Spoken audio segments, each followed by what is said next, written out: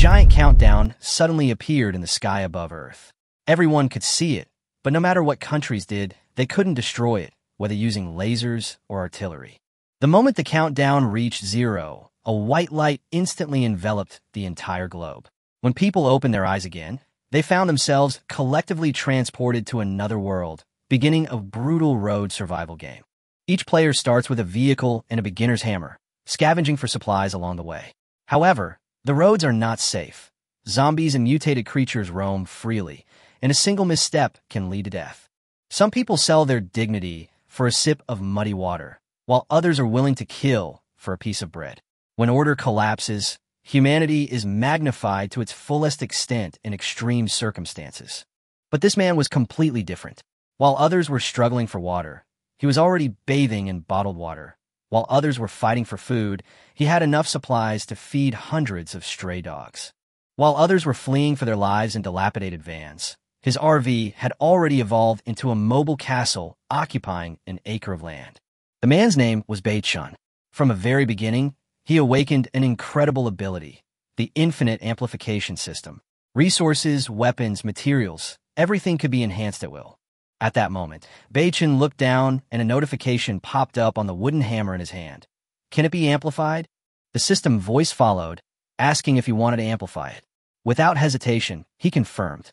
The next second, the notification came back successful, and the ordinary wooden hammer instantly transformed into a sharp-edged, heavy bronze hammer. Bei-chun stared blankly at the new hammer. Its size and weight were almost unchanged, but the material was clearly superior. He checked its attributes and discovered that this bronze hammer could shatter a bronze resource box with 10 powerful strikes. A thought struck him.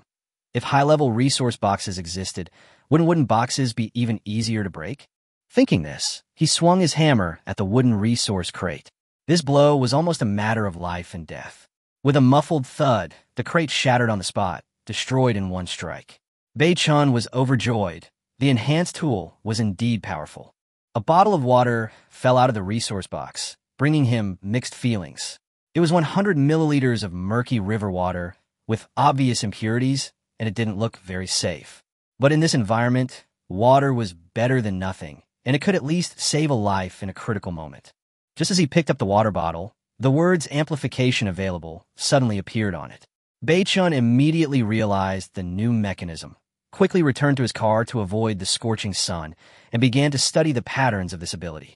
The system notification sounded again. 100 milliliters of turbid river water can be amplified. Amplify now. Bei-chun confirmed immediately. The next moment, the turbid river water turned into 10 liters of sweet mineral water, a whole bucket of clear and clean water. Bei-chun was stunned. The small bottle disappeared, replaced by a large bucket of water in his arms. He weighed it in his hand, his eyes brimming with barely concealed excitement. In this sweltering heat, this bucket of water was practically his lifeline. He couldn't resist unscrewing the cap and taking a large gulp.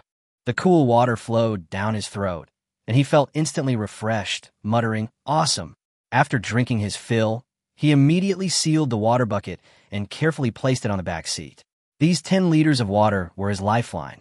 Not a single drop could be wasted. After calming down, Bei-chun began to analyze the system mechanism.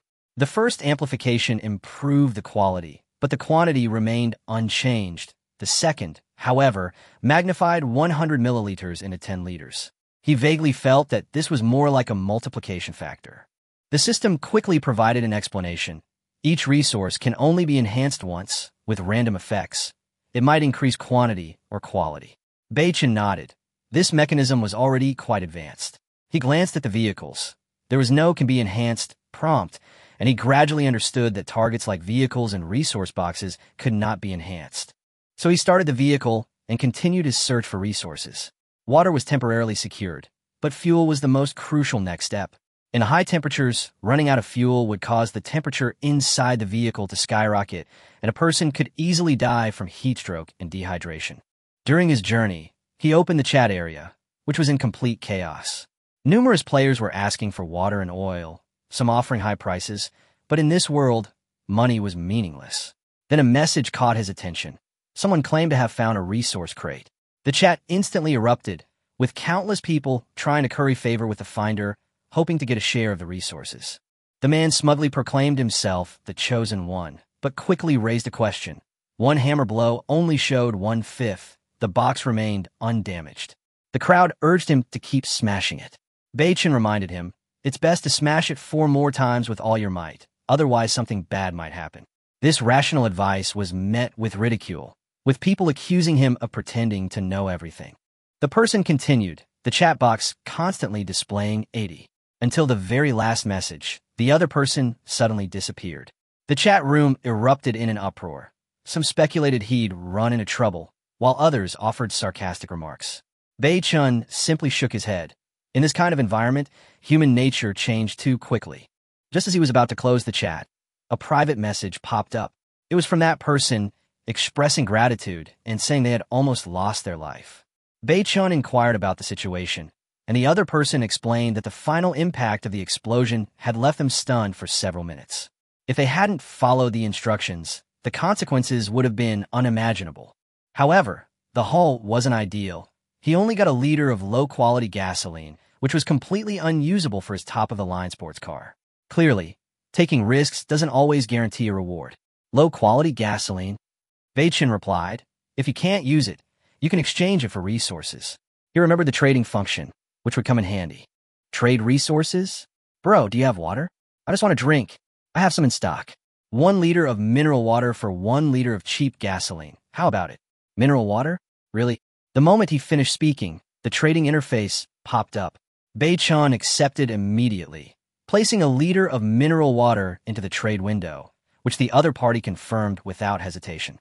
He could tell the other party was extremely thirsty. He could actually negotiate a lower price, but with his enhancement system, he didn't want to be too ruthless. Resource circulation was actually more advantageous. Transaction successful. You have received 1 liter of low-quality gasoline. After the transaction, the other party busied himself drinking water. Beichin looked at the liter of gasoline and muttered, it really does have an amplifying effect. Amplification potential detected. Amplify. Congratulations, host.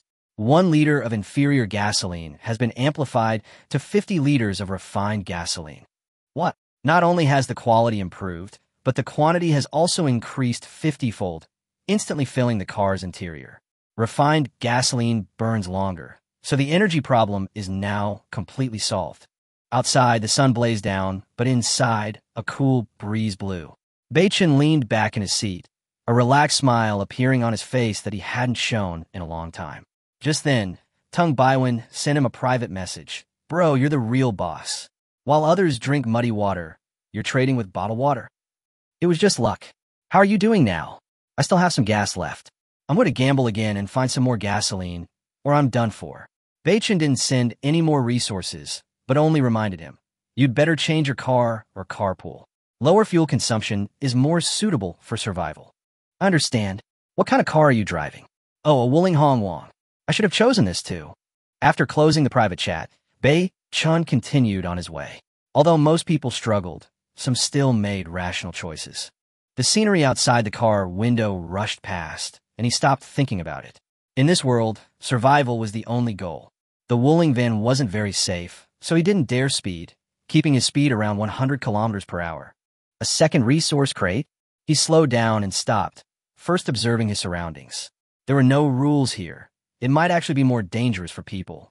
After confirming it was safe, he picked up his bronze hammer and got out of the car. The enhanced weapon gave him more confidence. Bang! With a single blow, the wooden resource crate shattered instantly, as thrilling as opening a blind box. Just as the crate broke open, a dark shadow pounced. Holy crap, a big black rat. Beichin swiftly dodged to the side, and the giant rat, comparable in size to a Shiba Inu cat, missed its target and landed on the ground. Just as the rat was about to pounce again, he grabbed the supplies and quickly retreated into the vehicle, slamming the door shut.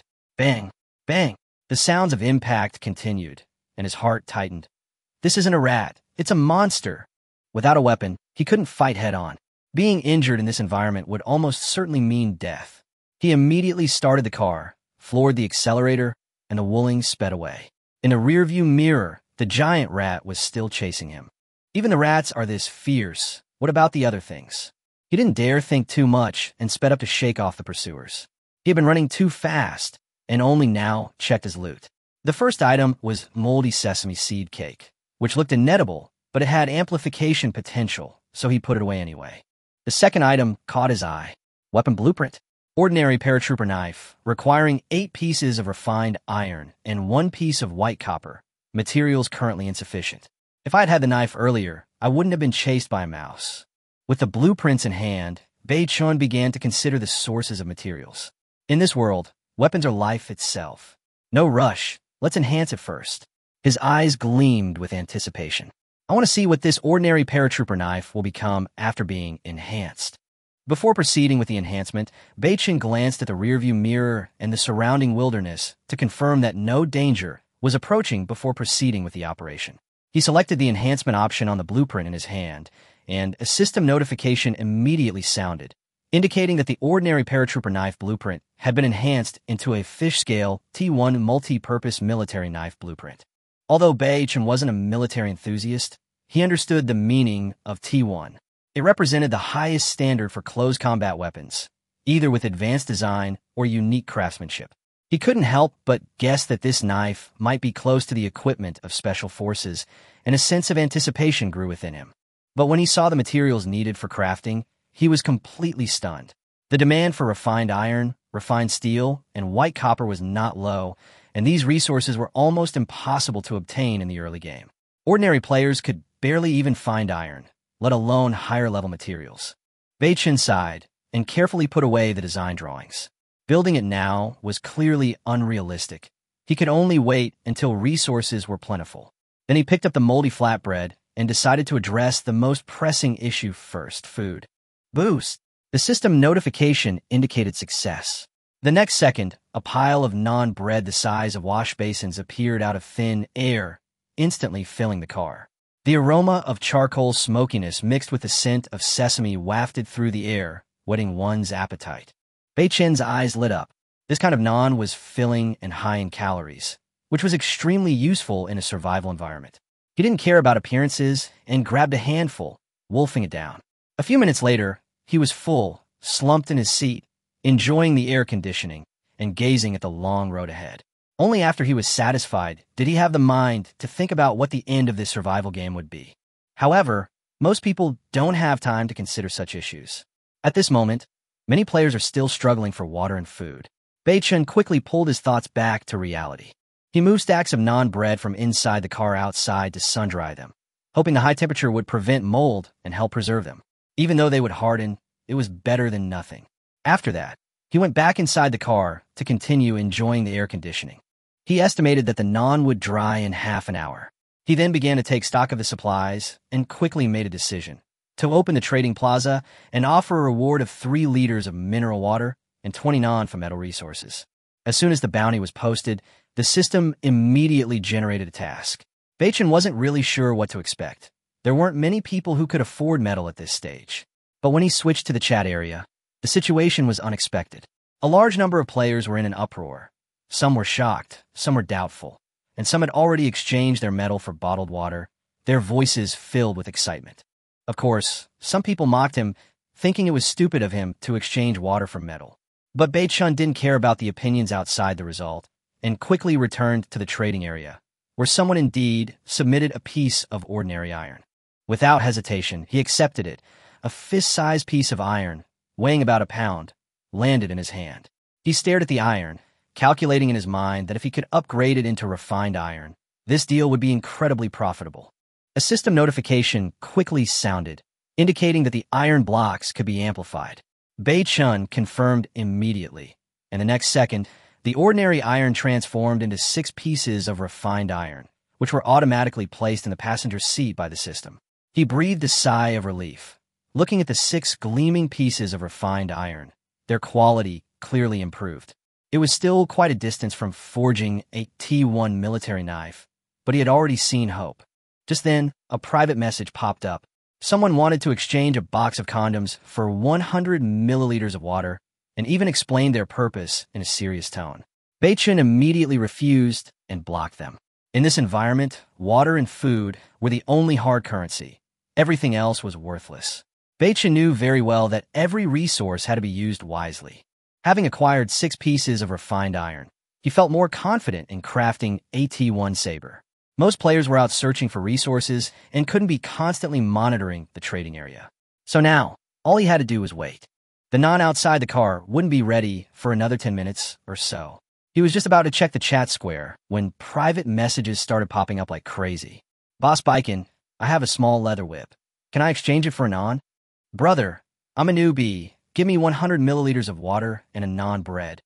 I'm a streamer. Give me a liter of water and 10 non bread, and I'll add you to my fan group. Beichin glanced at them, all of which were worthless exchanges, and ignored them completely. Upon entering the chat area, as expected, some people started mocking him. This Beichin is too arrogant. I wouldn't even trade him Okamoto for water. Exactly, I'm still a streamer. Others retorted, if you can't offer resources, why should they give them to you? The two sides quickly erupted into an argument, even resorting to threats. Beichin watched for a while, then shook his head and said, it's hopeless. He then left the car. By this time, the non-bread was almost dried, so he got out and collected it, quickly piling it neatly on the back seat. Wiping away his sweat, he set off again. The most important thing now was to continue gathering resources, water, food, and weapons. He couldn't afford to lose any. After traveling 100 miles, he found another wooden resource box. Bang! The bronze hammer smashed it open. Water resources? Ordinary water resources. Bei-chun wasn't disappointed. Water was actually the most sought-after resource these days. Many people would rather forego food than give up water.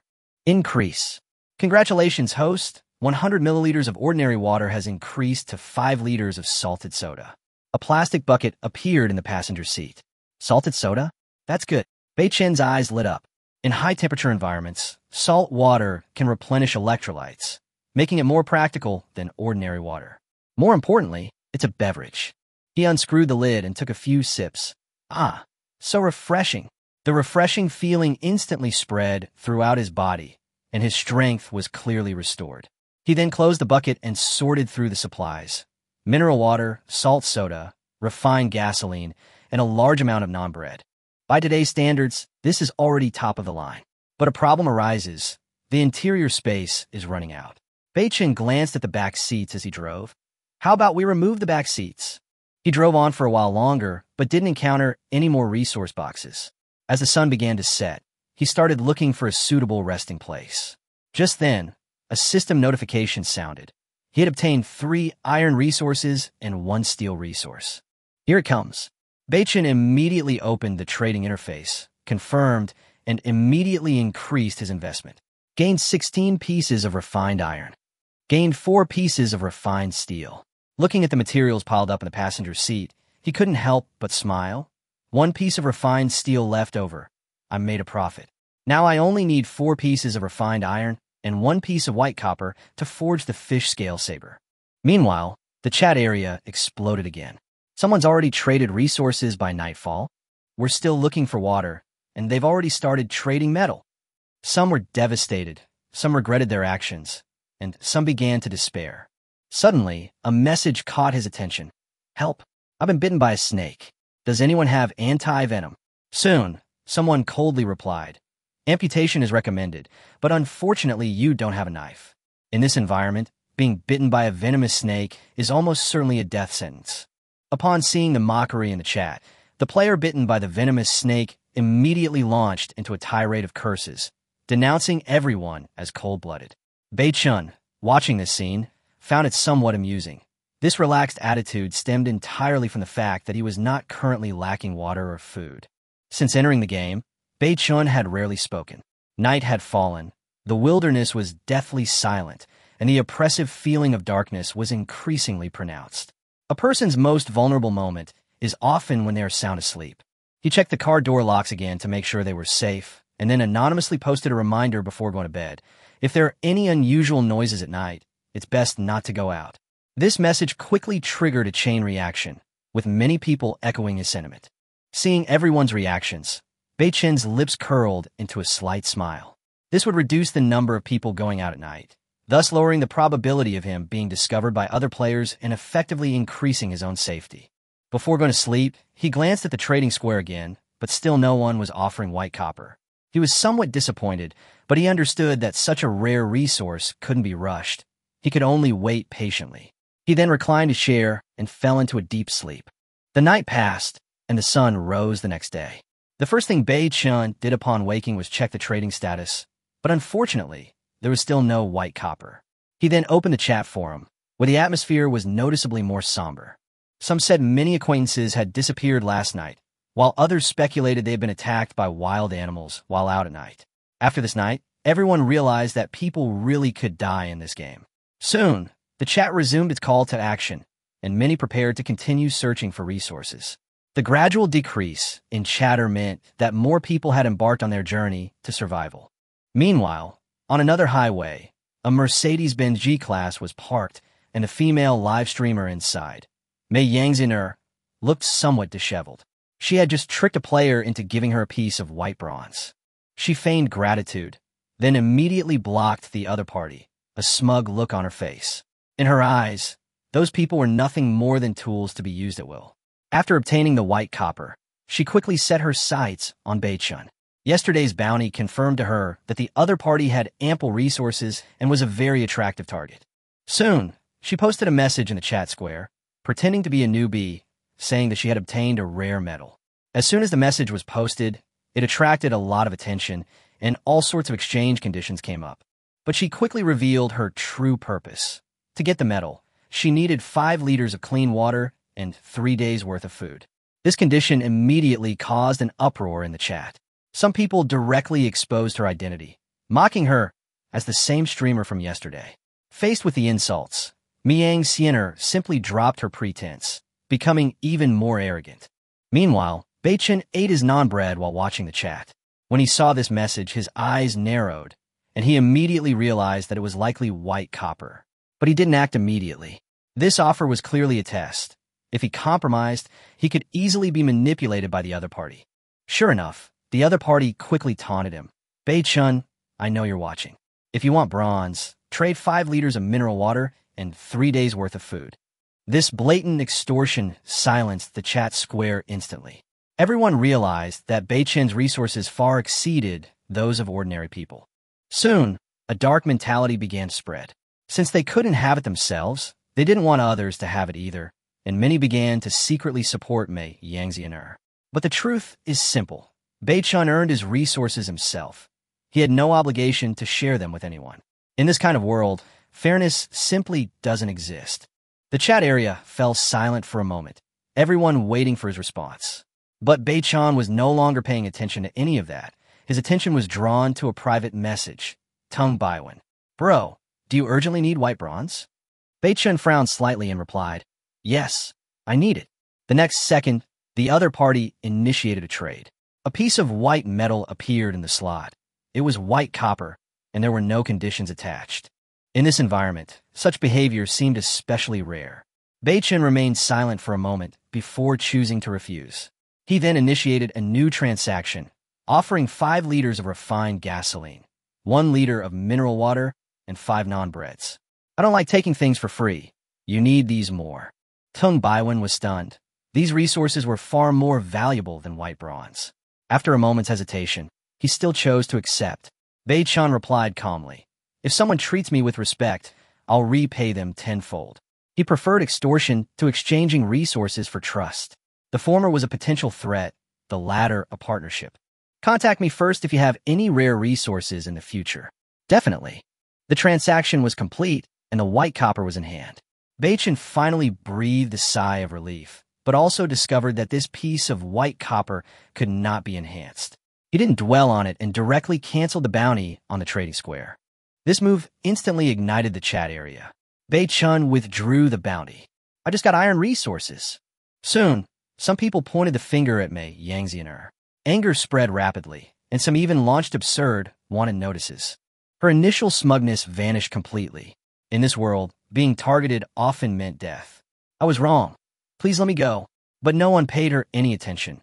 Instead, they forced her to apologize to Bei Chun. At this moment, Bei Chun paid no attention to any of this. He had already taken out the design blueprints and noticed the crafting button was lit up. Materials complete. 26 refined iron, 4 refined steel, 1 white copper.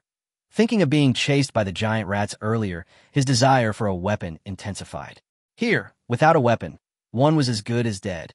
He took a deep breath and directly selected a craft. Should we issue a district-wide announcement? No announcement. Revealing his hand at this point would be tantamount to asking for trouble. A flash of white light, the design disappeared, and a military knife appeared in his hand. The blade was covered in fish scale patterns, entirely black and almost non-reflective. The hilt fits snugly in the hand, light yet full of power. This is a T1 level weapon. Bei-chan swung it lightly, and just one glance at its cold glint sent chills down one's spine. Bei-chan held a newly crafted T1 military knife, increasingly satisfied with it. While other players were still worrying about water and food, he already possessed a top-tier melee weapon, a gap that gave him a great sense of security. He rummaged through the car, but found no suitable test subject. A bucket of water and non-bread were definitely out of the question, and testing himself was out of the question. Left with no other option, he got out of the car, bent down, and stabbed his saber into the asphalt road. With a tearing sound, the blade easily pierced the hard pavement, offering almost no resistance. Bei-chan was stunned for a moment, but pulling the knife out was just as smooth, feeling as easily as piercing tofu. He examined the blade closely and discovered that the fish scale pattern actually formed a blood groove structure, which not only enhanced its lethality, but also prevented it from jamming. This design made him exclaim that it truly deserved to be a T1 level weapon. Back in his car, in a good mood, he was savoring the feeling of his earlier encounter when he suddenly saw his private messages explode, a whopping 99 plus. Opening them, he found they were all messages from Mei Yang Siener, pleading for mercy, her tone shifting from assertive to begging. She kept apologizing, even offering to give away the white copper for free, just to get Bei-chan to reinstate the bounty. Bei-chan was puzzled. This woman had been so aloof before, but now she seemed like a completely different person. He didn't rush to reply, but instead opened the chat square to check the situation.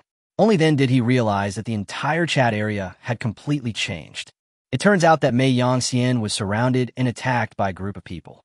Not only was she verbally abused, but she was also given various instructions on how to lick Bei-chan's boots. A group of people seriously taught her how to speak more naturally and how to flatter more effectively, and the scene became extremely absurd. Bei-chan was a little confused. This was no longer a survival game. It had practically turned into a massive tutorial on how to be a simp, and Mei Yang Siener actually did just that, continuing to bombard him with private messages. Seeing this, Bei-chan finally couldn't help but ask, "I'm Bei-chan. What just happened?" This sentence instantly silenced the entire chat square for a second. Immediately afterwards, the information exploded. Countless people began to frantically express their goodwill, and all sorts of exaggerated statements flooded in, some pretending to be gentle, some pretending to be innocent, and some so outrageous that they were unbearable to look at. Bei-chan was initially shocked by the scene, but then he felt a little overwhelmed. The feeling of being collectively adored was indeed captivating. However, he quickly calmed down. It was difficult to distinguish the genuine from the fake among these people. There might even be a bunch of men mixed in. He smiled, decided not to participate further, and exited the chat interface. Next, he went to the trading square and reposted the bounty. This time, he adjusted the rules, using a limited quantity exchange system to stimulate competition, intending to stockpile more metal resources while prices were low. The bounty had barely been posted when system notifications began ringing out in quick succession. Iron, steel, and even white copper started arriving in his account in a steady stream, many times more efficient than before. Bei-chan marveled at the effectiveness of this public pressure. He didn't immediately withdraw the resources, but instead stored them temporarily in the trade window to avoid taking up space in the vehicle. The car continued on, and after traveling about 80 miles, Bei-chan suddenly noticed something unusual in the bushes on his left. He looked closely, and his eyes widened. It was a resource box with a bluish sheen, hidden in the weeds, extremely inconspicuous. If he hadn't been in good condition, he might have easily missed it. A bronze resource box, Bei-chan muttered to himself. This was the first time he had encountered a box of this level. He immediately slowed down and stopped the car. With his fish-scale military knife at his waist and his bronze hammer in his hand, he got out of the car and cautiously observed his surroundings to make sure there was no danger before walking step by step toward the resource box. The morning sun wasn't harsh, and the temperature was only in the teens. But as Bei-chan approached the bronze resource box, Sweat began to bead on his forehead. It wasn't the heat, but tension. Resource boxes often came with unknown dangers. Last time, a mouse the size of a cat jumped out of the wooden crate. If he hadn't reacted quickly, he would have been in serious trouble. But this was a much more advanced bronze crate, the danger only greater. Amidst the weeds, a bluish-green crate lay quietly, completely out of place with its surroundings. Baichan approached and carefully observed the surroundings, confirming there was no movement. He then pressed his ear against the box, tried to listen for any sounds. However, the box was sealed, and he couldn't hear anything. Never mind, I'll just open it. He gripped the bronze hammer, simultaneously preparing his fish-scale saber to be drawn at any moment. Bang! A hammer slammed down, and the box showed a progress of 1/10. Baichan didn't hesitate any longer, swinging the hammer continuously until the 10th swing, crack. The box shattered. Baichan immediately retreated, throwing down the hammer, his right hand already wielding a fish-scale military knife, ready to deal with any unexpected situation. This time, however, no wild beasts rushed out. Inside the box were only 2 items: a first aid kit with a Red Cross symbol and a camouflage armor plate about the size of a mobile phone. A first aid kit and armor? He quickly stepped forward and put them away. Both items had a "can be amplified" indicator. Baichan was secretly pleased, but he didn't intend to linger. The longer he stayed in this kind of place, the more dangerous it became. However, just as he turned around, whoosh, the grass behind him shook violently, making an astonishing noise. Baichan's hair stood on end instantly. Without even turning his head, he grabbed his hammer and ran. The next second, a piercing howl accompanied by heavy stomping approached. He couldn't help but glance back. Holy crap! A wild boar. It was a giant wild boar, comparable in size to a calf, with ferocious tusks, completely unlike any normal species. That one glance almost made him lose his composure. With that size, even a mere glancing blow would be seriously injured, let alone a collision. Baichan made a quick decision, abandoning the idea of turning back. Even the sturdiest Wooling couldn't withstand a collision with this monster. It was his lifeline. He swiftly surveyed the terrain and charged towards the pile of rocks ahead. This isn't a survival game, it's a hunting ground. He narrowly avoided a wild boar's charge as he rushed onto the pile of rocks. The giant boar charged but slipped on the unstable terrain, its advantage vanishing instantly. The 2 sides were temporarily deadlocked. Baichan stood on the high ground, his palms sweating, looking down at the pair of white fangs, his throat tightening. We have to get firearms. This thing is too outrageous. But he also knew he couldn't afford to delay too long. Aside from the rising temperature, the situation would become even more complicated if he encountered other players. He decided to take the initiative. 1 stone was thrown down, then 2, then 3, each strike hitting its mark precisely. Yeah. Enraged when the last rock struck a vital spot, the wild boar charged forward recklessly. But the next second, BOM, the pile of rocks collapsed, the boar slipped, and its entire body became stuck in the crater, its limbs flailing wildly but unable to move. The car overturned. Baichan was stunned for a moment, then realized this was his chance. Strike while the iron is hot. He rushed down without hesitation. His decision to flee earlier was rational. Now, he was seizing the opportunity. He knew very well the nutritional value of pork. In this environment, it meant the capital for long-term survival. He stepped closer, crunching over the gravel. The wild boar struggled frantically, but it was too late to turn over. Baichan gripped his fish-scale military knife tightly, his heart pounding. Although he'd seen pigs slaughtered before, this was his first time doing it himself. The next second, he suddenly drew his knife. A black light flashed. Thud! The blade sliced directly into the wild boar's neck, and blood gushed out instantly. So sharp, Baichan was stunned. The feel was almost like cutting vegetables. The wild boar's screams gradually weakened. Its artery had been severed, and death was only a matter of time. Watching the enormous creature quiet down, Baichan let out a long breath, a slight smile playing on his lips. Tonight, we can have an extra meal. A paved road, several dozen meters wide, runs across the wilderness, and a brand-new Wuling Hongwang van is still running. In the distance, on a small hill covered with rubble, Baichan holds a black fish-scale military knife, gesturing at a huge, already dead wild boar, seemingly at a loss for what to do. As the sun's temperature rose, he knew he had to process the enormous animal quickly. Otherwise, the pork would spoil under the intense heat. He hurriedly grabbed his tools and returned to the car, followed by a series of banging sounds. To make room to take more meat, he simply removed the back seats and threw them outside. The interior space instantly became much more spacious. Bacon glanced at it and muttered, "This way we can fit more meat." Then, grabbing only his military knife, he charged back towards the rocky slope. A constant slicing sound filled the air. The T1 grade fish scale military knife was exceptionally sharp, making the cutting much easier. He cleanly and decisively cut off the pig's head and discarded it, keeping only the 4 legs, the pork belly, and 2 pork chops. Even so, the wild boar was so large that it took half an hour to process it all. He made 4 trips just to move the 4 legs. By the time all the meat was back in the truck, Bait-chun was almost exhausted. The high temperature combined with the back-and-forth climbing had left him completely drained. He tilted his head back and gulped down some salt soda, panting and smiling bitterly. "I can't believe I'm worrying about having too many supplies." Looking at the truck piled high with fresh pork, he couldn't help but swallow hard, but he knew he couldn't stay here long.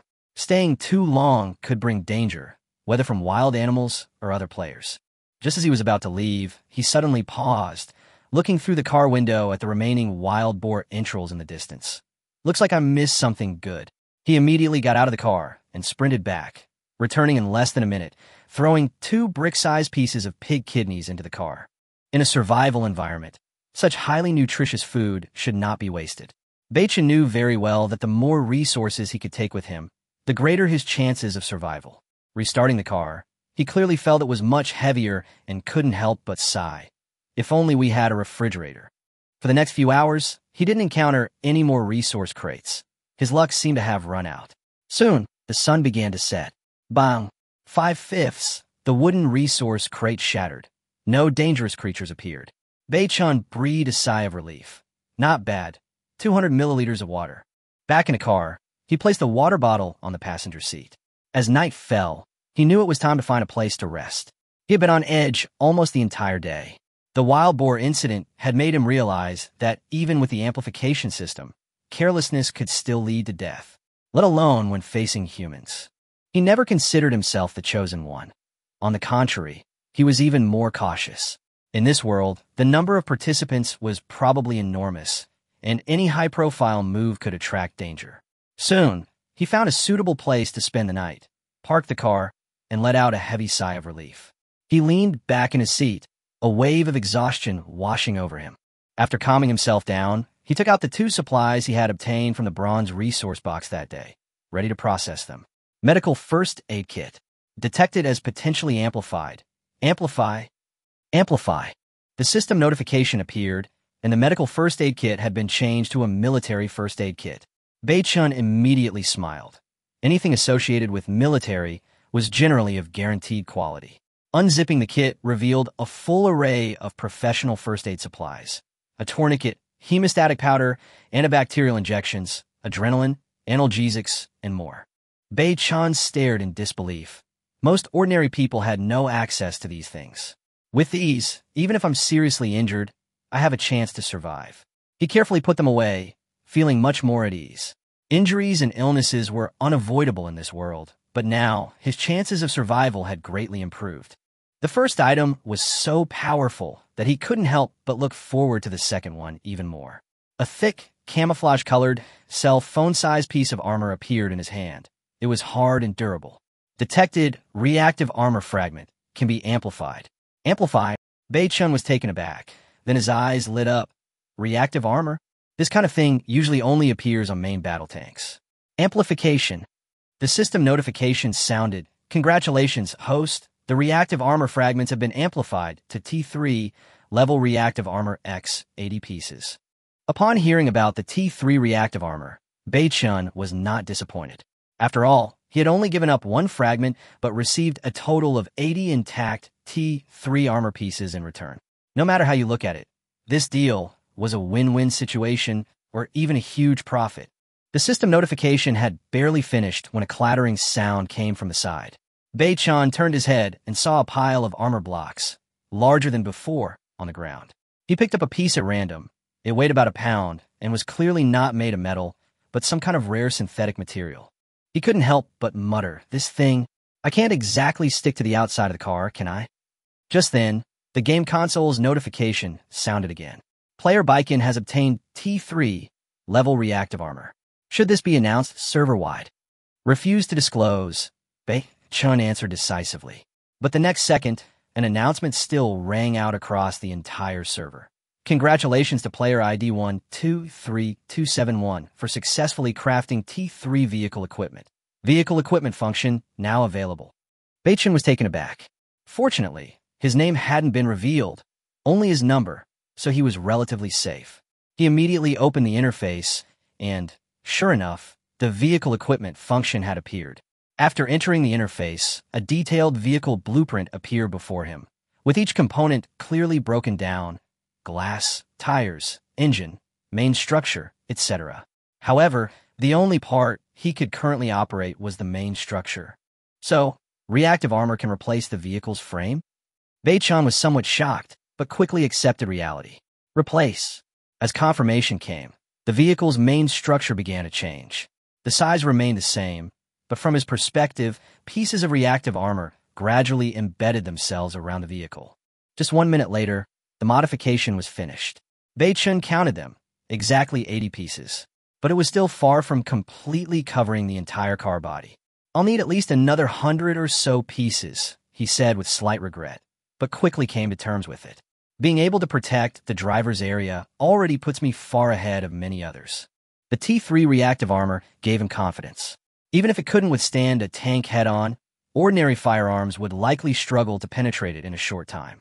In contrast, most players were still struggling for food and water, while his vehicle already possessed basic defensive capabilities and he had even acquired a military first aid kit.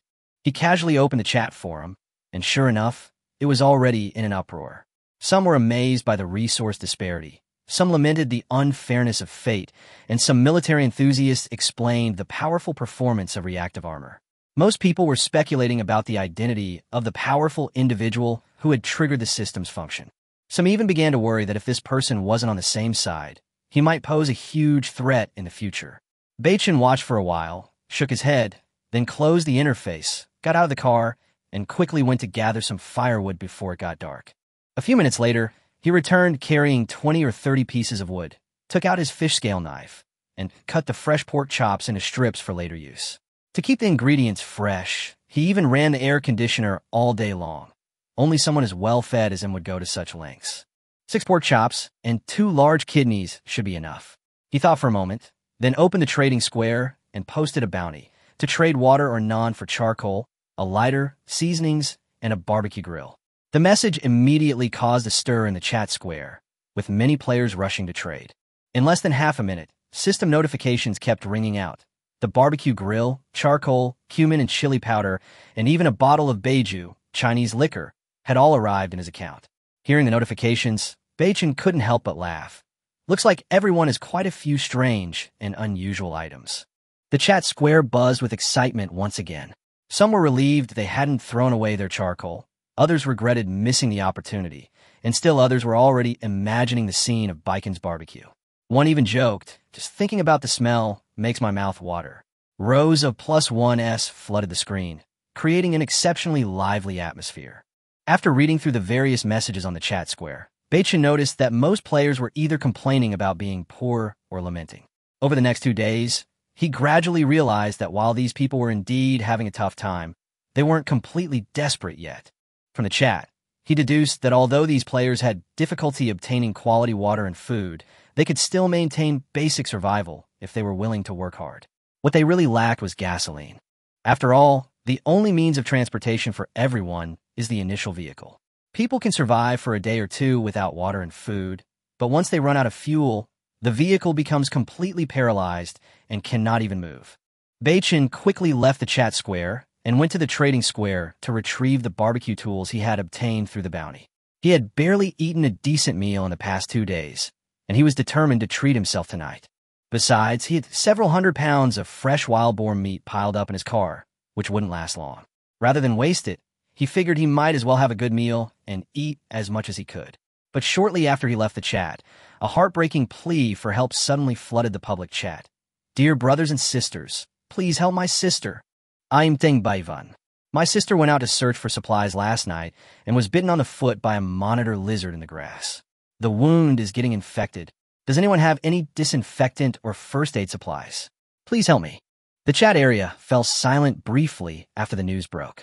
Everyone knew what a monitor lizard bite meant. If the patient had been taken to a hospital within the first half hour, there might have been a chance of survival.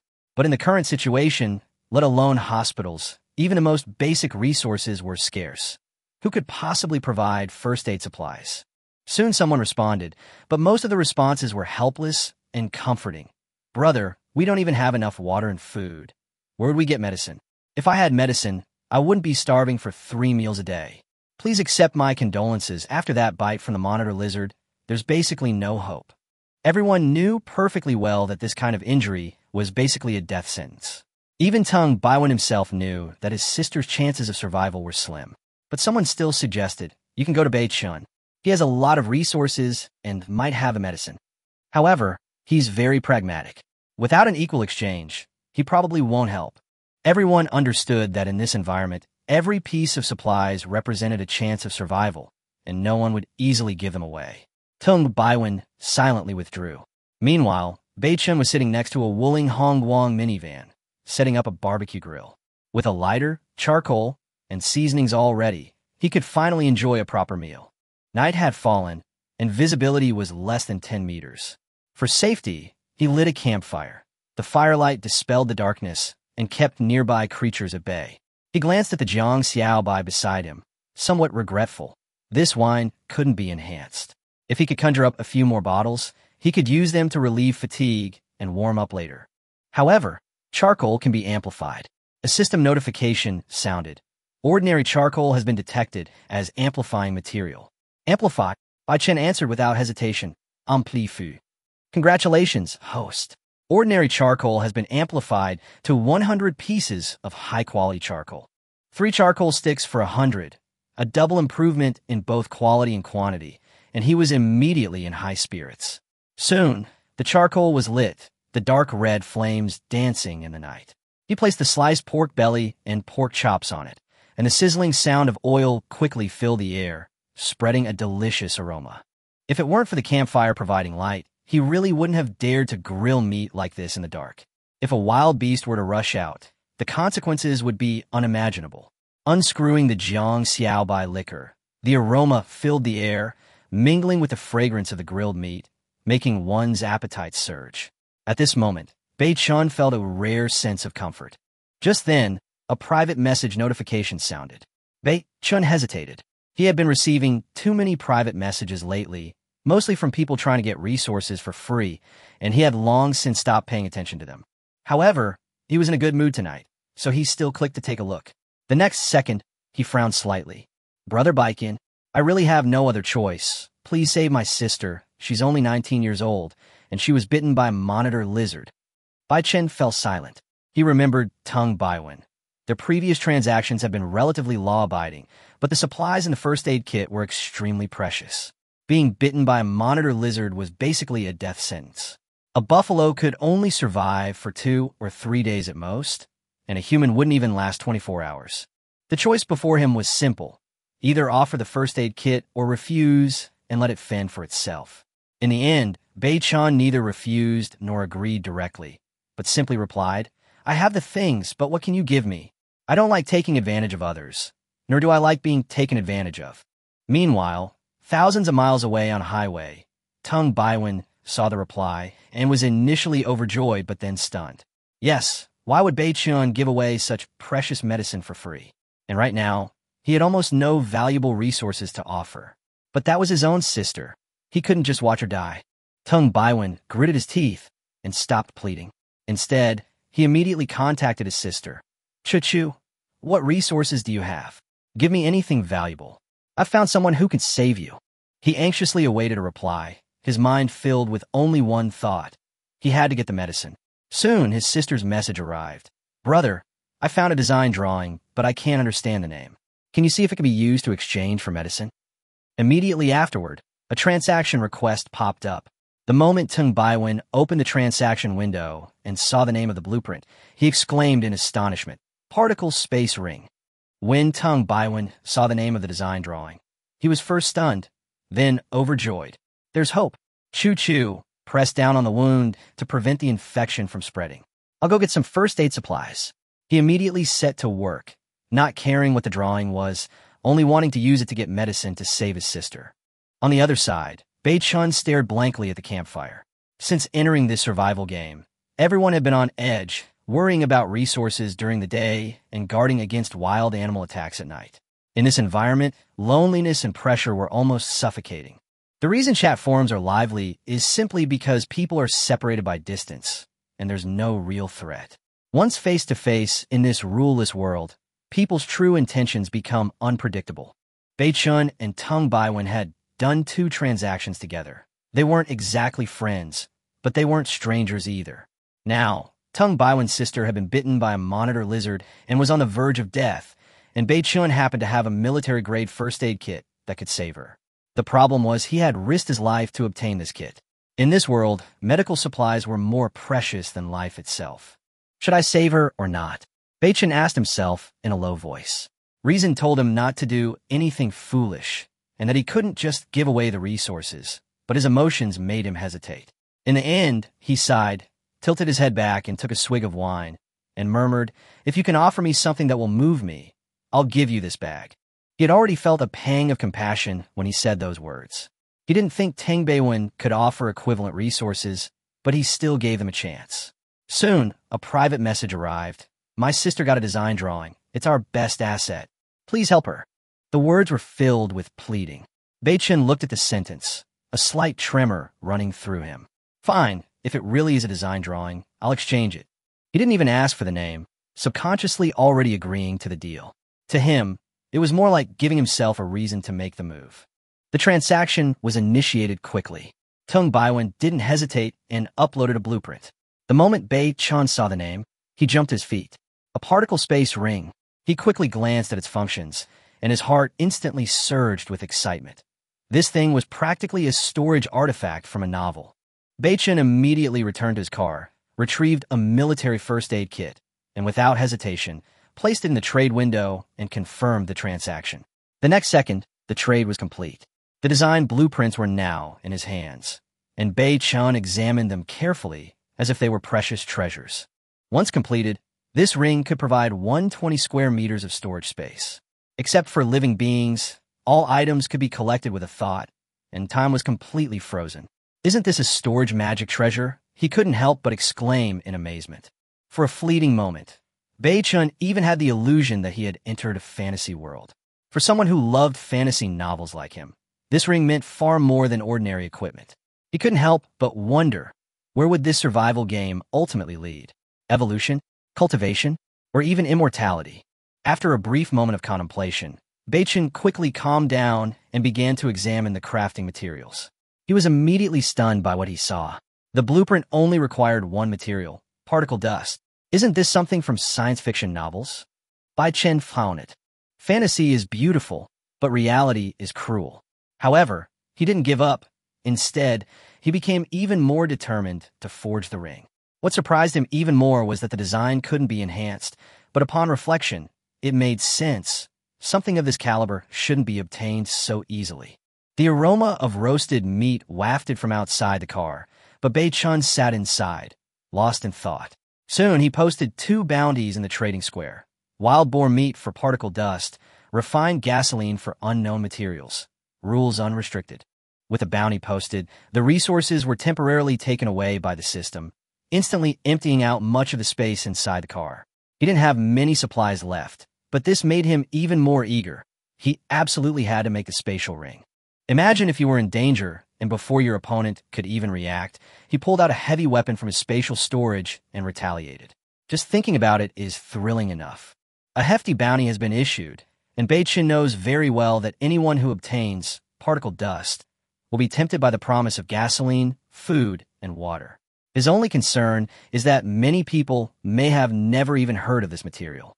Relieved, he returned to the campfire, grabbed a nearly cooked pork chop, sprinkled it with a few seasonings, cumin, and chili powder, and started eating.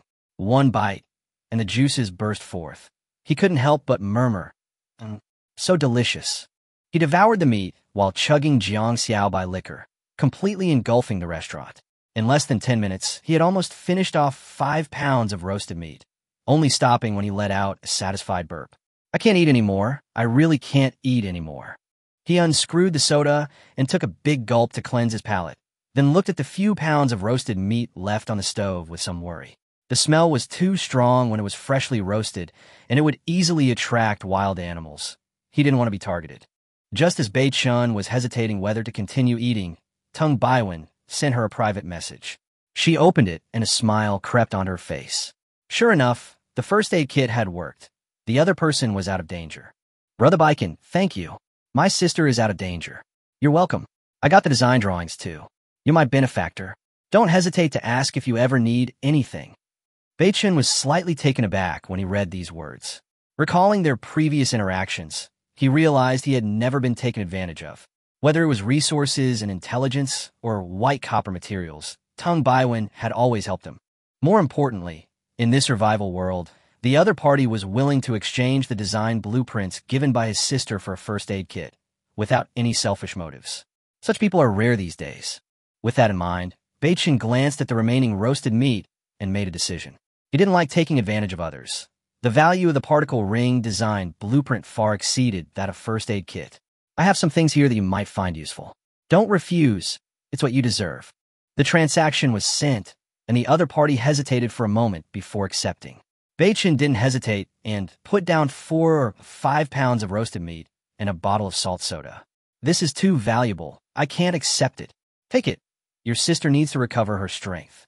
After a moment of silence, the person on the other end finally accepted, saying, I won't thank you enough. I'll remember this kindness. After the transaction, the barbecue and drinks vanished into thin air. Bei Chun, however, became even more curious about Tung Baiwen. In this environment, it was indeed rare to find someone who could refuse food. The campfire gradually died down. After tidying up briefly, he poured out some mineral water to wash his hands and face. Here, even clean water was a luxury, and taking a bath was unthinkable. The water I wasted before seems outrageous now, he murmured to himself with a self-deprecating laugh. Perhaps this world is a punishment for humanity. After packing his things, Bei Chun climbed into the car and relaxed on the seat. Today had been quite fruitful. He traded the first aid kit for design blueprints, upgraded the armor, and kept the water for later use. It was pitch black outside the car. There was no moon or stars, which made him feel inexplicably depressed. He turned on the car stereo, and the gentle piano music gradually calmed him down. Before drowsiness overcame him, he checked the car locks one last time before finally falling asleep. Meanwhile, on a highway 3,000 miles away, Tang Chuchu was devouring a roasted pork chop, completely disregarding her image. She held a bottle of soda in her left hand and a piece of meat in her right, her face beaming with satisfaction. Her leg was wrapped in bandages, clearly indicating she had just recovered from a dangerous situation. Eat more. You just had an adrenaline injection. You'll be weak once the effects wear off, Tung Baiwen reminded him. Brother, did you get this barbecue from Bei Chun too? Don't ask so many questions, just eat. Also, don't go out searching for supplies tonight. It's too dangerous. Tung Chuchu was a little unconvinced. If I hadn't been without a weapon, that giant lizard wouldn't have been able to hurt me at all. Tung Baiwen smiled helplessly, then suddenly said, How about I introduce you to a boyfriend?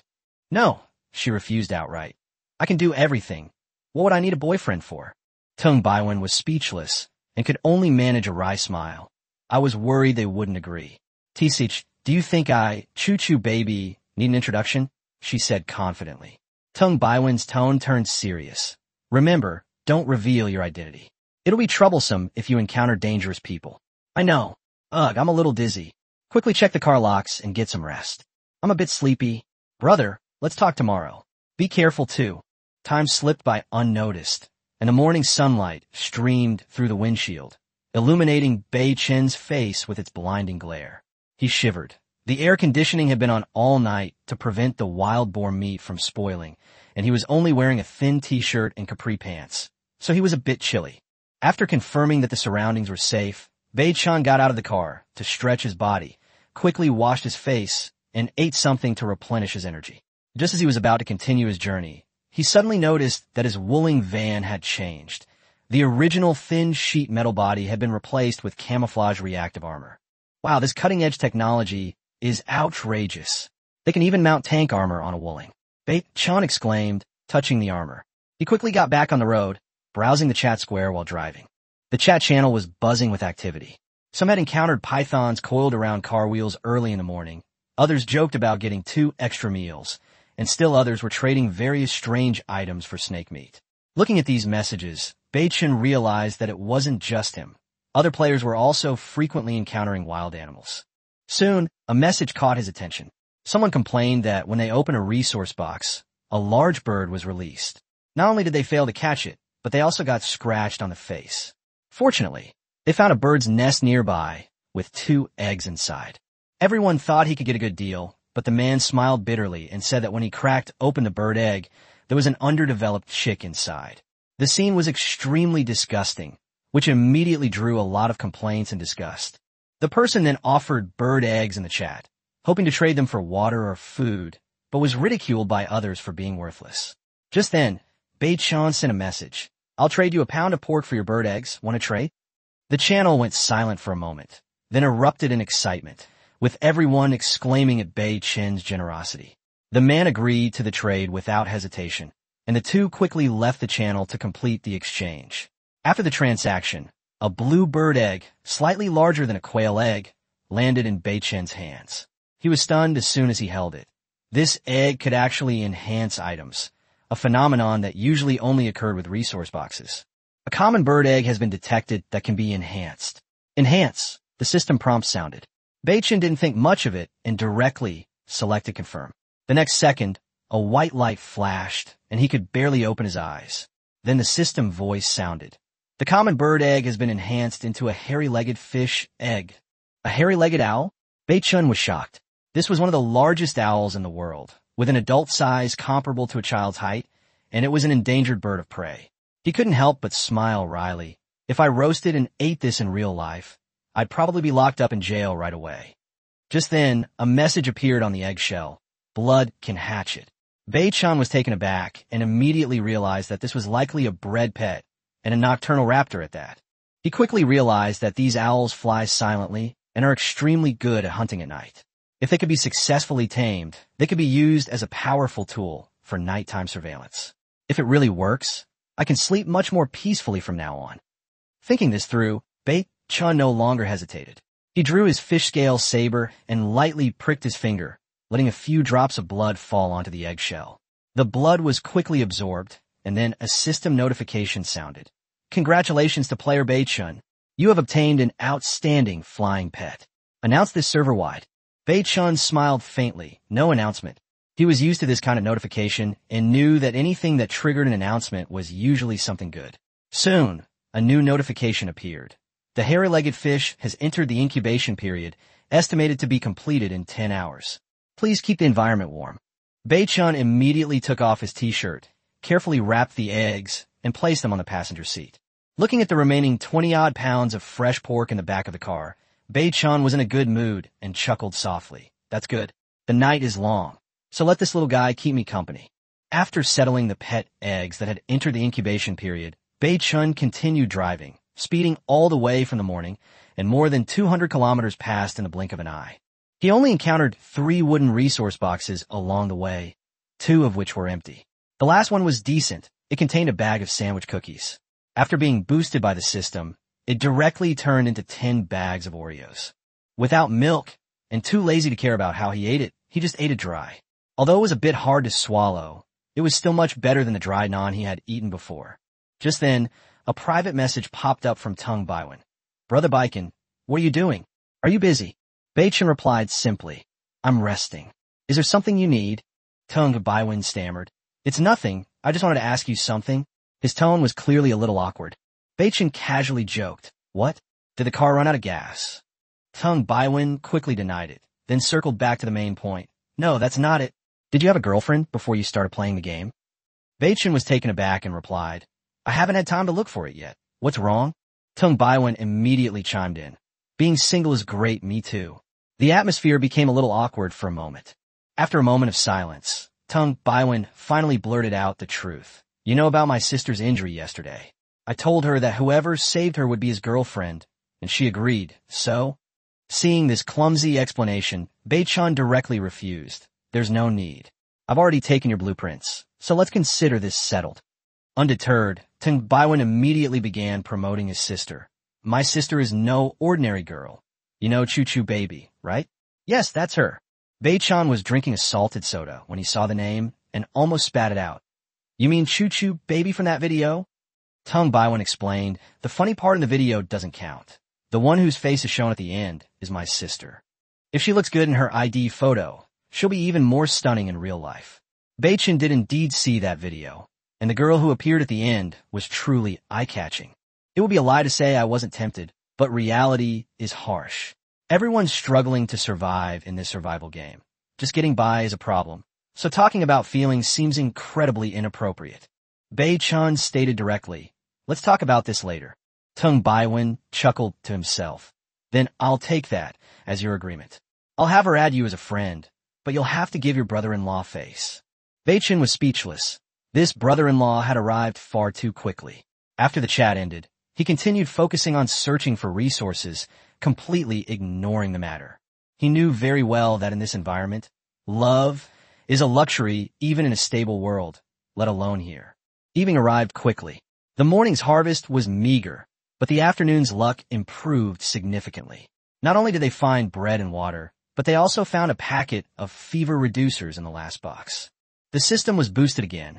Wheat bread became 20 servings of pork floss toast. 100 milliliters of water became 10 liters of purified water, and ordinary fever reducers were upgraded to 50 military-grade fast-acting pills.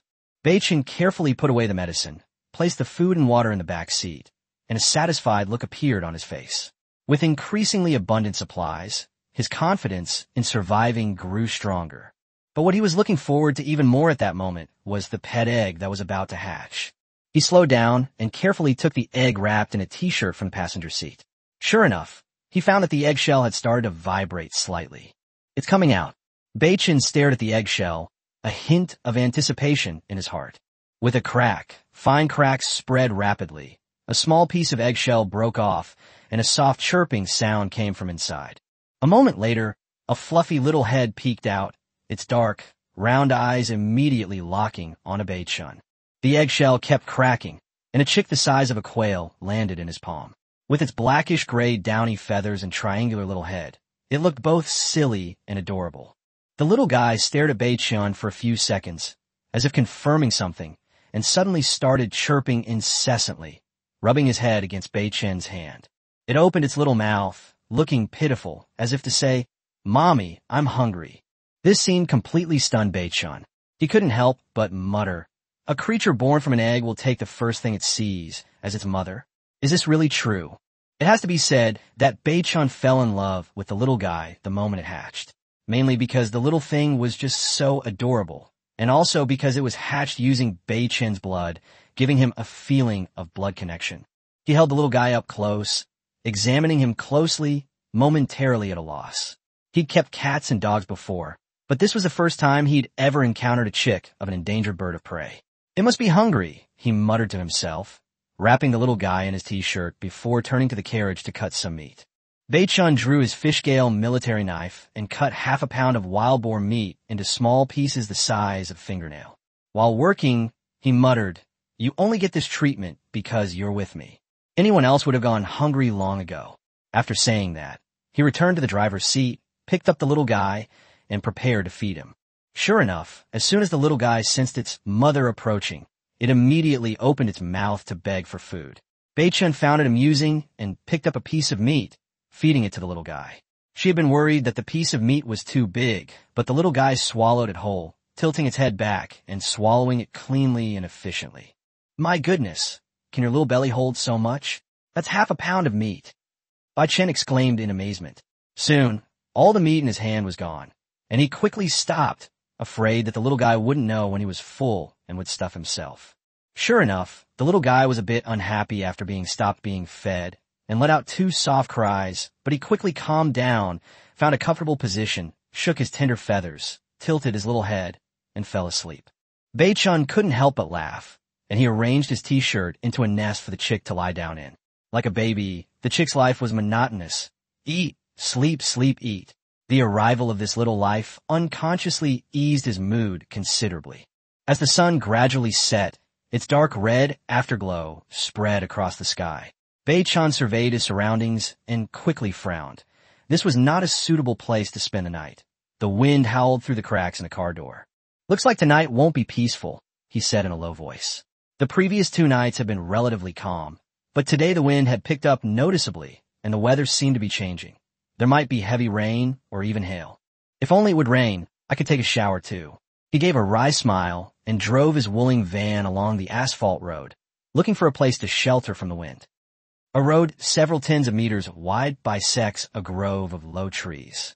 2 cars on the roadside are badly damaged.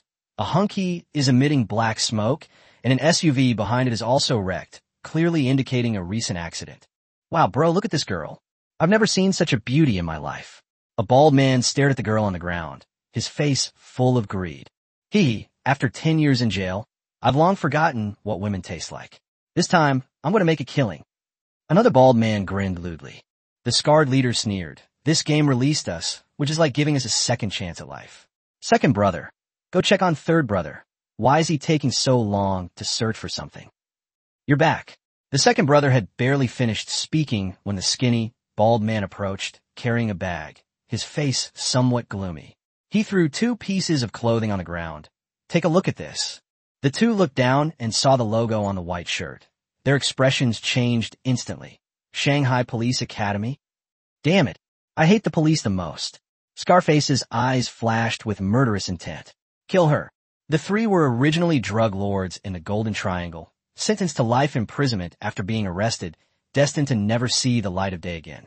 But this road survival game gave them back their freedom, and they went on a rampage of robbery and murder, having long since lost all sense of morality.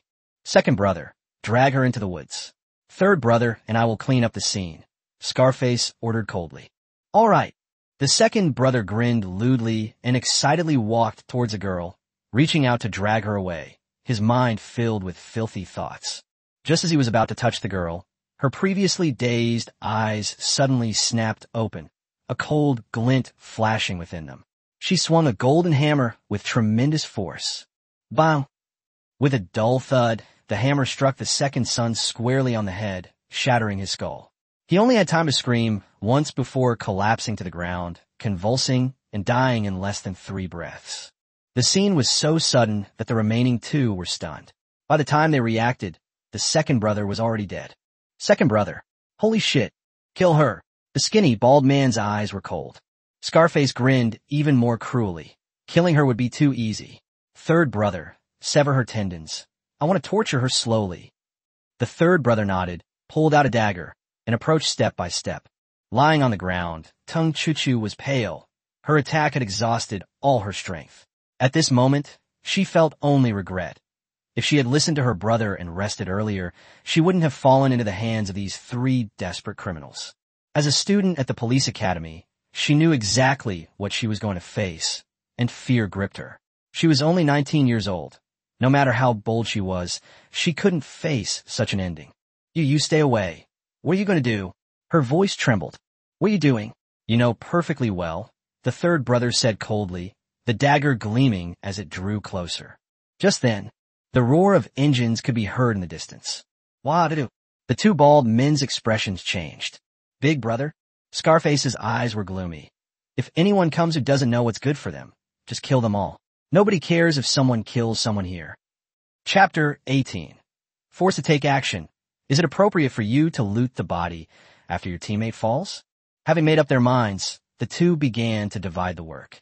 The gang leader, with a menacing scar on his face, pretended to be injured and laid down on the ground.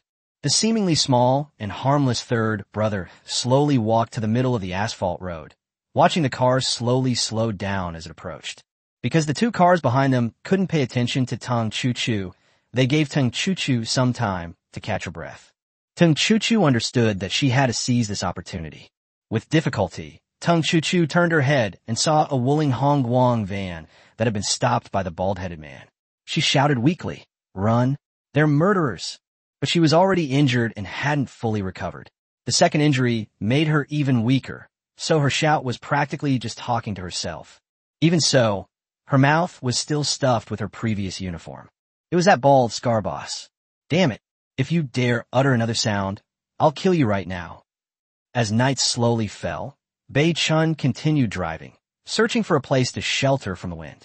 He spotted the grove of low trees from afar, where the shelter from the wind would allow him to sleep soundly at night. But as he progressed through the low grove, he realized something was wrong, because two cars suddenly appeared in front of us. "Is anyone there?" Bei Chun's expression changed slightly. He had expected to encounter other players, but he didn't expect it to happen so soon.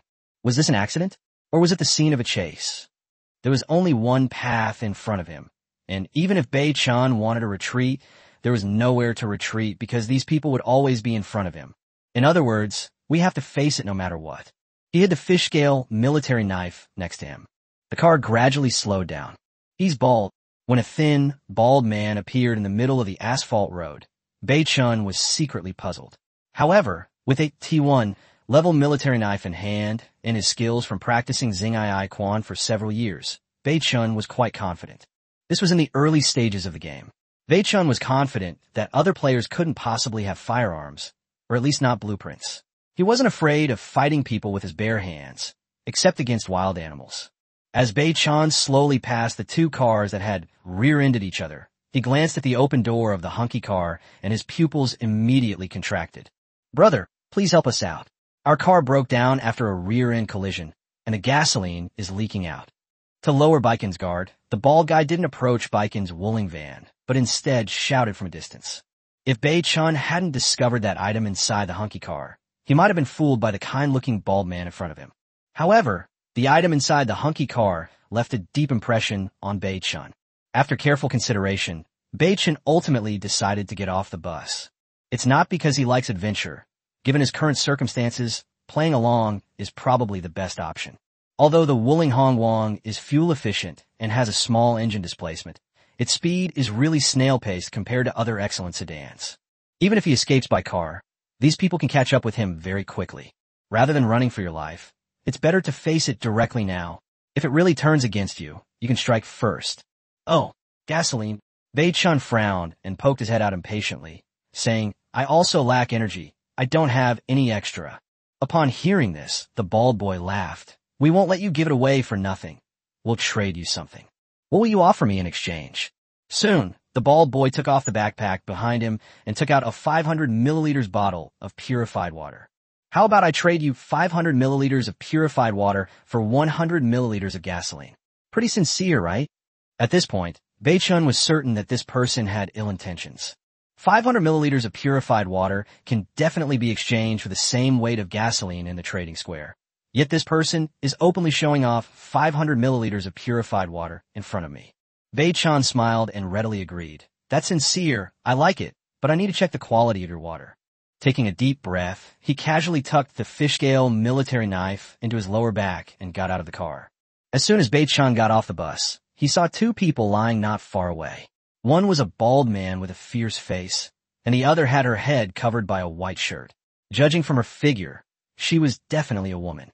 Upon discovering that the person whose head had been covered was still alive, Bei Chun secretly breathed a sigh of relief. Then, without thinking, he grinned at the skinny bald man and said, "Damn, this car accident was pretty serious. One dead and one injured." "Ugh, don't even mention it. The brakes on the SUV I chose were broken from the start." When the bald man saw Bei Chun get out of the car, shirtless, without any weapons on him or in his hands, his smile widened even more. "If you choose the Wuling at the start, there will be some supplies in the car. Kid, don't blame us. You're just unlucky to run into us." The bald man smiled to himself, the dagger hidden in his sleeve ready to strike at any moment. Seeing the strange movements of the person opposite him, Bei Chun remained calm and naturally reached his right hand behind his back as if scratching an itch. "Oh, it really is purified water. Okay, I'll change it. I'll go get you some gasoline right now." Bei Chun slowly turned to the side, and in that moment, the fish-scale military knife tucked into his waistband was drawn out. Suddenly, a strong gust of wind arose from the left. "No need. The supplies will all be ours if you die." Swish! In the dim light, a white light suddenly pierced towards Bei-chun. It was the dagger in the little bald man's hand. Bei-chun was on guard from the moment he got off the bus. How could he possibly be attacked? Snort! The T1 grade fish scale military knife is unmatched by ordinary daggers in terms of design, materials, steel quality, and characteristics. Faced with someone who wanted to kill him, Bei-chun couldn't show mercy because he wanted to survive the game and return to his parents. In the midst of the white crane spreads wings move, a black light, imperceptible to the naked eye, appeared. Whoosh! Bite! A crisp sound of impact rang out in an instant. A brief silence followed. Sizzle. The knife broke and blood spurted out. The bald man vaguely saw a black light flash by, then felt a chill on his neck, and his whole body went limp, as if all his strength had been drained away. Why? It's unimaginable what kind of weapon could have so cleanly sliced through the dagger in his hand. Because your skills are not up to par. Bei-chun slowly sheathed his sword and murmured softly. He didn't want to kill anyone, but he wanted to live because his parents were waiting for him at home. At this time, the scarred, bald leader, who had been lying not far away, also got up and complained, "Second brother, your skills have declined significantly lately. How come you're taking so long to kill a kid?" Upon hearing this, Chuchu, who was unable to move, turned ashen-faced, her only hope shattered. As dusk fell, with visibility no more than 20 meters, the bald man with the scar got up and saw a figure lying motionless on the ground not far away. He instinctively thought that the third brother had killed the person. But as Bei-chun took a step forward, carrying the fish-scale military knife, the bald man with the scar was startled and hurriedly took a step back. The three brothers had been together for over 30 years and were extremely familiar with each other's walking styles. As soon as the figure in front of him took a step, he knew that this person was not the second brother. "Who are you?" "Second brother. Second brother." There was no response. Clearly, the second son was also dead. Escape. Scarface Baldy's first thought was to escape. The third brother was the best in terms of skills among them. The third brother didn't even let out a scream when he was killed. What did that mean? This shows that the person who came is a master. Having made his decision, the scarred bald man began to back away, trying to create distance between himself and the newcomer. Walk! With a low shout, Scarface, without looking back, darted into the woods behind him. Just then, call out. A piercing sound whistled through the air. Bei-chun remained in the posture of bowing and swinging his arms. A streak of black light caught up with the scarred bald man who had turned to flee almost in the blink of an eye. Puff. Well, the bald man with the scar was desperately trying to escape when he heard a piercing whistling sound. Before he could even dodge, he felt a chill on the back of his head, and then his consciousness gradually faded. A 9-inch-long fish-scale military knife, almost with the end plunged into the back of the scarred bald man's head. Three people, who were heinous drug lords before the game, ultimately died in the game. Knowing that these people were brothers, Bei-chun had no intention of holding back. If you don't cut the weeds at the root, they'll grow back in the spring.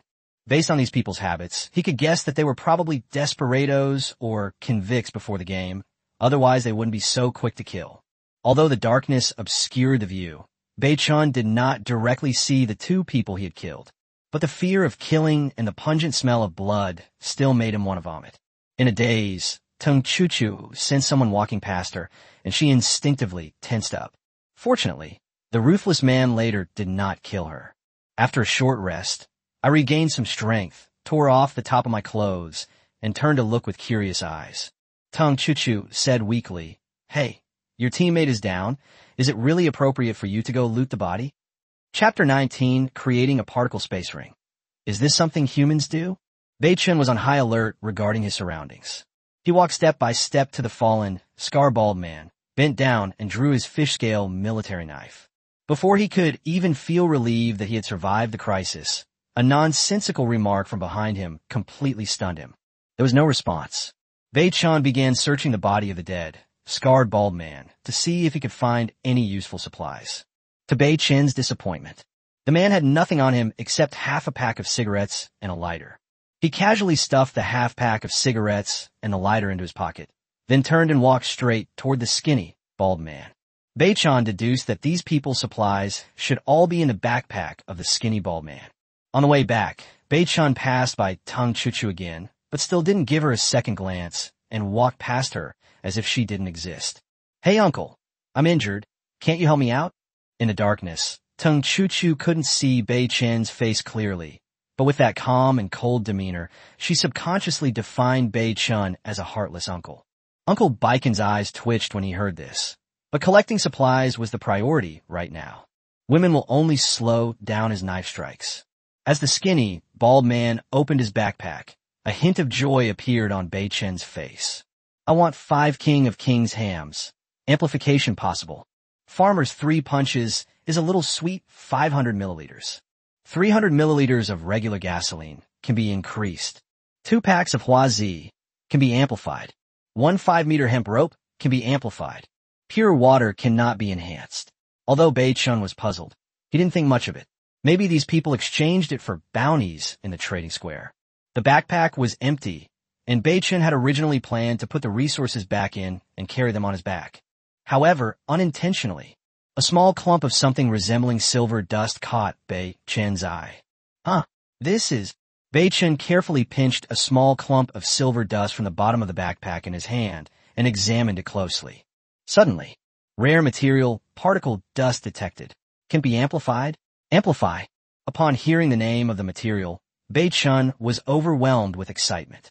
Ignoring his surroundings, he thought directly, increase. Congratulations, host. The amplification is successful. The particle dust amplification is now 30 units of pure particle dust. As 30 samples of pure particle dust appeared in the backpack, Bei Chen immediately heard a notification from the game console. The materials meet the crafting requirements. Should we craft an outstanding grade personal item? A particle space ring? Upon hearing this, Bei Chen looked around, not worried about being discovered. Create. Congratulations to player Baikon, ID 123271, for crafting an outstanding grade personal item, the particle space ring. Should this be announced server-wide? No announcement will be made. As soon as he finished speaking, more than half of the pure particle dust in the backpack disappeared. At the same time, a ring with a strong mechanical and futuristic feel also appeared in the backpack. My God, this is a blessing in disguise. Who would have thought that this accident would actually create an outstanding particle ring? Advantages, huge advantages. Bei Chen happily picked up the ring and put on his hand. Even now, Bei Chen still finds it hard to believe the function of the particle space ring. With a single thought, the wearer can retrieve or store resources with a volume not exceeding 120 cubic meters. That's too fantastical. However, from the moment he unexpectedly appeared in this unknown world, Bei Chen's mindset changed, and he began to accept many of the inexplicable advanced technologies here. Bei Chen stared wide-eyed at the ham, water, gasoline, and other supplies laid out on ground. He then waved his hand at these things, thinking to himself, collect. There was no dazzling light as expected, nor any movement. The few supplies on the ground had vanished. This is incredible. Ow! Bei Chen was thinking about taking out the cigarettes when, sure enough, a packet of unopened cigarettes appeared in his hand. Holy crap, this is really... ha-ha. The laughter was almost shouted out by Bei Chen, and he didn't think there was anything wrong with it. But to Chuchu, who was lying on the ground some distance away, it was a different story. She was so frightened that she shuddered. A madman? A mentally ill person? Chuchu was almost in tears. What kind of situation was this? Why couldn't she meet a single normal person? Sending a distress message to my brother now won't help. It will only make him worry about me. At this time, Bei Chen was still immersed in the joy of receiving and withdrawing the money. As if he had thought of something, he got up, grabbed his backpack, and jogged back to his car. Collect for me. In less than a few seconds, a large amount of supplies inside Bei Chen's car were stored in the particle space ring.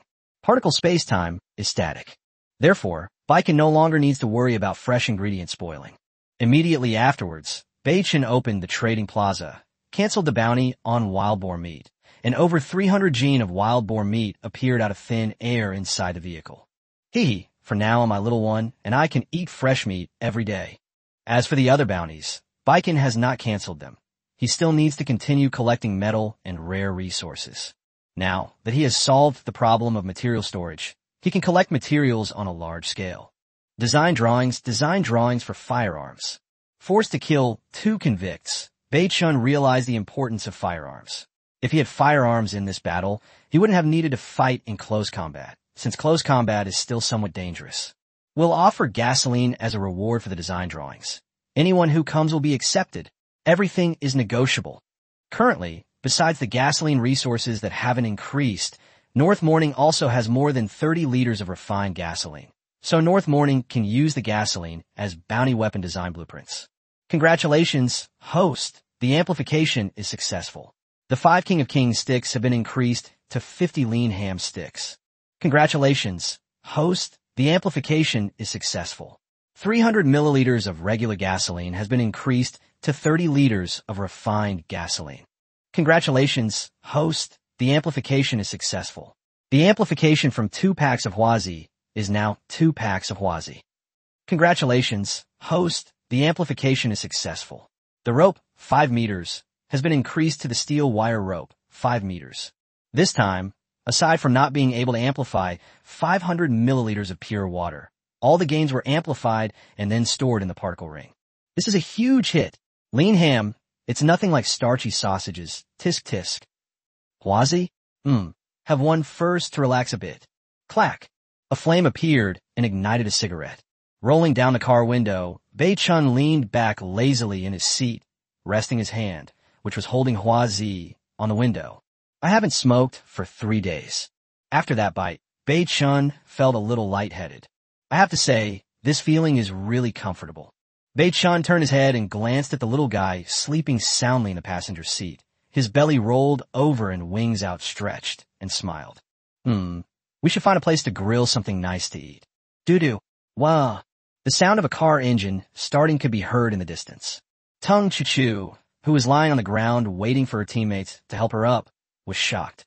What's the meaning? To stand by and watch someone die? Or have you completely forgotten about me? Hey, uncle, brother, grandpa. Don't go. There are still people here. However, her weak voice did not outpace the sound of the car engine.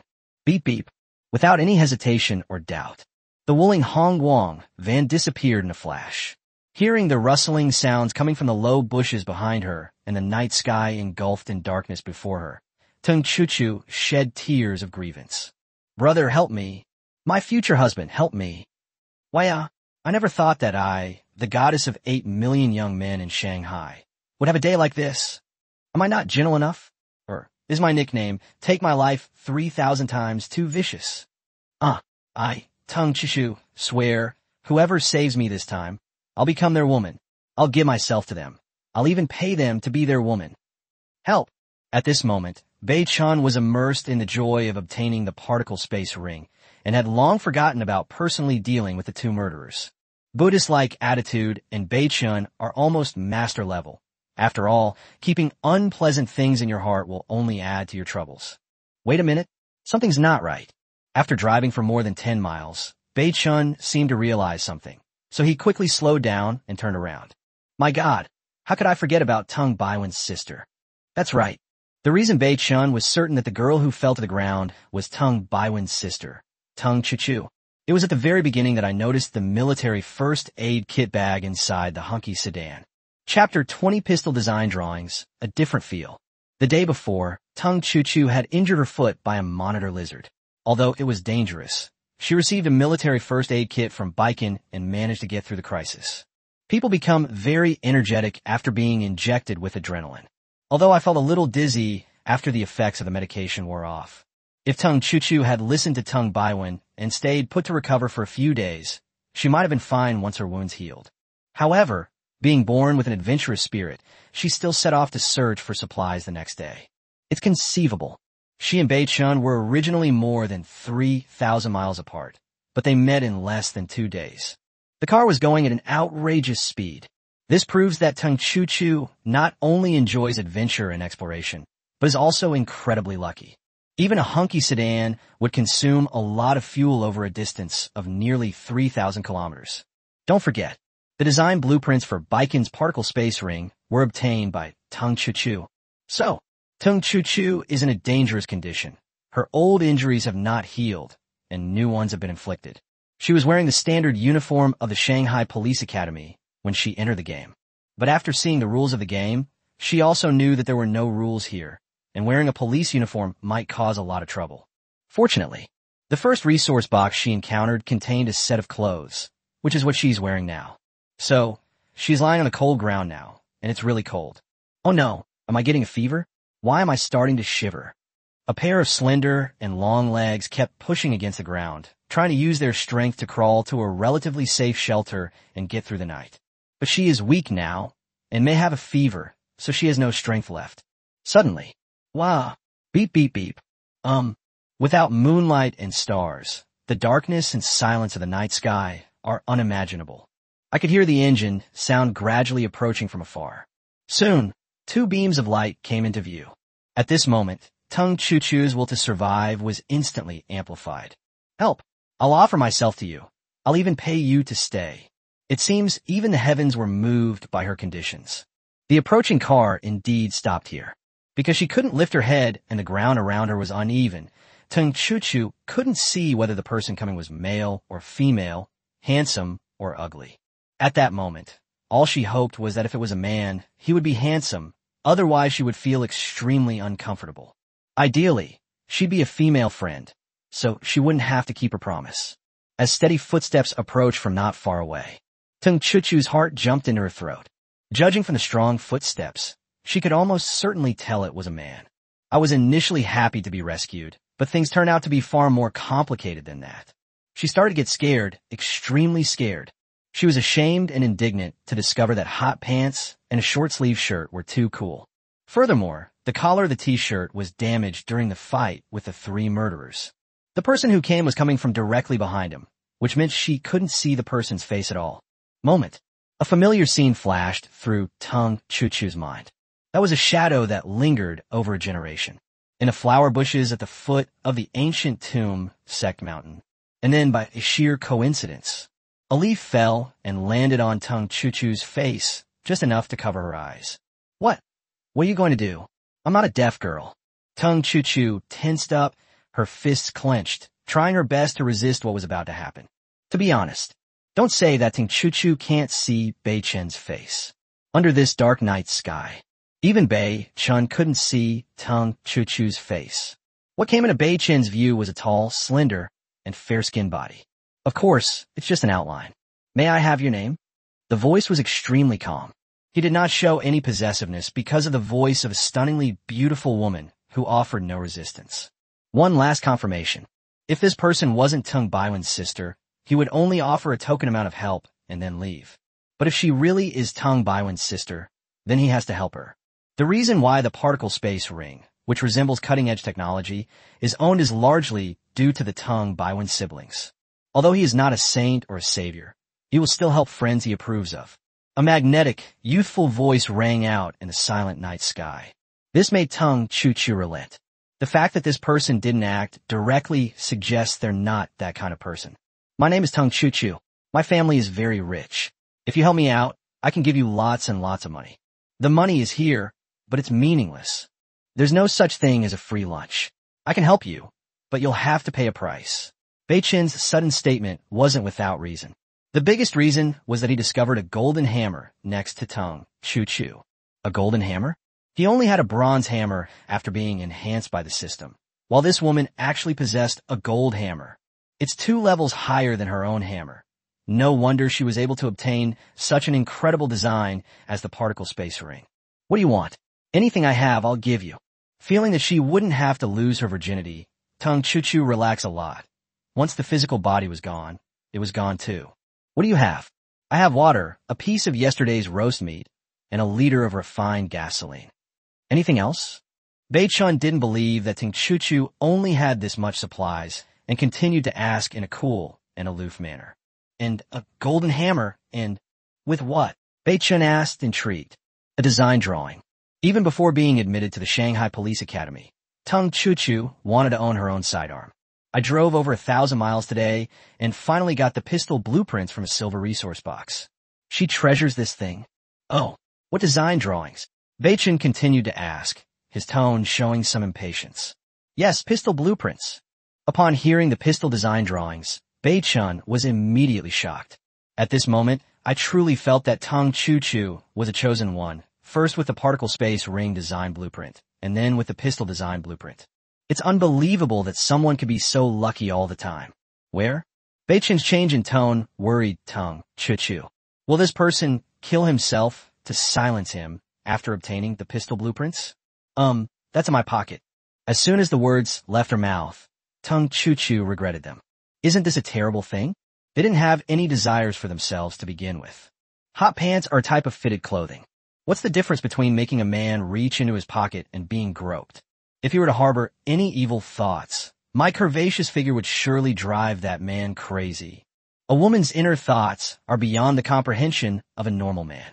Actually, upon hearing the pistol design blueprints, Beichen's mind was filled with images of enhanced firearms. What is a woman? At least, at this moment, Beichen doesn't know what a woman is. Sensing the approaching wind, Tung Chuchu instinctively resisted and dodged, just in time to turn to the side and grab her slender waist, with her back facing Beichen. Anyone unaware of the situation would surely think that Tung Chuchu was quite cooperative. Actually, no. Don't. Beichen realized something was wrong as soon as he touched a piece of paper. However, at this point, Beichen simply stopped caring. As long as you're not embarrassed, then it's others who will feel awkward. Dig all the way to the bottom. When the hand was pulled out, a design drawing was also brought out with it. Although it was impossible to see what kind of firearms were on the design drawings under the cover of night. But Baiken had already seen the words, can be amplified. Chapter 21 King of the Jungle. Is this something a human can do? To be honest, when this man reached into his pocket, Tung Chuchu was really afraid that he would tear it off. Fortunately, it didn't happen. I'll take this golden hammer too. Beichen didn't stand on ceremony and bent down to put the golden hammer at his feet into his particle ring. Although Tung Chuchu was indignant, there was nothing she could do. If he goes back on his word now, she will be powerless to resist. Therefore, even when angry, they dare not say much. You've taken all my good stuff. Now, can you save me? They took everything. It seems there's still one thing they didn't take. Beichen was just testing the waters one last time. Who knows what other good things this girl is hiding? You? Could it be that you are despicable? The thing I was worried about has happened. Men really are all the same. Now, apart from water and some food and gasoline, all the good stuff has been taken by Beichen. If there's anything else, and what's most precious to her, is herself. Seeing that Tung Chuchu remained silent, Beichen knew that the pistol blueprints and the golden hammer were probably the best thing she had. So he didn't press further.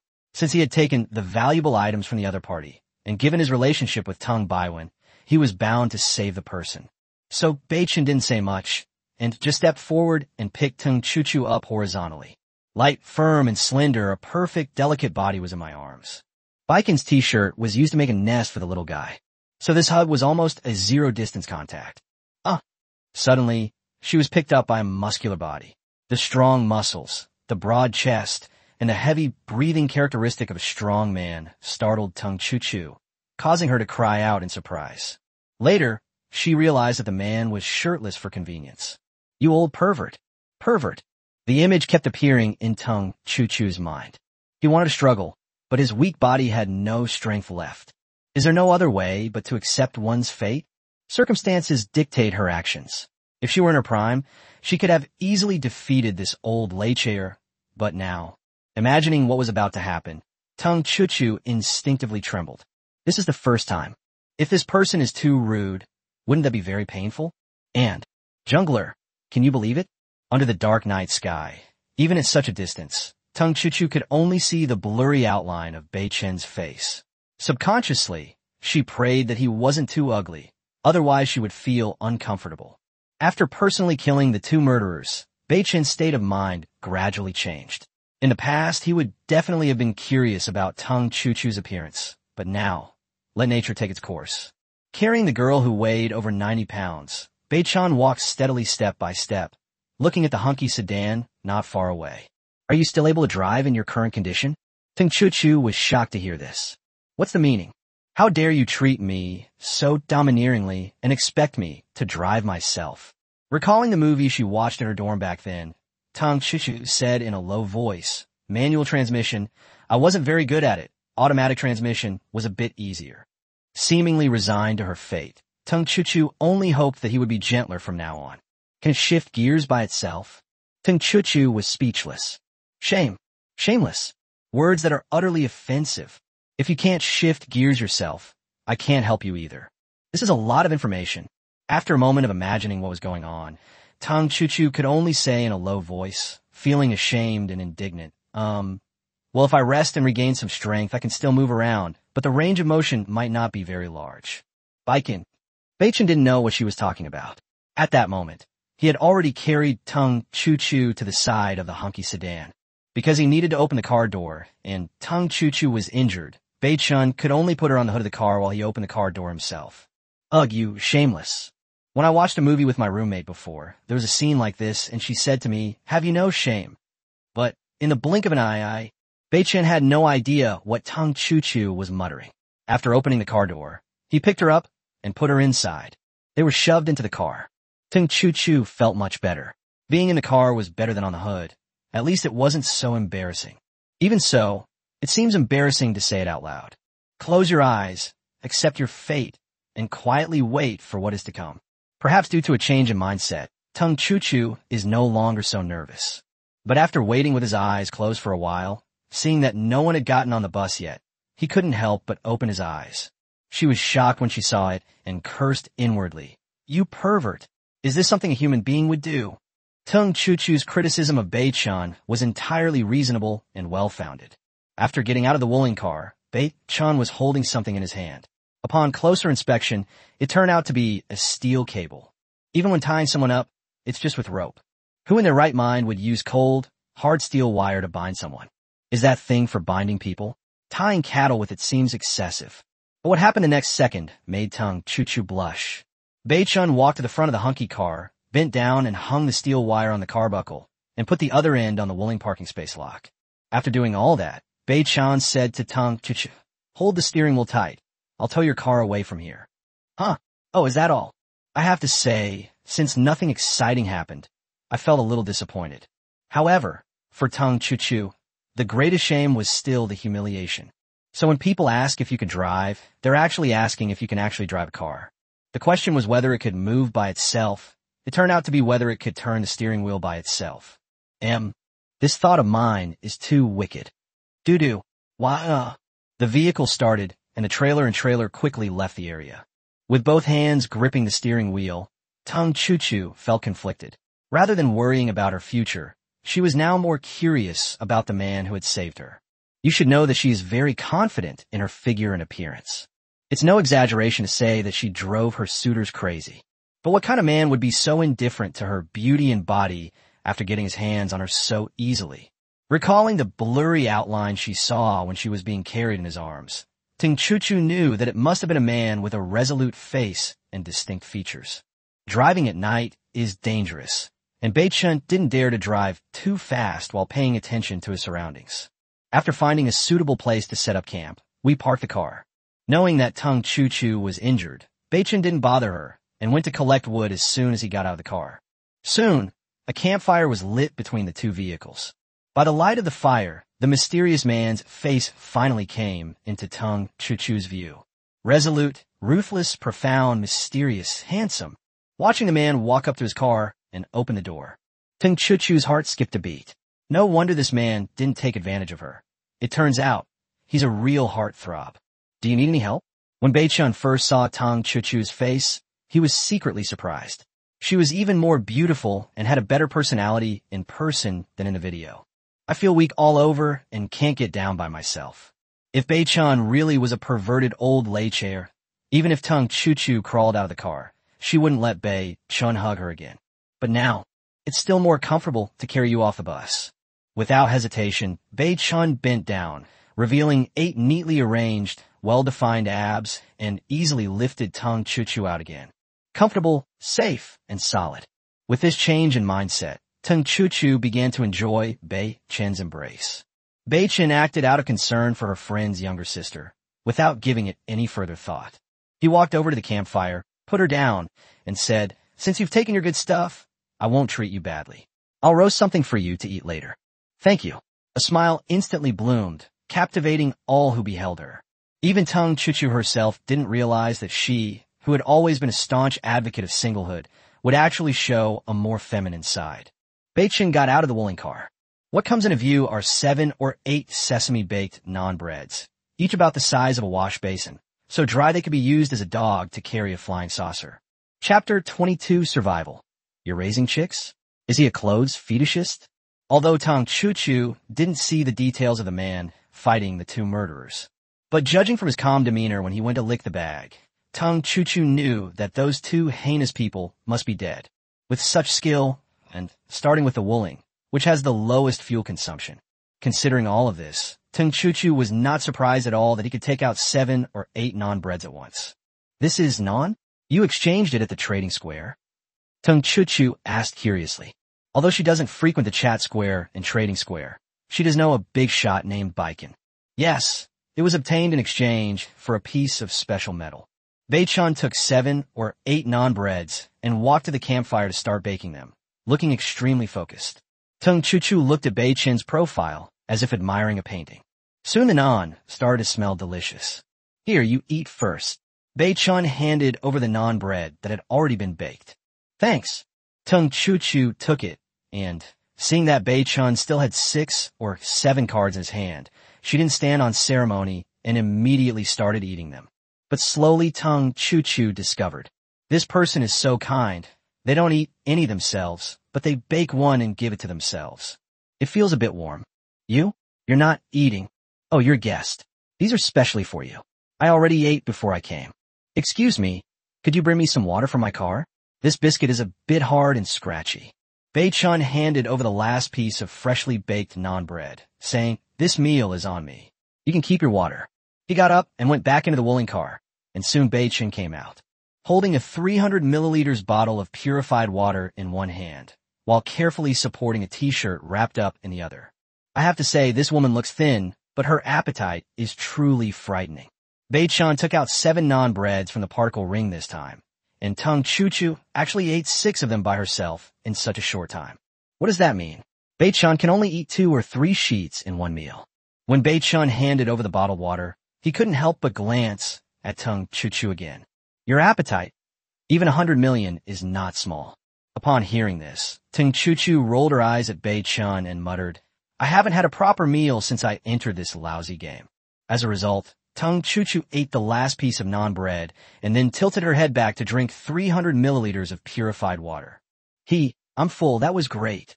Bei-chan was stunned. What? Has this woman never been full since she entered the game? Who are you kidding?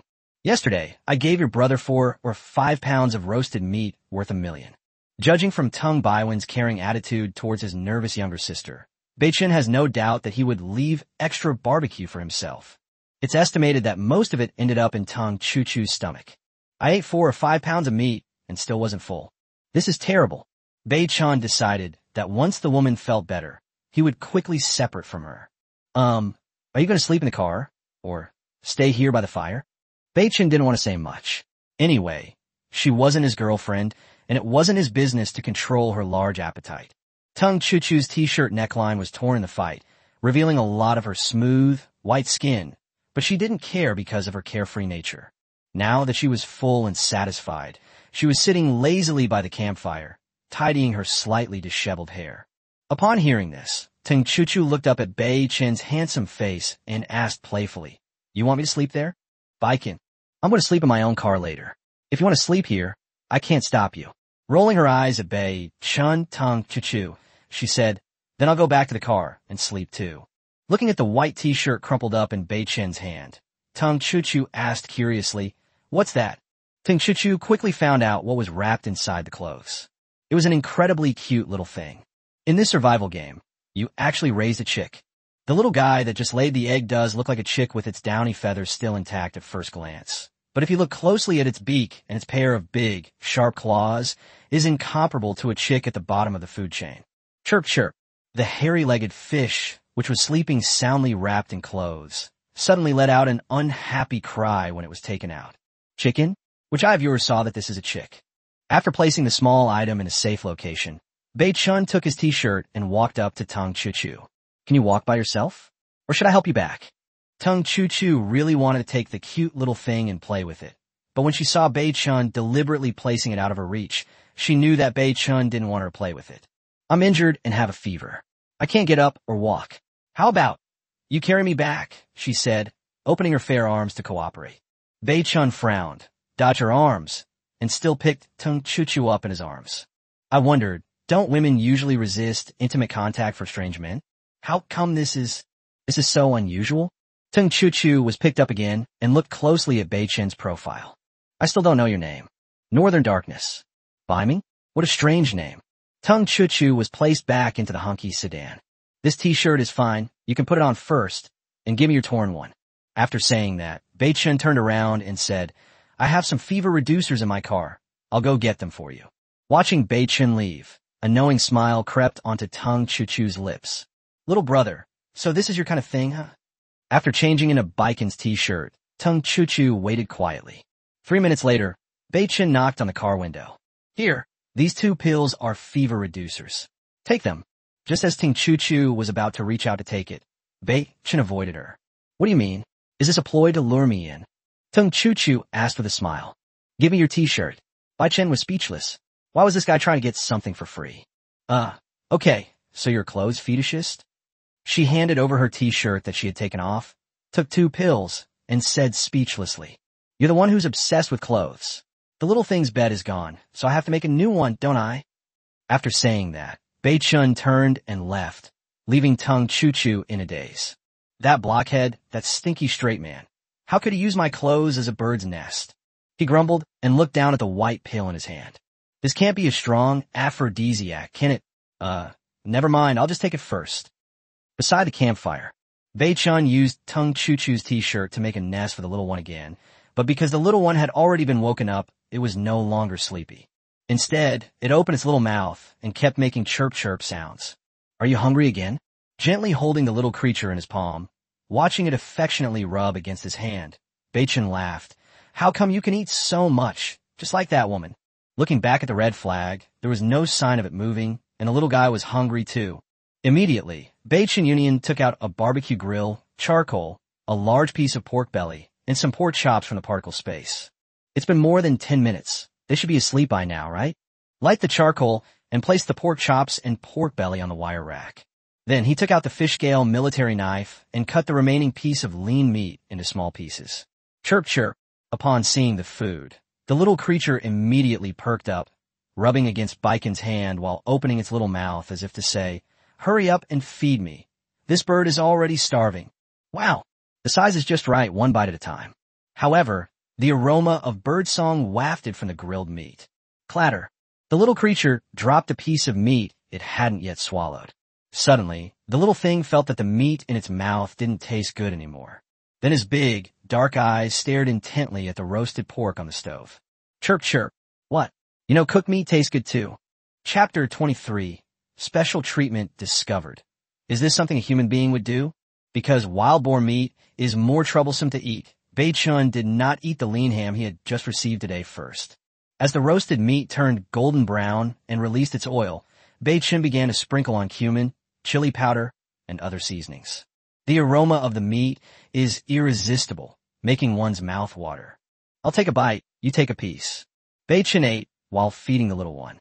With a wave of his hand, 500 milliliters of salted soda appeared in front of him. This particle ring is so useful. Having just taken fever-reducing medicine, Tung Chuchu was already in a state of half-sleep and half-awake as a wave of drowsiness washed over her. Suddenly, a private message woke her up. I rubbed my eyes and saw that it was a message from my older brother. Chuchu, what's wrong with you? Why haven't you replied all day? I'm sorry, bro. Something unexpected happened today. I was robbed by 3 murderers. What? How are you? Are you alright? I just suffered some minor injuries. I thought I was going to die today, but I was saved by someone. Information +1. Information +1. Seeing her brother's criticism, Tung Chuchu smiled bitterly. Okay, bro, I won't act on my own anymore. So everything's fine, isn't it? Suddenly, a familiar scent wafted into the car on the wind. Tung Chuchu looked up at the campfire not far away in confusion and found Bei Chun teasing his chickens.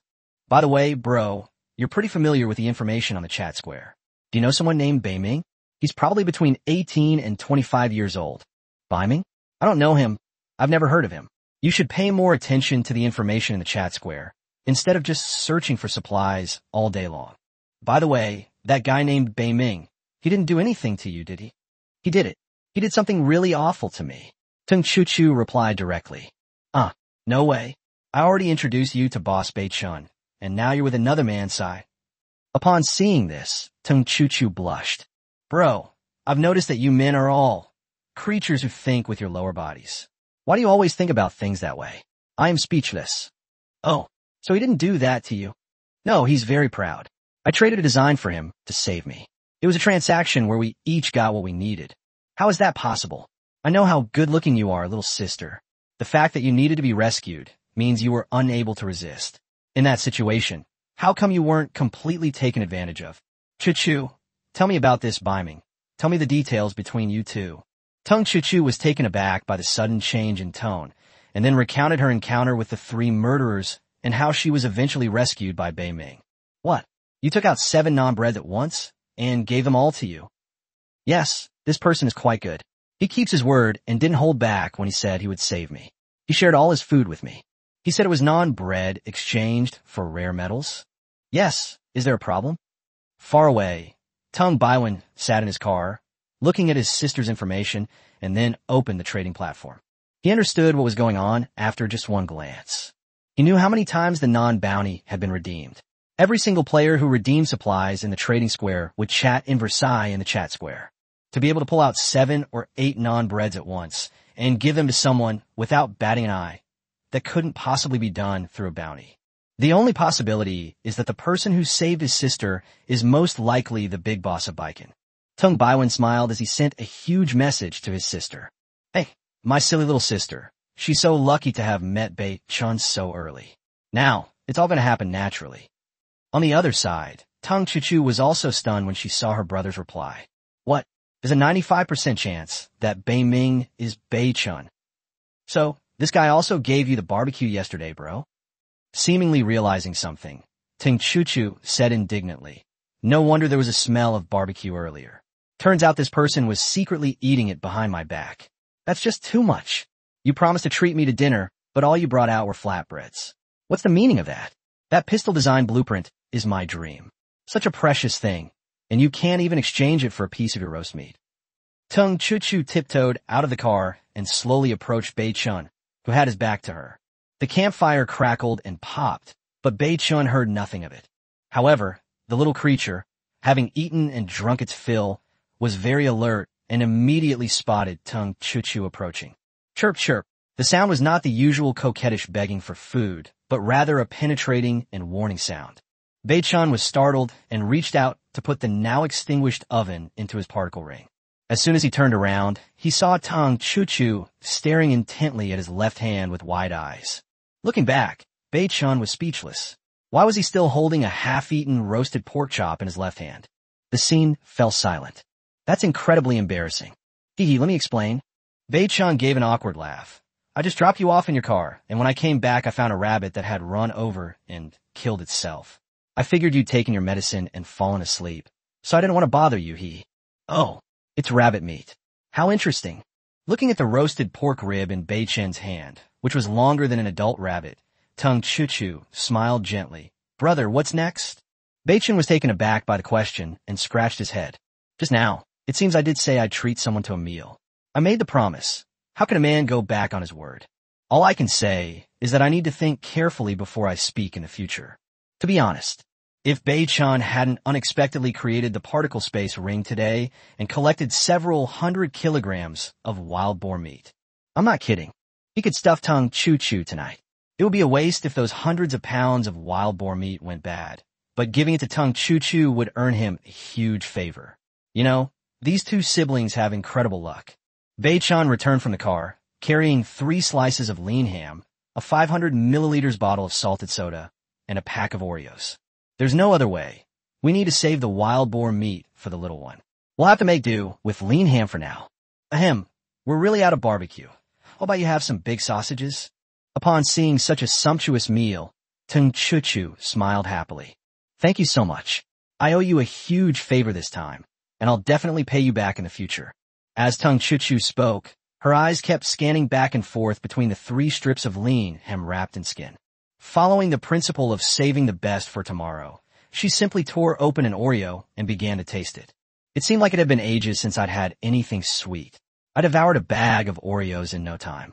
After tilting her head back and gulping down half a bottle of soda, Chuchu let out a satisfied burp and finally revealed a completely contented smile. On the other side, both the person and the bird were stunned. How long have you been starving? Eats faster than the donkeys in the production team. The scariest thing is that she only weighs a little over 90 pounds and is incredibly beautiful. Can you believe it?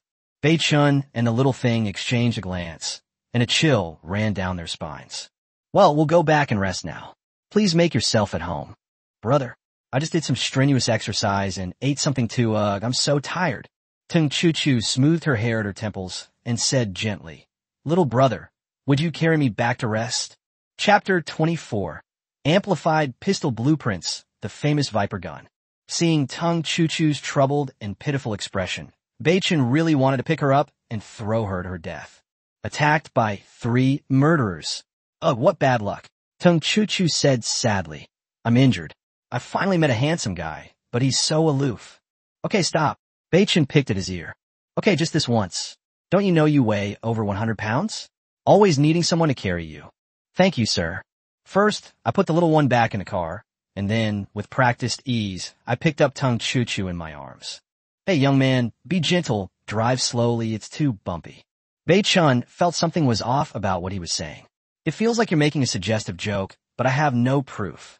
Looking at Bei Chunmin's dazed expression, Chuchu seemed to remember something and said, You hugged me like this yesterday, too. Bei Chun could only reply, not want to provoke her. Weren't you even a tiny bit tempted back then? Did you fantasize about doing something rough to me? Hee, not at all. The voice was stiff and perfunctory. Upon hearing this answer, Chuchu immediately thought of a classic movie line and imitated it. If you harbored any evil thoughts towards me yesterday, you were a beast.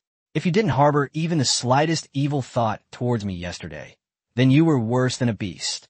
As soon as the words left her mouth, Chuchu regretted it. How could she have imitated it so perfectly? Was she going to get beaten up? I wanted to apologize, but it was too late. She had barely landed with a startled cry when she was squeezed next to the car. I felt a large hand press directly onto my chest. Then a cold face suddenly magnified in the pupils, exuding a strong masculine aura. You beast. I graduated as a police officer, and I'm going to arrest you for indecent assault. Wah! What's going on? She was attacked, and then her first kiss was taken away by a domineering man. At this moment, Chuchu's mind went blank, and she had completely forgotten her superb fighting and grappling skills. The lips parted. Seeing Chuchu's tearful eyes, Bei Chun was also stunned. He felt his male dignity had been insulted and was thinking of teaching him a lesson. But how could he have done such a thing? However, since things have come to this point, an apology would only make people look down on you. Woman, you're playing with fire. Before Chuchu could react, he yanked open the car door and shoved her inside. Watching Bei Chun flee back into the wooling car as if his life depended on it. Chuchu touched her wet eyes, not because she was scared. It wasn't that she had a first kiss complex. She was mainly scared. He was genuinely afraid that Bei Chun would suddenly pick her up and drop her to her death. I opened my private messages and sent a message to my brother. Flirting progress 10%. Bro, watch me win him over in a month. Fujimiro, 1 month? Useless. Upon seeing the reply, Chuchu was both amused and exasperated. He touched his lips, his feelings complicated, and then imitated a line from a movie. Is the thief's uncle's love too fierce? The once aloof goddess of Shanghai now disdains and even resents love. To escape her predetermined fate, despite her family's opposition, she resolutely enrolled in the police academy, hoping to avoid the same fate as her mother. A marriage between chaebol. She paid too high a price for freedom and to avoid becoming a victim of her family's interests. Apart from her mother and older brother, she had no good feelings towards the Tung group within the family. Bei Chun got back into his car and breathed a heavy sigh of relief. That coolness and firmness kept echoing in my mind. At this moment, his mind was in turmoil. He had never been in contact with a girl before, and today he actually did something so outrageous. Incredible. After stroking the sleeping little thing, Bei Chun took out the pistol design blueprints. This encounter with Chuchu was a great success for him. First, they created the particle space ring, and then they obtained the pistol blueprints. Unfold the design drawings. The G220 pistol has a magazine capacity of 6 rounds. Materials required for crafting: 0/6 stainless steel, 0/3 stainless steel, 0/1 brass. G220 pistol? Never heard of it.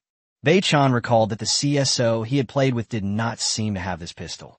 G220 pistol design blueprints detected. Could be upgraded? Upgrade.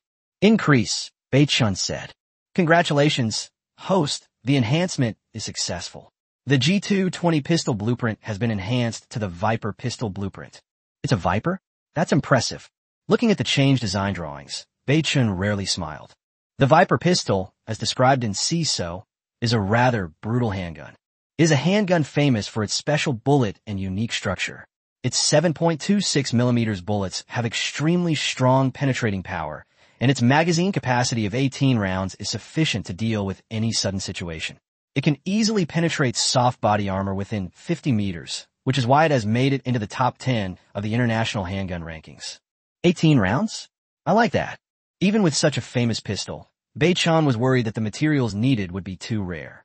However, he smiled when he saw the materials needed to craft it. 0/9 pieces of stainless steel, 0/5 pieces of brass, 0/3 pieces of copper, and 0/1 piece of carbon steel. There is hope. Bei-chan quickly entered the trading square, saw the various metals he had obtained through the bounty, and took them all out without even checking them one by one. When he first started crafting the T1 fish scale saber, he offered a reward of various rare metals, along with mineral water, non-bread, and other supplies. Several days had passed, and the reward had already reached 20 or 30 pieces of various metals. But Bei-chan did not have the design drawings on hand, so he had not yet taken them out. Beadada. Various metals, large and small, suddenly appeared inside the carriage. Bei-chan categorized and filtered them one by one. 18 ordinary steel resources detected. Can the resource be increased? 16 ordinary iron resources detected. Can it be increased? 1 piece of ordinary brass detected. Can it be amplified? Hearing the prompt in his ear, Bei-chan gritted his teeth and said, increase. The enhancement was successful. You have obtained 23 pieces of refined steel, 46 pieces of refined iron, 18 pieces of finely forged stainless steel, 3 pieces of carbon steel, and 9 pieces of brass. Upon hearing the warning and seeing a large pile of various gleaming metal objects that had suddenly appeared in the carriage, Bei-chan was astonished. Great efforts can create miracles. With over 30 pieces of various metals used in one enhancement, I actually managed to gather all the materials needed to forge the Viper. At the same time, the sound of the game console also rang in my ears. The rare Viper pistol has been detected and meets the crafting requirements. Sure enough, upon reviewing the design drawings, all the necessary building materials have been gathered. Without hesitation, I chose to build it. Congratulations to player number 123271, Baiken, for crafting the rare Viper pistol. Should this be announced server-wide? No announcement will be made. Bei-chan handled the Viper as if it were a priceless treasure. Suddenly, the game console's notification caught his attention once again. Congratulations to player for crafting the first rare-grade firearm, activating the server-wide weapon rankings. Chapter 25 is outrageous. You try walking and see how far you can go. After getting used to the weight of the Viper, he nervously took out the magazine. Bei-chan breathed a sigh of relief when he saw the magazines were full. His biggest worry was having guns, but no bullets. Weapon rankings? Sure enough, a new hot weapons ranking item appeared on the game interface. Bei-chan was also curious about what weapons other players had now. Weapon ranking. First place, rare grade Viper pistol, owned by player ID. Second place, standard level, 13-round burst automatic pistol, player ID. Third place, damaged item, turtle box, player ID. Okay, so a dozen or so people actually got firearms. Bei-chan wasn't surprised because there were probably billions of people participating in the game this time, so it was normal for some people to get guns from resource boxes. This is reputation. Bei-chan was puzzled when he saw a line of small print at the end of the ranking of firearms. If the top 3 weapons dominate the rankings for a week, their owners will receive reputation rewards. First place, 1,000 reputation points. Second place, 500 reputation points. Third place, 300 reputation points. What is reputation used for? Upon closer examination of the effects of reputation, Baikin found nothing. However, Bei-chun still clicked on the list out of curiosity when he saw the equipment levels. Immediately, various equipment grades, from low to high, were displayed before my eyes. Damaged, common, unique, rare, outstanding, excellent, perfect. Holy crap, my particle space ring is only of the outstanding grade. My fish gale saber is only of the special grade, and my viper pistol is only of the rare grade. So what kind of power do perfectly great equipment actually have? Baikin couldn't help but look forward to it. As for whether the rare viper pistol can dominate the rankings for a week, Bei-chun, who received the reward of 1,000 reputation points, wasn't confident. After all, there are too many players participating in this game. Although I have the system, searching resource boxes still depends on luck. For example, Chuchu, without any system, was able to obtain particle ring design blueprints, pistol design blueprints, and even upgrade her hammer into a golden hammer. That's outrageous. I haven't gone to the chat square to collect information for a day and a night. Because he had just kissed and touched a girl, Bei-chun couldn't sleep and thought he should kill some time. Chat square. Holy crap, that's awesome. I've set a fruit knife today, and I thought I was dominating the era of cold weapons. And now a ranking of firearms has popped up. Yeah, I just found a Wong Mesa kitchen knife and was figuring out how to hack my way from Tunghing Bay to Tsimsha Sui. And this is it. They even pulled out a handgun. So everyone, be careful when you run into a fellow professional in the future and don't run into a big shot with a gun. +1. +1. Speaking of which, things have been rather strange lately. We've encountered several wrecked cars on the road. We don't know if the players died in car accidents or were carried off and eaten by wild animals. They've disappeared without a trace. Yes, I feel like I'm encountering other players more and more often lately. Looking at Bei-chun, he frowned slightly. Today he had encountered 4 people at once. Although 3 of them had died, the probability of encountering them was still quite high. No matter what, now that I have Viper in my hands, I'm not afraid even if 10 of them come. He gripped the Viper tightly in his hand and pointed it out the car window. Bei-chun really wanted to try it out, but due to the scarcity of bullets, he only took a cursory aim. A bullet, if used correctly, can be a life. He must use it carefully. Otherwise, if you run out of bullets, this thing is only good for showing off. As drowsiness crept in, Bei-chun also left the chat square. The next day, the sun shone brightly and a gentle breeze was just right. Knock, knock, knock. There was a knock on the car window, and Bei-chun was jolted awake, instinctively gripping the Viper in his hand. However, he breathed a sigh of relief when he saw that it was Chuchu. After putting away the Viper and rubbing his eyes, Bei-chun got out of the car. Getting up so early? Why don't you sleep a little longer? Bei-chun seemed to have forgotten what happened yesterday. Chuchu wasn't sure if the young man was Bei-chun, so she secretly glanced at the Wooling van. When she saw that the carriage of the North Morning Express was empty, she felt bad. She wondered if she had really eaten the young man out of house and home yesterday. At a glance, inside the carriage, there was only one little creature sleeping on its back with its wings spread out. The carriages in the North Morning train were practically bare. There's really nothing left, right? I gave you all the good stuff, Bei-chun said, both amused and exasperated. Well, you seem to be recovering quite well. How about we split up here and each search our own things? Hearing this, Chuchu pouted. Last night, you did that to me, and now you want to kick me out as soon as you open your eyes today. My roommate used to call me a scumbag, but I didn't believe it. Turns out it really is true. Huh? What? You've completely messed up Bei-chun? Scumbag? That's going too far, isn't it? It was my first kiss too, okay? What do you want? Kissing won't get you pregnant. Seeing Bei-chun's helpless expression, Chuchu said angrily, wait here. Watching Chuchu return to the hunky sedan, Bei-chun felt a headache coming on. Here, these are the 3 lean hams you gave me yesterday. Now, I'll give you 2. Looking at the 2 sausages handed to him, Bei-chun was taken aback and said, no need. We don't usually eat breakfast. Really? Chuchu asked Bei-chun with delight. Bei-chun nodded. Hee. Then I won't be polite. That's it. Bei-chun was shocked to see Chuchu devour all 3 arm-thick pieces of lean ham. Judging from this, Bei-chun felt that if he weren't around, this person might have eaten a wrapper too. That's terrifying. Seemingly enjoying the taste of the ham, Chuchu let out a satisfied burp and said, by the way, I just discovered this morning that my car broke down. Do you know how to fix cars? No way. You're doomed without a car. Bei-chin got into the hunky sedan and tried to start it, but it wouldn't start. It wasn't because it was out of gas. It must have been damaged in the accident yesterday. This is really troublesome, because Tung Chuchu was wearing a bikin t-shirt, which directly covered her hot pants. From this angle, it looked like her legs were all below her neck. I still have some water. How about I save it for you? Try walking and see how far you can go on foot. Walk? You're telling me to walk by myself? Tung Chuchu picked at her ears, wondering if there was something wrong with them. Brother, for the sake of my pistol design and the golden hammer, you have to help me find a car. How far can I drive on foot in this hot weather? Wow, it's much more comfortable to die under the gun of this young man than to be baked to a crisp and die of thirst. Come on, I'm ready. Cute, baby. Since ancient times, no one has ever escaped death, but let our loyal hearts shine in history.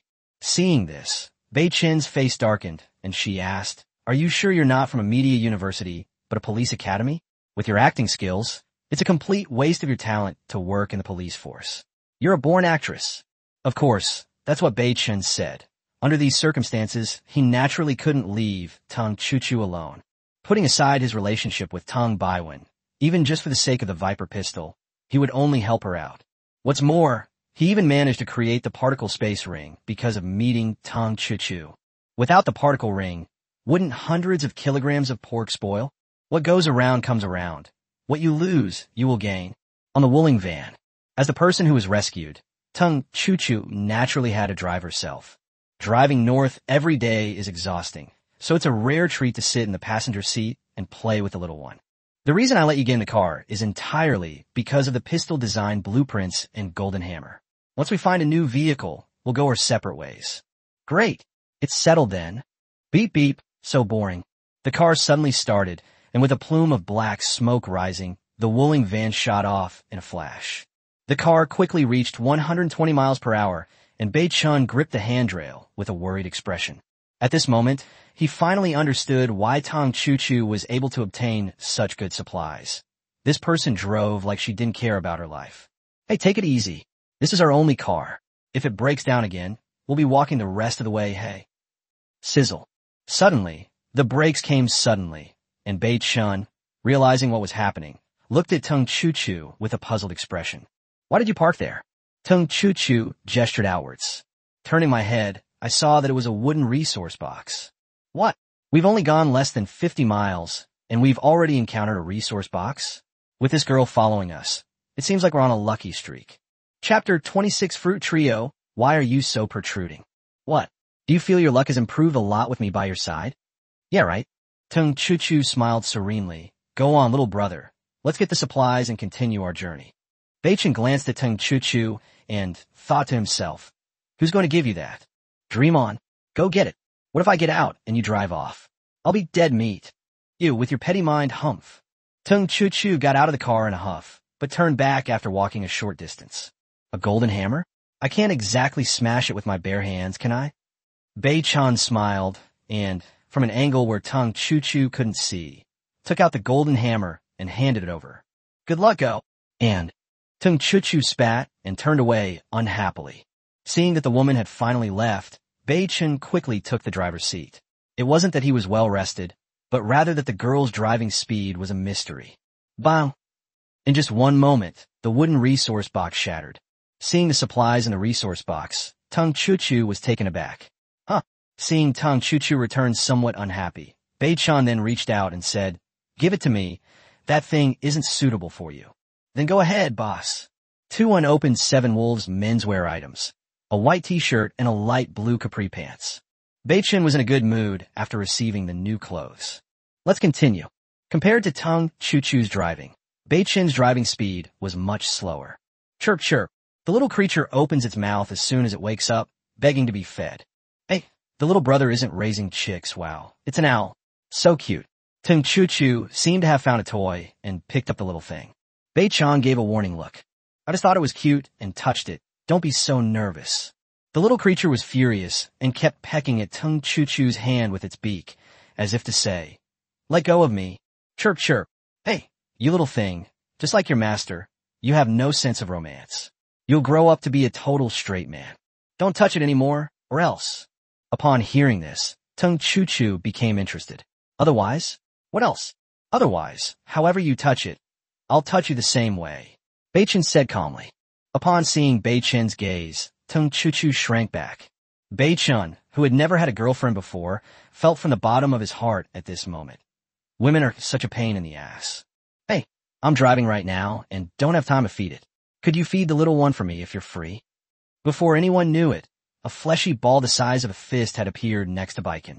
If you look closely, you'll see that this meatball is formed by small pieces of meat squeezed together. Chuchu stared in astonishment, not because she was curious about where the fleshy ball came from. Instead, this fleshy ball was twice the size of the little thing. Are you sure it won't overeat and kill itself? Bei-chen rolled her eyes at Chuchu, speechless. As Chuchu stuffed the first piece of meat into the little thing's mouth, she suddenly found something interesting. Although the little one resisted Chuchu, the meat was really delicious, so it obediently ate it. Goodness, this little thing isn't big, but it has a big appetite. Chuchu playfully stroked the little thing. Don't you think you're a lot like someone else? You can eat all you want, but don't gain weight. Upon hearing this, Chuchu's face darkened. This was clearly a complaint that she ate too much. Oh, right, there's something I forgot to ask you, Bei-chen said, changing the subject. Explain. How come your hammer is a golden hammer? You've only been in this game for 3 or 4 days. How did you do that? It was an accident. Still quite angry from what she had just said. How could Chuchu possibly tell Bei-chen the truth? They drove in silence, with Bei-chen observing the surroundings as he went. Hey, that's weird. We've traveled over 100 miles, and we haven't even seen a single resource box. He turned his head and glanced at Chuchu, who looked a little sleepy. Is it because this girl is a jinx?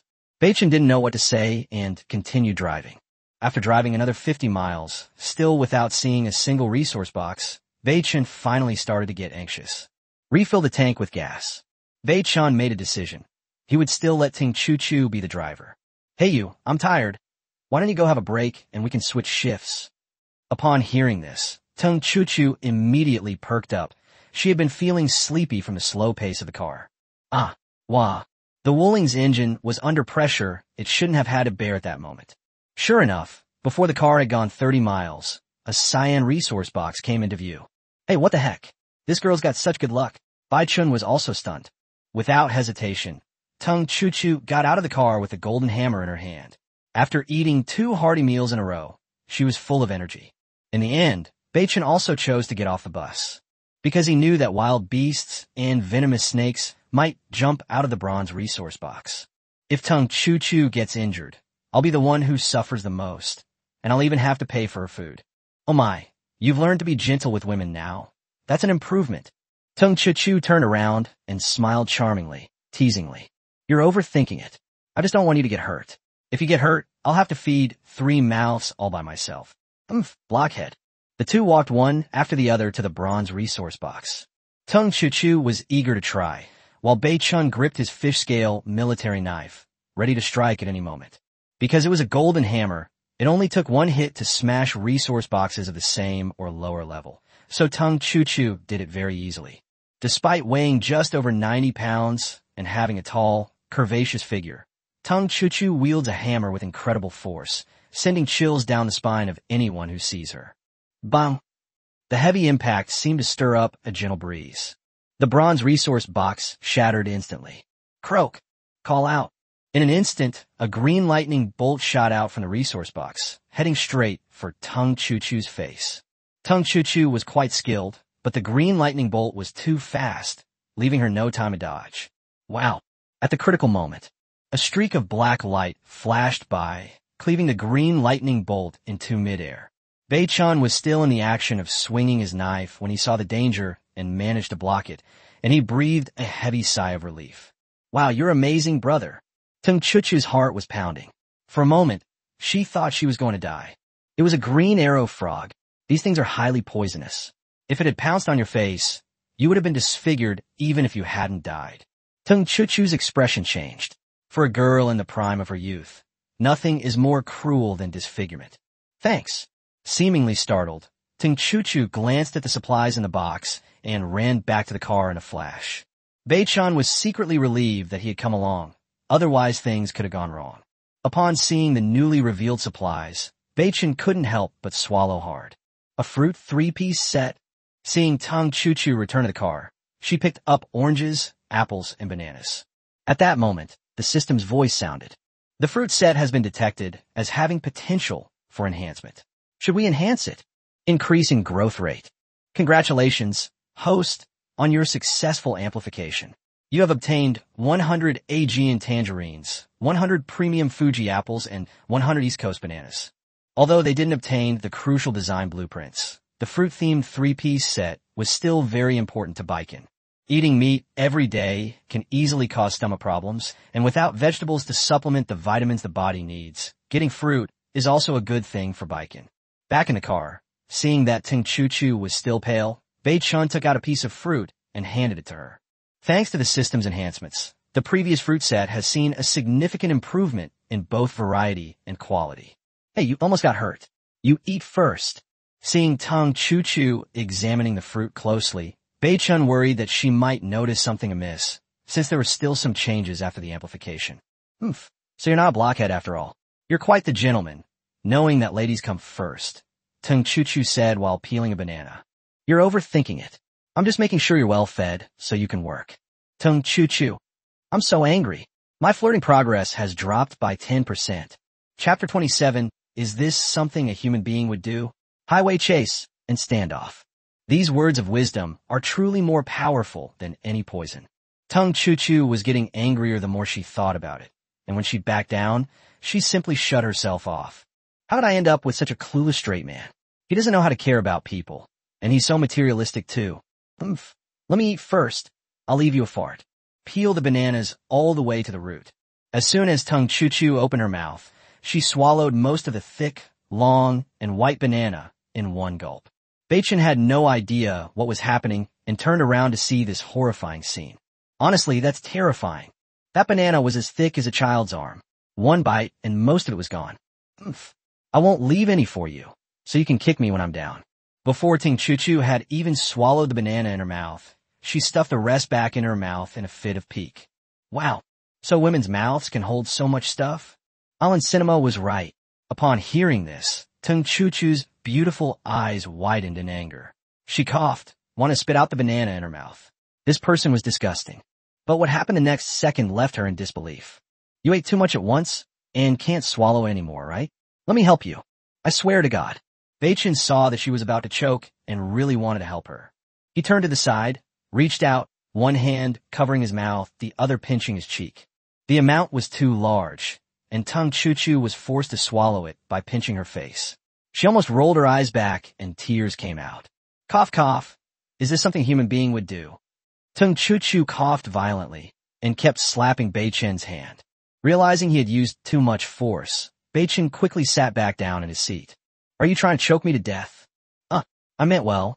I'll be more careful next time. There'll be a next time, but I'll be out of a job next time. Bei-chun took the Aegean mandarin orange and waved it. I used to see you girls on DN eating a whole dragon fruit in one bite.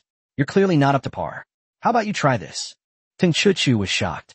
Looking at the huge tangerine, she thought she would die if she tried to stuff it in her mouth. No need. You could just peel it and eat it. I need to drive now. Bei-chun nodded with a smile. Wah. Seeing Tung Chuchu's awkward expression before, and then comparing it to her serious face now. Bei-chun suddenly realized that being with girls was actually quite fun. Tung Chuchu shifted gears skillfully, her beautiful eyes scanning left and right. Here comes the orange. As Tung Chuchu spoke, she opened her cherry-like mouth.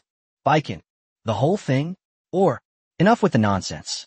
I'm driving around searching for supplies, so of course you have to feed me. There are still 99 tangerines in the Baiken particle ring. It wouldn't matter if Tung Chuchu ate them all. Meow meow. Wow, these tangerines are so sweet, I want more. People drive around searching for supplies, and they keep all the supplies for themselves. So naturally, I have to do something, otherwise I'll really become a coward. He quickly finished a tangerine. Do you still want the apple? Tung Chuchu let out a burp, shook her head, and said, put the apple away for me. I'll eat it this afternoon. Cut. After placing the Fuji apples in the car's storage compartment, Bei-chun began taking out her own tangerines and bananas. You still have some. Tung Chuchu looked at the newly appeared tangerine and banana in Bei-chun's hand and asked in surprise. Oh, there are actually 2 portions of fruit in the resource box. Bei-chun ate a tangerine while making tisk-tisk sound with his mouth. What? Double serving? Upon hearing that it was double serving, Chuchu immediately objected. That's not fair. Peel that banana for me. Bei-chan smiled and confirmed, I can give it to you, but it has to be a whole banana root. If you can't do that, then forget it. Pervert. Beast. TCH, I don't want to give it to you yet. Chuchu watched Bei-chan enjoy himself, then broke off a segment of tangerine and put it in her mouth, making a tisk-tisk-tisk sound. Although Chuchu liked bananas, Bei-chan clearly had ill intentions and huffed angrily. Hey, another resource box. Bei-chan turned his head and saw a wooden resource box in his field of vision. Eating so much, at least it's somewhat useful. You can go downstairs yourself, wouldn't one? Chait Baikin said, handing the fish scale military knife to Chuchu. Wow, what a unique military knife. Chuchu was about to get angry, but after seeing the T1 level fish scale military knife, she immediately changed her attitude. It's so light, it fits perfectly in my hand. With a golden hammer in her right hand and a knife in her left, Chuchu got off the car happily. While Chuchu got out of the car, Bei-chun quickly changed into the new Seven Wolves men's clothing he had just received. Although going shirtless was cool, it was not very classy. Chuchu returned looking dejected as soon as she changed her clothes. What supplies? Oh, what bad luck, just a food bag, nothing else. Bei-chun took the black food bag and gave a wry smile. It's good enough if there's a food bag inside. It would be terrible if you broke open a resource box and found a time bomb inside. Setting off again, Bei-chun fed the little creature once more. Although Chuchu is easygoing and knows that Bei-chun is mysterious, there are some private things she won't ask. The car maintained a speed of around 100 miles per hour, which is not considered speeding. Suddenly, Chuchu's expression changed, and she slammed on the gas pedal. Instantly, the wooling shot out like a sharp sword. This is bad. Sit tight. Hold on tight. Bei-chun had no idea what had happened, but when he looked in the rearview mirror, his expression changed. 3 Lamborghinis are gradually getting bigger in the rearview mirror. The Wuling Hongguang is not even in the same league as a Lamborghini in terms of speed. They've come with ill intentions. Our car is going too slowly. Let's find a place to get off. If we're stuck in the traffic, we'll be in an even more difficult situation. Bei-chun nodded slightly, his eyes filled with coldness. Oh, ha. Wah, boss, look ahead, there's a Wuling van, another fat sheep. Hee, I hope it's a young girl. Then we can have some fun again. Have some ambition, will you? Can't you be a young model? Men surround them. The men do it, the women stay behind. Wow, this lawless world feels so good. Wow, it actually stopped the car on its own. Wow, boss, look. It's a girl, a top-tier girl. Grab your weapons and get out of the car. To prevent the other party from having firearms, Chuchu drifted and brought the Wuling to a stop in the middle of the asphalt road. Seeing 6 burly men get out of the car, carrying control knives, Chuchu's palms started to sweat. Although she had trained for a year or 2 and was quite skilled, she was still apprehensive about facing 6 machetes and 6 burly men at the same time. Upon seeing the black food bag and the banana in the car, she decided to take the risk. Bei-chun also saw 6 burly men swaggering towards him, carrying machetes, slowly approaching. The leader of the 6 was a burly man with spiky hair. He was shirtless, and his entire upper body was covered in tattoos. The other henchmen were also covered in dragon and phoenix tattoos and looked like they were no good people. Wow, boss is really going to have a blast this time. This girl is amazing. She looks to be under 100 pounds, and she's lifted up high again, haha. When everyone saw Chuchu's face up close, they couldn't help but swallow hard, their eyes filled with possessiveness and madness. Well, let me say a few words. The leader, with his spiky hair, kept leering at Chuchu with his small eyes and said righteously, "We mean no harm. We just want to see if you need help." Little sister, do you need help? Stared at by several disgusting piles of fat, Chuchu couldn't hold back any longer. Get out of here. If you look at me with those disgusting eyes again, I'll gouge them out. Wow, she's a hot girl. I like her. Seeing that Bei-chun remained silent, the spiky-haired man immediately understood what was going on and mocked him. Is this your temporary roommate? Look at his pathetic appearance. Can he protect you? Can he bring you real happiness? Ha. That's right, little sister. Follow us, brothers, and we guarantee you'll have a blast every day, eating and drinking the best food. Bei-chan was about to speak when he turned his head and saw Tung Chuchu trying to remain calm as she secretly stuffed a banana into a black food bag, so he held back. If he could scare these people away with a fake, he wouldn't want to waste his precious bullets. Chapter 28, The Deadly Count of 10. The Viper reveals its ferocity. Seeing Bei-chen's gaze, Tung Chuchu rolled her eyes in anger, as if to say, "How could you do this?" Bei-chan raised his chin, seemingly unconcerned, indicating that he was watching the show. "Oh ho, did something unpleasant happen? Come on, girls, come and join our Speed Racer Alliance." 6 burly men, adorned with dragons and phoenixes, approached step by step. They were confident that they could easily subdue these kind-hearted men and women without intimidation or threats. "Insolence! Don't move, or I'll shoot." Although Tung Chuchu hasn't graduated yet, she is still a recent graduate of the Shanghai Police Academy, and she has the proper posture and presence when holding a gun. It looked like a pistol was hidden inside the dark food bag. "What? She has a gun. Boss, this is a tough one. What do we do?" Upon seeing this, the hedgehog-haired man's expression changed. They had been doing whatever they wanted in the game because of their numbers and weapons, but they had never encountered a player with a pistol. Despite his fear, he, who had always lived by the sword, did not back down. A handgun? In this lawless place, do you need to hide a gun? "Brother, my cousin is a big drug lord. His pistol barrels are definitely not that thick. This girl is just trying to fool us. Come me all at once. We'll accept being shot to death, but if, well, you're in for a treat." Those who live on the edge and risk their lives have such extreme ideas. If they're going to do something, they'll go all the way. "Don't come any closer. I'll shoot." Seeing that she couldn't intimidate the group, Tung Chuchu immediately took a step back in fear. "Haha, it really is fake. Let's go." There's a share for all the girls.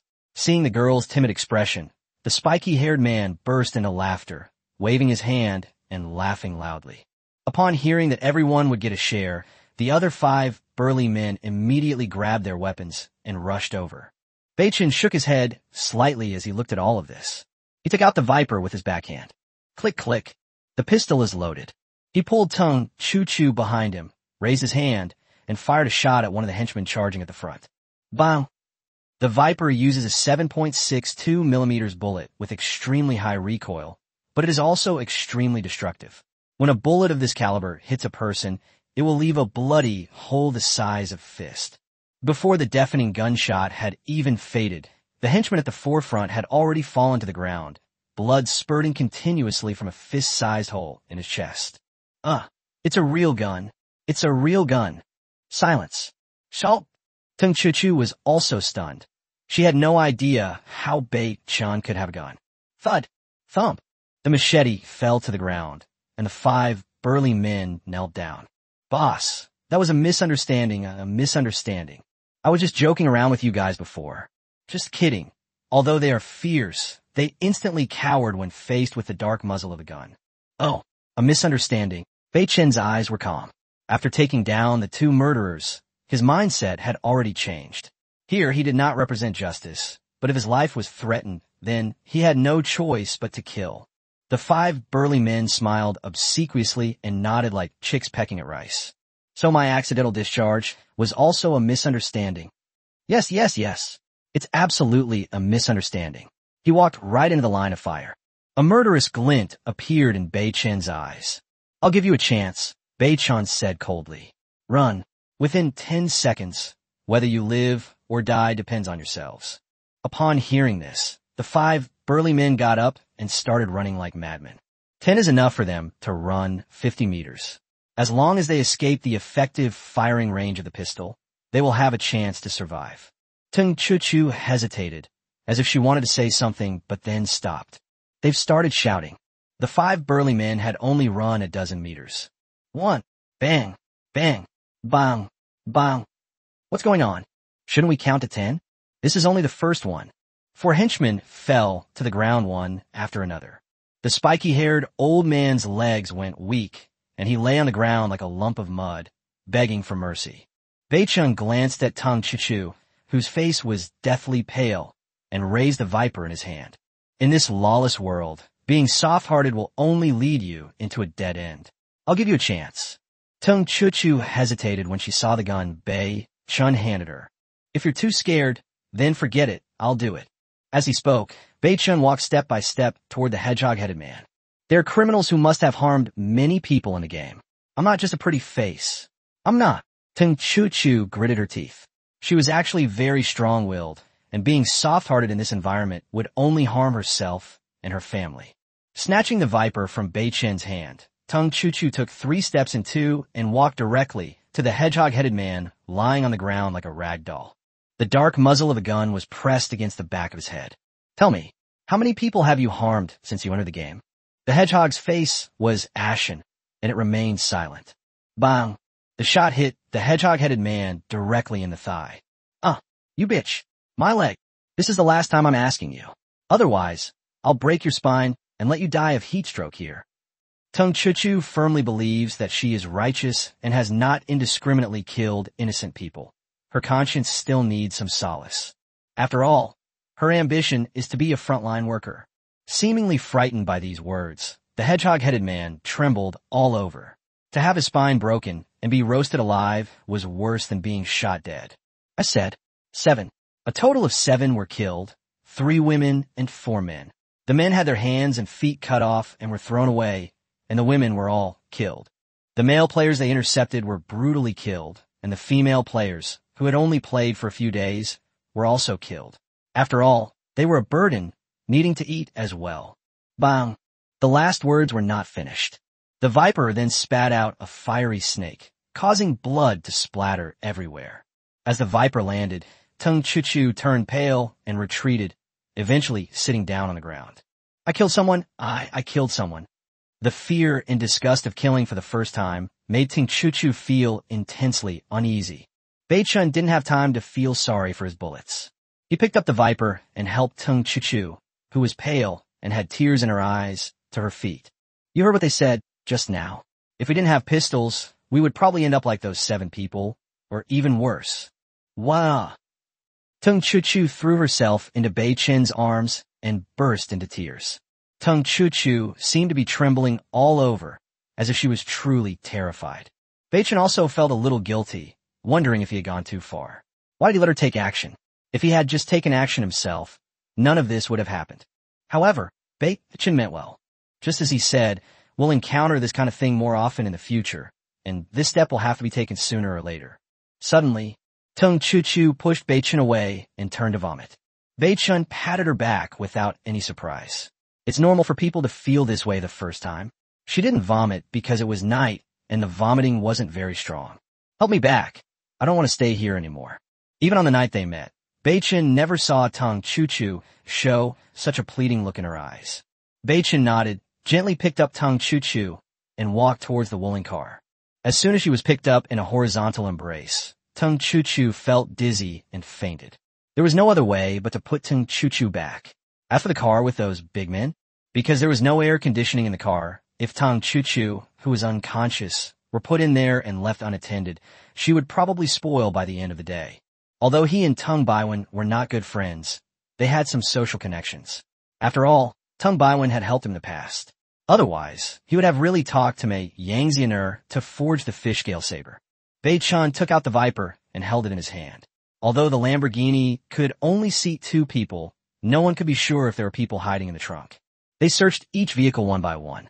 500 milliliters of river water, 6 slices of wheat bread, 2 liters of substandard gasoline, a folding inflatable bed, 6 machetes. This time, Baiken's haul was nothing special except for the inflatable bed. The good thing is that, apart from the 6 machetes, all other supplies can be enhanced. Having a bed means you can. Chapter 29. Naming it Nightshade, Crossroads Open. Bei-chun organized all the newly acquired supplies and put them into the particle ring. Then he took out 5 pieces of pork floss toast, 2 bottles of salted soda, a pack of Oreos, and some fruit. They wrapped all of these in a folding bed, carried them back, and... Is it that serious? It's just killing someone. Bei-chun put down his things and got into the car. Seeing that Chuchu was unconscious, he also increased the size of the folding bed in his hand. Increase, Bei-chun thought to himself. Congratulations, host, the upgrade is successful. The ordinary folding bed has been upgraded to a portable automatic bed. Because of the abundance of supplies, Baiken had no choice but to remove the back seats, which made room for a portable automatic sleeping bed. Oh, it can be filled with water? Then I don't have to worry about sweating on my back. After glancing at the instructions, I learned that this waterbed needs to be filled with at least 20 liters of water to be comfortable to sleep on. Take out the 500 milliliters of river water you just obtained. Increasing growth rate. Congratulations, host, the amplification is successful. 500 milliliters of river water has been amplified to 50 liters of pure water. Bei-Chun smiled and began carrying plastic buckets to fill the waterbed with water. Bucket after bucket was poured in, and soon a cool, soft, temperature-controlled waterbed appeared in the carriage. The remaining water was collected into the particle ring, and Bei-Chun noticed that Tung Chuchu had not yet woken up. So I had no choice but to drive myself and continue on my way. I'll let you off easy, considering the Viper pistol. After placing Tung Chuchu on the waterbed, Bei-Chun quickly drove away from the area again. The car had only been running for half an hour. Where am I sleeping? Tung Chuchu rubbed her eyes and looked at Bei-Chun, who was driving. Of course it was the bed. We found it in their car. Even without seats, the carriage is spacious enough for two people to lie down side by side. Tung Chuchu seemed to have not been able to lie down so comfortably in a long time, and lazily rolled over to show how comfortable she was. Hey bro, there's still a seat here. Would you like to come and rest for a bit? A gentle voice rang out. Forget it. I'll just search for supplies. You can sleep during the day, and I'll sleep in the bed with the little one at night. Snort. Tung Chuchu rolled her eyes at Bei-Chun. This guy had no sense of romance at all. That Bei-Chun smiled wryly, but all the supplies had been in his hands along the way, and Tung Chuchu hadn't tried to get them. It was normal for someone to work and be provided with meals. This is our lunch. You eat first, and then get it back to me when you're done. Splash. A large amount of food, snacks, and drinks appeared in the carriage. 5 arm-length pork floss toasts, 2 bottles of salted soda, a pack of Oreos, and some fruit. Tung Chuchu exclaimed, great. Although Tung Chuchu tried her best to stall for time, she still ate too fast and took Bei-Chun's place early on. Chirp chirp. Bei-Chun lay comfortably on the waterbed, eating bread and playing with the little creature. You call your bird little thing? Aren't you going to give it a name? Tung Chuchu glanced left and right as she drove. Bei-Chun thought about it and nodded. It was indeed not good to keep calling him little thing. Although this guy is cute and adorable, he's also a bird of prey. He likes to hunt at night, and his flight is characterized by being silent. Let's call it Nightshade. Chirp chirp. The little thing seemed quite satisfied with the name, constantly rubbing its triangular little head against Bei-Chun. Nightshade can handle such a high-class name? How about we name it Xiao? That would be more down-to-earth. Still trying to be clever? Bei-Chun refused outright. Night Shadow seemed to understand their conversation and glared at Tung Chuchu with shared hatred. Suddenly, I heard the sound of a game console. Bei-Chun and Tung Chuchu's expressions changed. Attention all players, the world barrier is beginning to dissipate, and the road junctions are opening. The world barrier has been removed. Attention all players. Your chances of encountering other players, resource chests, and ambushing wild beasts will be greatly increased. Important reminder to all players. The removal of the world barrier means the first beast tide will erupt in 3 days. Teaming up, forming alliances, and cooperating might be a good option. Of course, if you have enough resources and strong enough equipment, you can also fight alone. 3 bombshell announcements were dropped, leaving not only Bei-Chun stunned, but all the players who participated in this road survival game completely dumbfounded. World barriers? A road junction? A beast tide? The scent of death instantly spread through the hearts of all the players. Bei-Chun and Tung Chuchu exchanged a glance, both seeing seriousness in each other's eyes. After quickly taking out Nightshade's food and feeding it, Bei-Chun returned to the passenger seat. Bei-Chun, there's a fork in the road ahead, should we? Tung Chuchu asked with some concern. Just drive by instinct. Bei-Chun knew that Tung Chuchu was very lucky, and that interfering would only make things worse. Of course, this luck doesn't mean that, according to Tung Chuchu's intuition, she wouldn't encounter other players. Instead, the goal is to find as many useful supplies as possible within a safe time frame. Guns, bullets, we need these. Bei-Chun didn't hide anything and waved his hand, instantly producing 6 machetes. After all, it was Tung Chuchu who obtained the blueprints for the particle space ring. This scene stunned Tung Chuchu. Particle space ring. Bei-Chun nodded. You drive. I'll try my luck at Chat Square. Okay. Chuchu won't hold us back at crucial moments. Chat square. Oh no. The beast tide is coming in 3 days. I'm doomed. I only have a small leather whip. How am I supposed to fight off the beast tide? You upstairs should be grateful. You have a small whip and can hang yourself if things get bad. What about me? I only have a pack of condoms. I can't even commit suicide if I want to. Oh no, I'm doomed. Anyone want to team up with me? Please carry me. Boss, please help me. I don't want to die. Brothers, let's agree on a secret code. If we run into each other outside, those who can match the code should team up. Support. What's the code? The code is a Fujashi smile will shatter your worldview. Okay, got it. +1. +1. Bei-chan smiled bitterly, realizing that there were many players in worse situations than him. I have 6 and used machetes here. Anyone who has weapon blueprints, bullet blueprints, or Intian explosive can trade with me. Yes, I am Baiken. The moment this news broke, the entire chat square exploded. Hey Boss Baiken, want to team up? I'm willing to become your godfather. Does Boss Baiken even need any accessories? Brother Baiken, can you lend me a machete? I'll repay your kindness with my body afterward. As soon as Bei-chin spoke, a flood of private messages arrived. Baiken has no interest in such praise. Obtaining powerful weapons is the most important thing right now. Looking at the 999 plus private messages, Bei-chin quickly selected fewer of the ones that were not there, keeping only those that might contain design drawings. Bei-chin had already posted the bounty for the design blueprint, but unfortunately, 2 days had passed, and not a single player was willing to trade the blueprint for gasoline. But now, faced with the threat of the beast tide, even players who still had the blueprints couldn't resist, since the blueprints were just a piece of paper and had no practical use in combat. Compared to a machete, it's much more practical. At the very least, you can use it to commit suicide, right? Hello, Boss Baiken. I'm willing to exchange a small ammunition depot design for you, but giving me only a machete is too little. Bei-chin was overjoyed to see this private message. What do you want? There are only 4 machetes left. If you hesitate, other players will trade them all for them soon. Bei-chin rarely used his cunning. No way. A machete means a good deal. I need 2 machetes, 3 days worth of food, and if possible, some medicine as well.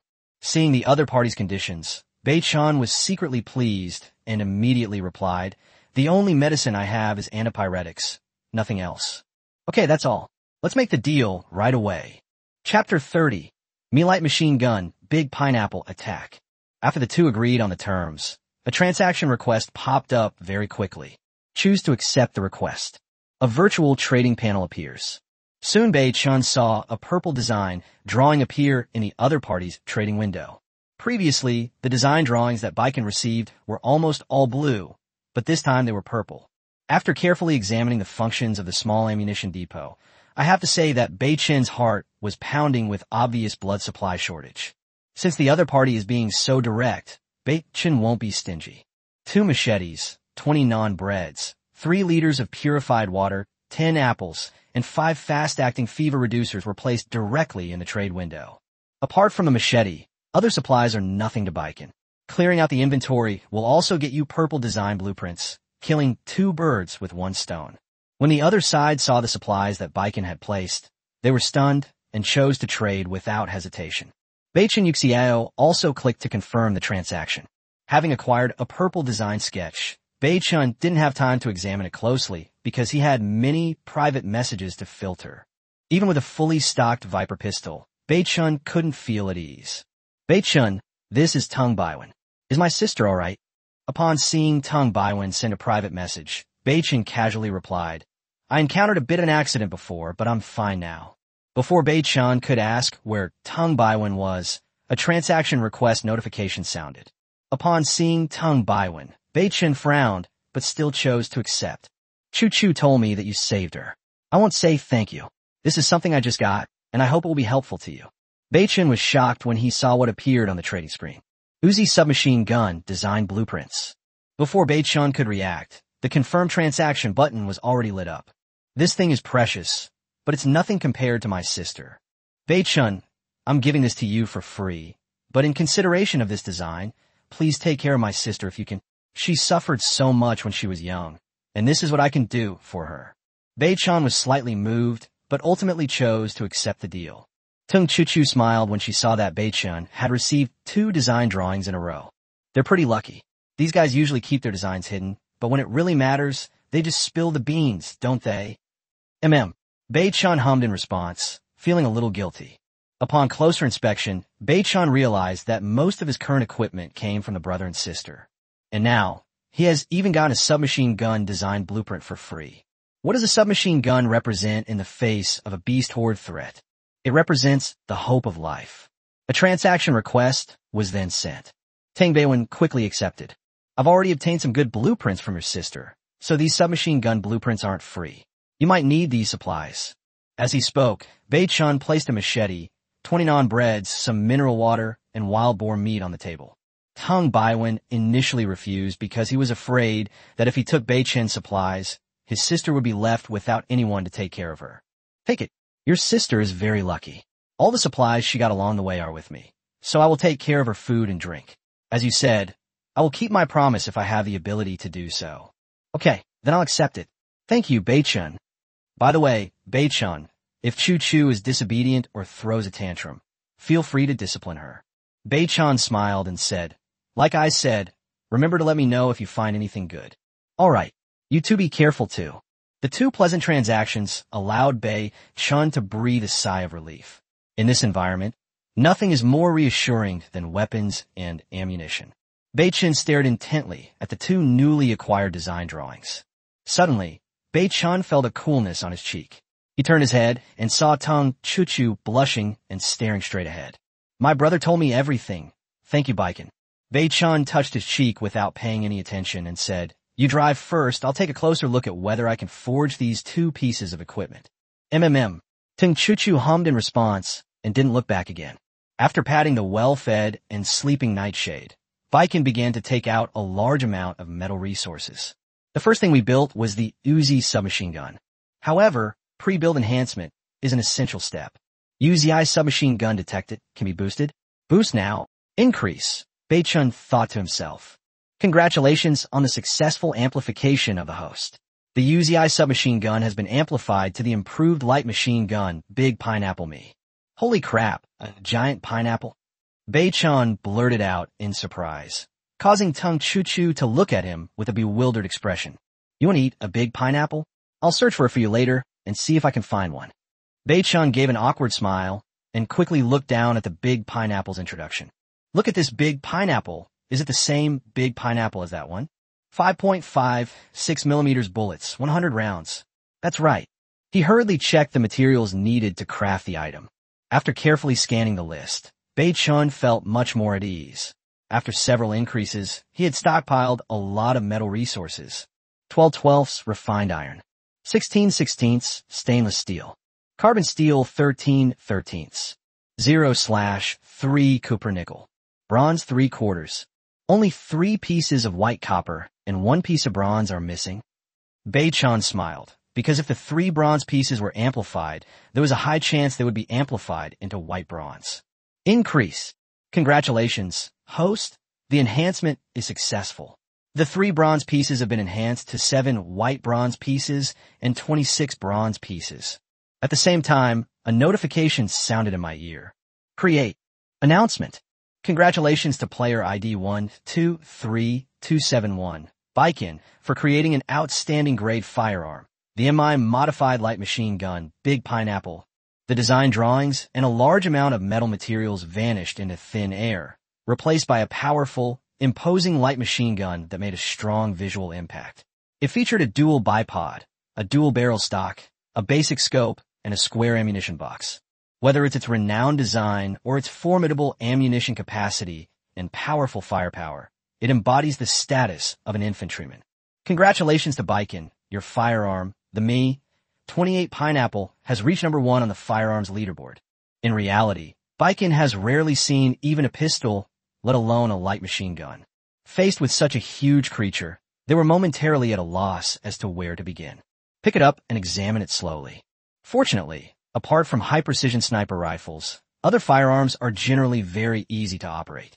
As long as you release the safety, pull the bolt, have enough ammunition, pull the trigger, and start shooting at the enemy, that's it. Just moments ago, there were continuous metallic clanging sounds coming from inside the carriage, but now they were silent. Tung Chuchu turned around curiously to look. This sight was quite significant. Beichen immediately grabbed a light machine gun and held it in his arms.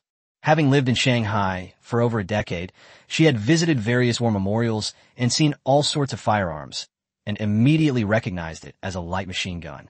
My God, where did you get this huge thing? A light machine gun? Beichen nodded with a smile and a good mood and said, You play PUBG, right? Yeah, I've played it. Airdrop gun, big pineapple. Huh, this is the car sweeper, the big pineapple? Tung Chuchu's eyes lit up with the dream she had in the game, while both of their attention was drawn to the pineapple light machine gun. Suddenly, moo, bang. Before Tung Chuchu and Bei Chun could react to the strange roar, they had just heard it. The entire car body jolted violently, as if it had been hit by some powerful force. If it weren't for Tung Chuchu's excellent driving skills and her quick adjustment of the direction, the Wuling would have overturned. What is biking? Tung Chuchu stared in shock at the rearview mirror. Beichen had just steadied himself when he turned around and gasped in shock. This is definitely not a creature from Earth. There were 3 creatures covered in barbs, with fangs and a sharp horn on their heads.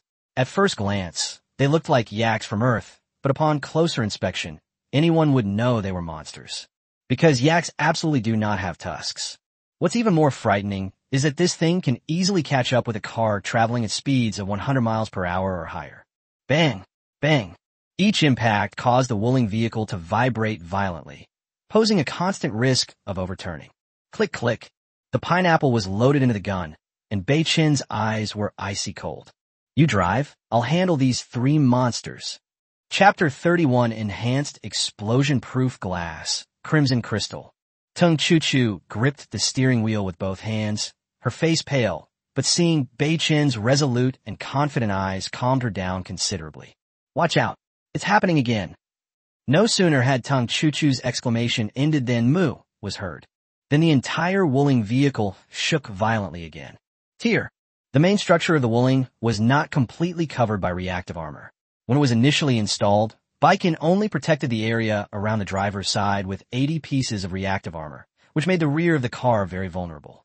A sharp horn, formed from a large amount of keratin, pierced through the metal sheet of the trunk with almost no resistance. Except for a very few designs, a standard pistol weighs 5 or 6 pounds when loaded, a rifle weighs 10 to 18 pounds, and a light machine gun weighs at least 30 or 40 pounds. It's only because Bei Chan is physically fit that he could lift the big pineapple under these conditions and even stand up. Plop plop. After the impact, the car stabilized for a moment, and Bei Chun took advantage of that moment to use the steel gun barrel to shatter the rear window while holding Big Pineapple. Seeing the 3 colossal beasts clearly before him without the obstruction of glass, Bei Chun felt a tremor in his heart. This thing looks too ferocious. Where is the docility of a cow? Baiken! Tung Chuchu exclaimed in surprise. Snort! Click click! The safety is engaged, and the bolt is pulled back in almost a second. Everyone says the pineapple is incredibly powerful. I'm going to see for myself today. With the double buttstocks of the rifle against the shoulders and the dark muzzle pointed at the approaching yak monster, Bei Chun pulled the trigger without hesitation. The firing pin strikes the bullet to create a percussion cap. Due to the high pressure, the bullet spins at high speed when it leaves the barrel. The larger the caliber of the bullet, the faster the rate of fire and the greater the recoil. Da da da da da da. At that moment, the 5.56 bullets turned into fire snakes, pouring out of the muzzle of the pineapple gun. Each bullet left the barrel at high speed, and the friction between the bullet and the air immediately produced a whoosh whoosh whoosh sound as it cut through the air. They were only a foot apart. If Baiken hadn't reacted so quickly, Wuling would have been overturned in one fell swoop. Fortunately, although the 3 monsters in front of them looked ferocious and had thick skin, they could not withstand the crazy barrage of the light machine gun Big Pineapple. The battle was over in less than 30 seconds. The Wuling vehicle slowly slowed down and came to a stop. Bei Chen's forehead was covered in cold sweat. He was holding the light machine gun Big Pineapple in his arms, looking like he had just escaped a disaster. That was really dangerous. If it had been 3 seconds slower, the car would have been totaled. When Bei Chun took out the magazine, his heart was bleeding. That burst of fire had used up a full 51 bullets. Tung Chuchu, who was in the driver's seat, was too scared to speak. What had just happened was too crazy. So that's how powerful a light machine gun is. having just experienced a life-or-death encounter. The two were deeply moved and neither spoke. Suddenly, Chuchu exclaimed, "Bei-chun, look behind you." Bei-chun, still feeling sorry for the bullet, was startled and suddenly turned his head to look.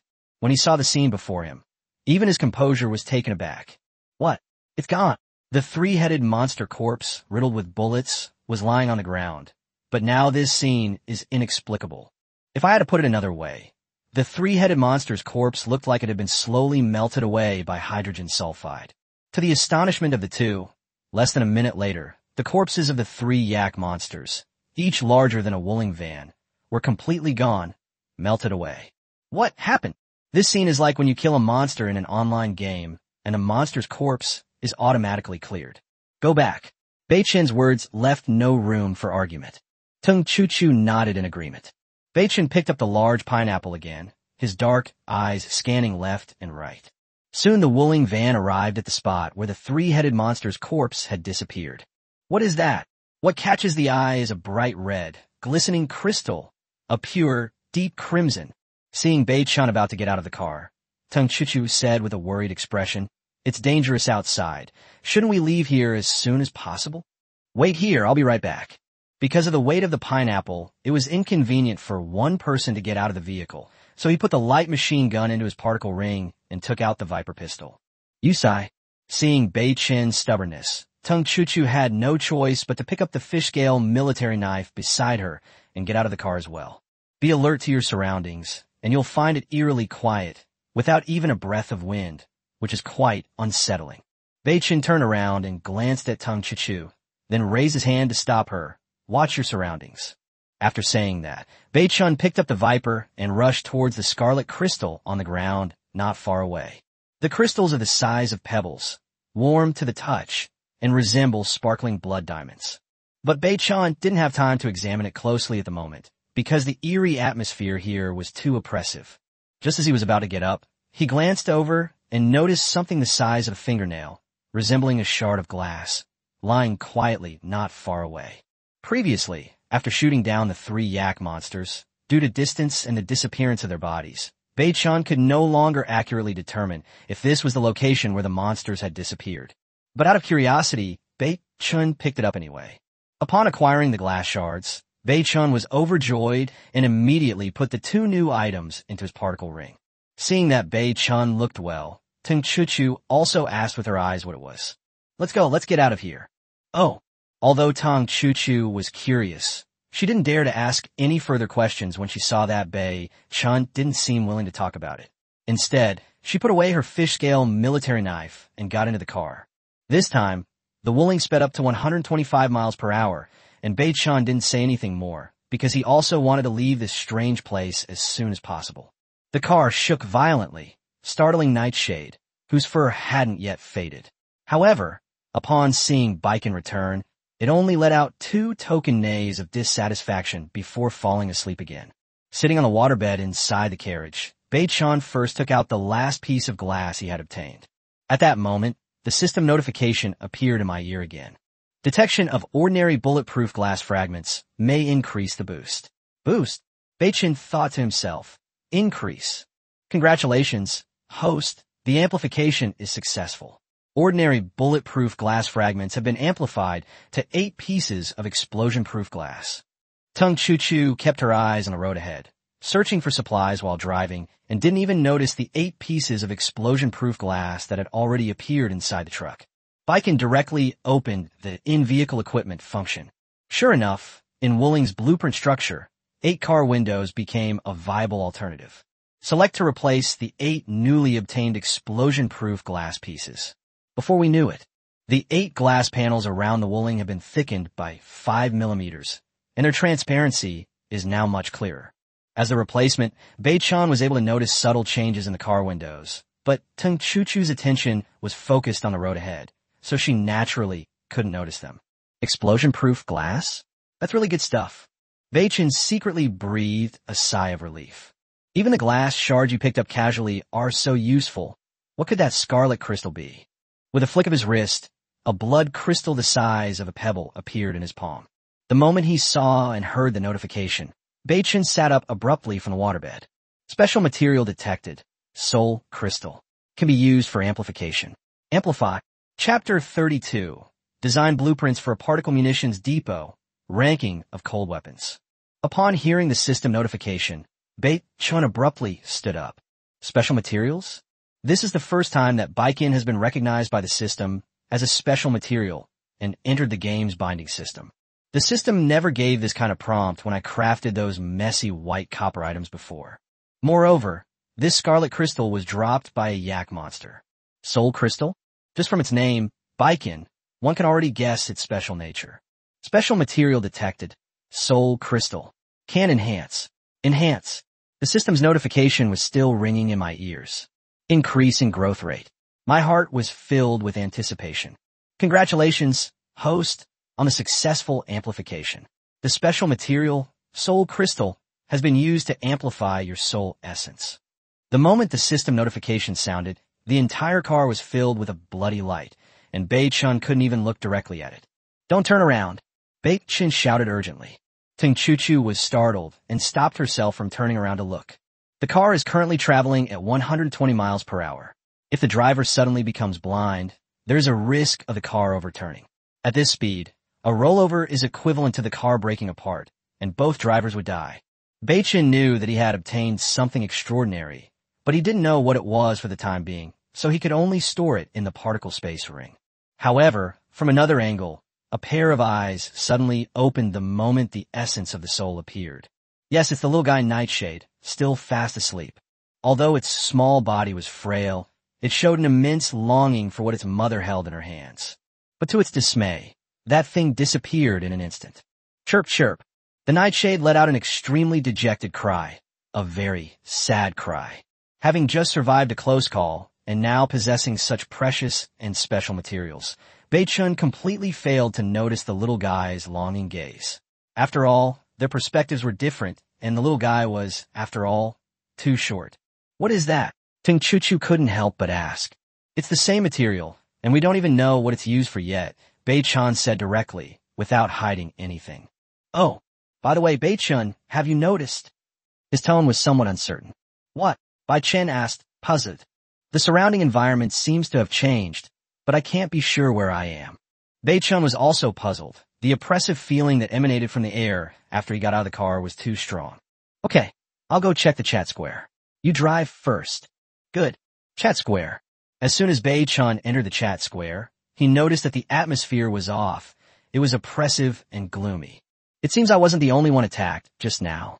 Luckily, I only encountered a black alligator and escaped in my car. Otherwise, I would have been dead too. Damn it, this is outrageous. How can a goat possibly have tusks? And it's incredibly fast too. In just one shot, my tire blew out. He said all the creatures here have mutated. Have you ever seen a flying ostrich? Yes, I swear on my ancestors for 18 generations, that was definitely an ostrich. 2 of the 3 guys I teamed up with died, and I was lucky enough to escape. That's not all. I'm certain that our environment has changed dramatically. If I had to put in a word, it's like the map has been shrunk. As soon as these words were spoken, many players started asking questions. Don't worry, I'll explain slowly. Just now, I was peeing when I suddenly felt dizzy. When I came to, I found that the pee I had just peed was already 10 meters away. Damn, buddy, you must be thirsty and have drunk too much. That can't be right. Yeah, this is too surreal.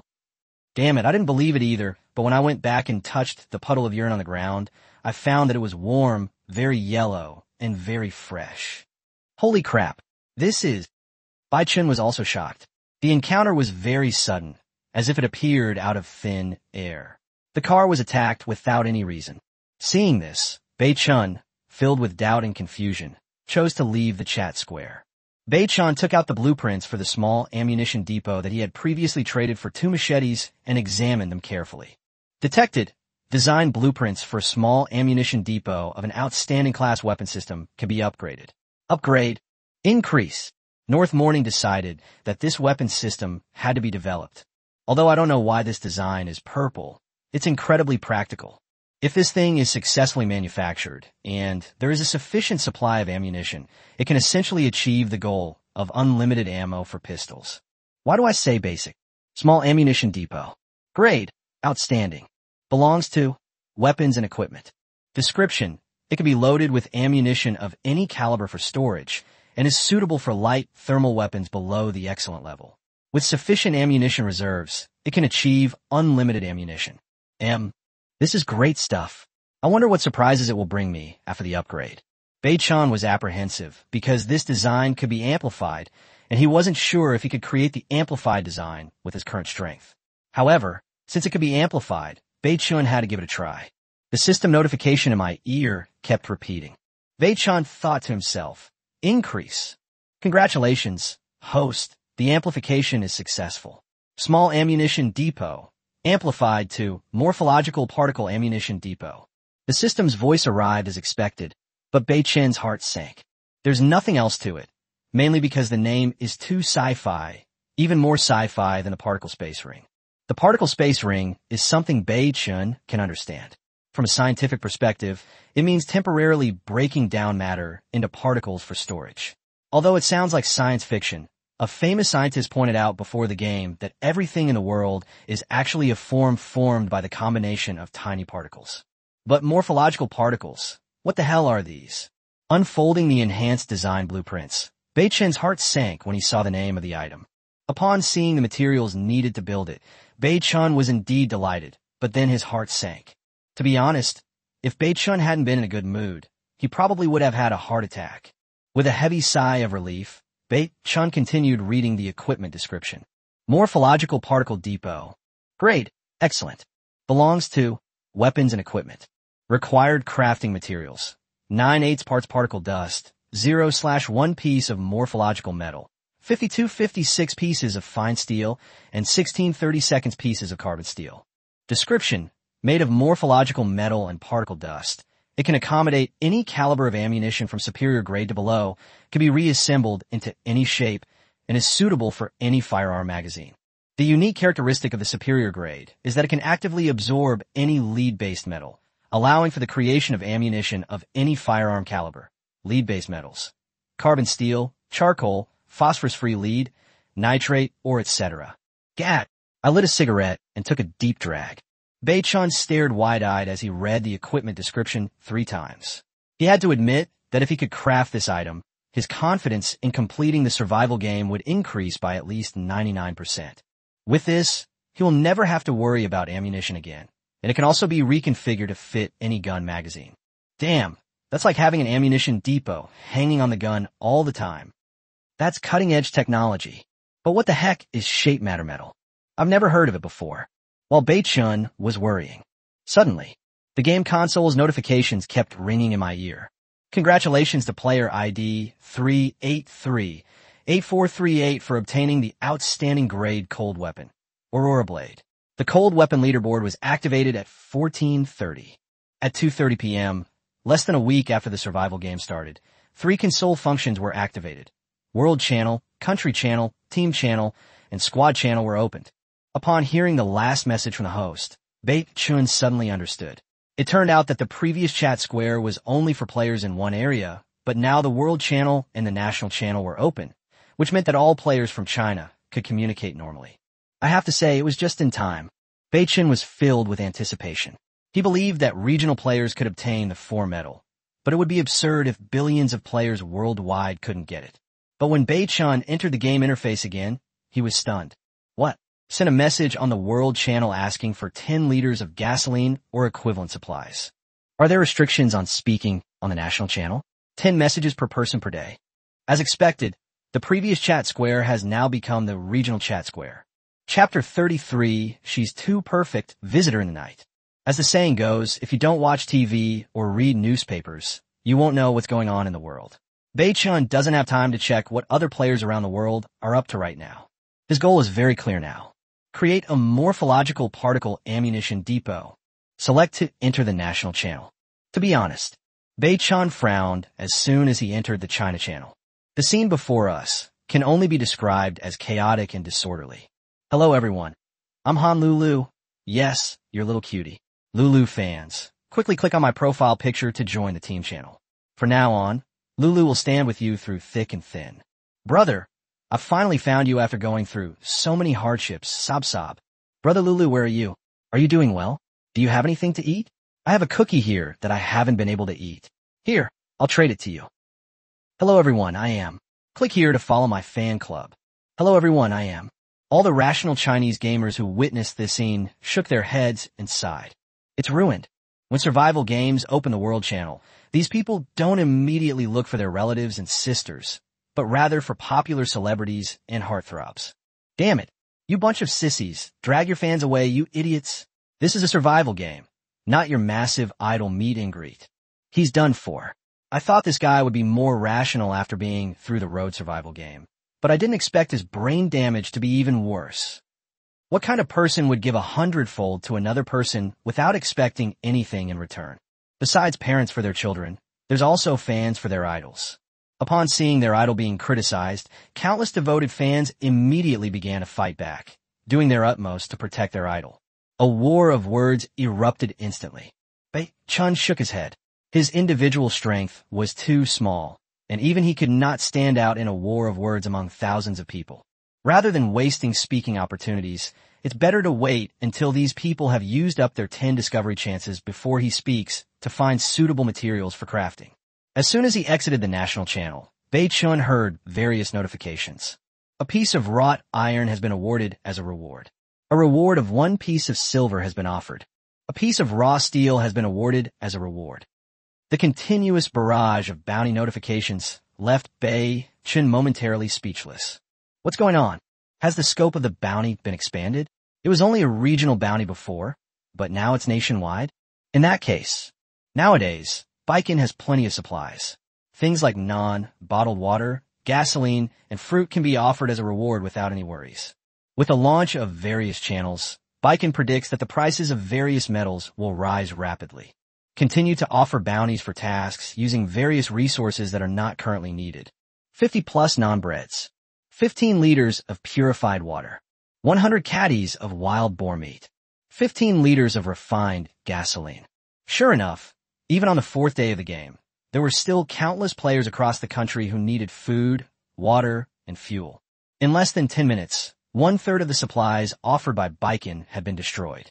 The amount of rare metals is very small. Most of them are relatively common metal resources.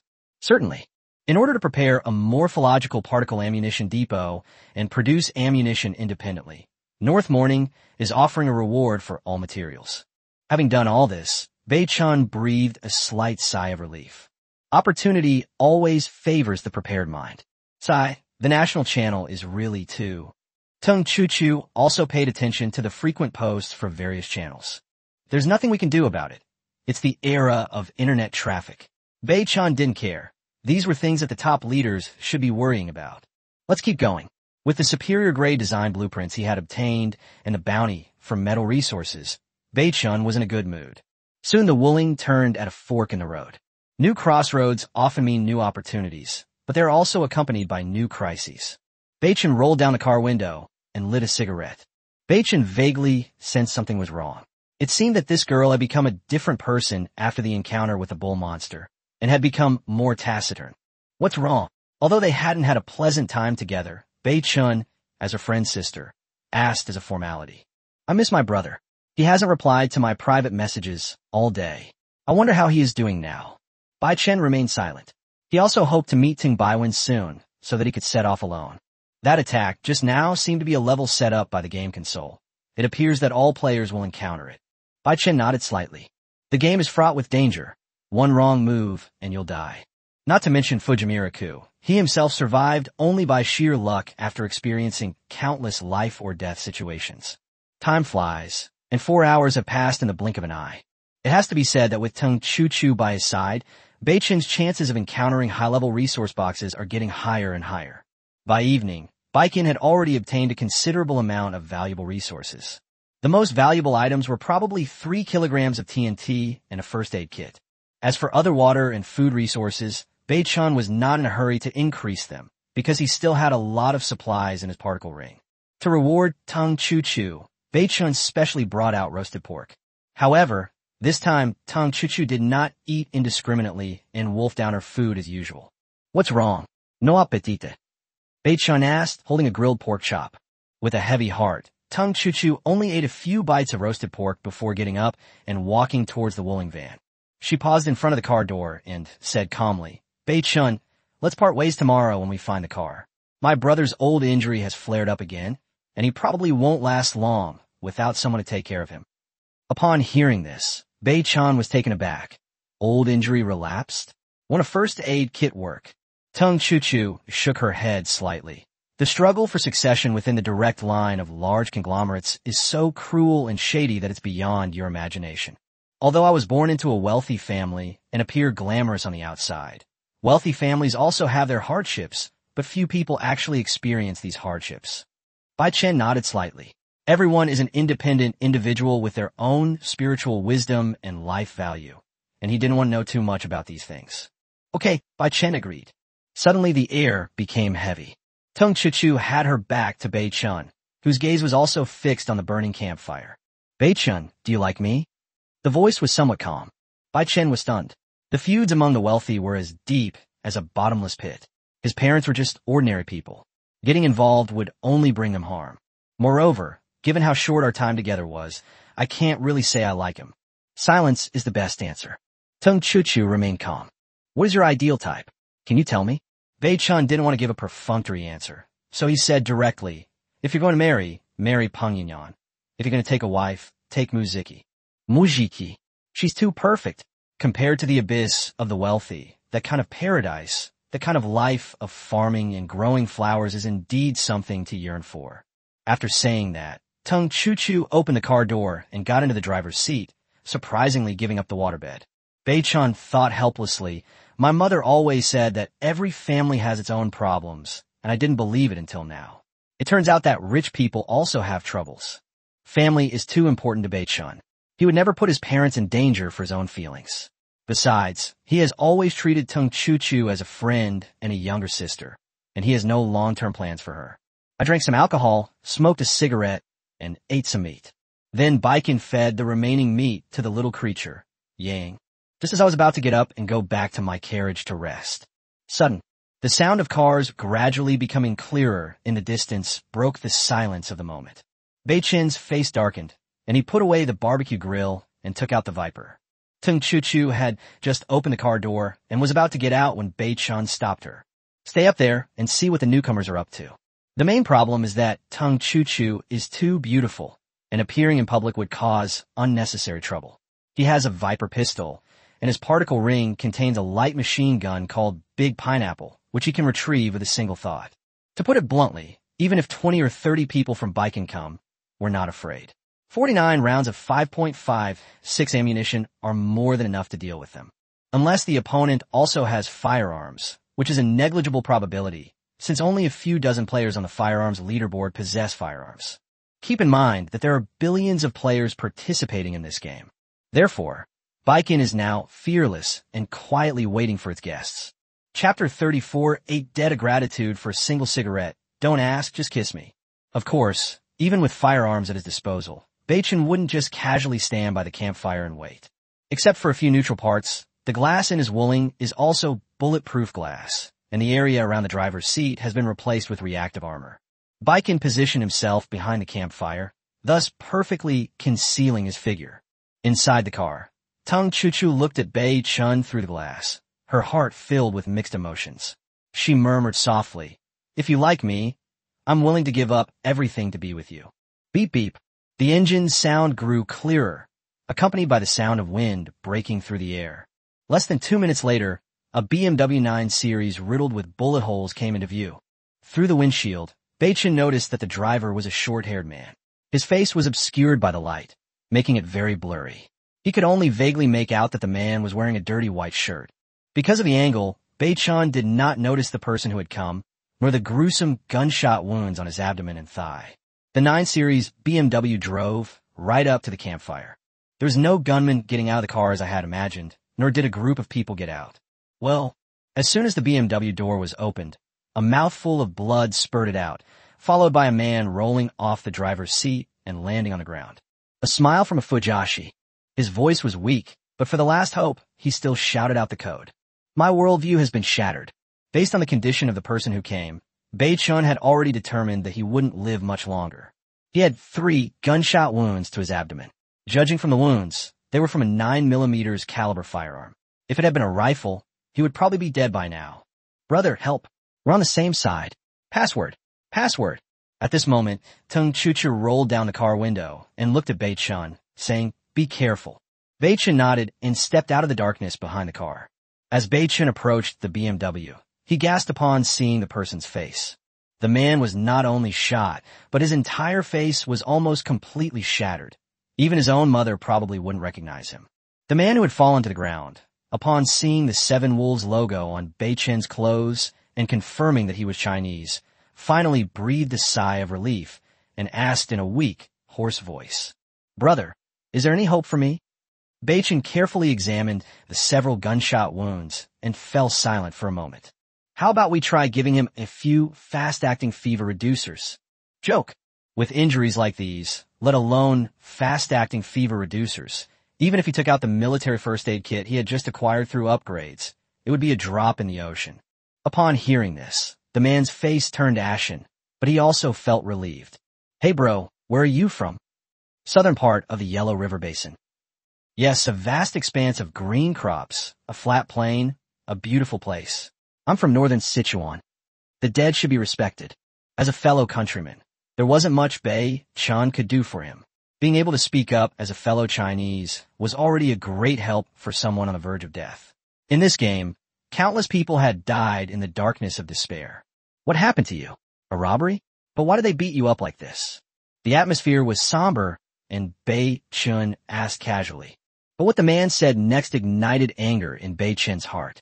It turns out this person had driven here in a frenzy from 1,400 miles away. This person was originally quite lucky, having chosen a fuel-efficient family car at the start. Although he encountered dangers along the way, he managed to get through them all. Unexpectedly, they encountered a team from the Sakura country along the way. The key point is that they have firearms. He had already given up when he was shot several times in the abdomen.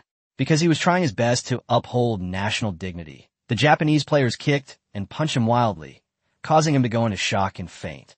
Upon waking up, while the players from the Cherry Blossom country were having a barbecue over a bonfire, he stole their car and escaped. Hearing this, Bei-chun was slightly moved and hesitated for a moment before saying, "I have some painkillers here. Do you need them? They might reduce some of your pain." "It's unnecessary. I lost feeling in my lower body half an hour ago." Bei-chun nodded. "Sigh, if only I had a cigarette." The man smiled bitterly after saying that. Who would have a cigarette in a place like this? If they did, they would have exchanged it at the trading square long ago. But when a cigarette was handed to him, his eyes lit up immediately. Crack! A flame was lit and handed over. He lit it without hesitation and took a deep drag. Bei-chun also lit one of his own. The two men, one sitting and the other half lying down, were smoking, seemingly enjoying a pleasant atmosphere, but in reality, it was dull and oppressive. The night sky was pitch black and utterly silent. "Before I die, I can still smoke one more cigarette. I have no regrets." Bei-chun pulled out most of the remaining pack from his pocket and gestured for more smokes. It would be a waste to smoke anymore. The voice trailed off. "Brother, I won't smoke your cigarettes for nothing. There's a pack in the car that belongs to those Japanese players. It has some good stuff inside. I'll give it to you." Bei-chun got up and took out the green military bag from the BMW.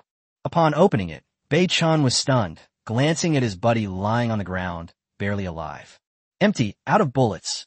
The pack contained 2 items, a standard-issue Mauser pistol and 1,000 milliliters of gasoline. Even though we're out of bullets, wielding this to bluff people is still more effective than a machete. The pistol that Bei-chun was stunned with was only one thing. What truly surprised Bei-chun was that this pistol, which was out of ammunition, could actually be amplified. At this moment, the guy who had fallen to the ground took out a rectangular, exquisite box from his shirt pocket. "Those are just small items. This is my real supplies. Brother, please treat me to one last thing." At first glance, Okamoto 0.01, a surprise edition. Bei-chun took it and saw that it was actually a condom and could only manage a wry smile. "Brother, give me one last cigarette. Let's use the trading window. Before I die, I want to sell this thing through trading, otherwise I won't die in peace." Soon, Bei-chun knew who this person was. When the game first started, this person messaged him privately asking to sell condoms, and he immediately blocked him. After some maneuvering, the two reached a deal.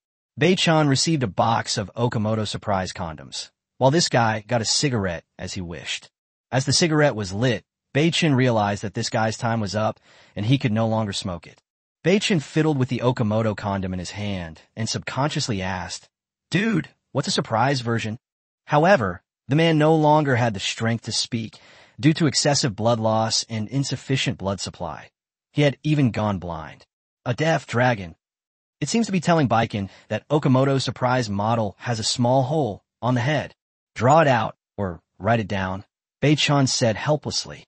Soon a donut drawn in blood appeared on the ground, with a red dot in the center. Then he fell silent. Bei-chan was taken aback and hurriedly said, "Brother, write it in Chinese. I don't understand." He checked Bei-chan's breathing and sighed inwardly. "About Buddha, man. I don't know your beliefs, so I can only say this once. I hope you rest in peace." He casually found some weeds to cover his compatriots, and then Bei-chan got into the BMW. Ignition start, accelerate. Wow. Everything is normal.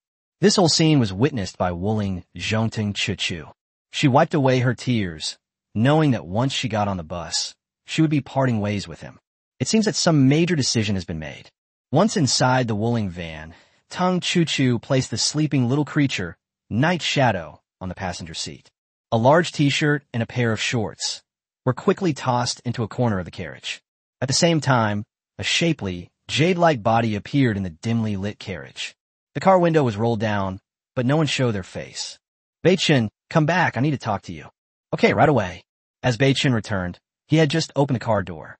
Suddenly, two fair arms reached out from the darkness inside the carriage and hugged his neck. Before Bei-chan could react, two delicate, cool things sealed his mouth shut. Bei-chan was stiff and motionless. Their lips parted briefly. A voice, both gentle and resolute, rang in my ears. "Don't ask anything, just kiss me." Chapter 35, An Exercise, a Hunt, Collector's Edition, Desert Eagle. Since this endless, a game where the future is invisible and death looms large begins. All players are constantly on edge. I drive aimlessly every day, not knowing what awaits me next. In such a repressive environment, countless people suffer mental breakdowns. Venting has become the primary way to relieve stress. Inside a Wuling van, a smooth, curvaceous body was drawn into his arms, and as a soft voice rang in his ear, Bei-chan, who had never been in love before, felt his mind go completely blank. Guided by instinct and driven by primal desires, his central nervous system was constantly stirred. Just as I was about to say something, my lips were suddenly covered and enveloped by two icy lips. This moment marks the beginning of a closer relationship. About 5 hours later, the tightly closed car door was pulled open a crack by a strong and powerful arm. As a wad of latex-colored film was thrown out of the car, it meant the battlefield had been cleaned up. Tung Chuchu lay languidly on the waterbed as if floating on a cloud, with clear tear tracks in her eyes. Cough, cough. "Why? Bei-chan's voice sounded somewhat helpless. "It's nothing, I just don't want to give it to him, or let someone else take it away from him so easily." Bei-chan was taken aback, completely failing to understand the meaning of the sentence, and only made a symbolic, "oh." They were all hot-blooded young men in the 21st century, and it was perfectly normal for them to have sex when they met someone they liked. "Bei-chan, will we meet again in the future?" "Perhaps." Bei-chan sat down, lit a cigarette, looked out the window at the dying campfire, hesitated for a moment, and then reminded him, "When do you plan to leave? Players from the Sakura Kingdom might come after us. Tonight will be a sleepless night." "A player from Japan?" Bei-chan nodded and recounted the story of how that guy had been murdered. "Aren't you leaving?" Tung Chuchu asked worriedly. Bei-chan exhaled a puff of smoke, shook his head slightly, and his eyes were filled with hostility. "My grandfather had 9 brothers, and he was the only one who survived the war. China is what my ancestors protected with their blood and lives. I will not allow the people of Japan to insult or trample on it." "Bei-chan, don't act rashly." Bei-chan waved his hand. "I know what I'm doing. Your brother's life is hanging by a thread. Now that you have a car, you should leave under the cover of night." Seeing Bei-chan's determined gaze, Tung Chuchu wanted to say something more, but held back. "Okay, then I'm leaving you. By the way, I left some supplies for you in the BMW. I wish you good luck in finding your brother." Watching the BMW speed away, Bei-chin looked around, then got out of the car and turned up the bonfire. After extinguishing the fire, Bei-chun took out his newly acquired Mauser pistol. At that moment, a system notification sounded in my ear. Standard Mauser pistol detected. Can be boosted. Boost. Increase, Bei-chun said directly. Congratulations, host. The upgrade is successful. The standard Mauser pistol has been upgraded to the Collector's Edition Desert Eagle. The Viper and the Desert Eagle are roughly the same grade, so Bei-chun didn't show much surprise. However, after removing the magazine, Bei-chun revealed a slight smile.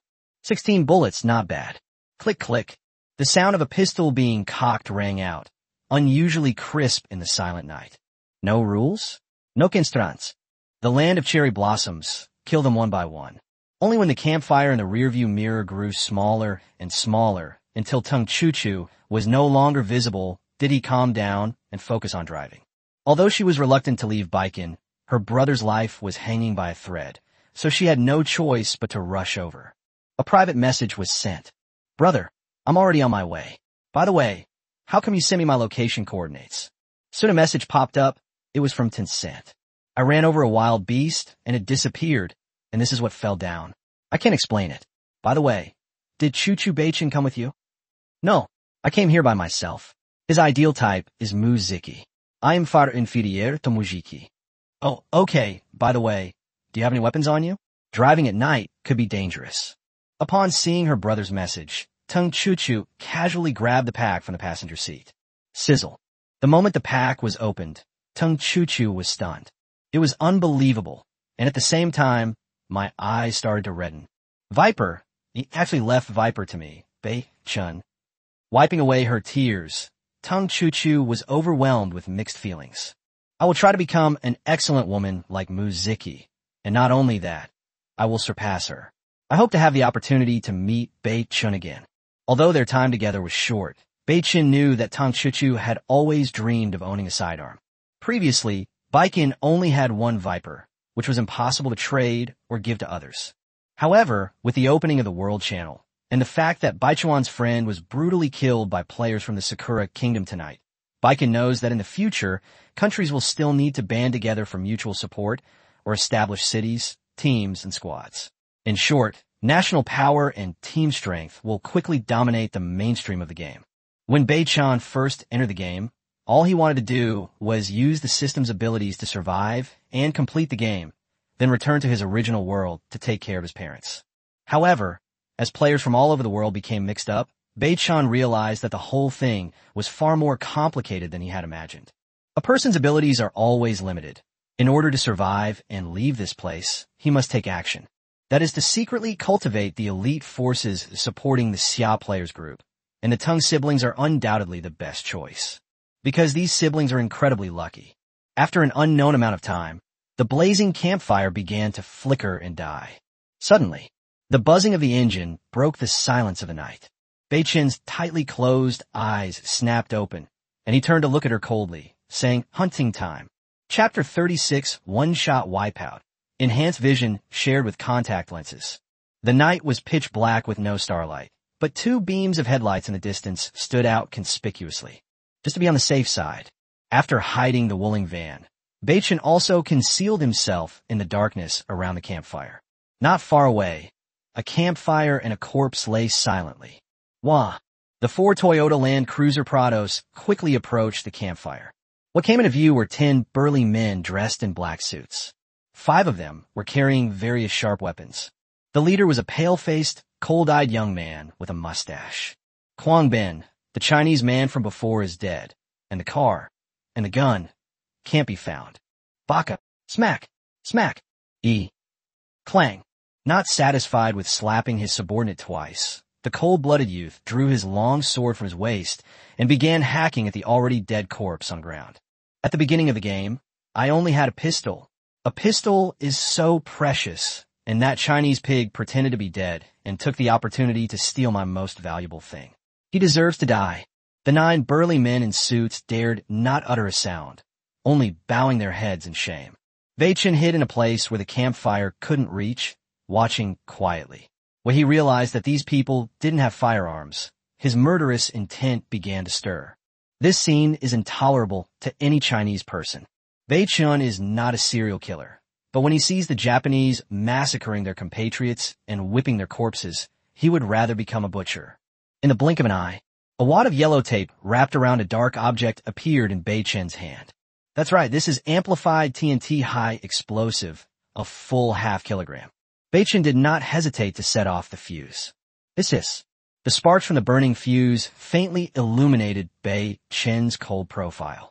Although curious about how these 10 people got together, Bei Chun decided to use explosives for safety reasons, since bullets were more precious than explosives at the moment. An adult can throw a pistol at most 20 to 30 meters, while a handgun has an effective range of 50 meters and is also more convenient.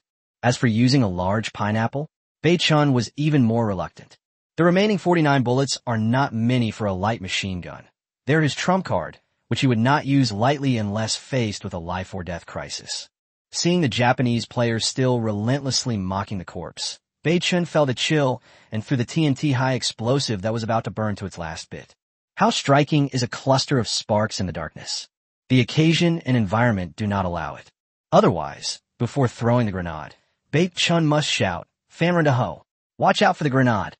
Anyone who has played first-person shooter games like PUBG or CSG knows how satisfying it is to throw a grenade into a group of players. However, Bei Chun held back for safety's sake. Otherwise, he would have to waste his precious bullets if he couldn't wipe out the entire team. The sparks from the high explosive ignited, formed a parabola in the air. Immediately, several burly men in black on guard noticed the anomaly. "Oh no, get down." But it was too late. Bei Chun wouldn't be foolish enough to just light the fuse and throw the explosives. Instead, he would control the burning progress of the fuse and throw it at the right time. This kind of mindful, unintentional approach greatly increases the success rate. Bang! Even Bei Chun was unaware of the power of the high explosives. He quickly retreated the moment he threw the object, but the shockwave from the explosion still knocked him over. This power wow! Bei Chun shook his head, stood up, and turned around, looking completely bewildered. The entire team was wiped out? Upon reaching the center of the explosion, Bei Chun felt nauseous. Fragmented and scattered all over the land. Suddenly, Bei Chun retreated sharply, a desert eagle appearing in his hand. "You're still alive?" Bei Chun stared in shock at the cold, blood-filled young man 5 or 6 meters away. "Baka, you actually have explosives." Zhang Bin's eyes were filled with fear, and he subconsciously reached for his shirt pocket. Whoosh!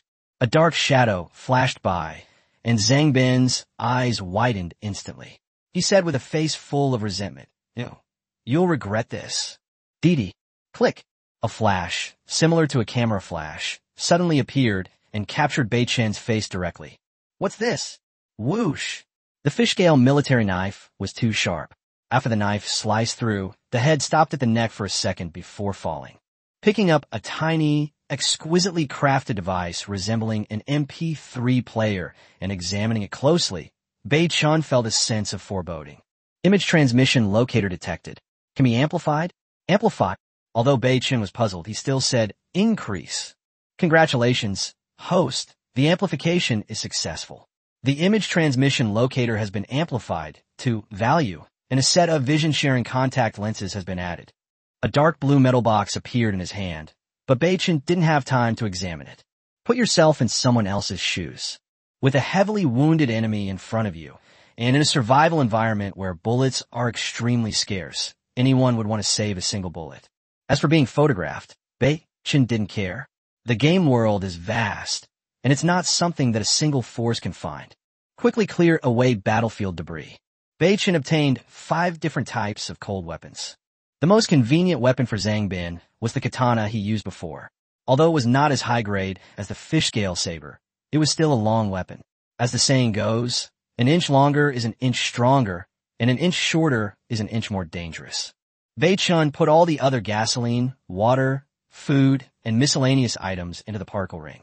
He has no shortage of food or fuel, but the only thing he lacks is bullets. After the Wuling Hongguang left, all that remained was a pile of broken walls and ruins. As dawn broke, Bei Chun rubbed his eyes and yawned.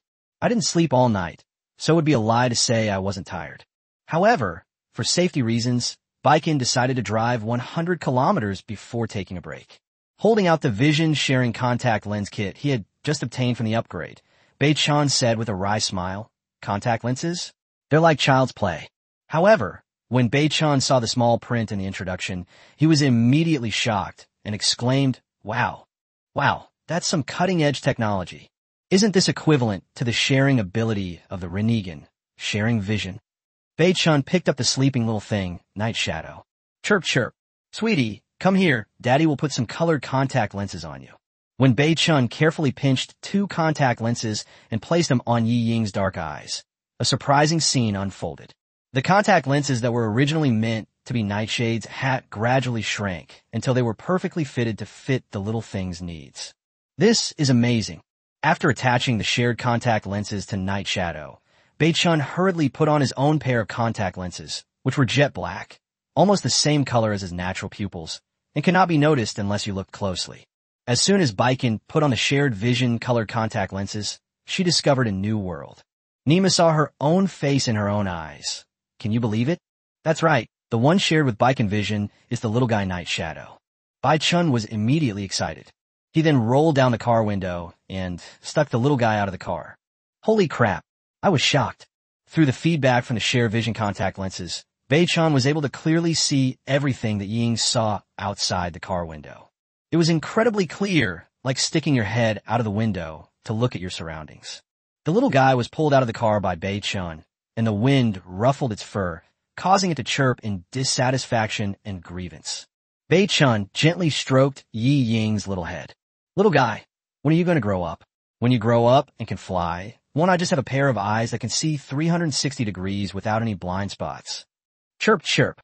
Nightshade fluttered its downy wings, seemingly saying aggrievedly, "If I eat that thing, I can grow up quickly."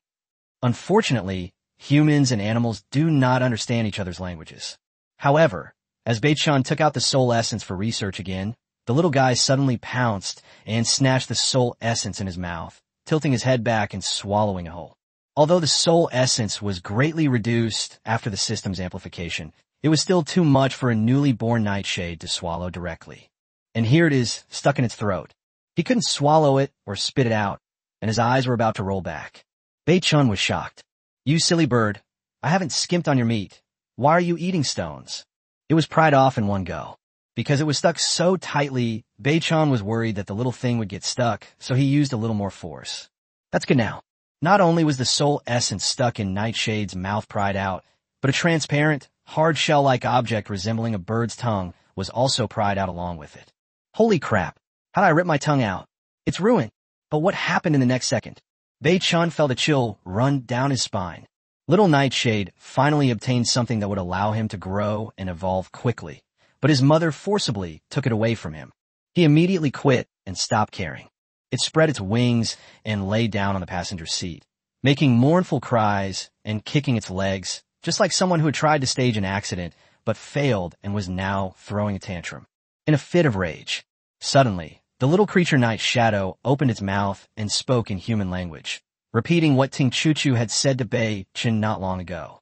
"Kiss me, kiss me." A chill ran from the back of Bei-chan's head to his heels. After confirming that it wasn't a ghost, Bei-chan stared at Yi Ying and shouted, "You audacious monster! I can tell you're not human at first glance." Chapter 37, Gene Amplification, Triggering New System Functions. Sizzle. On a wide asphalt road, a Wuling Hongguang van traveling at high speed suddenly braked. When Bei-chan discovered that it was actually the little creature Nightshade imitating human speech, he was terrified. "What is it? What a monster!" Click. The dark muzzle of the desert eagle was pressed directly against Nightshade's head. "Tell me, what kind of ghost are you?" Bei-chan is not joking. He is very serious now. Since entering this game, he has personally witnessed too many things that science cannot explain. As for wandering ghosts, demons, and monsters, it doesn't seem so hard to accept. However, the fact that the little thing hatched from his own blood turned out to be a monster was somewhat hard for Bei-chan to accept. Now, Bei-chan's heart was in his throat. Right now, as long as the little thing shows its ferocity and irrational aggression, he will pull the trigger without hesitation. But what happened next left Bei-chan completely dumbfounded. Feeling his mother's frightening gaze, the little guy immediately became obedient, his big, dark eyes filled with confusion. He even pecked at the muzzle of the Desert Eagle's gun with his not-so-hard beak to please Bei-chun. Chirp, chirp. The voice sounded very aggrieved and confused. Seeing that Bei-chun's expression was still unpleasant, the little thing had no other choice but to start imitating people's speech again. All I heard was its little mouth open and its neck muscles bulged out. "You audacious monster, what are you?" Surprisingly, the sound emitted by Nightshade's small frame was surprisingly penetrating. Although the imitated voice was somewhat stiff and high-pitched, it would definitely be able to blend in with the crowd. Bei-chun was stunned when he saw Yi Ying move her neck to imitate human voice. Owls have the abilities of mynah birds and parrots? Wow. He took the Desert Eagle and held the Nightshade in his hand, examining it carefully. Bei-chun soon noticed that the little thing's tongue seemed different. If it was a very hard tongue before, now it can bend and stretch. Could it be that transparent hard shell that was removed earlier? Looking the little thing up and down, Bei-chun tried again and said, "A Fujashi smile can shatter your worldview." Really? Before he finished speaking, Nightshade began to imitate again. "A Fujashi smile can shatter your worldview. A Fujashi smile can shatter your worldview." After confirming the little thing's abilities, Bei-chun was overjoyed. Chirp, chirp. Bei-chun looked at the soul essence in his hand and asked in confusion, "You want to eat this?" Chirp, chirp. The little creature Nightshade showed extreme eagerness. It's not that Bei-chun is unwilling to give the little one his soul essence, but it can't swallow it. It almost choked to death just now. Chirp, chirp. Seeing that her mother hesitated to give her anything good, Yi Ying immediately used all her skills to try her best to please Bei-chun. First it cried out in grievance, then it rubbed against Bei-chun's hand vigorously. Seeing this, Bei-chun was even more puzzled. Logically speaking, the little thing has never eaten a vegetarian meal since birth. It has always eaten fresh wild boar meat. But why would someone show such a strong desire for a single piece of material? Could it be that this thing is special to Nightshade, which is why it craves it so much? Because they don't need it for the time being, and Bei-chun dotes on the little guy. The decision was made immediately. Feed them. A golden hammer appeared behind his back. Crystalline stones, due to their density and precision, are generally very brittle, just like jade, which can shatter easily when dropped. Snap! Holding the soul crystal in his hand, he slammed it against the golden hammer. A crisp sound rang out immediately. A single, complete soul essence shattered into more than a dozen. This scene caught Nightshade's eye, and his dark eyes immediately lit up. Chirp, chirp. Its little mouth was wide open, like a small water ladle. Damn it, make sure this stuff doesn't get cold, or I'll be at a huge loss. I tried to put one into Nightshade's mouth, and Nightshade obliged by tilting his head back and swallowing it. I waited for a full 2 minutes. Bei-chun didn't notice anything unusual about Yi Ying, nor did he imagine that Yi Ying would turn into a golden-winged rock, nor did he roll his eyes. Since the essence of his soul had already shattered, Bei-chun simply gave it all away and fed it all to Yi Ying. The entire piece of special material was fed to Nightshade, and Nightshade's performance was unexpectedly satisfied, so satisfied that it was as if it had taken half a pound of sleeping pills, and its little head drooped down. "Hey, don't die. You'll be losing everything." Bei-chun was truly panicked. What kind of situation is this?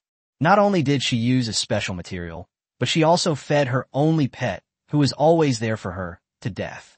I have to say, Nice is really sad. However, the next moment, a system notification unexpectedly appeared in Bei-chun's mind. Detected juvenile. Common genes in hairy-legged fish can be amplified. Should it be amplified? What? Say it again. Bei-chun was stunned. This was the first time he had ever encountered this. His previous experience with amplification had taught him that the system would rarely indicate that amplification was possible or provide any other prompts after an amplification attempt. But this time, the system actually prompted him that the little thing's genes were suitable for amplification. Confused? Because of the essence of the soul? Ordinary genes? Are there even more advanced ones? Detected that the common level gene of juvenile hairy-legged fish can be amplified. Should it be amplified? To be honest, since creating the particle ring, apart from the particle ammunition depot that can't be created yet, Bei-chun hasn't been this nervous and excited. After all, this is a pet that I raised with my own hands and feet. It would be a lie to say I don't care or feel nervous. Increase. In the end, Bei-chun chose to increase. Congratulations, host. The amplification is successful. The juvenile hairy-legged fish's ordinary genes have been amplified to level 1 growth gene and level 2 swiftness gene. Host, please note, gene amplification modification requires 8 hours. Please remain dormant during this time. If the amplification process is interrupted, it will cause irreversible and permanent damage to the amplified individual. Ding! Congratulations, host. You have successfully met the system requirements and triggered the new system function, embellishing. A series of system prompts rang directly in Bei Chen's mind. There was no time to check the new system features or inquire about the details of the system's primary and secondary swift genes. He quickly looked at Nightshade, who had curled up into a ball and fallen into a deep sleep. Seeing that the little one hadn't changed at all and had just fallen asleep, Bei Chen finally breathed a sigh of relief. No way. To ensure that Nightshade's genes could be successfully amplified, Baiken had no choice but to take off his t-shirt and make another nest for Nightshade. After doing all that, I breathed a huge sigh of relief. Only then did he mentally inquire about the gene level within the system. System, what is a primary gene? And what is a secondary rapid gene? The system didn't hide anything and directly gave Baiken a brief introduction to the classification of graded genes. What? After gene amplification reaches level 6, there's a chance to trigger a biological atavism special ability. That's right. Take the hairy-legged fish as an example. If its genes are amplified to level 6, there is a high probability that it will activate various abilities hidden in its body. Host, please remember that the most common abilities in humans are roughly divided into 5 categories: physique, strength, speed, creativity, and insight. Animals have one more than humans, which is their own innate ability. Take the hairy-legged fish as another example. One ability it has over humans is the ability to weaken darkness. It's unbelievable how thoughtful the system is. It provides such clear examples. I understood as soon as I stepped into Baiken. In other words, it amplified the innate abilities of various animals several times over. Perhaps the greatest human talent is our innate brain power. In layman's terms, we are born smart. System, does that mean that after Nightshade's gene amplification, it obtained a level 2 gene, which only grants the gene for swiftness, but doesn't fully activate the swiftness ability? That's right. After hesitating for a moment, Bei Chen couldn't help but ask, can humans also amplify their genes? The system replied, not yet. We need to wait for the game console to enable this feature, either actively or passively. Upon hearing this answer, Bei Chen breathed a heavy sigh of relief. If this feature is enabled at the beginning of the game, it's quite possible that a top-tier player with 6 powerful items will appear in the beginner's village. Without rules, aside from the player with the best gear, most other players would be easy prey.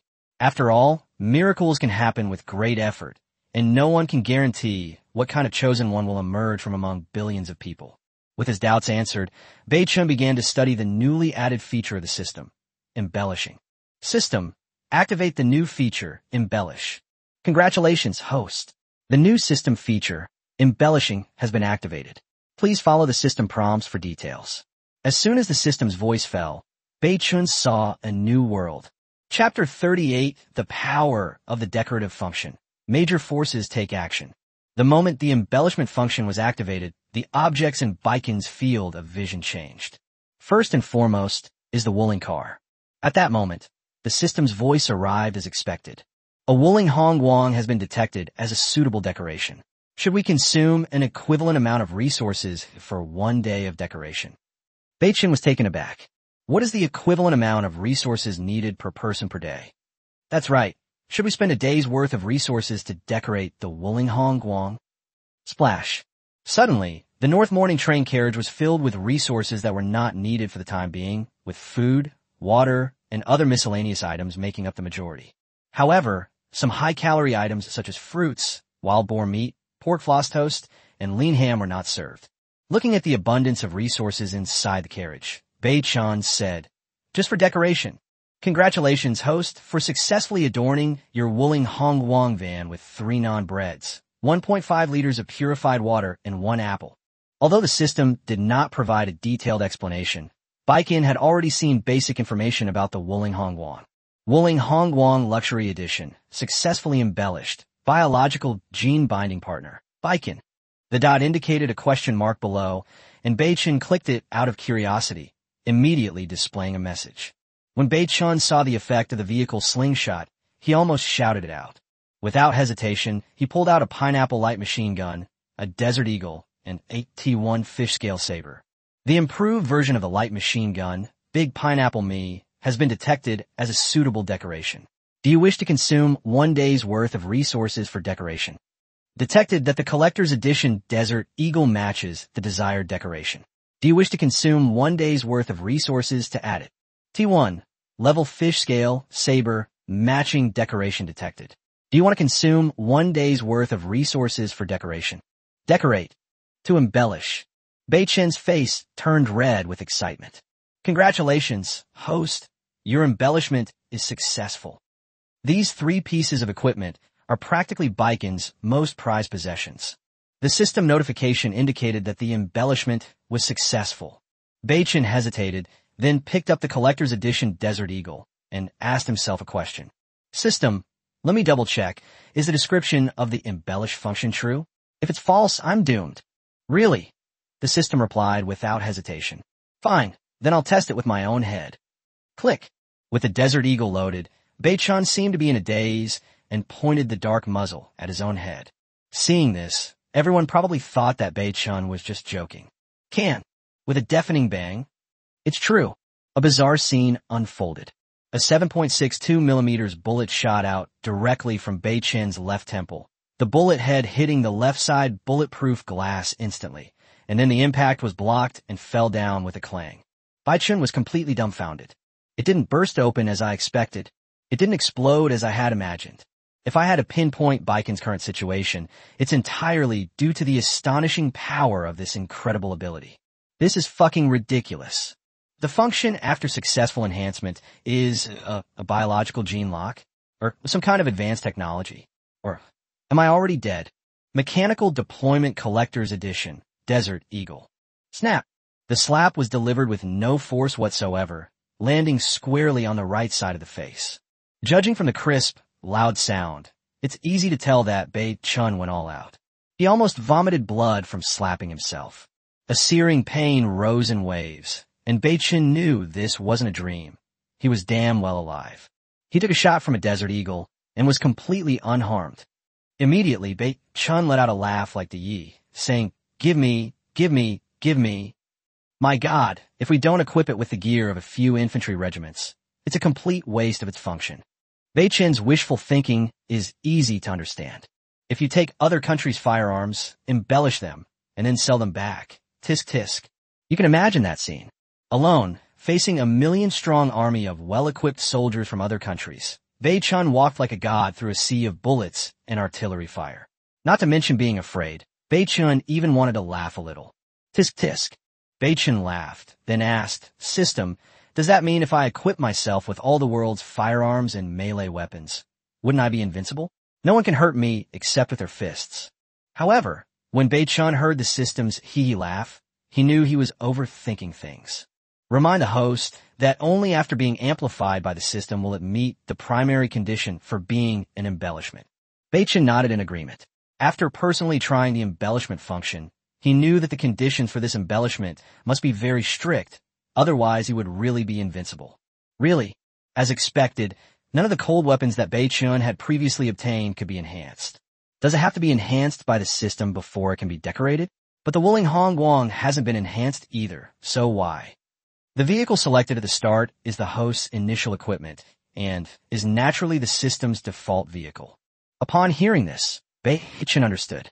To use the system's embellishment function, one must first undergo system enhancement, which is the primary condition, and secondly, one must have personally crafted the item. Perhaps annoyed by the questions, the system stopped answering them. The meaning is quite obvious. Do I have to figure it out myself? Bei-Chun was putting away a large amount of supplies in the carriage while thinking. Playing with the T1 fish scale saber in his hand, Bei-Chun looked down at his muscular chest. Try again. The black knife went in and came out, and Bei-Chun's chest was pierced by the end of the fish scale military knife, yet it didn't leave the slightest injury. Damn, it doesn't hurt, it feels kinda good. Suppressing his excitement, Bei-Chun ate a simple breakfast. He then drove away again. Because of the system, Baiken knew about the gene-level classification in advance. Given the unique nature of its decorative function, he must seize this information gap and establish his own advantage as early as possible. Soul Crystal, Soul Essence. Baiken now has two clear goals. First, he needs to collect the materials to build the shape particle ammunition depot and build it before the beast tide. That way, he can mass-produce bullets for his own use or to sell. In short, as long as the shape particle ammunition depot is built, Beichen's speed of accumulating strength will be incredibly fast. Secondly, they collected soul crystals on a large scale to amplify and stockpile soul essence in preparation for the future. Where can I find soul crystals? Beichen set his sights on this beast tide. Although uncertain, Beichen had no choice but to give it a try. Open the game page and select to enter the national channel. After yesterday's heated exchange, the national channel seems much more normal today. As expected, Baiken discovered that many of them had begun to buy and hoard supplies in large quantities. Large conglomerates, powerful corporations, and resellers are ubiquitous in both real life and games. However, compared to the bottom price they offered for the acquisition, Beichun merely smiled. Wang's group is purchasing large quantities of metal materials and is sincerely recruiting outstanding talents from all walks of life. Veterans, security personnel, martial arts school graduates, and those with various special skills will be given priority. Our group promises that once hired, as long as you obey management, you will receive excellent treatment and priority in being equipped with weapons and equipment.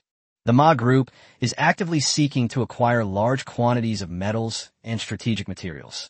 We are sincerely recruiting outstanding talents from all walks of life, with priority given to veterans, security personnel, martial arts school graduates, and those with various special skills.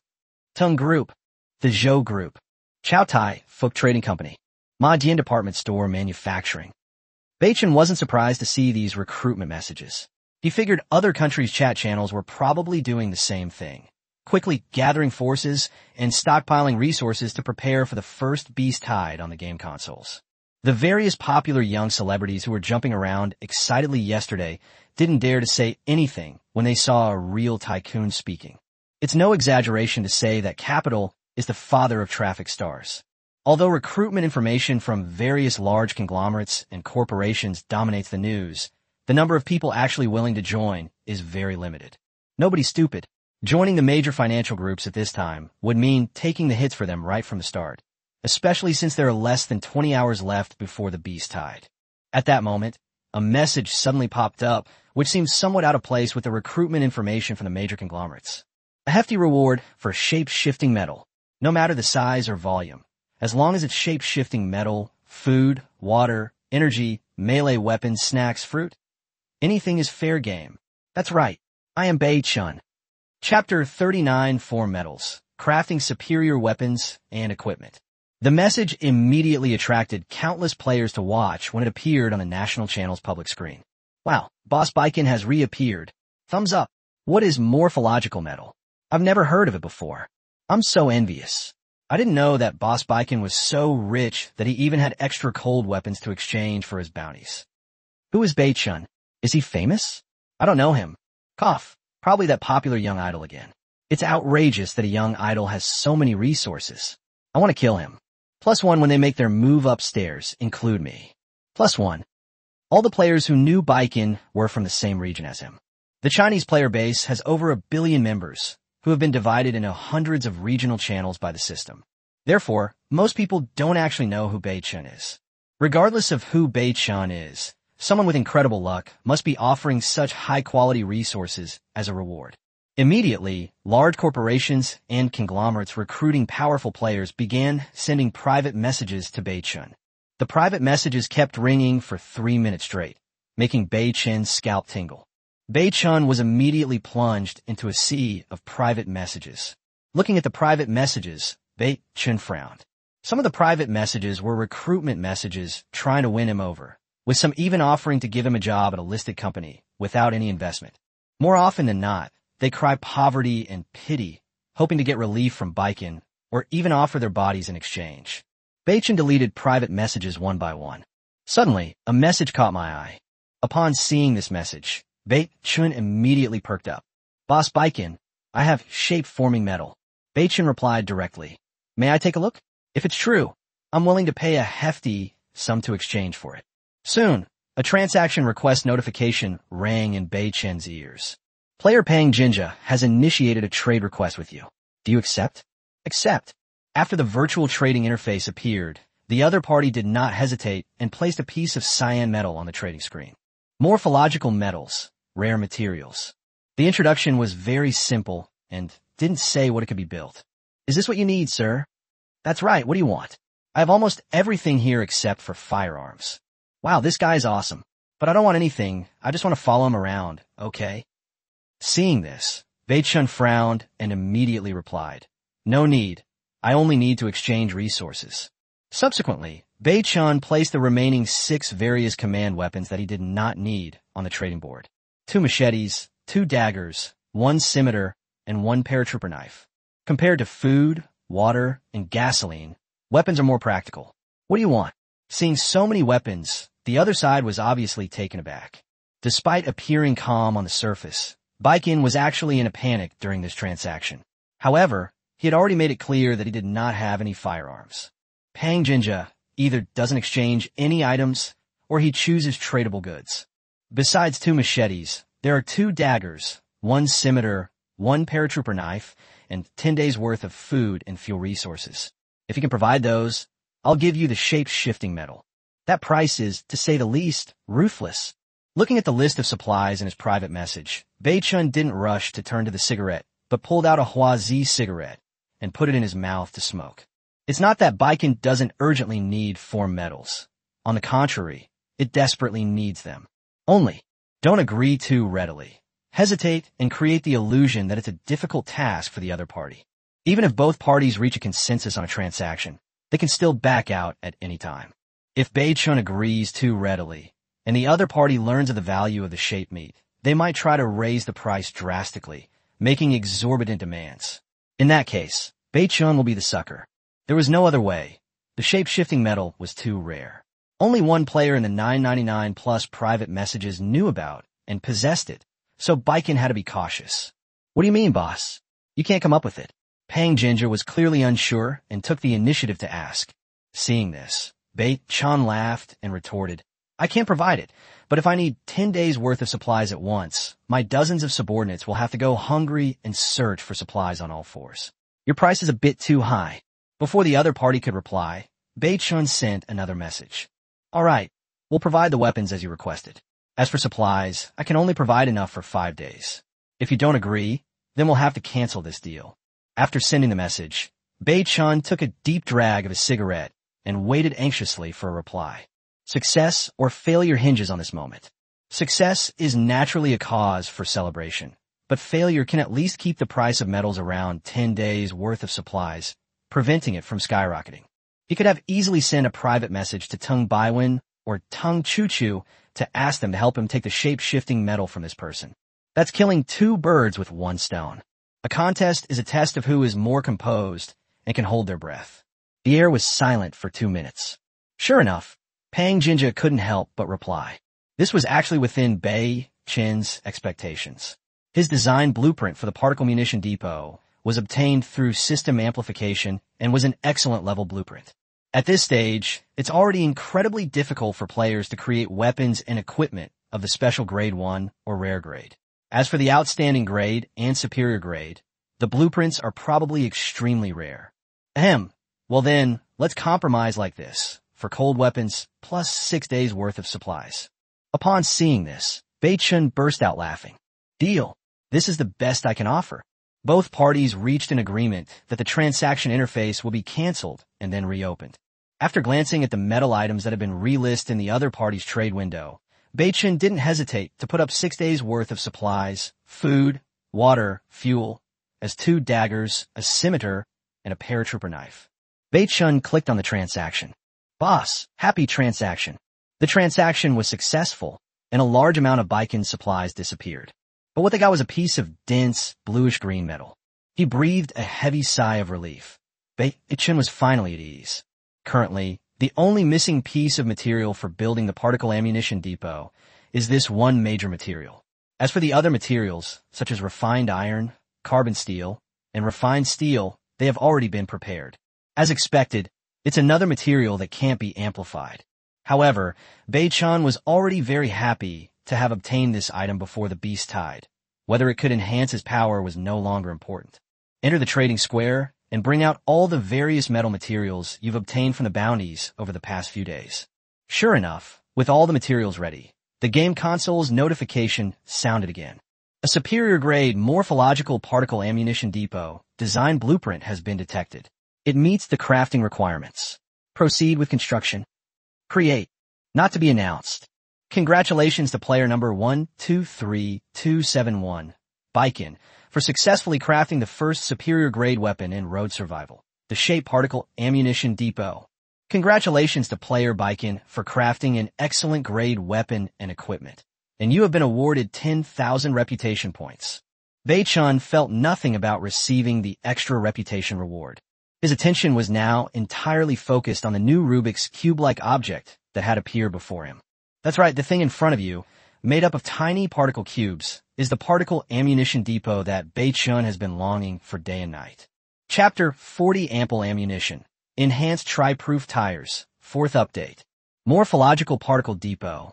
Grade. Excellent. Belongs to weapons and equipment. Description. Made of morphological metal and particle dust. It can accommodate any caliber of ammunition from superior grade to below, can be reassembled into any shape, and is suitable for any firearm magazine. Unique characteristic of the superior grade. It can actively absorb any lead-based metal and can be used to create suitable firearms and ammunition. Lead-based metals. Carbon steel, charcoal, phosphorus-free lead, nitrate, or etc. It's stable. He grabbed a few pieces of nitrate or carbon steel and 2 kilograms of TNT high explosives after they were amplified. Receive. The morphological particle ammunition depot is, strictly speaking, far more powerful than the particle ring. The particle space ring can only serve a storage function, while the shape particle ammunition depot can not only store but also process specific materials to create optional ammunition.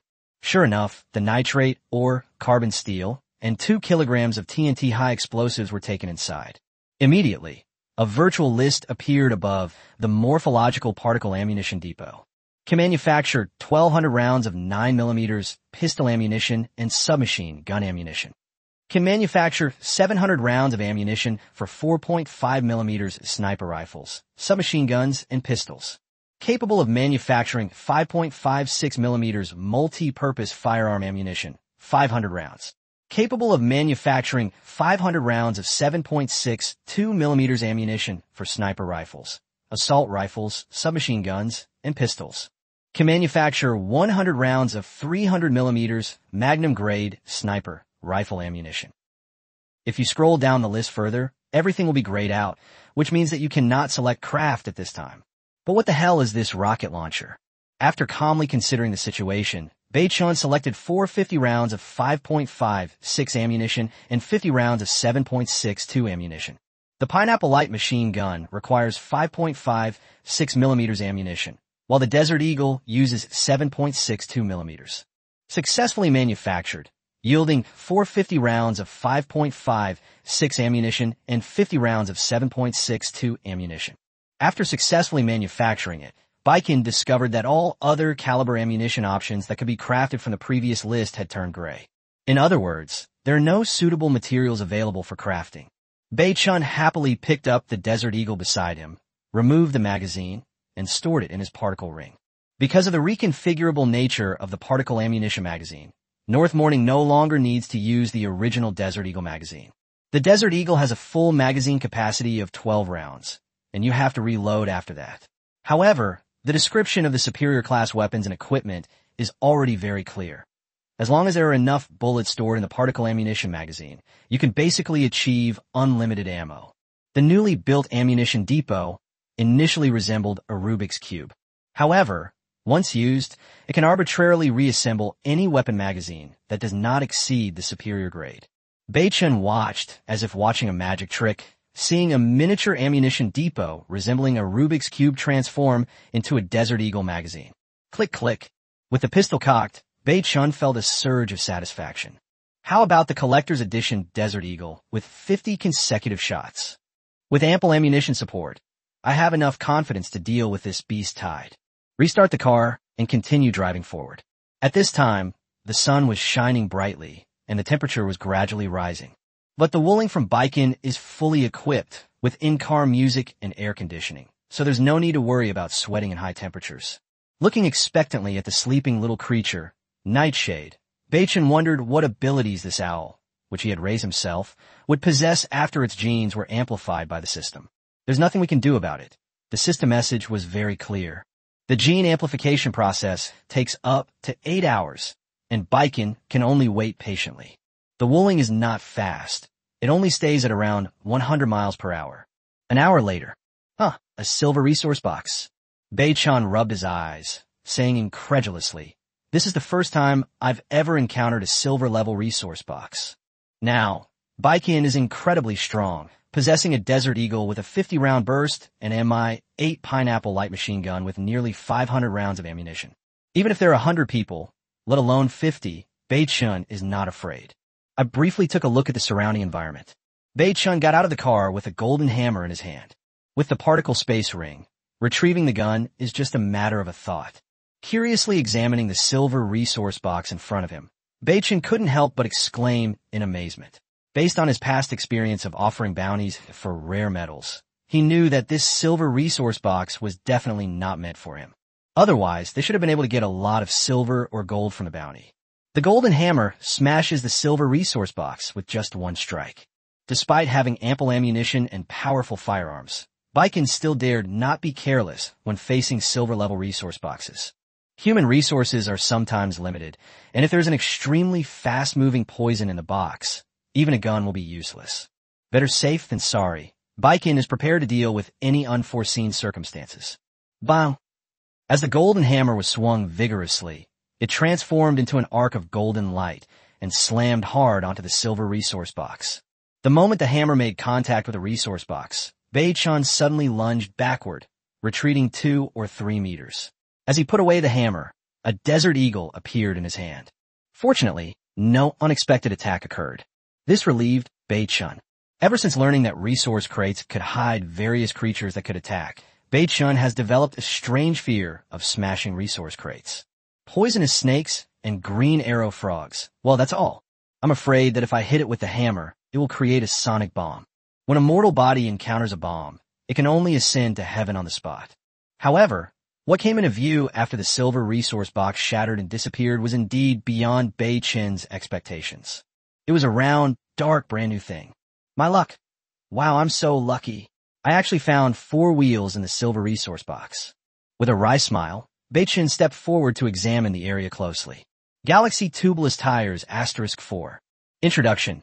The ultra-futuristic concept tire designed by the 21st Century Belgian Space Research Institute has maximized wear resistance and anti-slip properties from the very beginning of its design. After storing the 4 wheels in his particle space ring and seeing that there were no more supplies, Baichen simply left. Detected Galaxy Vacuum Tires *4 can be enhanced. Enhance now. Increase in growth rate. Congratulations on the successful upgrade. Galaxy Tubeless Tires *4 now upgraded to 3-proof Tubeless Tires *4. 3-proof. Explosion-proof, burn-proof, puncture-proof. This was truly an unexpected surprise.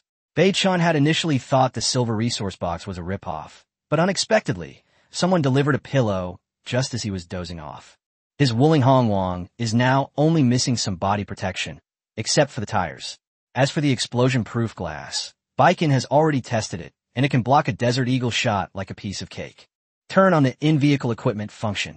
Sure enough, on the blue distribution map on the Wuling vehicle, the 4 wheels showed the replaceable option. Replace without hesitation. Before long, all 4 brand new 3-proof vacuum tires were installed on the Wuling truck. With the tires in good condition, Baiken has even more confidence in driving forward. After all, the 3-proof protection is no joke. It's explosion-proof, fireproof, and puncture-proof, covering all the risks that tires fear. The car drove away quickly. Time flies. Before we knew it, it was midnight. At this moment, there is 1 hour left before the beast tide attack. Baichen had been searching for a high ground that was easy to defend and difficult to attack for a long time, and then spent nearly 2 hours collecting wood from the surrounding area. In the dark night, without starlight or moonlight. Firelight may be the only thing that can give humans a sense of security. Just then, two chirping sounds suddenly rang out from the wooling van parked on the left side as cover. Oh, the little guy is awake. After putting away the well-maintained pineapple, Bei-chun eagerly climbed into the car. Holy crap, what is this thing? Mother, Chapter 41, Becoming a Father Without Realizing It, and Terrifying Destructive Power. At this time, there are 40 minutes left until the first beast tide in Road Survival game. That's right. Rather than saying that Baikin entered the carriage for 10 minutes, it would be more accurate to say that Yang was stunned and bewildered for 10 minutes after seeing the amplified gene. For a full 10 minutes, Bei-chun remained in shock. The scene before my eyes was indescribable. It's even more incomprehensible. What kind of power could transform a fledgling owl with its downy feathers still intact into a 7 or 8-year-old girl in 8 hours, dressed in pinkish yellow plumage, with big, bright eyes and pigtails? This has already crossed racial boundaries, okay? To be honest, if I hadn't heard that mom when I got in the car, I guess Baikin's 50 consecutive Desert Eagle shots would have already been spitting out fire snakes. This is a genetic monster. Mommy, I'm hungry. The little girl's patience seemed to have reached a breaking point. No longer caring about her mother's terrifying gaze, she immediately raised her little head, closed her cute big eyes, and opened her mouth. Woo, begging for food. Bei-chun's heart skipped a beat. Seeing this familiar scene, he could basically confirm that it was indeed the little thing. Baby, where did you come from? Why are you calling me mommy? Bei-chun tried her best to control her emotions, but her voice was still trembling. Wow, mommy, I'm hungry. A soft, fluffy, and petite little girl rushed into my arms. Bei-chun's mind went blank for a moment. Everyone says that marriage before marriage is nonsense, but this guy has a 7 or 8-year-old daughter before marriage. He's completely out of control. The moment Bei-chun touched the little girl in front of him, the connection that ran through his blood made him realize that this suddenly appearing little girl had an inexplicable relationship with him. But then again, this little thing is really cute. Her body was soft and chubby, her face was still chubby, and her baby fat had not completely disappeared. Her big, round, dark eyes had a pair of bright blue pupils. Bei-chun swears that as long as this little girl remains still, she is definitely a doll from a two-dimensional anime. Baby, you can't just call someone your own family, and you can't just call someone your mom. Bei-chun said in a comforting tone, and then took out a piece of lean ham. Eat this first if you're hungry. We'll talk about family recognition after I figure out what's going on. Wow, great, mommy. The little girl's eyes lit up when she saw the lean ham. Her smile could turn even a devil into a believer. Originally, the person on the north side wanted to help this little thing peel off the wrapping paper of the lean ham. However, what happened next completely shattered Bei-chun's perception of the destructive power of a 7 or 8-year-old girl. It didn't feel like much force was used. With just a tear and a pull, the entire lean ham was exposed to the little girl's eyes. Meow, meow, meow, meow. Clearly, lean ham tastes very good. Bei-chun wiped the sweat from his forehead and immediately thought angrily, System, you get out here right now. Ding.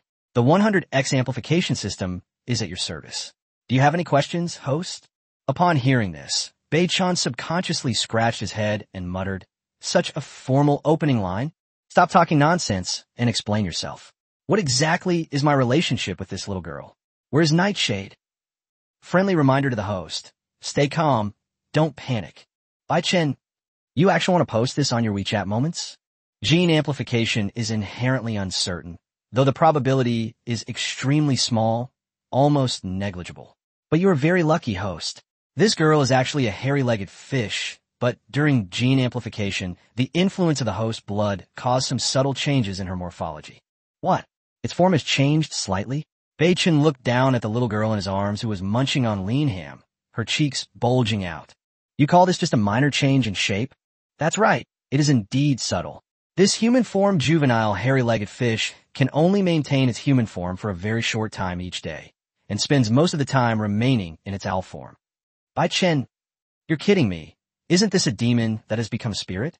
No, this system is very scientific and never involves superstition or supernatural phenomena. The host can refer to the Hulk or even Ultraman. At this moment, Bei-chun suddenly realized that the system was a bit unreliable. The Hulk was a human in disguise, and Banner was a human before he transformed. As for Ultraman, Bai Chen is speechless. Yes, you're right. Bai Chen seid helplessly. So, you mean we're related by blood, directly or indirectly? Correct answer. Alright, go wash up and go to bed. I don't want to see you for now. Sending away this unreliable system was just the beginning of Bai Chen's headaches. Because Nightshade is the first relative a creature born from an egg, and because Nightshade was hatched through the blood of North Dawn, Nightshade has a strong dependence on North Dawn in both human and bird forms.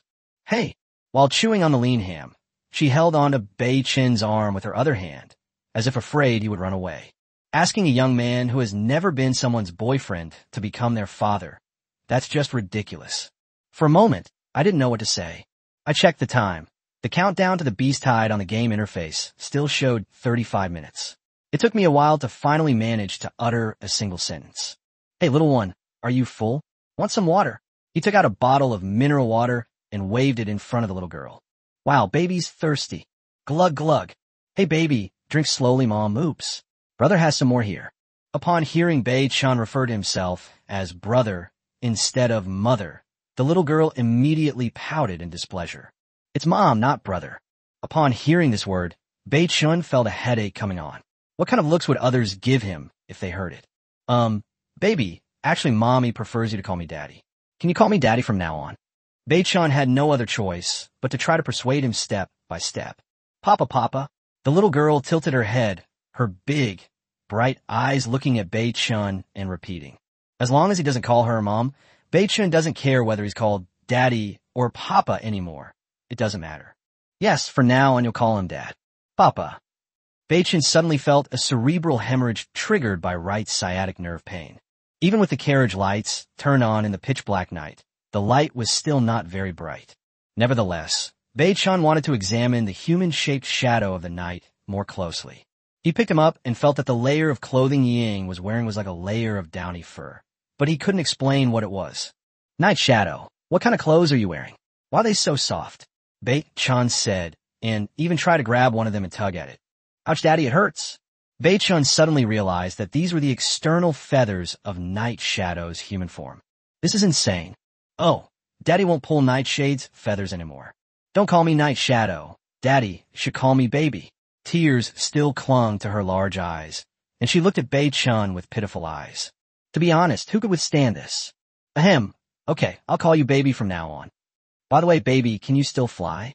Bai Chen was really worried that the baby wouldn't be able to fly, then all his vision-sharing contact lenses would have been for nothing.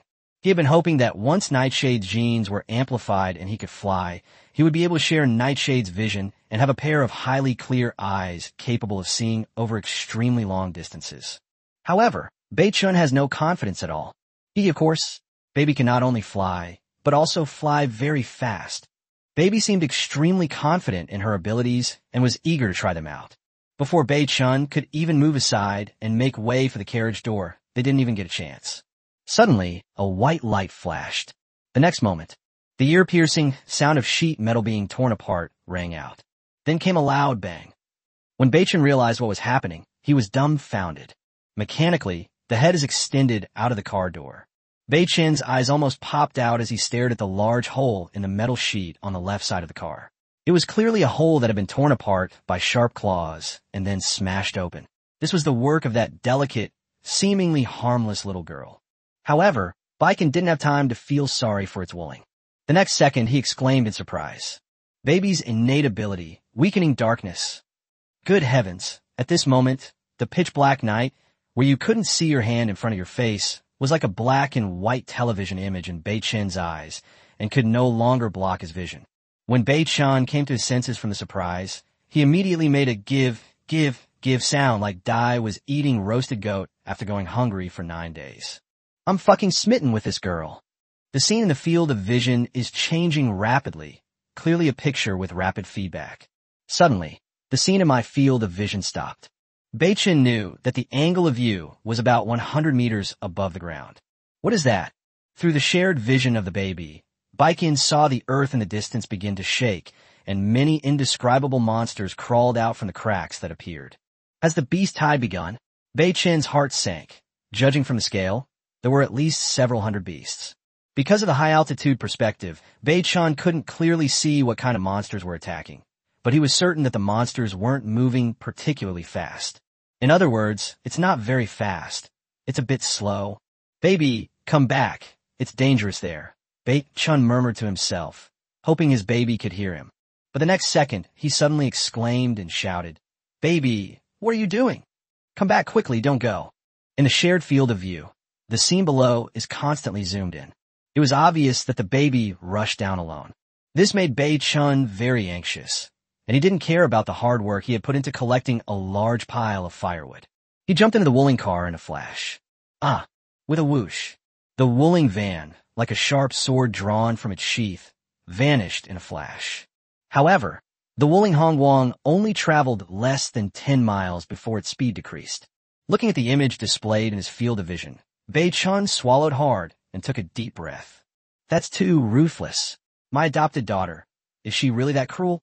To be honest, Bei-chan's temperament and composure are already very high. But upon seeing the scene of corpses strewn across the land, a sense of fear inexplicably arose within me. Just then, I finally heard the baby's triumphant voice. Daddy, all those things that were trying to get to you with malicious intent have been dealt with by me. What will you reward me with, Daddy? Of course, the reward is 5.56. Shaw, 7.62. It's an Oreo reward for the baby to twist and lick. Chapter 42 Choices, Deposits, and Beast-Tide Loot. When the baby heard that his dad was going to reward him with an Oreo, he was filled with anticipation. Thank you, Daddy. Baby, I'm coming to you right away. Don't go anywhere alone in the meantime, Bei-chan instructed. But it's really boring for the baby to be here all alone. Ahem, if you really have nothing to do, why don't you look around and see if any of the dead monsters dropped anything? If so, collect them first. Upon hearing the task assigned by his father, the baby immediately perked up. Okay, Dad, come quickly. Driving at breakneck speed in the north, I felt at that moment that the night shadow gene had mutated and was quite wonderful. When it was still a small, hairy-legged fish, it could only make chirping sounds, either because it was hungry or thirsty. Now it's great. At least I have someone to talk to. It flew more than 50 miles in just a few minutes. Its flying ability is really strong. Actually, at this time, the countdown to the Beast-Tide set by the game console had not yet ended. There were still 21 minutes left. Because Baikin had a high-altitude shared view with the baby, he witnessed the Beast-Tide firsthand.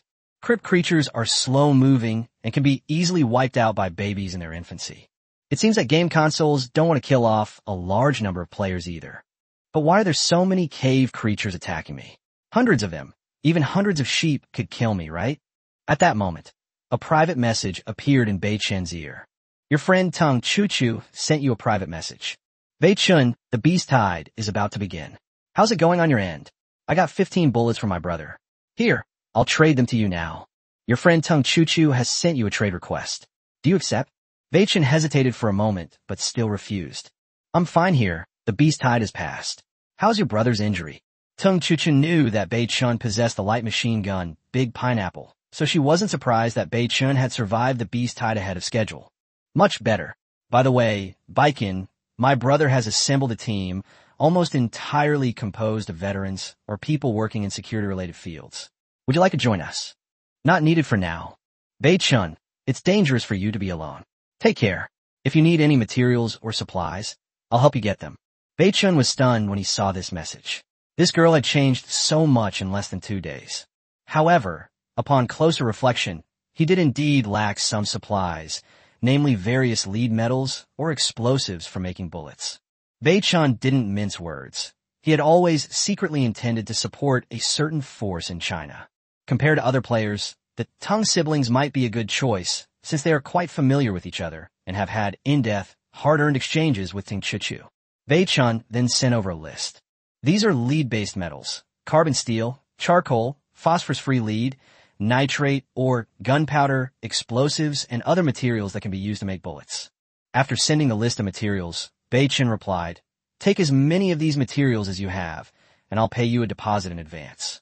Both parties opened the transaction interface, and Bei-chan put the remaining 2 machetes on it. When I exchanged shape-forming metals with Pang Jinja, the reason I didn't choose the machete was because it was too heavy, uncomfortable to hold, and difficult to wield. However, regardless of the circumstances, is still a blade weapon, which is better than a fire poker.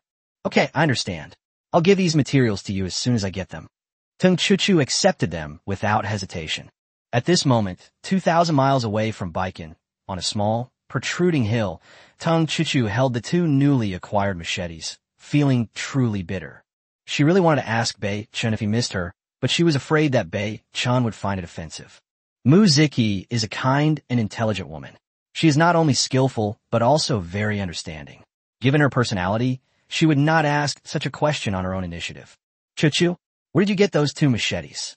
Her sportswear was torn in several places, and her back was covered in mud, but even so, it couldn't hide her imposing manner.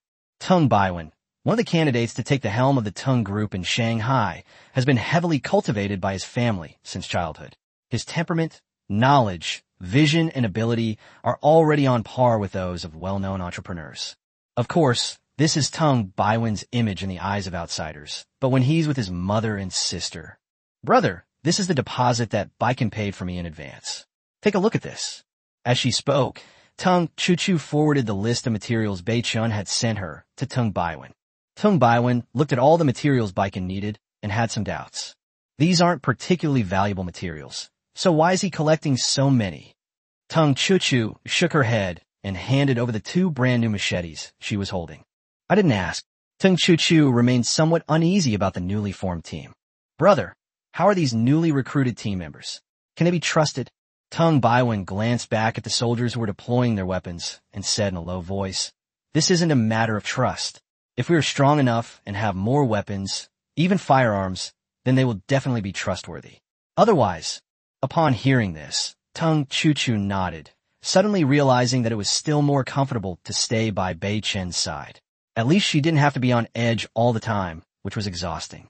Tung Baiwen knew his sister disliked the atmosphere, but he was at a loss for what to do. Before leaving, Tung Baiwen paused and asked, "That Chuchu, you two spent several days together and nothing happened? That thing?" It's one thing if other people ask, but when her own brother asks, Tung Chuchu's face immediately turns slightly red. "It happened. Did you bring it? I feel like I'm wearing it, but I can't really feel it." Tung Chuchu glared at her older brother. "Is this something you should be asking?"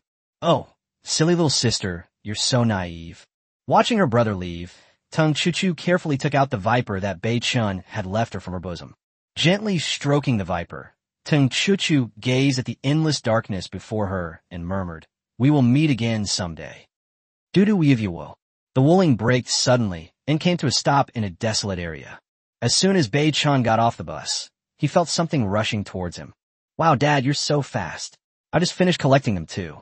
The baby excitedly jumped into Bei-chun's arms, wrapped his arms around Bei-chun's neck, and rubbed his little head affectionately against Bei-chun's face. Helpless, Bei-chun could only hold the baby and go to check what the monsters in the beast-hide dungeon had dropped.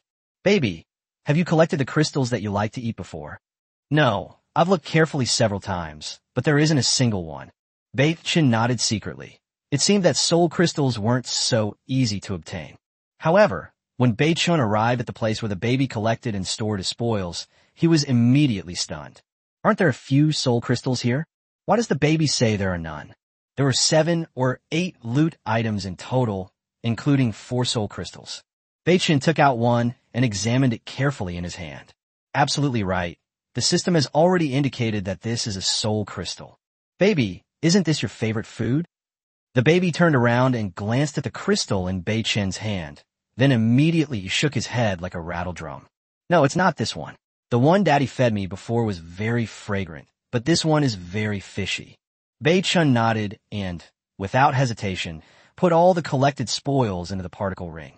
"That's right. The crystal that the baby desires is the essence of the soul." Because of the time difference, there are still 13 minutes before the beast tide begins. Bei-chun is wondering if he should rely on the baby's high-altitude search ability to kill more cave monsters and collect more soul crystals. After all, this thing will definitely go up in price in the future. Furthermore, Bei-chun concluded that with each wave of beast attacks, the strength of the cave monsters would increase, making it difficult to hoard soul crystals at that point. "Baby, come here. Daddy will give you a task." "Wow, another mission. Tell me what it is." Children are naturally active, especially those who can fly. "Hey, Fly along this main road, and Dad will follow behind you. If you find any cave monsters, just tell me, okay? The baby immediately thought it sounded fun, like hide and seek. Okay, I'm off now, Daddy. Hurry up and catch up. I'll wait for you after I find you. Baichin saw this as soon as she put the baby down. The downy hair that was originally attached to the baby's body suddenly started growing wildly. In the blink of an eye, the downy hair, which was less than 3 centimeters long, had grown to 10 centimeters. With a loud cry echoing through the night sky, the baby, nearly mature, revealed its true form, the hairy-legged fish, to Baichin for the first time. Wow. The main body is also 70 to 80 centimeters tall. The system's boost is amazing.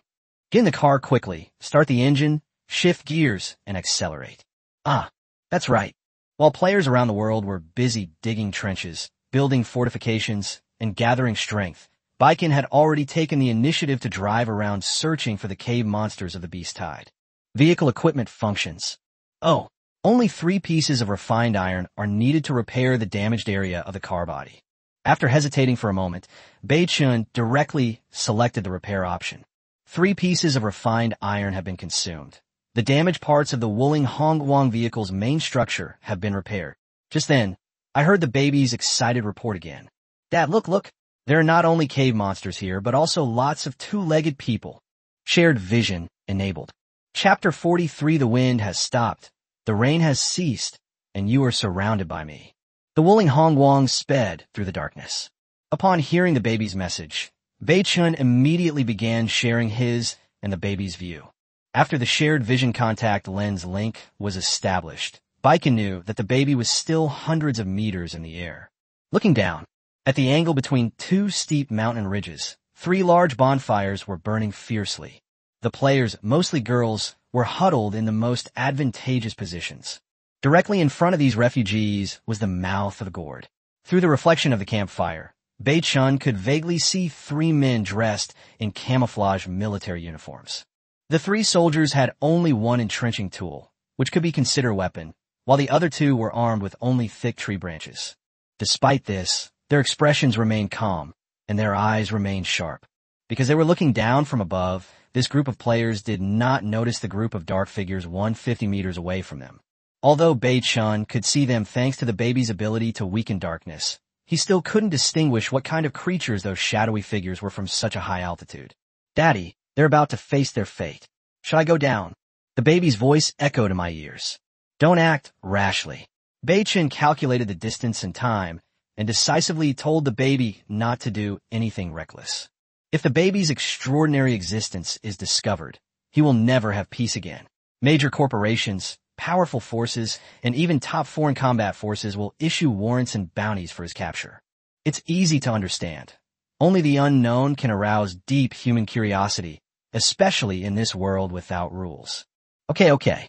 Sensing the unquestionable tone in Baichin's voice, the baby knew she couldn't be willful this time, or her father would definitely spank her. Left with no other choice, the baby landed on a tree canopy and took the opportunity to preen its feathers. Squad leader, I'm very worried. With the equipment we have, we might not be able to get through this beast tide. The youngest soldier looked at his squad leader with concern. The squad leader, with his buzz-cut, square face and resolute expression, sighed and patted his brother on the shoulder to comfort him. Comrade Xia, the squad leader understands how you feel, but we are soldiers. What is a soldier's duty when facing disaster-stricken people? Defend the country and protect the people. Be dutiful and responsible. Work hard without complaint, and never abandon or give up on anyone. The squad leader nodded in satisfaction, looking at his 2 brothers. You 2 will stay behind me, and make sure no one escapes. Yes, squad leader. Upon hearing this, many of the young men and women hiding behind the campfire looked at the handsome young man in the center of the crowd. Brother Xiaolu, how about we give the weapons in the team to the 3 soldiers first? Bullshit, Wang Xiaohan. If you say another word, I'll kick you out of Lulu's team in my capacity as deputy leader. But the 3 soldiers were clearly protecting us, weren't they? Upon hearing this, many female fans looked at Lu Gige, whom they had been longing to meet and were now fortunate enough to hear his opinion. What should idols maintain? Of course, it's aloof and absolutely mysterious. From the beginning of Lulu's group until a dozen members gathered, he hardly ever spoke. Having grown accustomed to a life of being waited on hand and foot in real life, he received the same treatment in this survival game. There's nothing we can do about it. He's a top-tier celebrity with tons of female fans who are head over heels for him. The more aloof and indifferent you are to your female fans, the more they will fawn over you. But Honolulu is now furious about this situation. The few cold weapons in the regiment are treasures. How can we easily lend them to others? Lending weapons to others is tantamount to putting ourselves in danger. Get out. Get out of here. Honolulu knew that she had to solidify her absolute authority by throwing a tantrum.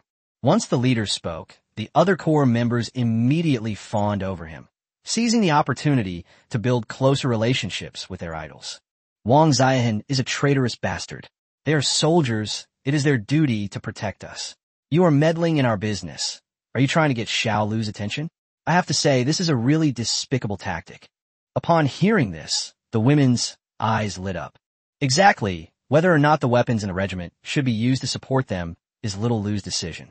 When did it become your place to babble? Hearing the vicious words from her fellow group members, Wang Ziyan burst into tears of grievance. Get out of my sight right now. Honolulu was already very impatient and shouted. Seeing this, the deputy regimental commander said, "Drive her to those 3 soldiers and beat her if she comes any closer." Wang Ziyan was constantly being pushed back. She could only endure such unreasonable treatment. Otherwise, she would be beaten up because the core members of the group were all rich girls, while she was just an ordinary middle school student. This scene, witnessed by the 3 soldiers, also made them look grim. Sigh, is this how young people think these days? He sighed. Xia, go and bring that girl over here. Protect her well. Yes, squad leader. However, this scene was witnessed by the baby who was squatting on the treetop, preening its feathers, and Baiken could see it clearly through the shared view. Selfish, short-sighted, and beyond redemption. Baichen only said one sentence coldly and stepped on the gas again. Honestly, it wasn't that Bai-chan wanted to save those brainless fans and pretty boys. Rather, it was the qualities, character, and awareness of the 3 soldiers that impressed him. I never imagined they would die fighting to protect this useless thing. Wow, Daddy, when are you coming? Those cave creatures have already rushed over. What? The creatures in these caves move so fast. Bai-chun was shocked, his mind racing. Baby, it will take me 3 more minutes to get there. You go down first and help those 3 soldiers. Okay, baby's claws have been itching for ages. Remember, don't use your full strength. It's best to hold them off for now and wait for me to arrive. Upon hearing Bai-chen's words, Bao Bao immediately pouted unhappily and said, "Oh, okay then." From a high vantage point, the triangular ridge of the cliff on the left is where players are taking refuge, along with 3 soldiers blocking the way. On the open ground to the left, there are many dark shadows, stretching as far as the eye can see, like a large, dark mass of black fish passing by. Oh, roar! Squad leader, it's a pack of wolves, a pack of cave wolves. Oh my god, squad leader, we're doomed. There are hundreds of them. Even if we each had a Type 76 rifle, we'd still be dead, let alone with entrenching tools and branches. When the square-faced squad leader saw the dark figures darting out from the end of the firelight, his heart skipped a beat. "Xiao, big guy, listen to my order. Take this woman and retreat." The 3 of them hurriedly pulled the limp and powerless Wang Ziyan and quickly retreated, only stopping when they reached the narrowest part of the gourd mouth. The 3 people stand in a triangular formation. The squad leader, who had the best physical fitness and the strongest fighting skills, stood at the forefront with an entrenching tool, while Xia and the big guy stood at the back. In this way, the 3 could rely on the terrain to support each other and avoid being attacked from both sides and instantly overwhelmed by the wolf pack. Before the game, wolves are afraid of fire. If people accidentally venture into the jungle where wolves roam at night, as long as they light a campfire and keep it burning, the wolves will not dare to attack rashly. However, the crypt wolves in this game are clearly not afraid of the raging flames. On the contrary, their eyes turned even redder upon seeing the flames, as if they were filled with hatred for the firelight. A wolf howl pierced the night sky. It sounds so clear and distinct, possessing a powerful penetrating force. Squad leader, the Wolf King has launched a full-scale attack. A few wolf cubs want to eat us? Let's see who's tougher. The squad leader tried to find the Wolf King hidden among the pack, but he failed because the first few dozen burrow wolves had already charged straight at them. Oh no, it's a pack of wolves. We're doomed. So many wolves. Are we going to die? Mom, I want to go home. Once the wolf pack appeared within the range of the campfire, the dozen or so female players hiding on the innermost side of the ridge, including top celebrity Han Lulu, all saw dozens of cave wolves with bloodthirsty eyes and salty saliva dripping from their mouths. These pampered kids who spend their days watching dramas, shopping, and following their fans, and who are too lazy to even go to the zoo, were terrified when they suddenly saw so many cave wolves. Go stop them. I'll stand with you. Bang. Han Lulu shoved the outermost female fan forward violently. Yes, you student fans, you have no money or power. If you want to win Brother Zyla's favor, you have to prove your loyalty. Go, your time to prove it has come. Immediately, several core members began to clean up Lulu's fans, who were young, thin, and unattractive. While they were on high alert, ready to fight at any moment, the group of people being protected behind them started causing trouble. The squad leader, his face grim, turned around and shouted in a deep voice, "Shut up, all of you." His voice was loud and clear, full of confidence, and carried an unquestionable tone. The commotion before them was immediately quelled. What's so great about them? They're just stinking soldiers. The rich girls weren't afraid of the three men in front of them. In their eyes, soldiers should help and protect them without expecting anything in return. Squad leader, we've arrived. The other two soldiers shouted anxiously, while gripping the thick tree branches in their hands tightly. At this moment, the female players who were gathered at the innermost part of the mountain also fell silent, because dozens of wolves had already rushed to the gourd-shaped mouth on the ridge, which was practically within reach. Now, apart from the three soldiers, everyone else was deathly pale and trembling all over. However, just as the two sides were about to make direct contact, suddenly, a white figure suddenly appeared in an open space between the two sides. It was a little girl of 7 or 8 years old, with a cute and adorable appearance, wearing a light yellow plush dress. The three soldiers were shocked to see this, and the squad leader rushed towards the little girl without regard for formation. Bienchong shouted, "Little sister, hurry up and run over here to your brother."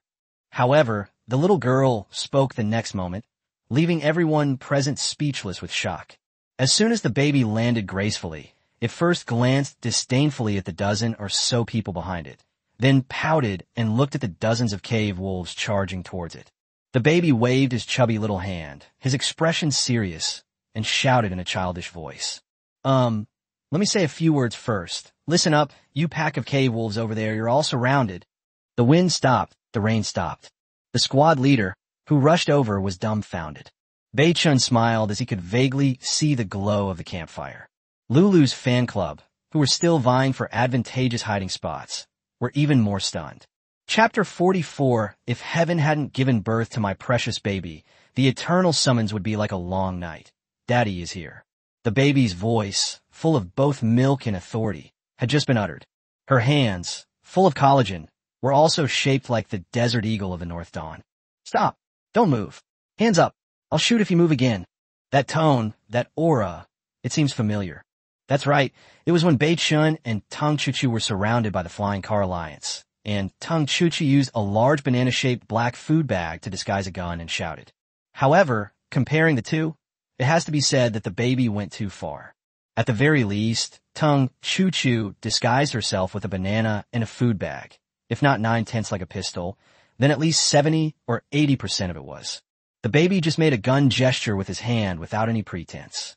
It's not that it doesn't resemble a gun, but you could say it has absolutely nothing to do with guns. To be honest, if the occasion and environment hadn't been unsuitable, the squad leader and the other two soldiers probably would have burst out laughing. Who can withstand this? While worried about the little girl, the three were more concerned about how she came to be. The rules of the game were clearly explained, right? The elderly and children are not allowed to participate in this survival game. Okay, even if the pregnant woman gave birth on the spot after entering the game, there's no reason for her to grow this big in just a few days since the game started, right? Despite the doubts, what was unbelievable to everyone was that this seemingly harmless, chubby little girl's shouts actually frightened hundreds of cave wolves across the way. Squad leader, come back quickly. Don't go over there. This little girl is not simple. Squad leader, the wolf pack has stopped moving. You absolutely mustn't move. The other two soldiers shouted urgently in low voices. The squad leader immediately froze, and the two sides were now at a stalemate. It was a matter of who had the stronger presence. The baby made a gun gesture with one hand, but after holding it for a while, she got bored. However, in order to obey her father's orders, she still didn't actually use it, but rather used it to intimidate him. Suddenly, the Wolf King howled again. Sure enough, with the Wolf King giving the order, the existing wolf pack began to stir again. Animals have keen senses and will not underestimate any creature because of its size. The aura emanating from the small creature in front of them makes them feel uneasy and a little afraid. But there was no other way. The king had given the order, and we had to move forward. A roar. Swish, swish, swish. 6 burrowing wolves with bloodshot eyes and sharp fangs pounced on the baby first. Damn it. The squad leader was about to throw his entrenching tool to stop the 6 cave wolves. But he froze as soon as he raised his entrenching tool. The campfire blazed in the darkness, its flames flickering violently from side to side. In the dim light, everyone could only see 6 dark figures pouncing in midair, but then a delicate groan rang out, followed by a white figure stumbling around in the air. It happened almost in the blink of an eye. A white figure and 6 black figures landed simultaneously. This happened so fast that even the class monitor, who was closest to the baby, couldn't see what was going on. However, when the 3 squad leaders came to their senses, they first heard a weak wail, and then saw 6 cave wolves on the ground, almost torn in half.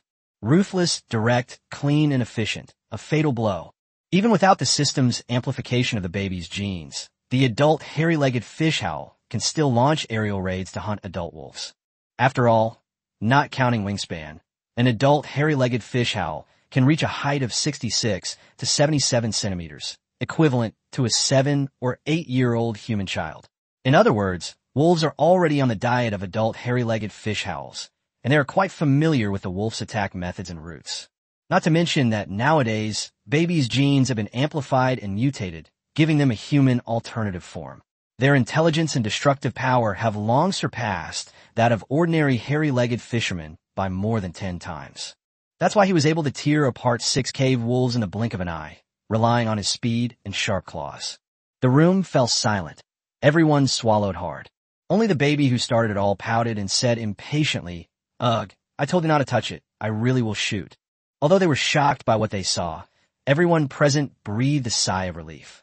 After all, the ability to hunt down 6 wolves in the blink of an eye is definitely enough to intimidate. Wolves are very intelligent animals. They have many ways of hunting, but they rarely pounce directly like this.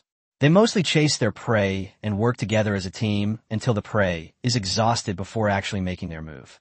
However, the cave wolves of this world clearly cannot be treated with common sense. Blood can drive wolves mad and cause them to lose their minds. Wah! Seeing their 6 companions killed, the other hundreds of cave wolves' eyes turned red, and they crouched down, growling softly. Upon seeing this, the squad leader and the 2 soldiers behind the baby turned pale.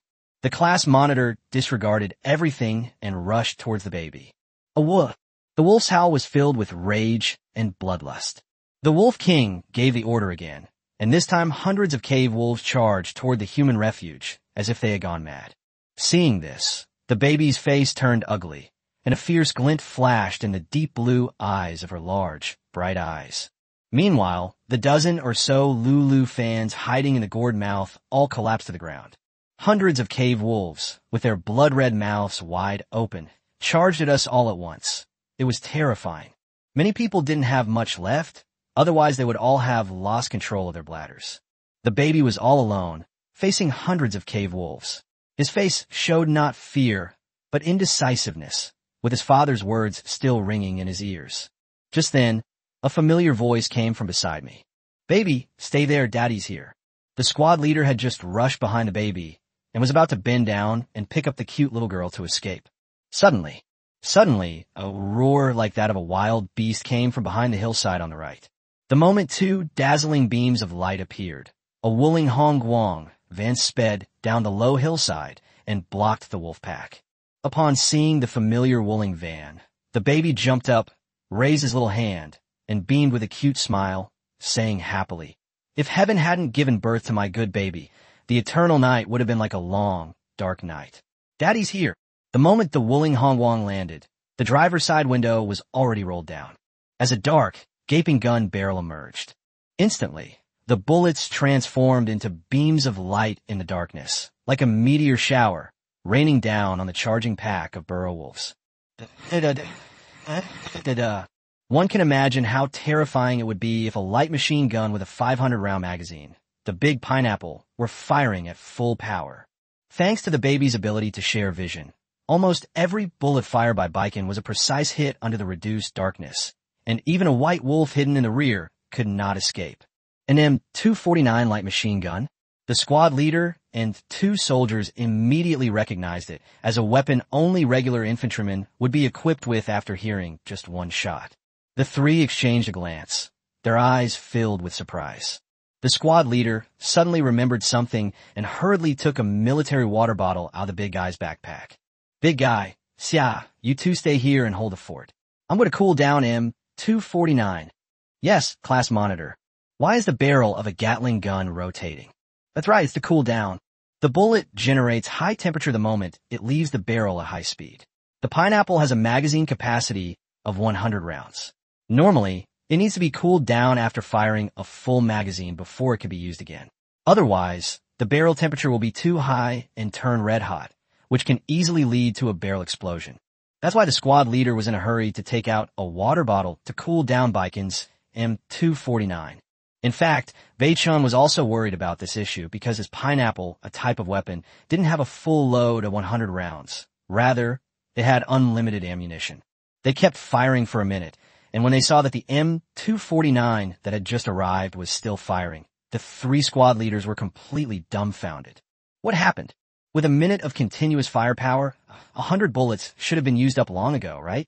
Why is it making a cheerful da-da-da sound? The squad leader ignored everything and rushed to the Wuling van, raising his water bottle in the air. Suddenly, a stream of clear water flowed down, gently pouring onto the barrel of the giant pineapple gun that was still spewing fire snakes. Instantly, white smoke billowed from the barrel of the pineapple gun, accompanied by a hissing sound. Upon seeing this, Bei-chun did not forget to express his gratitude. A timely help, squad leader. However, this scene was also witnessed by Han Lulu and the others who were hiding at the very back. A strong desire, a desire for firearms. Having a gun is essential for survival in this road survival game. Listen up, everyone. Once the battle is over, rush over and collect the resources and equipment dropped by the beast horde. Upon hearing this, the group members next to him were stunned for a moment and immediately started fawning over him. Brother Lu is right. This beast tide originally belonged to us, and the dropped equipment should have been ours. Yes, that's the plan. If they dare not give it to us, we'll focus our efforts on doxing them. We must stand on a moral high ground and condemn him severely. Upon hearing this, Han Lulu's delicate face blossomed into a smile as beautiful as a flower. Chapter 45, Don't Panic. Light a cigarette first. Hearing all the group members follow his lead and look at him with admiration. At this moment, Han Lulu felt that being a popular celebrity was great. No, it was a symbol of royalty. Lulu's group members all seemed timid and submissive, but in reality, they were secretly plotting something. Many key members had already quietly taken out weapons, such as daggers and short knives from their backpacks. 3 soldiers were on high alert. One was helping Bei-chun cool down the barrel of his big gun, while the other 2 were guarding the mouth of the gourd. Meanwhile, Bei-chun, bracing against the recoil of the pineapple, kept pulling the trigger. The baby, still half asleep, casually sat down on a rock, seemingly exhausted, constantly rubbing his eyes and fanning himself. The wolf pack surged in wave after wave, and the 5.56 bullets hit their targets time and time again. In less than 5 minutes, only less than 30 of the hundreds of cave wolves remained. Everyone breathed a sigh of relief upon seeing this. Even if the pineapple ran out of bullets, they could handle 30 of them. However, just when everyone was secretly relieved, thinking that the beast tide was about to pass, the unexpected still happened. A wolf. The wolf howl suddenly rang out, startling even Bei-chun, who turned around abruptly. The moment he turned around, Bei-chun gasped. He took out the Desert Eagle and tossed it to his squad leader without hesitation. Because of his trust in professional soldiers and the added features of the system, Bei-chun could toss the Desert Eagle to his squad leader without any worries. Quick, Kill him. The squad leader clearly witnessed this dangerous scene as well. The Wolf King. This is the real Wolf King. It turns out he's been hiding in the shadows all along. The Wolf King we killed earlier was a fake. Big guy. After the real White Wolf King appeared, he leaped forward and darted behind the big guy. Those pale yellow eyes were filled with murderous intent, and the sharp, milky white wolf fangs gleamed coldly in the firelight. Because the big guy was facing away from the low ridge on the left, he didn't spot the Wolf King immediately. If they spot the Wolf King immediately, even without a suitable weapon, they can still use their years of hard-earned skills to fight it off. However, there's so many what-ifs. Almost instantly, the Wolf King opened its blood-red maw, its sharp claws lunging at the big man's head. If this attack succeeds, the big guy's neck will definitely be broken on the next attack. It sounds slow, but it actually happens in an instant. From the moment the real Wolf King appeared, leaped down the low ridge, and swung its sharp claws at the big guy, it took less than 3 seconds. At that moment, almost everyone believed that the tall soldier was doomed. However, what happened the next second moved Bei Chen deeply. Big guy, get out of the way. Xiao was facing the big guy directly, so he spotted the Wolf King the moment it appeared. However, there was still some distance between him and the big guy, so he could only rush towards the Wolf King while yelling for his longtime comrade to retreat. However, despite this, we were still a step too late. In his desperation, he forgot his fear and forgot that this was a bloodthirsty White Wolf King. After instinctively shoving the big guy to the ground, he himself became the White Wolf King's target. Roar! Rip! Puff. With a single swipe of its claw, blood splattered, and a deep, gruesome wound appeared on Xia's right back, revealing the bone. Blood gushed out like a river bursting its banks, and Xia was tumbled and thrown about before crashing to the ground. I'll fight you to the death. Seeing his comrade seriously injured and in critical condition while saving him, the big man's eyes turned red. He grabbed a wooden stick from the ground and charged straight at the White Wolf King. After lying in wait for a long time, a fatal blow was unexpectedly thwarted at the crucial moment. The White Wolf King was clearly furious. It raised its head and roared, leaping high into the air and opening its massive jaws, baring its menacing fangs to bite down on the big guy's head. Despite the anger and resentment, the facts are undeniable. In terms of size and hunting experience, no human is a match for a Wolf King. If the two were to fight, the bigger guy's neck would be bitten off within a single round. At this critical moment, the deafening gunshots rang out. 6 consecutive shots landed precisely on the head and neck of the White Wolf King as it pounced into the air. Awoo! With a mournful howl, the Wolf King crashed heavily to the ground. The big man, though his eyes were bloodshot, did not lose his mind. He threw away the wooden stick in his hand and rushed straight towards his fallen comrade, Xia. Xia! The squad leader rushed over as well. The two ran to Xia's side, and the squad leader hurriedly put down the desert eagle he was holding and pressed his hands against the hideous wound on Xia's back. Bei Chen had no time to worry about what happened next, because no one was watering the pineapple to cool it down, so he could only fire in short bursts, and it seemed that the pineapple's ammunition was running out. As for asking the baby for help, looking back, I saw that the baby was curled up asleep on the big rock. What? Is the duration of human form almost over? Da-da-da, da-da-da-da. After firing the last 10 bullets, Bei Chen saw that there were still 2 cave wolves left. He immediately put away his big pineapple and took out his fish scale military knife, then rushed out of the Wuling Hongguan. Zing-ai-ai quan. White crane spreads wings, coiled snake spits venom. 3 dark figures crossed paths in the night sky. The 2 burrow wolves landed and died. I was still shaken when I landed in the north morning. Just now, when the fish scale saber sliced through the skin of the cave wolf, it actually created resistance. In other words, the blade of the T-grade fish scale saber couldn't cut through the flesh of a cave wolf as easily as cutting tofu, which Bei Chen found unbelievable. You should know that back then, that wild boar was like a fish-scaled saber cutting through melons and vegetables. Putting away his fish scale saber, Bei Chen walked straight toward the baby on the rock. Gently pick up the baby. Baby, go sleep in the car if you're sleepy. Daddy, I want to kill someone. The baby rubbed his eyes and looked towards Lulu Pink. They stole our desert eagle when Daddy and Brother June weren't looking. Upon hearing this, Bei Chen's eyes turned cold, but he didn't say much. He just glanced coldly at the dozen or so people over there before carrying the sleeping baby back to the Wuling Hongguang. Interesting. I didn't have a good reason to take action against you before, but now you've brought this upon yourselves. Does anyone have hemostatic medicine? Does anyone have bandages? Bring them out quickly. Seeing that Xia's back injury had not reached her internal organs, the squad leader immediately shouted to everyone. As long as the bleeding is stopped, the area is disinfected, and the stitches are done, their comrade Xia will definitely survive. But as soon as the squad leader saw what Honolulu was holding, he immediately shouted angrily. Are you even human? That's the gun that saved my life. How could you do something like this at a time like this? At that moment, both professional soldiers revealed a murderous aura. I put up with you guys for too long, so what? Now that I have the gun, let's see who dares to yell at me again. Having acquired the Desert Eagle, Honolulu suddenly became assertive and domineering, showing no regard for the two professional soldiers. How interesting. Holding a military first aid kit, Bei-chun slowly got out of the car and looked at the arrogant Honolulu and her group. By the way, those cave wolves from this beast hide must have dropped quite a lot of loot. What are we waiting for?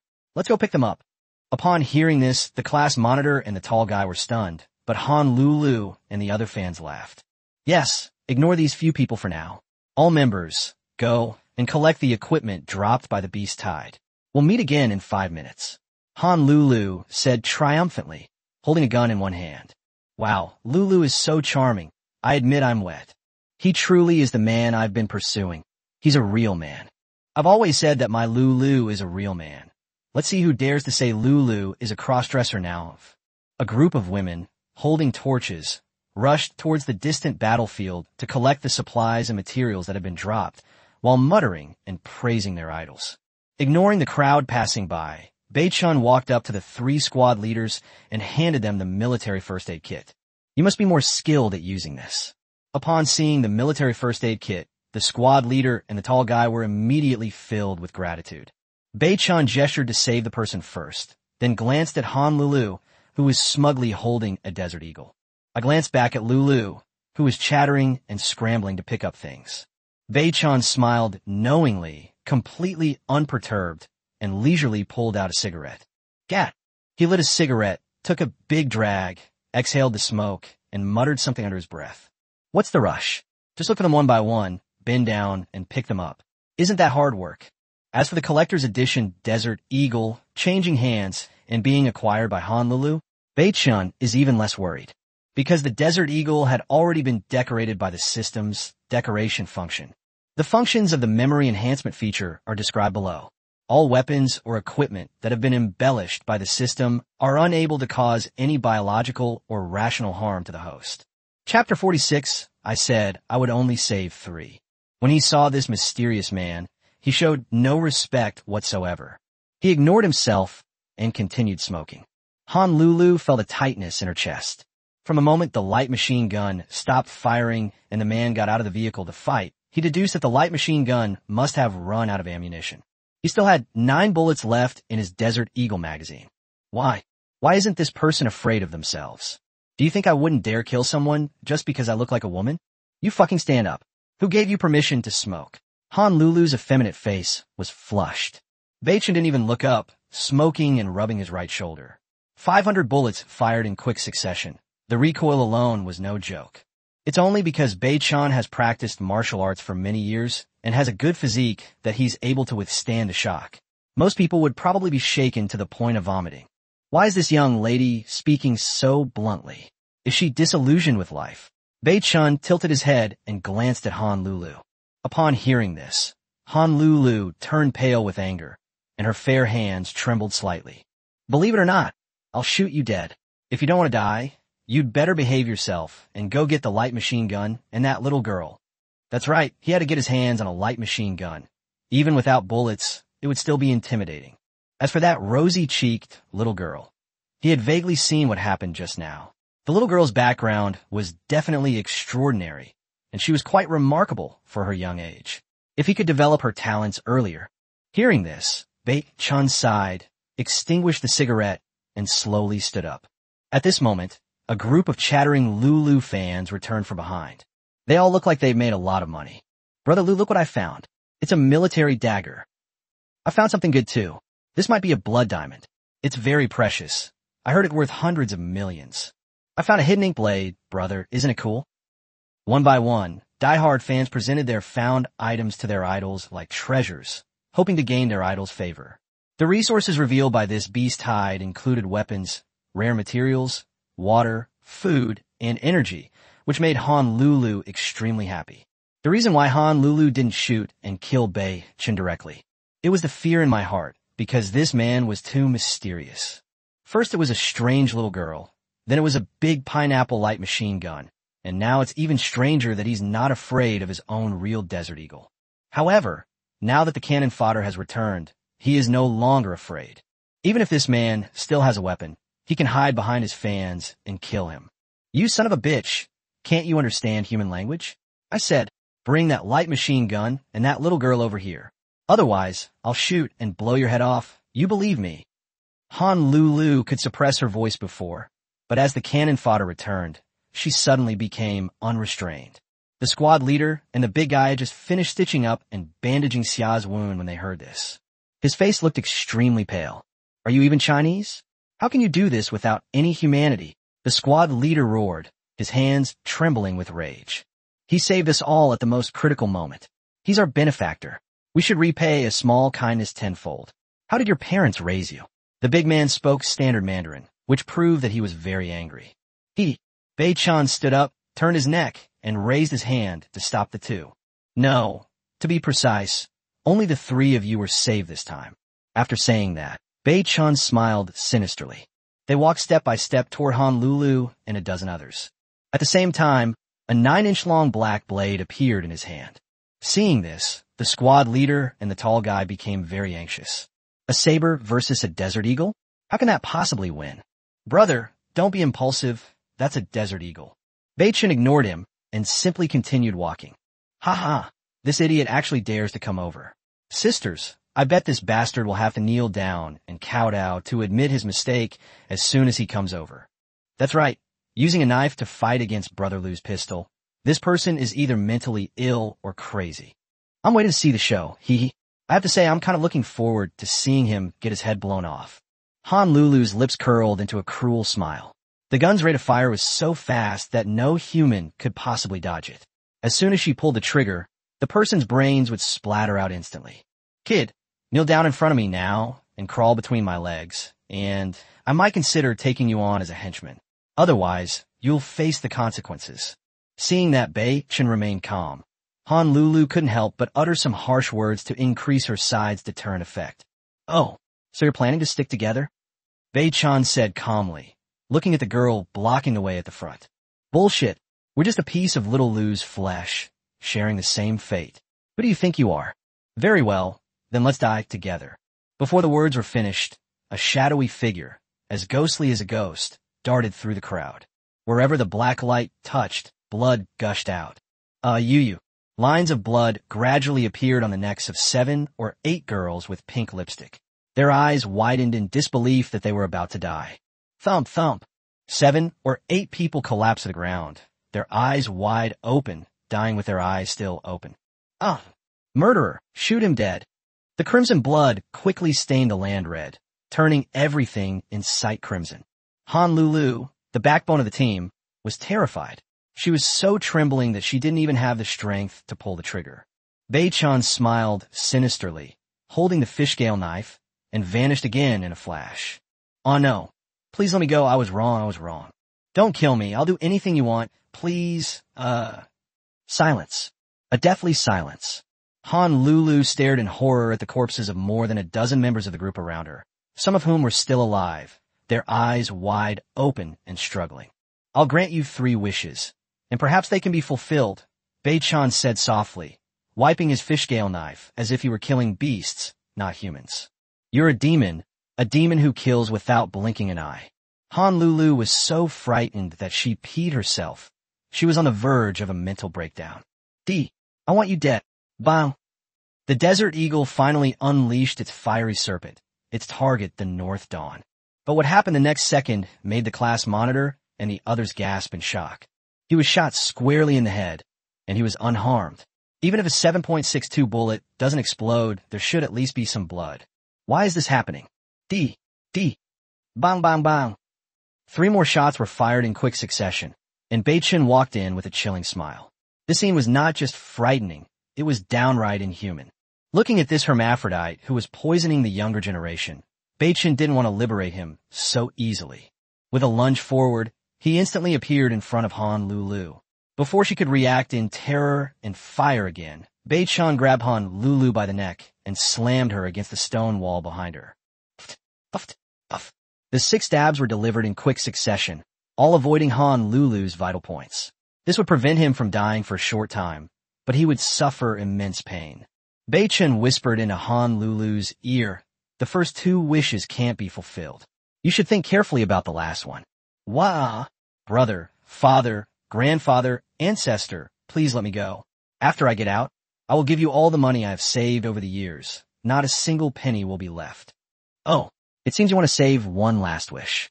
All right. The fish scale knife tip slowly pierced into the spleen, and Han Lulu's eyes widened instantly, letting out a scream like a pig being slaughtered. "Kill me. My last wish is to die a quick death." Swish! A black blade flashed past, and Bei-chin sheathed his sword and turned to leave, flowing smoothly and cleanly.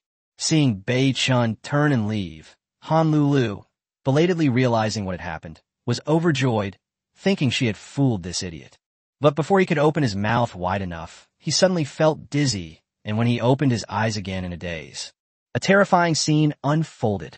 He was surprised to see his own body lying quietly not far away, completely unharmed, but with nothing on his neck. "Where's my head? Why can I see my own butt?" As if she had just realized something, Han Lulu suddenly cried out in alarm and pain, her features contorted in agony, like a chrysanthemum that had been ravaged by a storm. However, no matter how much Han Lulu screamed and tried to open her mouth, she could no longer make a sound. She could only wait for her brain cells to die in endless fear and despair. No way, Bei-chin wouldn't let him die a quick death, especially since he dared to insult his family. After each crisis, Bei-chin felt that he had changed and become more ruthless. But he had no choice. If we don't get rid of them today, they may become a potential threat in the future, not to mention that these people have no bottom line whatsoever. Family is Bei-chin's Achilles heel, absolutely his Achilles heel. Han Lulu didn't have to suffer such a tragic fate, but unfortunately, she had no moral compass and actually set her sights on the baby. The baby was raised by Bei-chin. It was more like family than a pet. Bending down to gather the 20-odd pieces of supplies on the ground, Bei-chin didn't turn around, but instead pulled out his Desert Eagle and fired a shot. Bang! Then, the last girl next to the class monitor and the tall guy stared wide-eyed and collapsed to the ground. Having practiced martial arts for many years, he has a strong sense of perception. A chilling aura emanated from behind. The killing intent revealed the heart of the person. Bei-chin knew that this girl couldn't be kept alive in the end either. Although he had already hidden the resentment in his eyes, his senses wouldn't be wrong. The girl's eyes were filled with resentment and hatred for Han Lulu after she realized she had killed him. Therefore, let's go all the way. Kill them all. I said I would only save 3 people this time, and you're not included.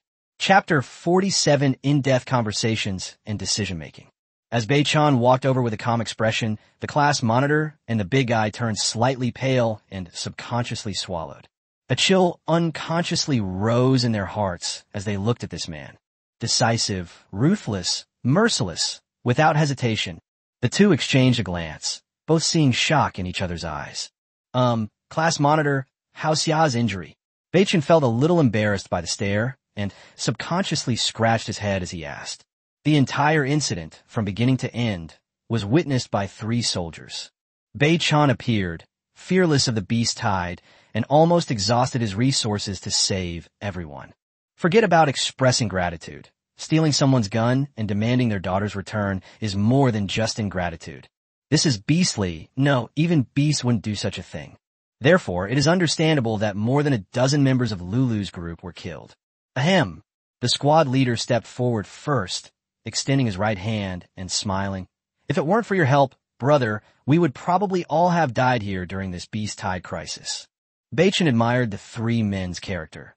They truly deserved to be called the regular army of China. The 2 shook hands, and then the squad leader saluted Bei-chin. At this moment, the big guy also walked over and looked at Bei Chun incredulously, saying, "Brother, you're amazing. Our best equipment is an entrenching tool, but you can actually carry an M249 light machine gun." The three of them got along very well. Of course, no one mentioned Bei Chun wiping out the group and killing people, since the person was already dead and there was no point in talking about it anymore.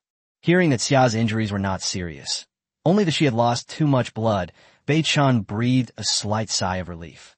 Influenced by his grandfather when he was a child, he had a special affection for the dignified and formal military uniform. But he's the only bad apple in his family. He can't even enlist in the army, which is why he inexplicably develops a liking for regular soldiers.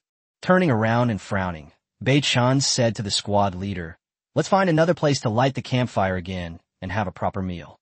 The smell here is too strong, and it's affecting our appetite." Upon hearing this, the squad leader and the tall guy were startled. Who is this person? After slaughtering so many people, how can you still have an appetite? I'm not going to the barbecue. I'll leave myself. Bei Chun got into the wooling car first and said to the two who were still in a daze. Upon hearing about barbecue, not only the class monitor and the big guy widened their eyes, but even Xia, who had fainted from excessive blood loss, swallowed hard. They had forgotten which year it was since they last ate barbecue.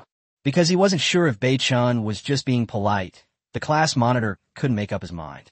After all, Bei Chun had saved him, and it wouldn't be right for him to accept such good food. And this is a survival game, so food is very precious. The Chinese military has strict rules and regulations, and will not take even a needle or thread from the people. No one dares to violate these rules. Gurgle, gurgle. Squad leader, look. The big guy swallowed hard, ignoring the strange noises coming from his stomach, and said sternly with a heavy face, "Xia is seriously injured and has lost too much blood. If we don't get her some good food to replenish her blood, she might not survive." The squad leader was already hesitant, but upon hearing this, he became even more worried about his comrade's safety. I was just about to say, "Okay," but the next second, Xia opened her eyes groggily and said in a weak voice, "Squad leader, I can still hold on. I'm not hungry." Hearing this, the big guy was heartbroken. It was truly, "Okay, we'll make an exception this time." The squad leader looked at the big guy with a serious tone and said, "You take Xiao back to the car first. I'll clean up quickly and come right away." "Yes, squad leader." Seeing this, Bei Chun couldn't help but feel a deep respect for the three of them. Suddenly, Bei Chun was stunned and looked at the corpse of the White Wolf King not far away. The Wolf King's corpse hasn't disappeared? Could it be? Bei Chun got out of the car and examined the Wolf King's corpse closely. Oh, it's the same as that big wild boar from before. Its body doesn't disappear after it dies. Bei Chun smiled without hesitation, and with a judo throw, he hoisted up the huge corpse of the White Wolf King and turned to walk towards the wooling. What does wolf meat taste like? Bei Chun really didn't know. I guess it's pretty much the same as dog meat, since it's a wolfhound and dogs have wolf genes in their blood.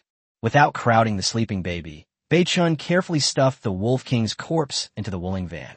At this moment, all three soldiers got into the car and waited for Bei Chun. In the darkness before dawn, there was a hint of desolation. However, they prefer the dawn before sunrise to the dark night without starlight or moonlight. Crackling sounds. A roaring campfire is burning. Bei Chun stared blankly as the big man skillfully cut open the Wolf King's fur with his fish-scale military knife. The skillful techniques made Bei Chun's scalp tingle. Hee, now we can have a good meal. Each of these 4 wolf legs must weigh over 20 pounds. The big guy muttered to himself as he cut them up, and he kept gulping down something, probably because he was thirsty. Are you all from the cooking squad?" Bei Chun asked the squad leader. Upon hearing this, the squad leader glared at the big guy and then laughed. "That's right, the 4,621st Mess Squad of the Gannon military region." Once the topic was brought up, Bei Chun immediately asked the question that had been bothering him. After the national channel was launched, did you manage to contact the main force of the Chinese army? This is what Bei Chun is eager to know. If all 3 of them can contact the Chinese military, then it will prove that, as the game console said, young people all over the world have entered the game. Conversely, it will also allow them to deduce other important information. The squad leader shook his head seriously and said, "No, we shout on the World Channel almost every day to find the main force. But through shouting, I discovered a strange phenomenon." Bei Chun immediately became interested. What phenomenon? The big guy, taking a break from his busy schedule, quickly answered, "It seems that apart from the active duty armed forces across the country, everyone else in the game is either a cook or a veteran." Beichen was taken aback and fell into deep thought. He tried to deduce the purpose of survival on the highway from the phenomenon, but unfortunately there were too many people and too many factors, making it impossible to deduce. As the conversation deepened, Beichen learned that among the three, the squad leader was named Chuan Jiangguo, the tall guy was named Zheng Jingran, and Xia was named Xia Deipen. All three have been regular soldiers for more than 5 years. Once you enter this survival game, everyone goes their own way. Apart from the chat square, where you can communicate with each other without any reservations, a face-to-face, unrestricted conversation like this is theoretically a luxury. 40 minutes later, the 4 roasted wolf legs were already emitting an enticing aroma. Beichen took out various seasonings from his wooling van, and the squad leader's eyes widened immediately. Why don't chefs want to cook at home? It's not because I'm lazy, really. Rather, it's the kitchen utensils and seasonings at home that simply don't meet your expectations. Even if you manage to cook something, it will be mediocre and only disappoint your family, doing more harm than good. So when Beichen took out all sorts of seasonings in this environment, it really surprised them. "Wow, impressive, buddy. You even have seasonings." The big guy stretched out his trembling hand. Whether from hunger or excitement, it was hard to tell. Beichen smiled and didn't seem to mind, then quickly changed the subject and got to the main point. Based on the current direction and evolution of the game, Beichen can almost certainly conclude that players will definitely adopt the unit-based strategy in the future. He has abundant resources and supplies, so naturally he doesn't want to fall behind others. However, along the way, it has been difficult to find trustworthy team members, which is why we have been hesitant to take action. However, Beichen has now made a decision. Whether through covert support or by directly establishing a regiment, he wanted to bring these 3 regular soldiers under his command. He didn't want these pure, faithful, and honorable soldiers to fall into the hands of profit-driven and selfish conglomerates. Chapter 48, A Just Cause and an Inevitable Trend. A campfire for men. After receiving the seasonings, the big guy focused intently and quickly put them into practice. The cumin and chili powder were sprinkled evenly over the 4 roasted wolf legs, almost as if they were being rained down. After being roasted at high temperatures, cumin slowly releases its rich and unique flavor. Even Beichen, who was deep in thought, couldn't help but swallow. "It smells so good." Thinking back to the charcoal grilled pork I made before. Tisk tisk. There's a saying, never use your hobby to challenge someone else's livelihood. Not to mention Beichen. Even the squad leader Chuan Jiangguo couldn't help but glance at the big guy and express his praise. "Come on everyone, don't be shy. Come on, let's eat while it's hot." The big guy looked confident and handed the grilled meat to Beichen first. "Thank you." Beichen smiled and took it, then took a big bite. The moment the wolf meat enters the mouth, Beichen rolled his eyes. "Oh my god, this stuff smells so good." Perhaps it was due to the army's dining habits, but the squad leader, a big guy, didn't talk while eating, and the sergeant ate heartily with his head down. At this moment, Xia, who was lying to the side, protested. "Squad leader, I wasn't hungry just now. What's this? It smells so good." Upon hearing this, the squad leader and the tall man were both stunned, their faces showing shame. The two then took turns feeding Xia the roasted meat. Beichen could tell that these 3 people hadn't had a proper meal in a long time. Recalling how he used a giant pineapple to fight off a pack of wolves, and how the squad leader even took out a water bottle to help cool the pineapple down, Beichen knew that the 3 of them probably wouldn't have any water left either. Beichen casually patted his pocket, and 3 bottles of Jiang Xiaobai liquor and a bottle of purified water appeared beside him. "Squad leader, was that water you used to cool the gun barrels your last stock? Here, have some of this first," Beichen said, handing over 2 bottles of Jiang Xiaobai liquor and a bottle of purified water. The class monitor hesitated for a moment, but still accepted it. He already owed the favor, so 1 more wouldn't be too much. He would just keep it in mind and repay the favor later. "Thank you, Beichen." For those he trusts, Beichen will not hide his true identity. This is the most basic form of trust. Therefore, the class monitor did not show any surprise when he saw Jiang Xiaobai liquor and purified water in Beichen's hands. After all, a person's name is like a tree's shadow. Moreover, Beichen is considered a somewhat well-known figure among the billions of players in China. While not exactly a household name, most people would at least know a little about them if their name was mentioned. A beast tide swept through, and comrades survived the ordeal. Everyone, including Bei-chun, was enjoying this moment of relaxation and tranquility. By the way, class monitor, what are your plans for the future? Bei-chun began his own topic.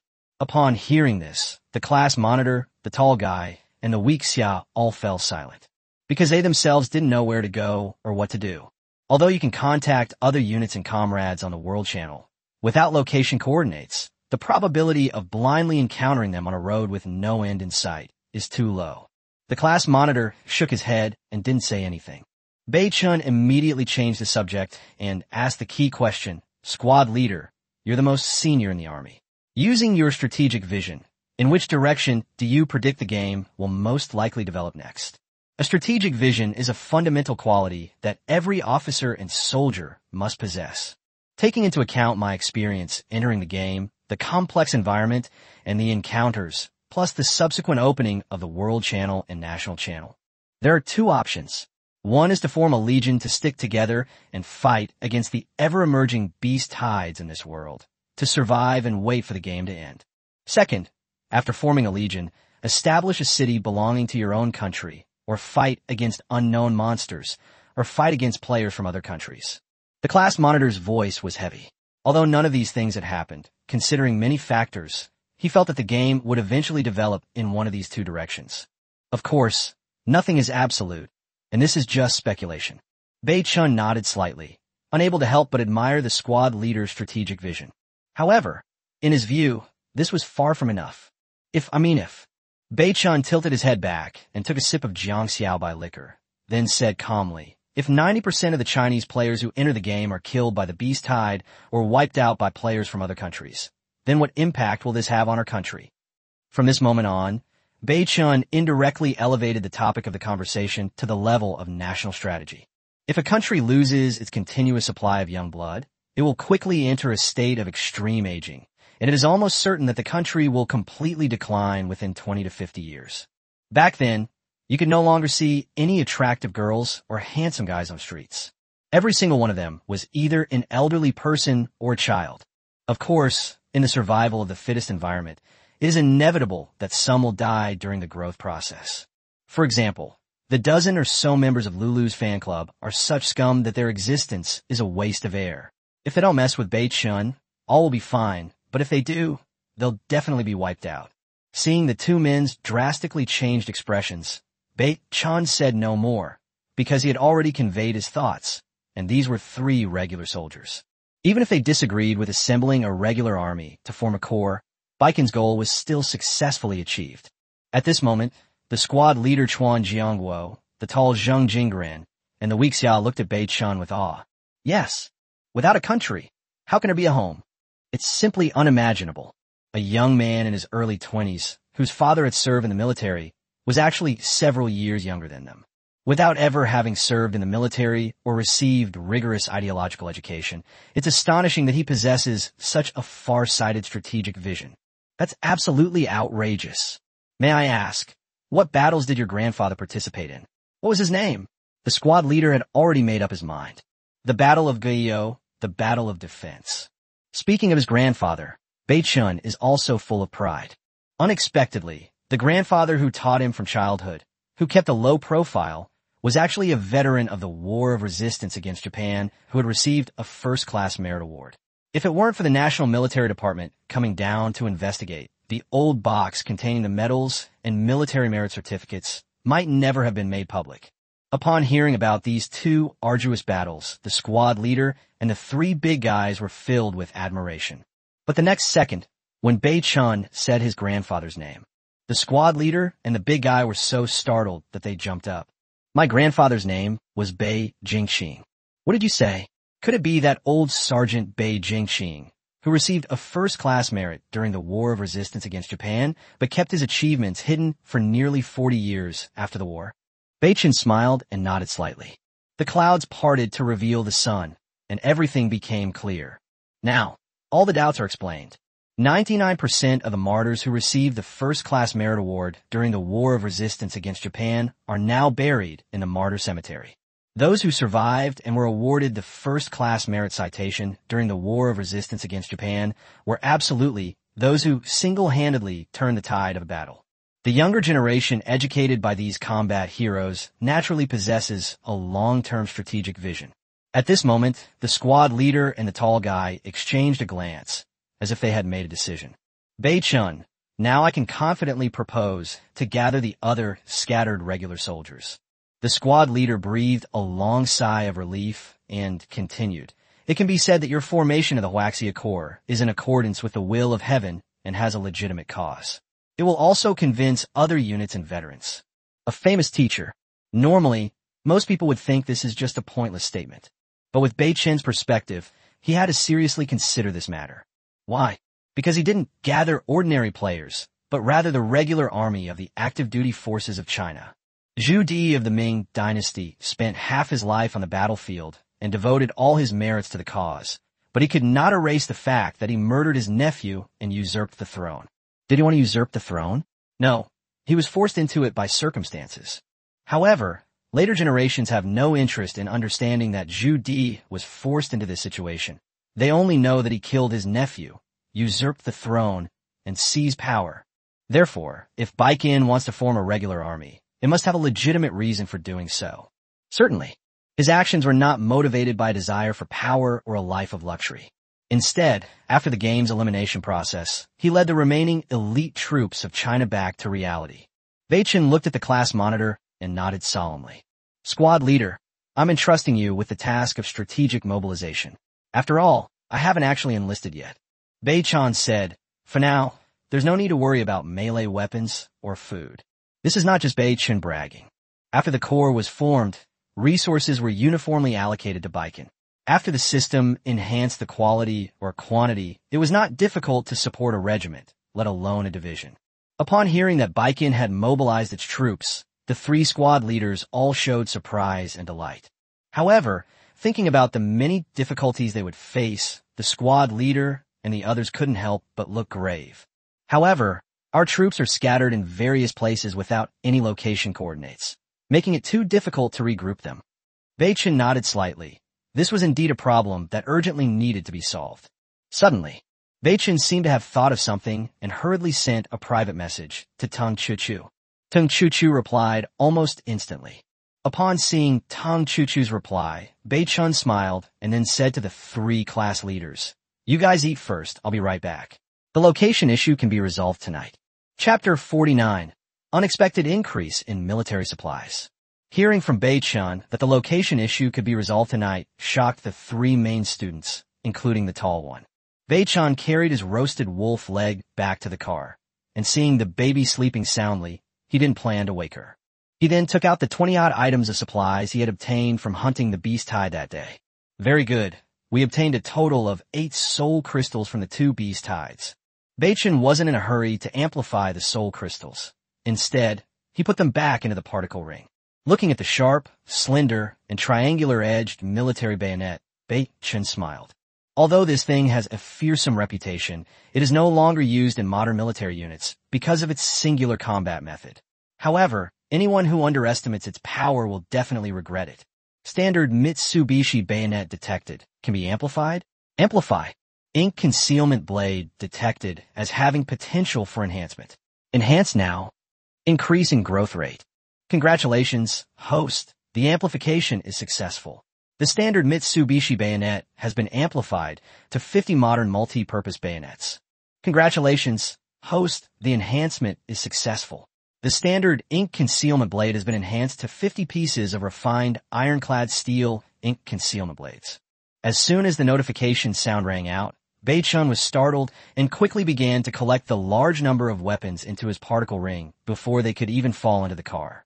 Bei-chun was already very happy to have obtained 50 long and 50 short melee weapons. With weapons, the members of the group would have basic combat capabilities, leaving aside other things. When faced with attacks from wild beasts or players from other countries like Sakura, they won't die helplessly without any weapons. Next, Baikin began to increase the supply of various resources, including food, water, and energy, which were essential to increase because they would be needed soon. Amplification successful. 600 milliliters of muddy water has been amplified to 60 liters of purified water. Increase successful. 1 pack of expired biscuits has been increased to 100 packs of compressed biscuits. Increase successful. 500 milliliters of water-diluted gasoline has been increased to 50 liters of regular gasoline. Bei-chan kept putting the newly appearing supplies into his inner particle ring, not daring to be careless for a moment. If so many supplies came crashing down at once, he would be badly injured even if he didn't die. About 3 minutes later, Bei-chan wiped away a bead of sweat, because the supplies had finally been collected. Just then, a private message notification sounded. Your friend Tung Chuchu sent you a private message. Bei-chan, are you coming over? If you are, I'll send you a location. When Tung Chuchu was able to find Tung Baiwen within a day after they separated, Bei-chan concluded that Tung Baiwen must have obtained something good. Otherwise, how could the two have met in such a short time? Bei-chan hesitated and gave an irrelevant reply. Trade the Viper over. I'll take a look at it. Bei-chan calmly looked at the private message screen, feeling uncertain, but this test was necessary. To Bei-chan's surprise, a transaction request came in as soon as he sent his request. Your friend Tung Chuchu has sent you a transaction request. Do you accept? Accept. The virtual trade window appeared, and the other party immediately placed a Viper pistol on it and then clicked the confirm trade button. With the Viper in hand, Bei-chan pushed down the magazine and loaded it with a dozen or so bullets. His feelings were complicated, but a smile appeared on his lips. The Viper pistol has been detected and can be enhanced. Do you wish to consume 1 day's worth of resources for enhancement? To embellish. Congratulations, host. The Viper decoration has been successfully applied.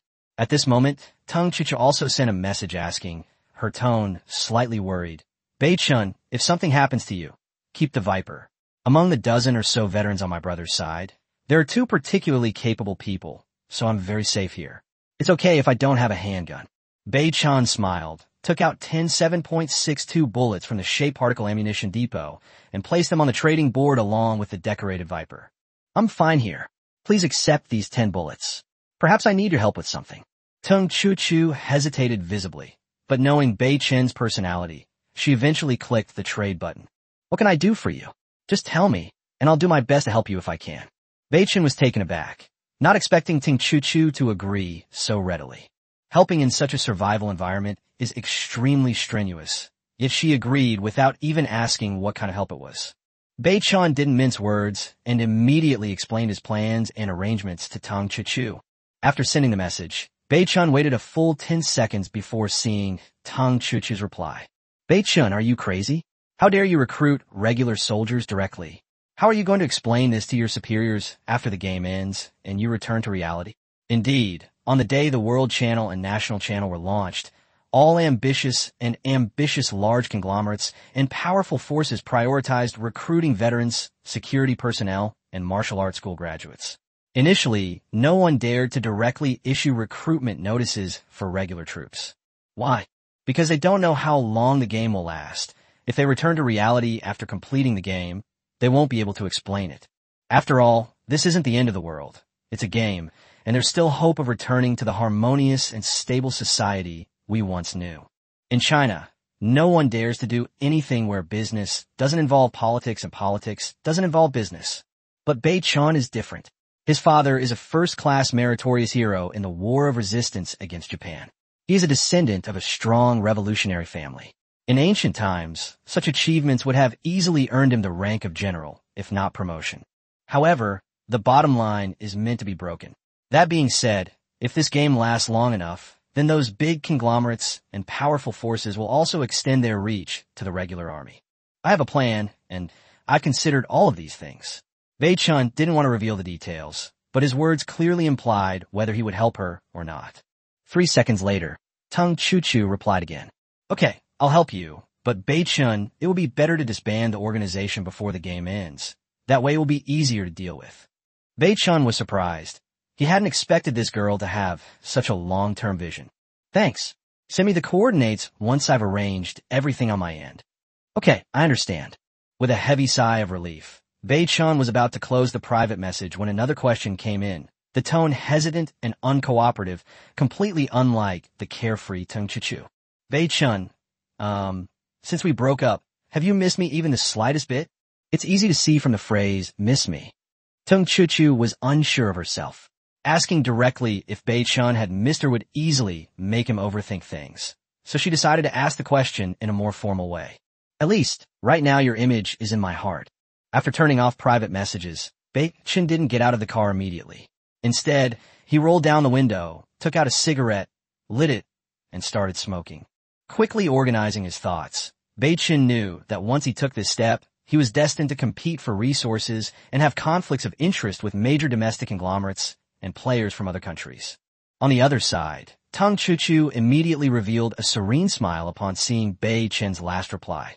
He hurried back to the campfire, nodded to the two strongest members of the group, and then looked at his older brother and whispered, "Brother, come over here. I have something to ask you."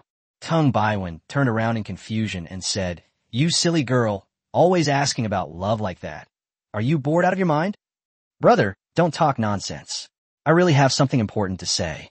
Helpless, Tung Baiwen could only look at the man and woman opposite the campfire and say with a smile, "Brother Yuchen, Sister Yuhan, you two guard the camp first. I'll be right back." Sitting opposite Tung Baiwen were a man and a woman. The man had short, choppy hair, a cold face, and a pair of dark eyes that were calm and steady, as if nothing could affect his emotions. The woman was dressed in a black casual outfit, giving off a capable and aloof vibe.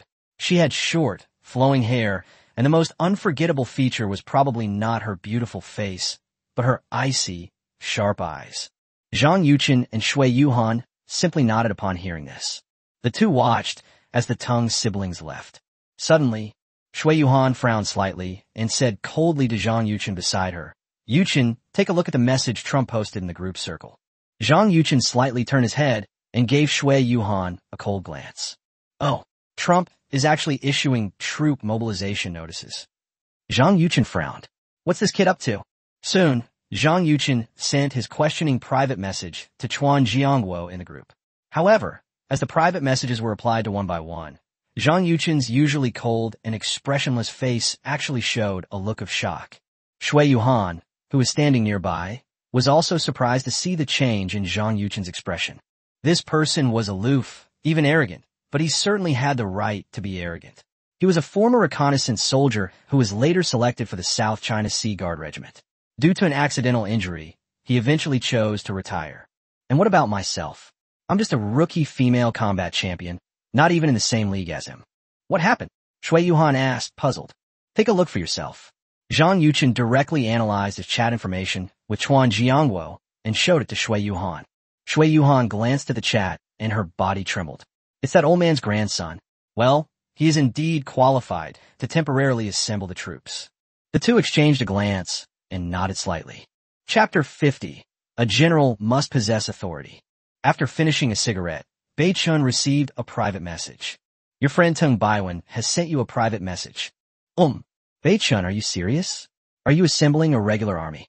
Hua Zibei smiled and replied, throwing away the burnt-out cigarette. So, would you like to join? If you do, this is an opportunity. Bei-chun actually wanted Tung Baiwen and his sister to join the team. Putting aside their relationship, they had to bring in their luck too. Moreover, the military is a relatively closed environment, and most of the team members he recruits will definitely be active duty soldiers. He also needs a smart and capable person who can constantly observe the overall situation.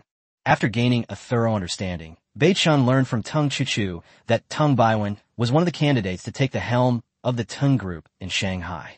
Those who were chosen as family candidates are all highly talented, shrewd, and capable. After hesitating for a moment, Tung Baiwen replied, Okay, my sister and I have decided to join. I don't have any ambitions. I just want to help my sister complete the game and return to the real world.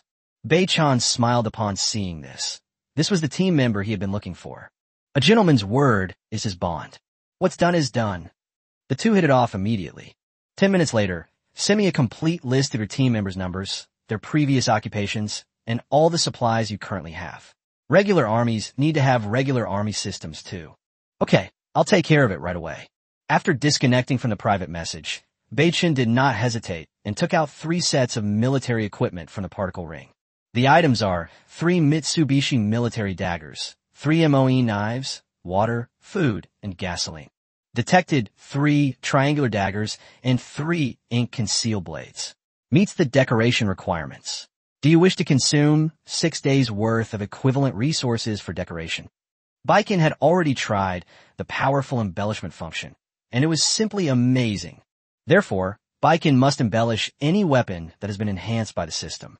If enough of these decorative weapons are distributed in the future, they might just save your life someday in a critical moment. By then, Bei-chan will also be able to imitate Yin Shuanging. I bet there are no bullets in your gun. Even with their embellished firearms, they're practically out of ammunition when facing Bei-chan. You'll see if you try firing a shot. To embellish. Congratulations, host, for successfully consuming 6 days' worth of resources to embellish 3 Mitsubishi military daggers and 3 ink concealment blades. After several attempts, Bei-chan immediately learned from experience that the system would automatically deduct the lowest heat-generating material in the particle ring, or presumably the lowest quality water or gasoline. Therefore, the decoration of Baiken was not as troublesome as the first time, where all the supplies had to be taken out. After doing all this, Bei-chan got off the vehicle carrying the military supplies he had prepared. A 10-liter can of regular gasoline, 5 liters of purified water, 11 packs of compressed biscuits, 3 military daggers, 3 ink hidden blades. Only Bei-chan could handle it all at once. It would take several rounds of replacements. The big guy who was still sucking on a wolf leg bone by the campfire saw this scene and immediately dropped the bone in his hand to the ground. Wow, buddy, that's amazing. So many supplies. The class monitor's face flushed as he watched, vaguely feeling that his decision was absolutely right. Hey, squad leader, here are your weapons and equipment, and here are 4 days' worth of food, water, and fuel. Bei-chan put the things down and said, with these you can rejoin the main force without having to risk getting off the vehicle to search for resources along the way. The main force? The 2 squad leaders were taken aback. At that moment, the notifications on the mainframes of both the class monitor and the tall Xia sounded simultaneously. Player Tung Baiwen has sent a friend request. Will you accept? The 3 of them looked at Bei-chan in confusion. Add him. He will send you location coordinates, so you can rejoin the main force soon. The 3 were delighted upon hearing this.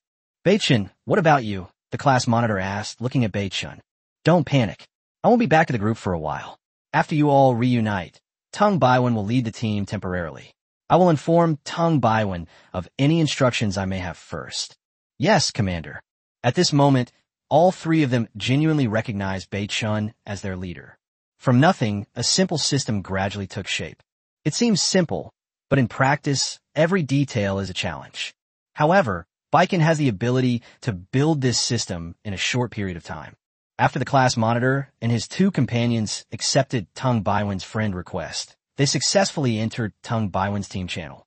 Meanwhile, Tung Baiwen's location coordinates also appeared in the private messages of the 3 class leaders. Upon entering a new team channel and seeing familiar faces, the class monitor exclaimed in surprise. Wow, the king of soldiers Zhang Yuchen and the rookie queen of female combat Shui Yuhan are both in this team. With an excited heart and trembling hands, the class monitor almost shouted, a female king of soldiers? Bei-chan was also surprised. He didn't expect Tung Baiwen to be so lucky, actually recruiting 2 kings of soldiers ahead of schedule. Very good, squad leader, big guy, Xia. You 2 set off now, travel day and night, and rejoin the team as soon as possible. Yes, Commander. Swish, swish, swish. The 2 platoon leaders, both tall and strong, stood tall and gave Bei-chan a standard military salute. Although Xia was weak after collapsing to the ground, she still made a military salute. Go ahead, Bei-chan nodded. Watching a hunky car quickly disappear at the end of the road, Bei-chan finally breathed a sigh of relief. As the saying goes, everything is difficult at the beginning. Once the system and regulations are gradually improved, he will be able to relax completely. The first 3 kicks are the hardest, it's true. The reason Bei-chan didn't want to act with the main group was, of course, to conceal the system. If this thing were leaked, he might be wanted and hunted down by players all over the world. By the time he finished this busy period, his roasted wolf leg had long since gone cold. With no one around, Bei-chan no longer concealed his particle ring and took out the barbecue grill and charcoal. At that moment, Tung Baiwen sent a private message, his tone somewhat anxious. Bei-chan, I feel you still need to go back to the regiment to prove your identity. There's someone in our team who used to work in the military personnel department and is extremely familiar with the first-class meritorious soldiers. So you need to prove your identity so that they can fully trust you. Bei-chin nodded, confirming his identity was a must. Otherwise, if any player could impersonate a soldier, we'd be doomed. Soldiers are honest, but not stupid. A notification sounded immediately. Your friend Tung Baiwen invites you to join his private team. Would you like to accept? Accept. After entering the team channel, Bei-chin glanced at the number of people, 21. Because private team channels are more personal, members' real names are no longer hidden. With Baikin joining the channel, all conversations immediately ceased. That's right, I am Bei-chun. My grandfather's name is Bei Jingqing, age XXX, ancestral home XXX, currently living in XXX, retired from the army in XXX, and farmed at home. On X month, X day of XXX year, the military department learned of my grandfather's military merits. Bei-chun got straight to the point from the very beginning. A general must be authoritative. First impressions are important, as they help him manage the team better in the future. Because Mr. Bei Jingqing's deeds were so shocking, even those in the military who managed military records could recite his information by heart. Of course, due to the special nature of their profession, apart from them, even battalion-level officers could not possibly check the old man's identity information, current address, let alone the date of his discharge or the date the military discovered his military merits. As expected, once this confidential information was released, the entire team channel fell completely silent. Tung Baiwen and Tung Chuchu were both dumbfounded. What's going on?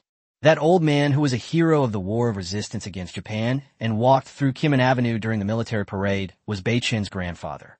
Comrades, fellow soldiers, I, Duan Guksin, can guarantee with my military honor that the old man's information has been confirmed as correct.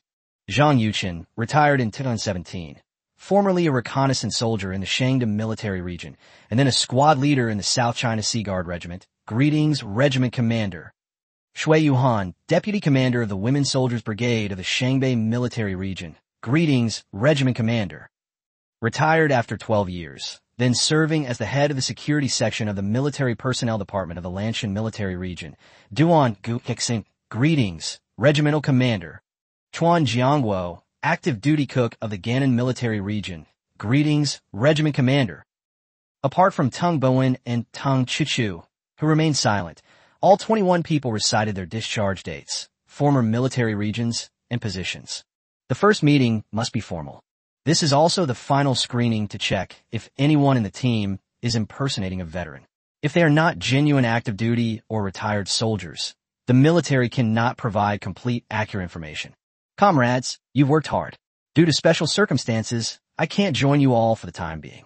Zhang Yuqin and Shui Yuhan will be in charge of the team in advance.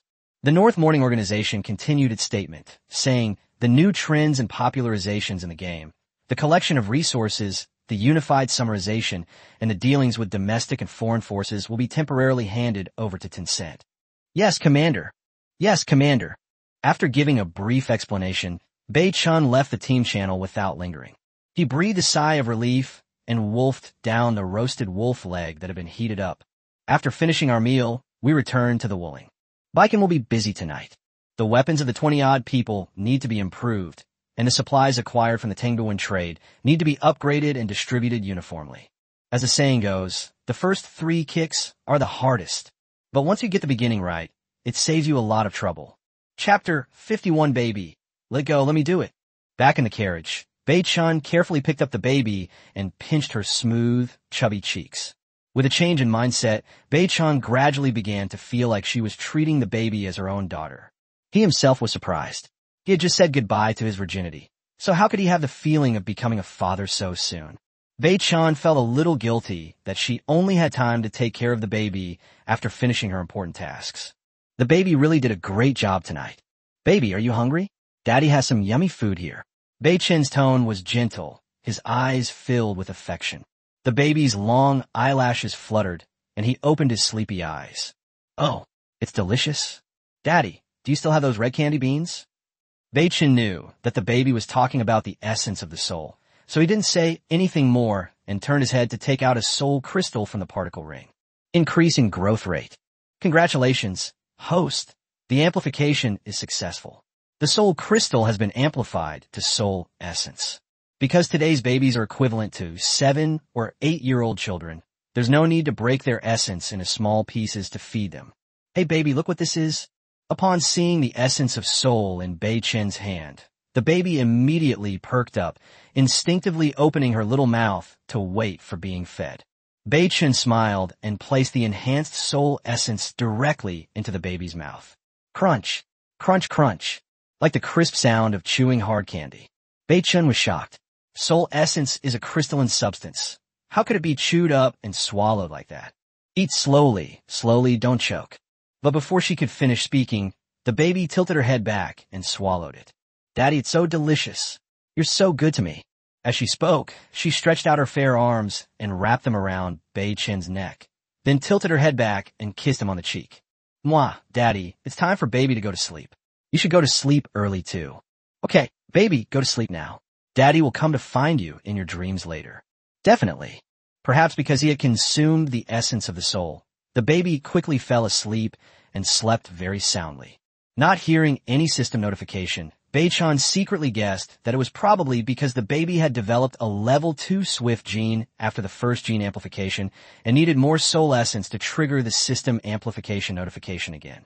After placing the baby in a comfortable position inside the car, Bei Chen gently closed the car door. The supplies he provided this time were the accumulated resources of an entire team from Tang Beiwen. Trying to get them inside the train carriage would probably hurt the baby. A golden hue gradually seeped into the depths of the eastern sky. Baiken sped up. With a wave of his hand, various supplies appeared in front of him. 1,000 milliliters of groundwater. Can be amplified. 3 sour steam buns. Can be increased. 1 hamburger that's been gnawed on by a mouse. Can be upgraded. 1.2 liters of refined gasoline. Diarrhea relief, 4 tablets. Can increase effect. 1 bottle of cloud-piercing white medicine. Can increase stats. Upon closer inspection, Baiken found that everything except refined gasoline could be boosted. Since the team currently needs food and energy most, and metal resources are not needed for the time being, Baiken simply did not take them out for enhancement. Detected, a lot of resources can be boosted. Boost now. The phrase, lots of resources can be increased, completely baffled Baiken. Is it really that humane? It knows there are many varieties, but it's too lazy to list them all. Increase. Congratulations, host, on your successful amplification. Receive 10 cases of soda water. Obtain 300 soft, fermented bread buns. Get 100 Kindle chicken deluxe burgers. Obtain 1 bottle, 50 pills, of highly effective anti-diarrheal medicine. 10 caddies of black jade broken healing ointment were obtained. As soon as the system notification sounded, Bei Chen quickly put it into practice, creating a bunch of resources and then collecting them. However, when he heard about the black jade broken ointment, he stumbled and almost fell. System, is this black jade rejuvenating ointment the same as that black jade rejuvenating ointment? That's right, it's the black jade broken healing ointment. Bei Chen laughed, squatted down, and looked at the large wad of black, asphalt-like stuff wrapped in oil paper on the ground. This presentation, tisk tisk. Curious, I untied the sealed oil paper, and a refreshing medicinal fragrance immediately entered my body through my nose. My goodness, this stuff smells even better than roasted meat. Although surprised, I can't test the effects of this medicine since I have perfectly healthy arms and legs. It's better to be prepared.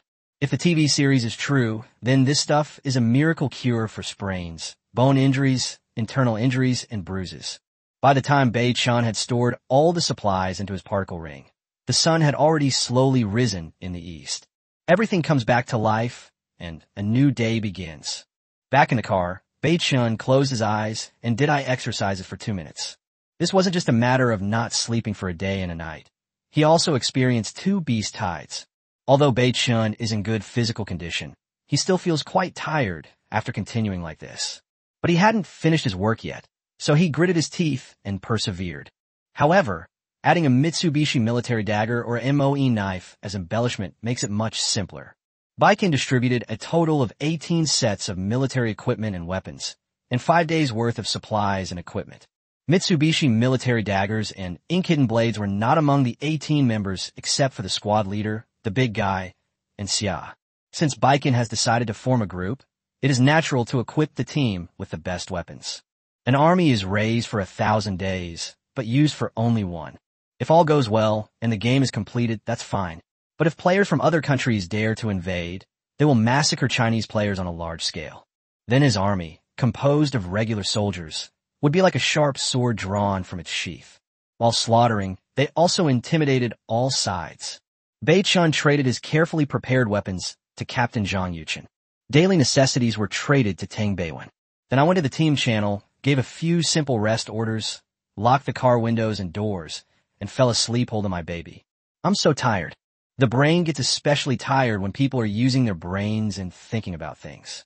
Because the Wuling vehicle has been modified by the system, under the influence of the biological gene lock, no one can sneak in silently without Baikon's permission to open the door. Of course, besides turning the Wuling into ashes with artillery shells. His Wuling vehicles, apart from the fact that a considerable area of the body is relatively weak, already have a high level of defensive capability in terms of glass and tires. Because all the players were fighting against the beast-tide attack last night, even those who didn't die were badly injured. Even Baikon couldn't stand the ordeal all night, let alone the other players who were sometimes hungry and sometimes full.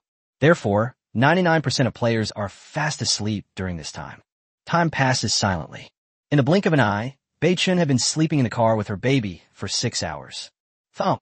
Suddenly, the Wuling van was suddenly hit by something, making a dull thud. Bei Chun, who was in a deep sleep, jolted awake and suddenly opened his eyes. He flipped a Desert Eagle into his hand. After regaining his senses, Bei Chun quickly checked his surroundings and found nothing unusual, which puzzled him. Bang! It was another impact, and this time Bei Chun felt it with crystal clarity. The impact force wasn't great. Compared to the yak monster from before, it was many times weaker. I secretly peeked through the glass. Bei Chun was furious at just one glance. Click! Load the pistol. The moment Bei Chun saw this thing, he belatedly realized that he had just woken up and his anger immediately flared up. Damn it, this time we'll settle both old and new scores. Even a tiger fallen into the plains is bullied by dogs, but you're not even a dog, yet you dare to provoke me time and time again. At this moment, the baby also woke up from his deep sleep and rubbed his eyes to see the things outside the car. Yes, the baby immediately started drooling. In a panic, he shouted at Bei Chun, "Hey, let go of that rat. Let me handle it." Chapter 52, a carefree grandson turns away, leaving behind a mess. Early morning. The bright moon sets in the west, and the scorching sun rises in the east. This should have been a pleasant morning. But Bei Chun, who was fast asleep, was awakened by a large black rat. Recalling the time I smashed a resource box and was attacked by rats, I ran away as fast as I could. That can't be called a generational grudge. It can only be said that yesterday's hatred is today's resentment. At this moment, Baikon had both guns and bullets at its disposal. How could the descendant of a famous general suffer such a great humiliation? He cocked his pistol, then stuck the dark muzzle of his Desert Eagle out the window, ready to unleash a hail of bullets. Suddenly, "Hey, let go of that mouse. Let the nest come here." Is the baby awake? As if realizing something, Bei Chun was startled and was about to say no. But it was too late. There was a loud bang. Yes, the baby broke out of the car again. There was no time to worry about the vehicle. He had just stuck his head out. Bei Chun's eyes bulged out as he shouted, "Baby, shut up." At this moment, the baby looked delighted. His big, bright eyes narrowed with joy, and his little mouth was wide open, with drool constantly flowing out. With both hands raised, it held up a large black rat, about the size of corgi. This scene, that's right, I was just about to put it in my mouth. Although the hairy-legged fish often hunts wolves and goats, it must be said that fish and mice are still its staple food. After being amplified by the system, the baby underwent a genetic mutation and took on a human form, although he had never seen or eaten a mouse since he was a child. But the memories in the blood, the instinct for survival, remind us. She knew it was delicious. Awu. Everything happened so naturally and logically. Suddenly, my father's angry shout rang in my ears. The baby turned his head in confusion and was also shocked because his father's face was as black as the soot at the bottom of a pot. Feeling embarrassed by her father's gaze, the baby could only slurp and swallow her drool. So, gritting her teeth and stamping her foot, she handed her best possessions to her father. "Baby is wrong. Good things should be given to parents first. Here, Daddy, eat it while it's hot." The big black rat was completely alive, without a single injury on its body. This thing, with its single scarlet eye and aggressive expression, was like clay in the baby's hands. It only dared to tremble and didn't even dare to struggle. To outsiders, this scene appears. That's truly a laughingstock. But Bei-chan just couldn't be happy. I was about to angrily criticize the baby when I suddenly felt a jolt. I seem to have forgotten the origins of my baby. Yes, what right do I have to criticize my baby? She did nothing wrong. I'm the one who's wrong. Since the baby took human form, I have never taught him what he should or shouldn't eat. While secretly blaming myself, Bei-chan gave a very official smile and took out a hot, soft chicken deluxe hamburger. Baby, if you want daddy to love you in the future, throw that thing away and eat this instead. If you don't want to, then you can eat it. Dad won't take care of you anymore. Before he could finish speaking, Bei-chan's gaze was drawn to a dark, high-altitude parabola. 20 meters high. That's right, the big black rat was thrown 20 meters high by the baby and then plummeted down. Bang! Not far away, on a rock, a large black rat was kicking its legs, its brain splattered, dying with its eyes wide open in disbelief. If the rat's ancestors were here, they would surely grab Bei-chan by the collar and shout at him. It just wants to live. What crime has it committed? Speak up, speak up. Things happened very quickly. Before Bei-chan could even react, the baby had already jumped into her arms. Of course, the baby needs daddy to love him. A pair of big eyes stared intently at the hamburger in Bei-chan's hand, which smelled of chicken cutlet, and tears welled up in her eyes. Seeing this, Bei-chan was extremely pleased. Holding the baby, she returned to the car and took out all the delicious food at once. Lean meat, ham, Oreos, apples, oranges, bananas. In short, Baiken brought out everything that the baby hadn't eaten before. Wow, great. The baby's big eyes curved into crescents as he plunged into the mountain of snacks and food. Eat slowly. You can eat all of these, but you can't eat that big rat anymore, understand? Okay, I understand. Bei-chan gave a wry smile and selected to enable the in-vehicle equipment function. Both times they got out of the car, it was a wrecked vehicle, and Baiken had to repair the body of the car again. However, when Bei-chan glanced at the materials needed for the repair, he was stunned. Repairing the damaged area of the vehicle requires 4 pieces of refined iron and 2 pieces of T3 level reactive armor. The vehicle's puncture cannot be repaired, which means that they have no choice but to set off with this large hole. But what can Bei-chan do? The baby is family. He can't just beat him up for this. Kids need to be educated. If you continue like this after being educated, then you might as well practice Xing Quan. Alright, let's just consider this a window of opportunity and leave it at that. Seemingly remembering something, Bei-chan got out of the car and picked up the mouse that had fallen to its death. I estimate it weighs about 5 or 6 pounds. Bei-chan definitely wouldn't eat rat meat, but some players in China do. It's such a waste to leave it here to rot. Carrying a dead rat, Bei-chan returned to the car and immediately opened the regional chat square. In short, that's right, I am Bei-chan. Immediately, all the players in the area fell silent. The big shot's reappearance must mean he needed something. If they didn't seize the opportunity, they would only be asking for trouble. Yes, we just hunted a rat that weighs about 6 pounds. It's freshly dead and not poisonous. Keep it while it's hot. Wow, Boss Baiken is amazing. I've set traps to catch that big rat before, but it's too cunning and I've never caught it. I'll trade. What do you need, Boss Baiken? I just got an inflatable doll. DM me if you want it. It can be heated. Boss Baiken, I got a cup. It's soft and you can't drink from it, but it can definitely help you solve your physiological problems. I'll change. +1. Suddenly, all sorts of random, nonsensical names that Bei-chan had never heard of appeared on the public screen. Bei-chan frowned. He didn't need any of that. Suddenly, a striking message appeared, which Bei-chan immediately noticed. Hey, I got a pot of something, and I need your phone. I want to trade it for a big rat. Want some? Bei-chan smiled. This was exactly what he needed. Okay, let's switch to a children's educational device and go out to make the deal. One sentence silenced the regional chat square. The crackling and popping sounds kept exploding. Countless young girls' hearts have been shattered. Hey boss, don't go. One last question. Why do you want a children's tutoring machine? Yes, tell me. Let me give up. Who is it? We gotta taste Boss Baiken's flute first. Get out here. I want to have a showdown with it.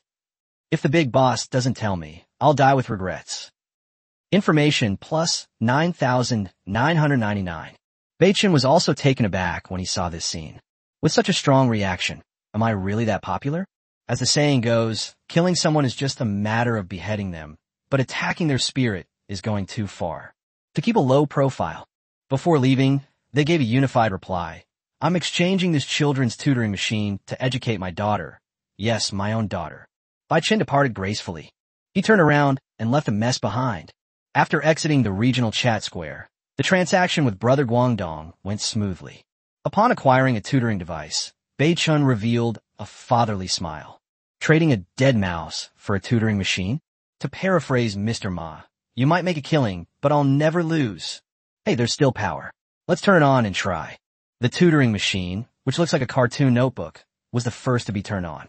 Upon hearing the tutoring machine's opening remarks, Bai Chen's face immediately darkened. Tada, you naughty tutor. You'll smash anything you don't understand.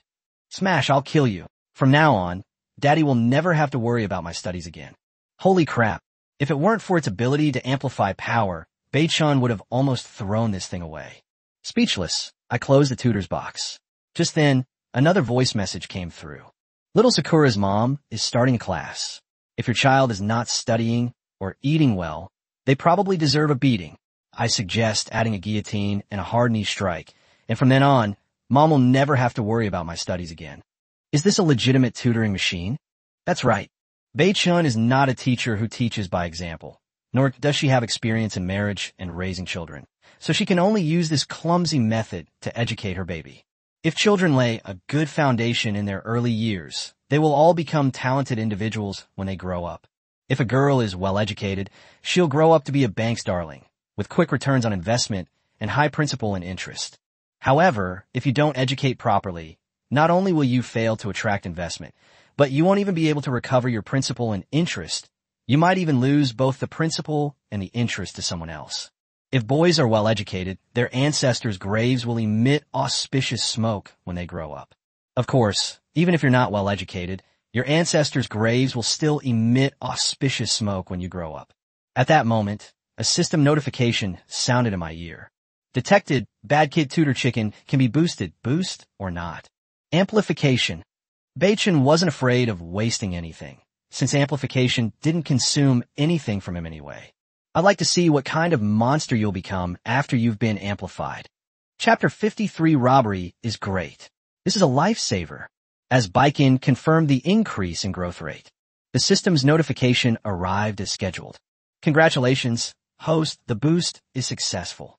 The Bad Kid brand tutoring machine has been boosted to 1 Vank infrared smart tutoring machine. I prayed in my heart that the tutoring function would become more proper after the amplification.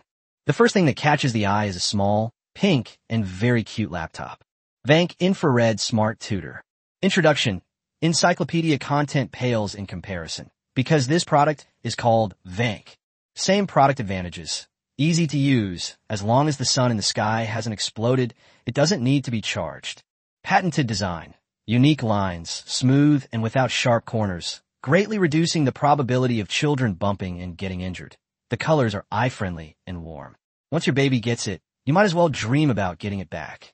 After reading this introduction and the boastful advertising copy, Bai Chun was completely dumbfounded. Damn, this doesn't seem very proper either. With a let's give it a try attitude, Bai Chun opened the Vank tutoring machine. Holy crap, the description isn't great, but the features are pretty comprehensive. Upon closer examination, Bai Chun was also slightly shocked. This educational device actually contains courses for everything from kindergarten to doctoral level. In addition, there's all kinds of professional knowledge, terminology, and skills from all walks of life.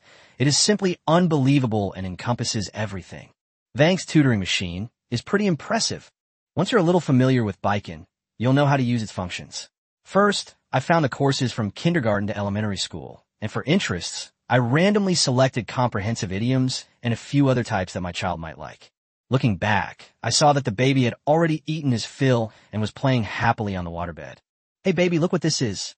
It's a tutoring machine. Just tap on whatever you don't understand. Bai Chun tried a letter, and sure enough, the tutoring machine emitted a serious sound. Scan C. 666. Seeing that the baby had taken an interest, Bai Chun smiled like a loving father. Really? With its delicate and compact design, plus the irresistible pink color for little girls, my baby bought it. At this point, Bai Chun started the car and prepared to leave. The baby is immersed in the joy of learning. The wooling from Baiken now looks rather pathetic from the outside. The car body has a large, irreparable hole, which means that Baiken has to control its speed to between 80 and 90 miles per hour. Because of the hole, there's a risk of air getting in when the car is going over 100 miles per hour, which could easily cause it to skid and overturn. Before he knew it, Bei-chun had driven more than 100 miles. During this time, Baiken only encountered one wooden resource box, and after breaking it open, it was clear that there was nothing inside. If I had to say there was one, it was a single hair. However, Baiken is rich in resources, so they don't care about this little bit of resources. They'll just accept it as it is. Suddenly, the baby spoke. I've finished Daddy's second grade course. Isn't that great? Upon hearing this, Bei-chun's hand trembled. What? Can you learn the entire curriculum of kindergarten, first grade, and second grade in just 1 hour? Are you sure? The baby looked confident. Oh, well, why don't you try reciting the multiplication tables? Upon hearing the punishment rhyme, the baby gave a disdainful smile. 1 times 1 equals 1. 1 times 2 equals 2. The baby recited the multiplication tables without any effort. That's right, isn't it? I've started learning third grade courses. Okay. Bei-chun wiped the cold sweat from his forehead and then waved his hand to stop him. Well, students, that's all for today. The rest of the lesson is physical education. Baiken can only trick the baby a little. It's all self-taught by others. What's it to you? How can you speak like a teacher and say that's all we'll learn today? Have you no shame? Physical education class? The child didn't seem interested in PE class, pouting and shaking his head, saying, Daddy, I want to look at some ancient Chinese idioms, okay? Upon hearing this, Bei-chun waved his hand and said, All right, Dad will grant your unreasonable request, but don't do it again. Thank you, Daddy. The baby looked pleased with himself, as if to say, Daddy spoils me so much. Bei-chun's words carried a strong sense of trap, subconsciously guiding the child to believe that learning ancient idioms is a game, and to have fun. With one hand on the steering wheel, Bei-chun smiled to himself. So tutoring kids, is this easy? However, the next second when Bei-chun heard the parent task released by Vang's tutoring machine, Bei-chun was honestly dumbfounded. Sure enough, the baby looked at Bei-chun with a thirst for knowledge and said, Daddy, it says you have to personally demonstrate and interpret these idioms. Bei-chun gave a wry smile. What goes around comes around. One shouldn't be too arrogant. Okay, read these idioms to me, and Dad will demonstrate and explain them to you personally. Bei-chun looked confident. What obscure or difficult idioms could a child's tutoring machine possibly contain? Dad, get ready, I'm going to read. Bei-chun raised an okay sign. Today's homework consists of 7 idioms.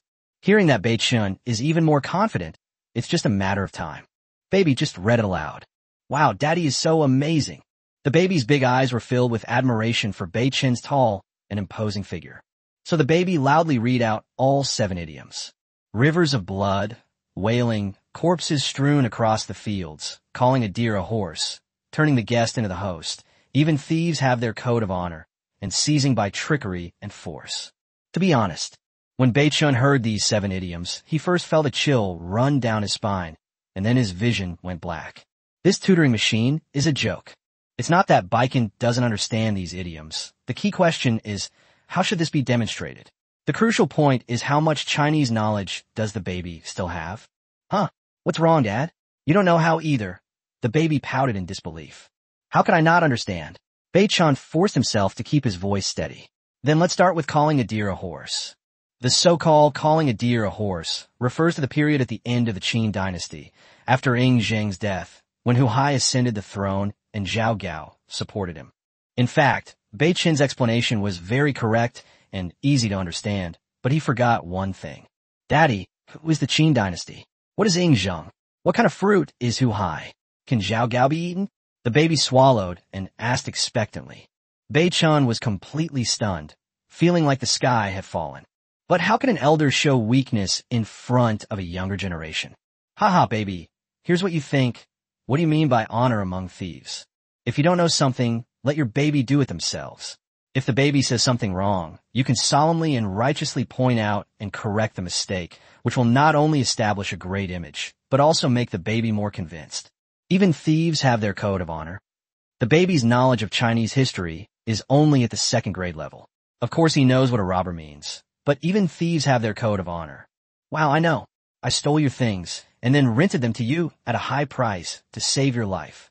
Baby looked at Bei Chun expectantly. To be honest, when Bei Chun heard this answer, he almost ascended to heaven on the spot. It's not that the explanation was wrong, but the two meanings were completely unrelated. Whether that's right or wrong, it's hard to say. Children have a strong sense of self-esteem, so even if they answer wrong, they won't say it directly, but will correct them from the side. Bei Chun looked to his side. It was the car door, and outside the door was asphalt road. It didn't seem like he could explain it from the side. Baby, take off right now. Daddy senses there might be danger within 100 miles ahead. The tactic of delaying. Let's get rid of the baby and ask other players for help. Miracles happen with great effort. With such a large number of netizens, someone talented is bound to emerge. Seeing Bei Chun's serious expression, the baby, though eager to hear his father demonstrate and explain the idioms, knew there was no danger and could only scout ahead first. Then, when I get back, Dad will demonstrate the meaning of the idioms to me. Bei Chun remained remarkably composed, nodding slightly. Call out. The baby's pale yellow downy fur grew wildly, quickly transforming into its true form. It flew out of the large hole in the car body and, in the blink of an eye, had already flown more than 100 meters away. Since the shared view function connects the two parties for voice communication, how could Baiken possibly let the baby know that he was asking for help? Bei Chun is like an ant on a hot pan right now. He has to quickly come up with some words to ask for help on the chat square and see if he can find any talent. Suddenly, with a whoosh, Bei Chun was startled and looked back. Baby, why are you back? Dad, you're amazing. There really were robbers up ahead, 3 of them. Upon hearing this, Bei Chun shed tears of emotion. This is Song Jiang, the timely rain. Ha ha, robbery is good. The more ruthless and vicious the better. Bei Chun laughed heartily, then turned around and said confidently, Baby, let Daddy show you what it means to have rivers of blood, wailing cries, corpses strewn across the fields, calling a deer a horse, turning the guest into the host, having a code of honor among thieves, and seizing by trickery and force. Those were big, bright eyes filled with a thirst for knowledge. At that moment, in the baby's eyes, Bei Chun was the most amazing dad. Yay! Chapter 54. The old man has no son. Absolutely unbelievable. Joking aside, you can't joke about your child's education. Although he knew there was a robbery ahead, Bei Chun felt it was necessary to prepare in order to vividly demonstrate the 7 idioms. After all, rivers of blood are just as common as wailing and corpses strewn across the fields. However, calling a deer a horse, turning the guest into the host, even thieves have their code of honor, and seizing by trickery and force all have different meanings. However, Bei Chun is not a murderer and would not kill someone to educate child. Of course, if those highway robbers intended to kill someone, that would be a different story. Baby, come here, let's get ready. Bei Chun slowly stopped the car, bent down and rubbed a handful of dust off the asphalt road, then touched the baby's face before the baby could react. In an instant, the fair-skinned baby turned into a dirty baby. Bei Chun also wiped his face. Suddenly, the domineering CEO and the little princess transformed into a ragpicker and a little match girl. Afterwards, Bei Chun put the inflatable bed that was placed in the carriage into the particle ring. After doing all this, Bei Chun finally breathed a sigh of relief and thought to himself, is raising a child really that easy? Almost simultaneously, a pitiful and wretched scene unfolded before their eyes. The car was a wooling van with a huge hole in it, and inside was a disheveled but handsome man with a disheveled but cute little girl. I can understand Bei Chun's intentions. Think about it. A clean-cut man with a rosy complexion, accompanied by an incredibly cute, chubby daughter? Even a fool would guess that this is due to good food and sound sleep. Who would dare rob someone like that? If you just go there unprepared and someone comes up to you, salutes you, and brings you good food and drinks, are you really going to teach by example and then kill someone? That's impossible. The baby doesn't know what Baiken wants, but just thinks it's fun. Baby, when we get there and meet the robbers, we'll do this. Okay, you hear me? The baby nodded, seemingly confused. You only get one chance, so cherish it. Come on, let's demonstrate it, using the tone I just taught you. It wasn't that Bei Chun was overly cautious. It's just that opportunities to teach by example are rare. He was genuinely afraid that if he went over there, the baby would fly out of the car and yell at the robbers, let me say a few words first. You're surrounded. Then he'd be finished. The baby looked at Bei Chun pitifully, her voice a mixture of hunger, fear, and pleading. "Uncle, please have pity on my dad. Give him some food. He's been starving for 3 days straight." Sob sob. That look, that tone, that voice, that expression, it brought tears to my eyes. That's truly an old man without a son. Absolutely unbelievable. "Wow, baby, you're amazing." Bei Chun praised immediately. It's all thanks to Daddy's good teaching." That's a pretty official answer. Bei Chun rubbed the baby's head and then returned to the driver's seat. The car sped along, and with the baby guiding the way, Bei Chun wasn't worried about encountering many robbers. "Dad, turn at that fork in the road ahead." "Good." After the car turned into the fork in the road, it traveled for another 30 miles. Gradually, low hills appeared all around. She didn't pay much attention to these hills because they were all barren and desolate. As the car rounded another bend, a scene came into view. Bei Chun had a strange feeling, as if he had returned to the real world. No, the key is that this scene is too harmonious. 2 men, dressed in black auxiliary police uniforms, were saluting a car in a very professional manner. However, to outsiders, this might not seem wrong. However, Bei Chun was raised by the old man, and he has memorized the gesture of saluting. Anyone who salutes with their left hand is obviously a fake. But then a question arises, what are they doing lying on the ground? This is a survival game, so why are the 2 sides able to coexist so harmoniously? Soon, the car drove away, and Bei Chun slowly approached it. As soon as we got close to Baikin, we discovered where the problem lay. The tire spikes, specifically designed to puncture tires, are about 30 centimeters wide and 20 meters long, and they lie across the asphalt road. Are there guns? Or are there other ambushes nearby? Bei Chun was unsure and could only continue driving slowly. If the other side had firearms, Bei Chun couldn't act rashly, as his life was more important. Sure enough, after the Wuling van from Baikin appeared, both of them showed professional smiles. First, he straightened his black auxiliary police jacket, and then a slightly shorter man stepped forward and gestured for the car to pull over. I must say, it looks quite convincing. Bei Chun was certainly not stupid. While sneering, he told the baby to pay attention to the surrounding environment and see if anyone was hiding. The baby's true form is a hairy-legged fish with sharp eyes and strong perception. It only glanced at the fish and immediately said, "No one is here." Bei Chun then slowly brought the Wuling to a stop and rolled down the window a crack, asking in confusion, "Officer, is this the road to Tibet on foot?" The auxiliary police officer was taken aback by the question, which sounded like that of 2 robbers. Perhaps this wasn't their first time robbing someone, because the 2 men didn't immediately approach. Instead, they stood behind the roadblock, gave Bei Chun a left-hand salute, and said authoritatively, "Please get out of the car for inspection." Bei Chun's sharp eyes scanned the 2 men. He had hesitated whether to get out of the car, but when he saw the black food bag in the short man's hand, Bei Chun got off the bus. Whoosh! Seeing that Bei Chun got out of the car without a weapon, the 2 immediately knew that he was a complete weakling. So how could they tolerate it? They rushed over and surrounded the Wuling vehicle in no time. However, when he saw the large hole in the Wuling van, the tall robber visibly frowned. Surrounded, Bei Chun remained calm and said indifferently, "What are you 2 doing?" The 2 laughed and started their conversation in one sentence after another. A patch of cloud hangs in the northwestern sky. A crow alights on a flock of phoenixes. The whole vehicle is full of heroes. Who is the ruler? And who is the subject? Then the tall man pointed to the short man and said, "Let me introduce you. This is our National Highway 302, Master Wong." The short man was clearly pleased and smiled slightly, pointing to his partner beside him. "This is Secretary May of the Tao Committee." Bei Chun was a little confused. "Wait, what are you 2 doing lying on the ground?" But he remained completely calm. "Why are you robbing me? What are you doing?" The short man, sounding anxious, let out a burp, and a strong banana smell immediately filled the air. As he spoke, the shorter man stuck his head inside the Wuling van. Bei Chun remained calm in response. At this moment, the tall man said with a smile, "Hey Gao, don't look down on us just because we're robbing people. We charge reasonable fees and will never take a life. Don't worry."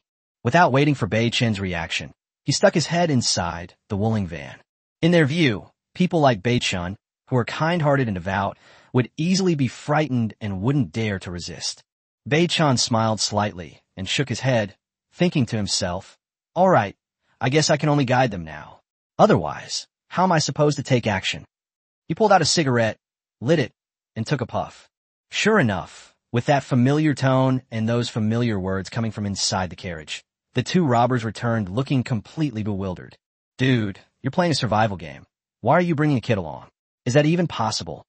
Hey buddy, here's the thing. Even though we've been forced into banditry, we still have our principles and bottom line. We won't rob any of the three things. The short man chimed in, yes, we won't rob children, we won't rob the sick and disabled, and we won't rob the government. Upon hearing this, Bei-Chen paused, then raised the Hua's cigarette in his hand. Should we rob it or not? Who would have thought that neither of them smokes? So, we can leave now? Bei-Chen frowned. At this moment, the baby pitifully stuck his head out of the car window and whimpered, Uncle, I'm hungry. I've been with my dad for 3 days, and I've gone hungry 9 times. Bei-Chen also cooperated by showing a troubled expression. The car is out of gas, and we haven't eaten for days. How are my daughter and I going to survive if this continues? Upon hearing this, the two robbers were stunned. They exchanged a glance. What's this? So, you mean you want us to pay you out of our own pocket? That's going too far. Chapter 55, Even Thieves Have Their Code of Conduct. Teaching by example. How about we team up, you two? It'll be easier to rob someone if there are more of us. Bei-Chen said earnestly. Uncle, we're hungry. Oh my God, that's terrible. From the beginning until now, the two robbers have never shown any intention to kill or commit lewd acts against Bei-Chen and his companion, which is why Bei-Chen has been able to tolerate their survival. Since there is no way to teach by example for the time being, the bloodshed is like a river, and there's only wailing and corpses everywhere. Then we might as well steer the conversation toward blatant lies, such as calling a deer a horse, turning the tables, having a code of honor even among thieves, and seizing by trickery and force. Since it's all for educating children, what can parents say? Well, the two men shook their heads and sighed. The shorter one gritted his teeth, stomped his foot, and pulled a black food bag from his right pocket. Although Bei-Chen was unsure what was inside, he was certain it was not a gun, because the guy's burp just now smelled like bananas, and besides, who's going to bother you if you have a gun? Come on, little sister, I won't let you call me uncle for nothing. You and your dad can have his half banana. Seeing this, the tall man nodded and then looked at Bei-Chen and said, you can join if you want, but there will be a 3-day trial period. During these 3 days, you will only be provided with food and no supplies will be distributed. Bei-Chen smiled and nodded immediately. That's great. On an asphalt road, Bei-Chen and Bao Bao hid in the shade, eating bananas they had stored themselves, of course. The two outlaws kept observing, and whenever a new vehicle came by, they would use their previous lines to deceive the driver. And you know what? They really fooled quite a few players. It must be said that the two of them had a strong sense of decency, because they only took one item from each vehicle they stopped. Dad, is this what they mean by honor among thieves? The child asked, looking at the idioms on the educational device. That's right. Even thieves have their code of honor. But what about the other 6 idioms? Bao Bao asket Bei-Chen. At this moment, Bei-Chen's attention was entirely focused on the highway, because he realized that the Toyota Prado he had stopped this time was not simple. Really, as the Toyota was stopped by the 2 men, 6 men wielding sharp weapons got out of the car. You bastards! You sick men of China, you're asking for death. Kill them. The 2 outlaws realized they'd messed up and immediately took off, running towards Bei-Chen. Bei-Chen smiled, picked up the baby on his back, and said calmly, Baby, watch carefully now. Daddy will demonstrate for you rivers of blood, wailing cries, and corpses strewn across the fields. I can't wait.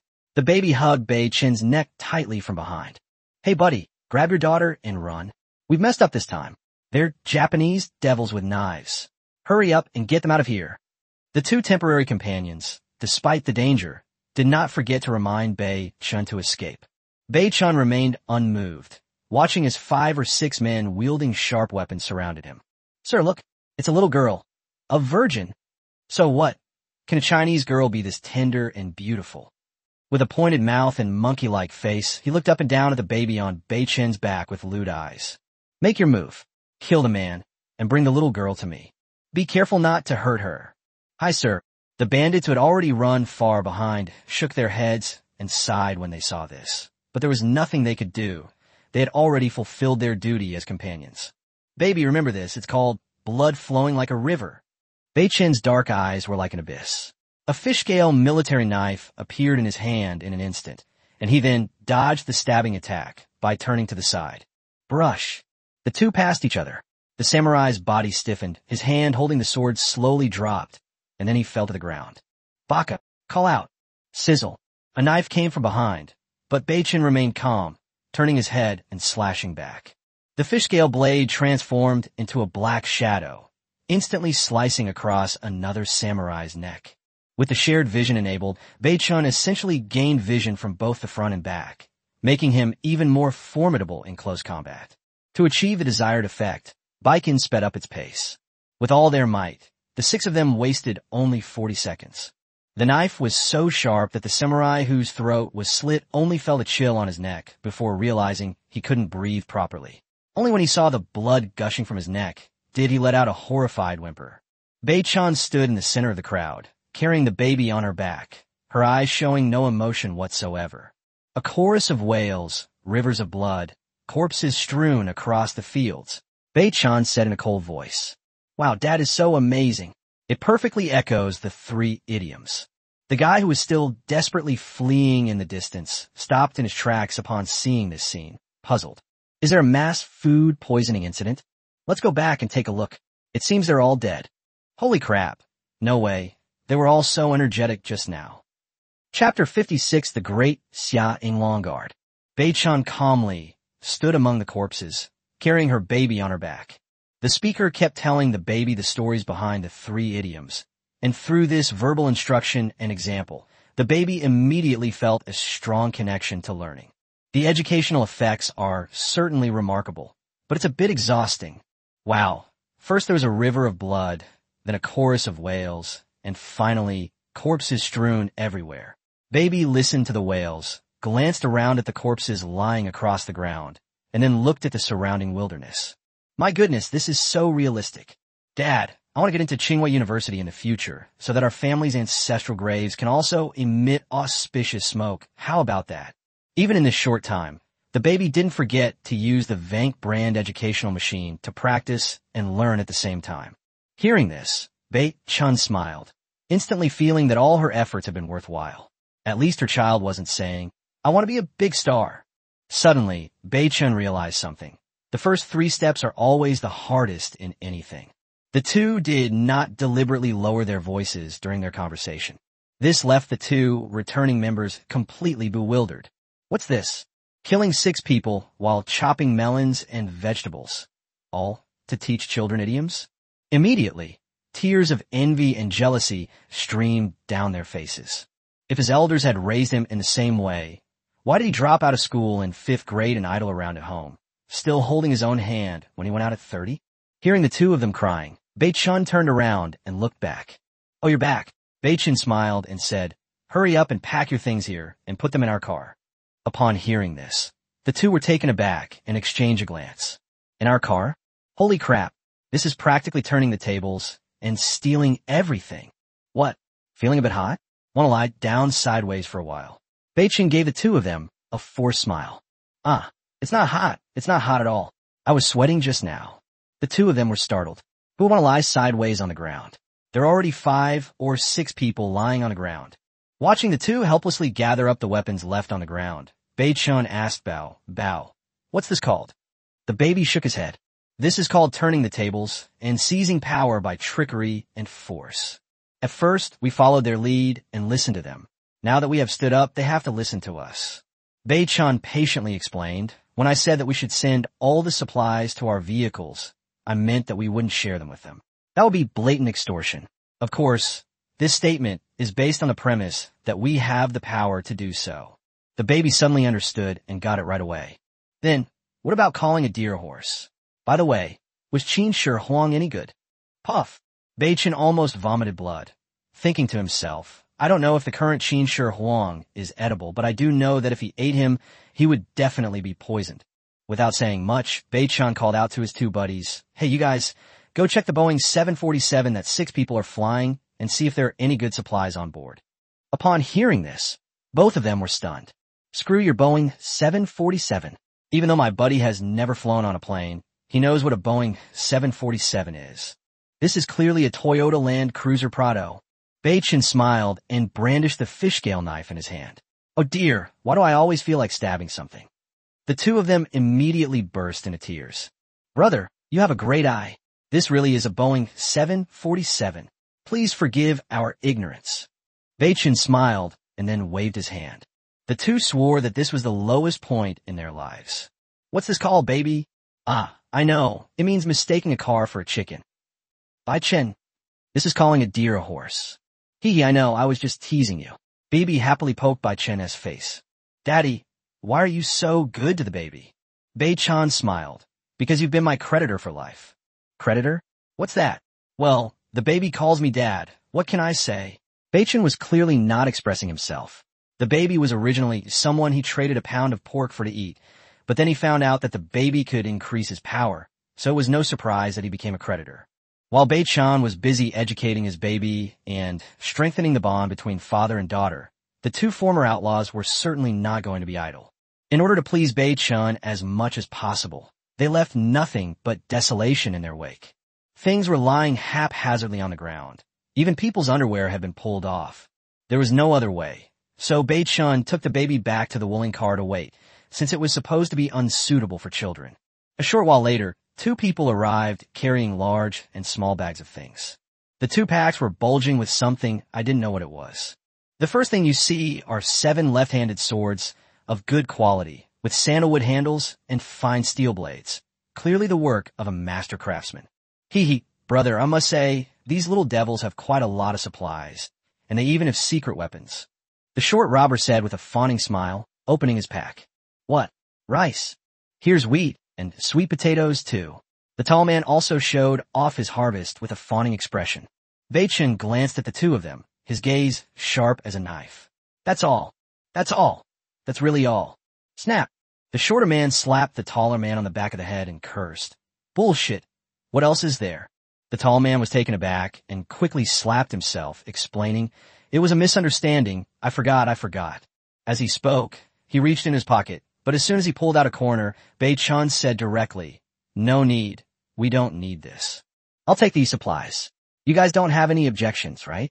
Bei-chan said with a half smile. No. You killed them all yourself. We're already lucky to have gotten the inner treasury. Bei-chan smiled and tossed a left-handed dagger over. Even thieves have their code of honor. Keep it for self-defense. The reason I didn't plunder your supplies is entirely because you can still uphold your principles in this environment. After saying that, Bei-chan got into the car, stepped on the gas, and quickly disappeared from their sight. Watching this ruthless man leave, the two of them immediately relaxed and collapsed. My God, who is this ruthless person? 6 Japanese soldiers wielding left-handed swords were wiped out in the time it takes to take a piss? This is insane. Hee, come on, we're lucky to have run into them. Let's go. The short man urged, There's still a tank of gasoline inside that Boeing 747 that hasn't been pumped out yet. Damn, you're pretty smart, otherwise we'd have to hand it over. Actually, it wasn't that Bei-chan forgot. It was just that taking it out was a waste of time.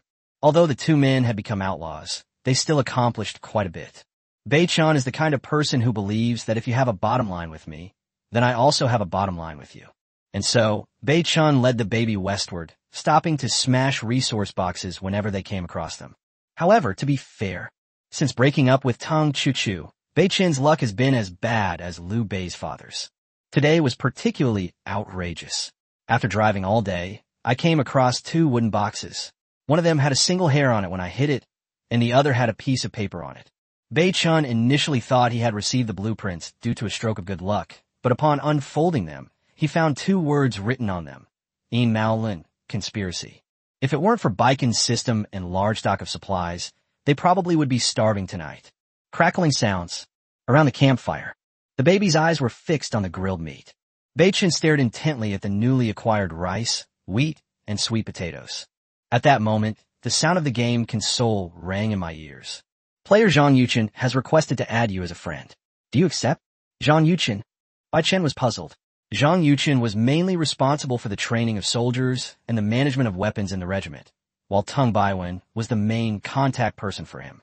Worried that something urgent might be happening over there, Bei-chan agreed without much thought. Yuchen, is there something you need? Viken asked. Commander, I apologize for disturbing you so late at night, but I must obtain your permission for this matter. Beichen was taken aback for a moment, then replied directly, Just tell me, is there anything that you and Tung Baiwen can't decide? The other side was clearly trying to find the right words, but a message came quickly. When Beichan saw the message from this elite soldier, he smiled, then thought for a moment before replying, You're right, the team needs a catchy code name or a name. They all understand that only officially authorized units can be given a military designation. Therefore, both Beichun and Zhang Yuchen use code names. Tung Baiwen and I have come up with several ideas. Please take a look. Several code names were sent over very quickly. Beichun shook his head slightly upon seeing them. These names were actually quite good, but they went against his original intention in establishing the team. He replied in return, Our team was born in response to the times and in accordance with the way of heaven. The East and China are associated with the dragon, and our motherland's army is based on the core concept of defending our homeland. That's right. So, Zhang Yuchen clearly didn't understand these intricacies and could only wait for Bei Chen's reply. From now on, the team will be called Great Xia Inglong Guard. Seeing this name, even someone as aloof and powerful as him, a former elite soldier, felt a surge of passion. It perfectly captured the current situation. To follow the way of heaven. The East is associated with the dragon. Defend the motherland. Inglong Guard, impressive commander. No wonder you were trained by the old man. Beichun gave a bitter laugh. He didn't want to say anything more. Zhang Yuchen immediately replied, Yes, commander. I will convey the message. Absolutely no unauthorized personnel will be allowed into Inglong Guard. Chapter 57, The Legendary Man. Seeds for which amplification is not recommended. A bonfire, and more than 20 people.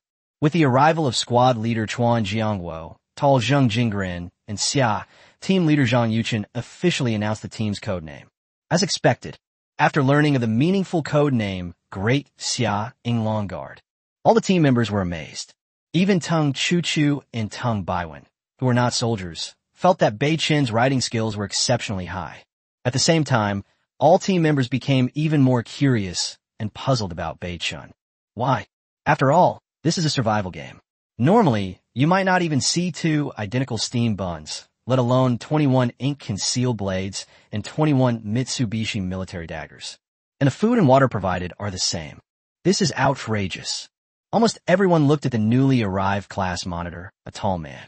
After all, the three of them had traveled westward under the leadership of the commander and must have witnessed the commander's demeanor firsthand.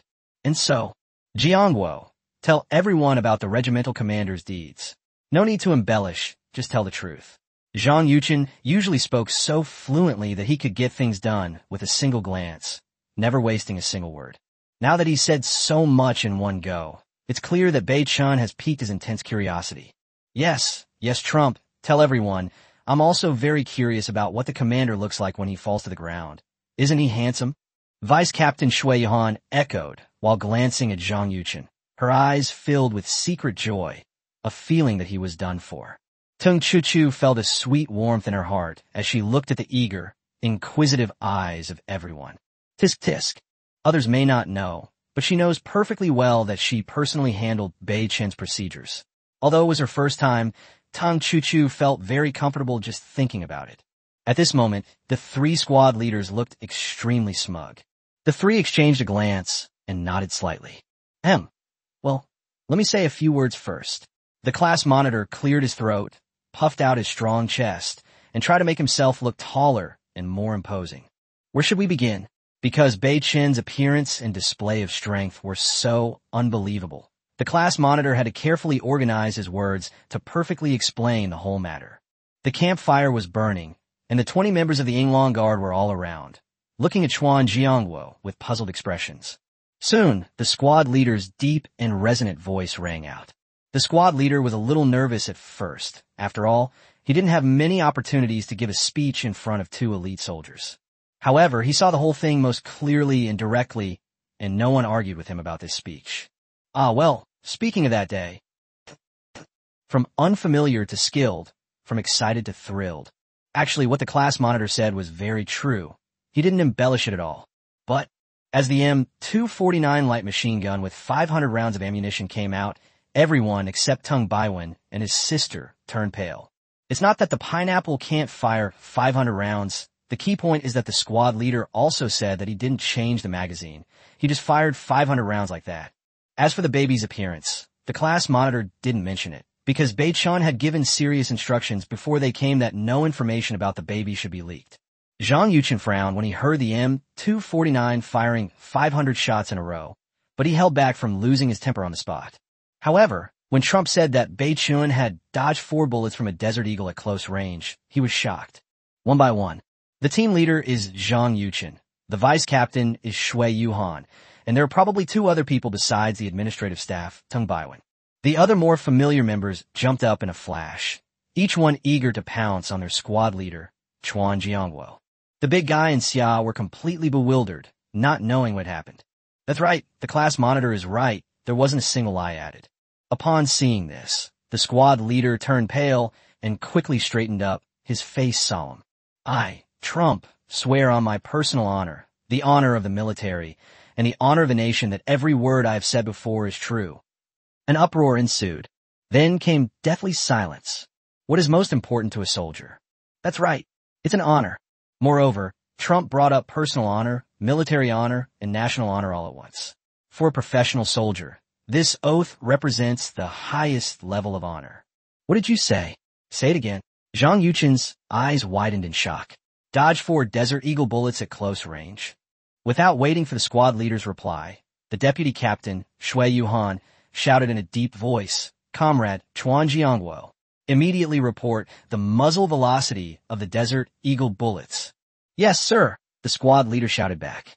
The initial velocity of the Desert Eagle pistol with steel core bullets under standard atmosphere pressure and no wind conditions is approximately 430 meters per second.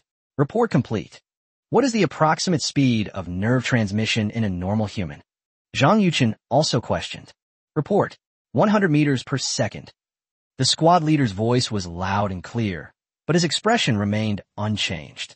Your academic performance is excellent. The human limit of reaction time is 100 meters per second. So how did you dodge a bullet traveling at 430 meters per second at close range? Report to the captain. I want to know too. Although I don't know why, my 2 comrades and I saw it with our own eyes, the squad leader said, neither humble nor arrogant. Swish, swish. Big guy and Xia Xia also got up. Report, Comrade Chuan Jiangwo is right. It's all true. Upon hearing this, Zhang Yuchen and Shui Yuhan exchanged a glance, both seeing shock in each other's eyes. Dodging bullets? It's not a legend, nor is it impossible. In the military, a 15-year veteran special forces officer at the peak of his physical condition, when facing an ordinary armed assailant at a sufficient distance and with keen insight, has a 60% chance of anticipating when the assailant will fire, and thus taking cover. To put it simply, it's easy to understand. It's about anticipating when the assailant will fire and dodging the position the gun is pointing at, not dodging the position for which the bullet is coming. If the bullet leaves the barrel, it's basically a death sentence, since 430 meters per second is almost the speed of sound. To say that a 20-year-old who has never been in the military could do this, and even dodge 4 shots in a row, is hard to accept for 2 hard-working and pragmatic elite soldiers. In fact, it cannot be said that Beichun dodged 4 7.62 bullets. Strictly speaking, they passed right through his body. If you lack the ability, the system will make up for it. The Desert Eagle has been enhanced by the system. It might die when attacking others, but it definitely won't die in the North Morning. All 3 teammates swore to prove it, and Zhang Yuchen and the others had no choice but to admit it. Almost simultaneously, Zhang Yuchen and Shui Yuhan developed a strong interest in Baiken. Their eyes filled with a thirst for knowledge and a belief in becoming stronger. You go. Zhang Yuchen glanced at Shui Yuhan, then looked at Tung Chuchu, who was looking excited. Shui Yuhan immediately understood and nodded slightly. With the whole matter concluded, Zhang Yuchen asked the team members to sit down again. Millionaire, this is the supplies our team obtained today. Some of them are good materials. Please give them to the regimental commander. Zhang Yuchen handed the supplies obtained today to Tung Millionaire. Okay. Upon taking it, he saw several unidentified armor plates and a very stiff black vest. When he unfolded the vest, Tung Baiwen gasped. A bulletproof vest? At this time, Zhang Yuchen reissued the recent mission and designated this place as the temporary base of the Yinglong Guard. The two teams consisted of more than 20 people in total. One team of 10 people took turns searching for supplies during the day. Secondly, while training, they wait for other comrades to be called up. After some conversation, those who were supposed to keep watch took their turn, and those who were supposed to rest took theirs. At the same time, Bei Chun and his companion were already roasting wild boar meat, and they were eating and drinking together. With something on his mind, Bei Chun didn't eat much before taking out the 3 new grains he had acquired. It wasn't that Bei Chun hadn't seen rice, wheat, and sweet potatoes before. Rather, it was the system's message that was abnormal. Detected that rice seeds, wheat seeds, and sweet potato seeds can be increased, but the system does not recommend increasing them now. Another attempt yields the same result. Bei Chun couldn't help but ask, why isn't it recommended to increase the power level now? Because you can't eat it after the amplification. If the host wants to eat grain, it's best to amplify it again after the seeds mature. By the time the grain is grown, the weeds on my grave will be waist high, and I won't be able to eat anything then. If that were the case, this system wouldn't have told you that the grain needs to be grown and then increased in quantity before it can be eaten. Oh, important intelligence has emerged. Bei Chun's interest was piqued. Chapter 58, is this just a right hand? Go to the chat square to exchange for what you need. Hearing the system say, if that's the case, this system won't tell you that food needs to be grown and then increased before it can be eaten. Bei Chun jolted awake, quickly giving him a pleading look. Oh, what's the procedure I need to follow? The system didn't hide anything and said directly, after it's grown, we'll increase its yield. If it's successful, you and your team might no longer have to worry about food. Bei Chun revealed an official smile. Look at what you're saying. It's like you can grow crops just by digging a hole and burying the seeds. System, isn't that right? Bei Chun was speechless. When he was a child, his parents went out to work and he was raised by his grandfather. He was not the best at working in the fields, but he was a well-known, good young man in the village when it came to cutting grass, lifting crops, and harvesting crops. Farming may seem like something anyone can do, but it is actually the crystallization of wisdom left by China over 5,000 years. In the current environment, without fertilizer or water, how can we grow crops? Suddenly, Bei Chun slapped himself. He grinned and asked, System, theoretically, is it possible to dig a well here to get water?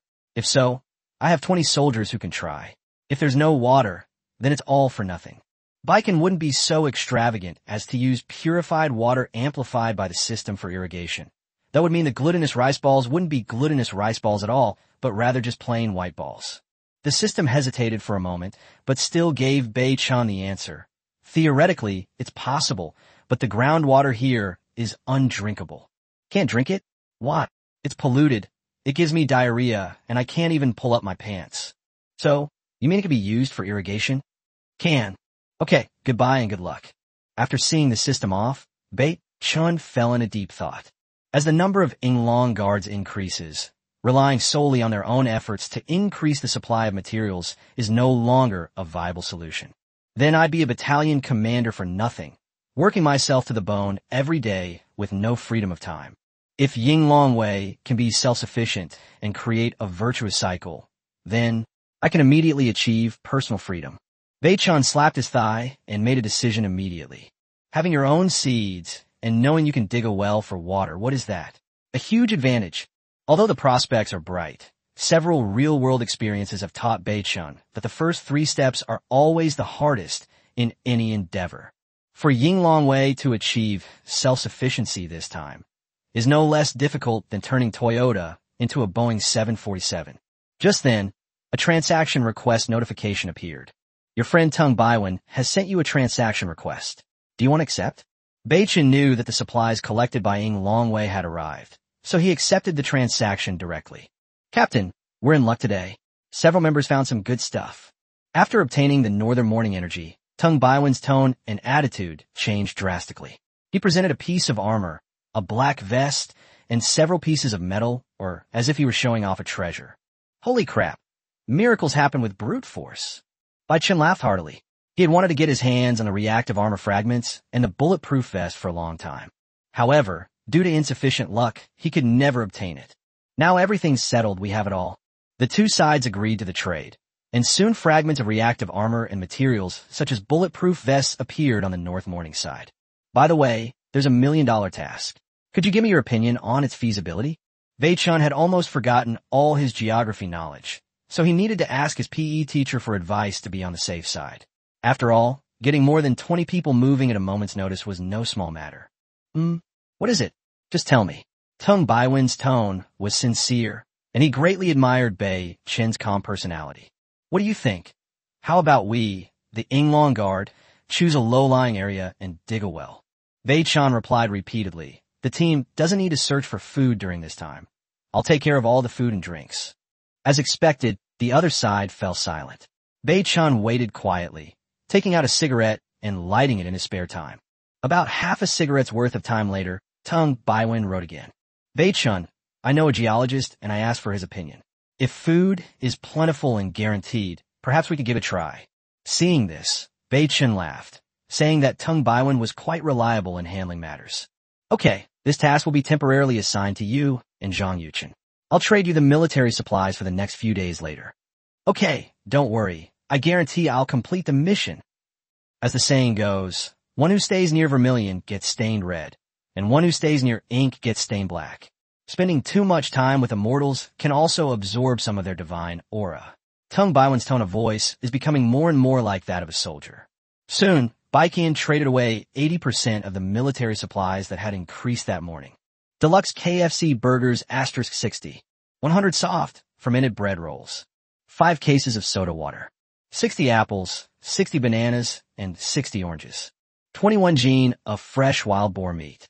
Drilling a well without proper tools is extremely physically demanding, arguably more strenuous than training, so proper nutrition is essential. Apart from the fruit and wild boar meat, all the other supplies were acquired through a multi-million-dollar transaction. After the transaction was completed, Baikin also added, on the day we finally find water, I will give all members a great credit. Yes, Commander.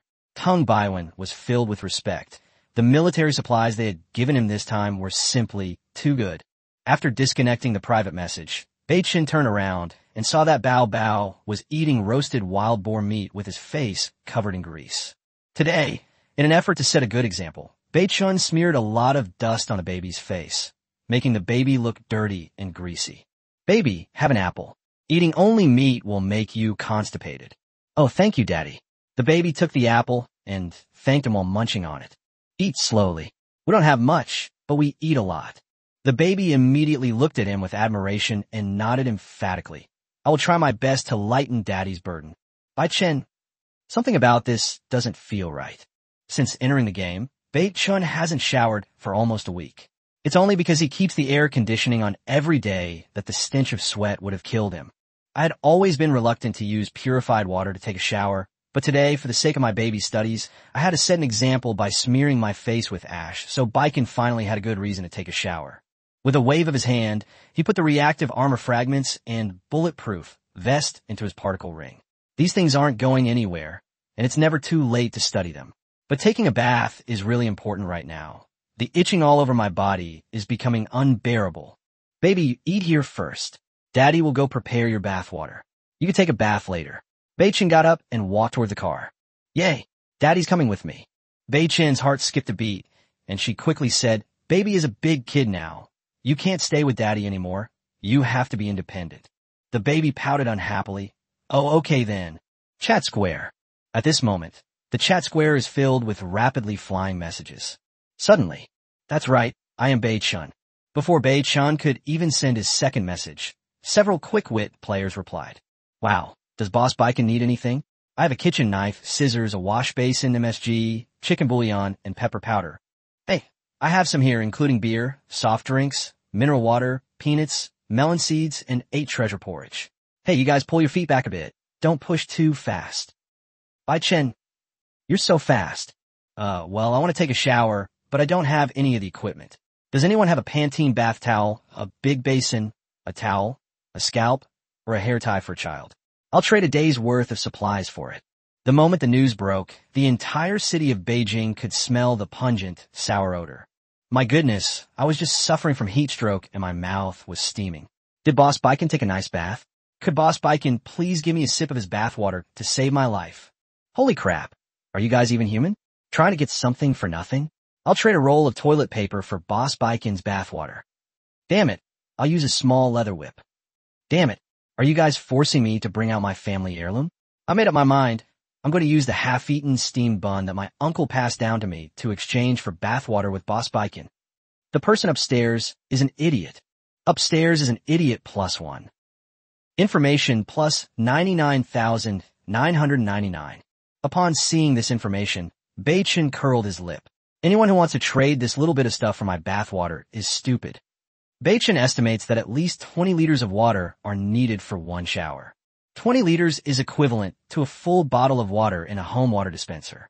How could these people possibly exchange some random things for 20 liters of water? Ahem, all I want are bathing utensils. You'd better bring them all together and trade with me. If you give me a whole bunch, I won't trade them. Ahem, Boss Bikin is awesome. What a real man. Take care, sir. Come again next time. Boss, we'll prepare everything right away and use a representative to redeem it for you. Bei-chun smiled and exited the regional chat square, then took out a cigarette and lit it. How about we change the bathwater out in 100 milliliters increments as well? Thinking of this, Bei-chun shuddered and decided to forget it. It was too disgusting. Chapter 59 MI Dragon Scale Armor Bodyguard and Vehicle Upgrade Selection Function. After returning from the chat square, Bei-chun didn't dare to sit idle. Right now, everything is busy except taking a bath. First, the reactive armor fragments and body armor need to be upgraded. Second, the 5.56 ammo for the Diablo is also gone and needs to be reforged. I glanced at the baby eating a big apple not far away. Bei-chin took out the reactive armor fragments and bulletproof vest he had traded from Tung Baiwen. Detected. Reactive armor fragments can be amplified. Amplify. Detected. Standard issue body armor can be enhanced. Enhance. Increase the damage. Bei-chun didn't hesitate.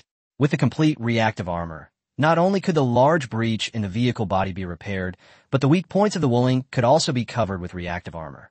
Congratulations, host. The amplification is successful. The reactive armor fragments have been amplified to 80 pieces of T3 level reactive armor. Congratulations, host. The amplification is successful. The standard bulletproof vest has been amplified to SI Dragon Scale Armor Bulletproof Vest *1 piece. Bikin is familiar with the T3 reactive armor, but he is not familiar with the SI Dragon Scale Armor Body Armor.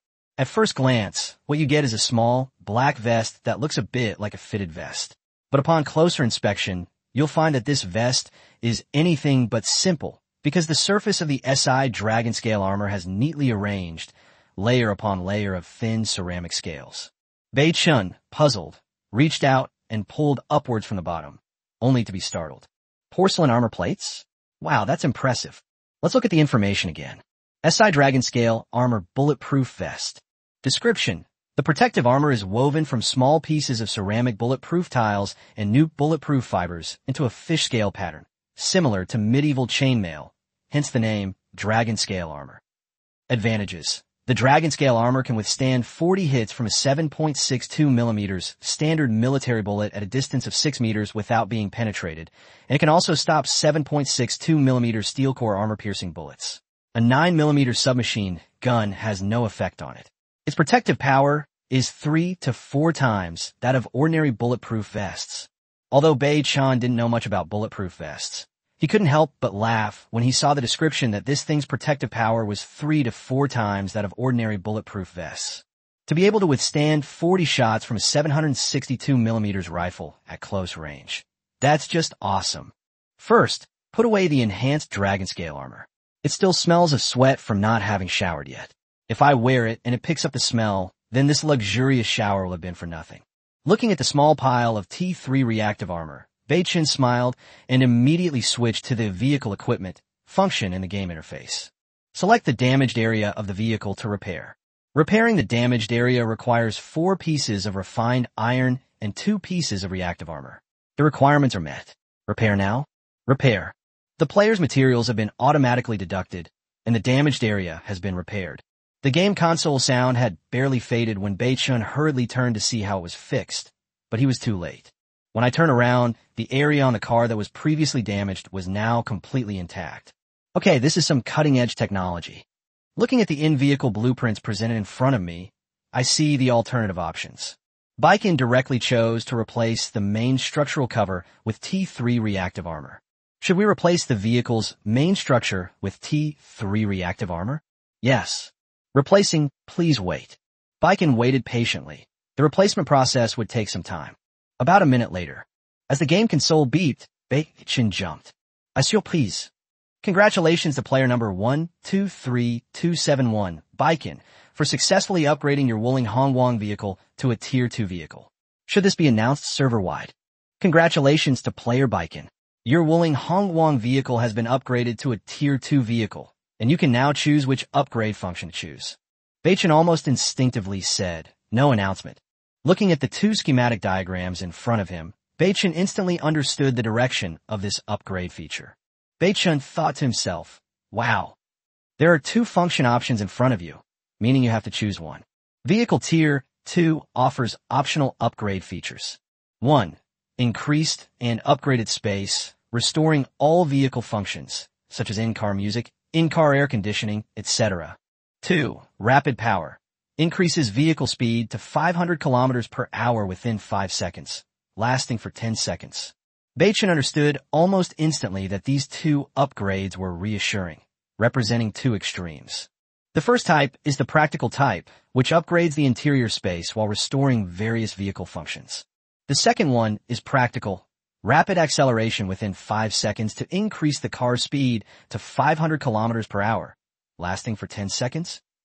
Baiken glanced back at the empty carriage. Two people could lie down and sleep and still turn over. Was there even a need to choose? Besides, Wuling already had in-car features from the start, so choosing option 1 would be a bad deal no matter how you look at it. On the other hand, consider short-distance rapid acceleration, reaching speeds of 500 kilometers per hour. Do you know what that means? The world's fastest car is the Bugatti Veyron with a 16-cylinder engine, which has a top speed of 406 kilometers per hour at the Salt Lake. Therefore, unless Baiken is stupid, it will definitely choose the practical function. Baiken chose the vehicle upgrade feature 2 without hesitation. Congratulations, player Baiken. Your vehicle has gained the short-distance power rush function, usable once per day. Fuel consumption is 5 times higher under power rush. The power behind Baiken's nodding motion always has a source. It's illogical to expect the car to accelerate out of thin air while maintaining normal fuel consumption. There's something important I want to ask. If the car suddenly accelerates, will the people inside be okay? If the physical body runs ahead while the soul chases after it, that would be troublesome. Players can rest assured that there will be no anti-gravity effect at high speeds, so you'll be fine. Okay, after understanding the situation, Baiken breathed a sigh of relief. He glanced down and sure enough, a green button appeared in the center of the steering wheel, with 4 prominent words, Rapid Power. What if you encounter a formidable enemy? Just press a button, and the fun will be limitless. Baiken couldn't help but get excited too. At this moment, a private message notification popped up, and Baiken knew that the bath supplies had arrived. Open the private messages to check. Looking at the list sent by a player named Wang Dachui, Baiken nodded in satisfaction and replied, okay, the supplies for the day are yours. Player Wang Dachui has sent you a trade request. Do you accept? Accept. Neither side spoke. After all, Baiken was considered very aloof by most players, and a single wrong word could ruin the deal, so everyone just kept aloof. The transaction went smoothly, and Baiken paid a total of amount missing. 3 Fist brand purified water, 1,500 milliliters. 6 non-breads with a dog carrying a flying saucer design. 3 Aegean mandarins, plus 3 cigarettes. Why did Baiken give them 3 extra oranges and 3 extra cigarettes? In the event of the actual transaction, Baiken received an extra bottle of baby gold water and a box of tissues. What pleased Baiken even more was that the large basin she had requested had been replaced with a wooden bucket. That's just how people are. If someone treats me with respect, I'll repay them tenfold. Baiken took everything out of the wooden tub. Towels, bath towels, baby water, Pantene shampoo, a razor, and hair ties for the child. Then Baiken placed the wooden barrel on the other side of the vehicle, so that it was facing away from the campfire and wouldn't expose him. Whoosh splash. Because the wooden tub was much larger than a large wash basin, Baiken wanted to take a comfortable bath, so she had no choice but to pour in an extra 20 liters of water. After finishing all this, Bei-chun poked her head out and said to the baby who was diligently studying with the Vank brand tutoring machine, "Baby, come take a bath." Upon hearing this, the baby jumped up in surprise, carrying the educational device and skipping over. During the journey, the baby simply pressed a button on the educational device, and immediately that familiar melody began to play. Ahem, here's the thing. Wash, wash, bath time, baby bath water is indispensable, salute me, shake hands, are you my good friend? Bei-chun, was this song the same as before? It feels like I drank expired Urquioto, a type of Chinese liquor. It's really getting intoxicating. Chapter 60 Regional Airdrop, Selectable Resource Boxes. At this moment, I'm not human. The wooden tub was filled with clean, clear bath water. I tested the temperature, and it was a little cold. Fortunately, the weather in the survival world is relatively warm, so there's no need to worry about the baby getting cold. Bei-chun patiently explained how to use a whole bunch of things, and the baby stood beside her nodding repeatedly. Okay, just follow my instructions step by step. You're the best, baby. Yes, I've received my payment. Before leaving, Bei-chun reminded her, by the way, baby, we can't drink this shampoo. Okay, the payment is complete. Bei-chun smiled and returned to the campfire. He just sat down when he heard a plop as he fell into the water. Looking back with concern, Bei-chun was genuinely afraid that her baby might suddenly fall into the water. Children should become independent as early as possible. Excessive worry can be counterproductive. He retrieved the Morphological Particle Ammunition magazine with a flip of his hand. Looking at the list of bullets that could be crafted, Bei-chun did not hesitate to craft 600 rounds of 5.56 bullets. Crafting successful. 500 rounds of 5.56 ammunition obtained. Automatically saved. Bei-chun was feeling incredibly pleased. His vehicle was fully covered by T3 reactive armor, and he had upgraded it to level 2. Not only that, he had also acquired a MI Dragon Scale armor bulletproof vest. They even produced 600 rounds of 5.56 ammunition in one go. Just as he was about to take out a cigarette, Bei-chun was suddenly startled. His body stiffened, and he slowly turned his head. Just then I saw my baby standing in front of me, soaking wet, looking at me with a smug look. Oh, baby, you're all done washing?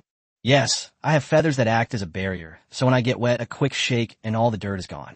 Bei-chun paused for a moment, then nodded slightly. That seems to be true. Touching the baby's chubby cheeks, Bei-chun stood up and said, Then baby, you stay here by the fire. Daddy's going to take a shower. By the way, if you get bored, you can play with your tutor machine. After giving his instructions, Bei-chun went to take a shower.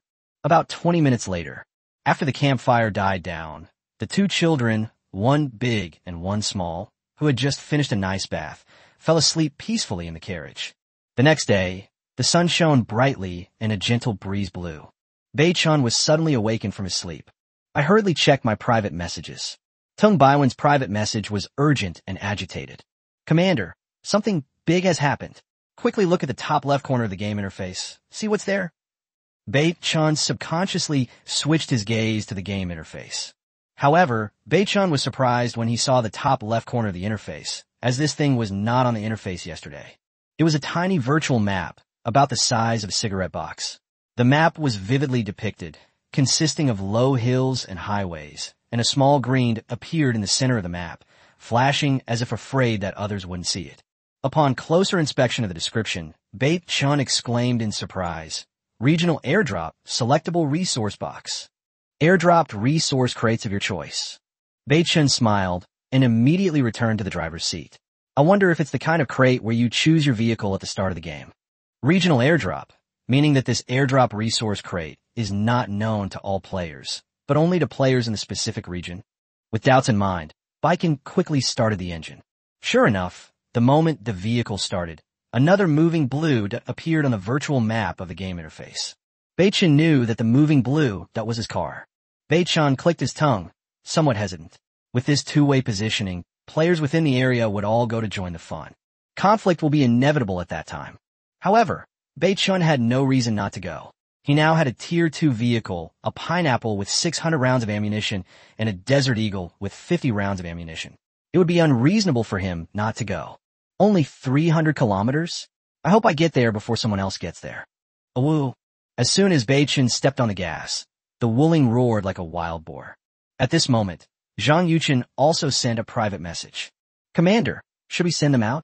The squad leader, the big guy, and Xiaora joined the main force in just one day and one night. This means that Baikin is not far from the main force and belongs to the same area, which is why Zhang Yuchen sent a private message to inquire.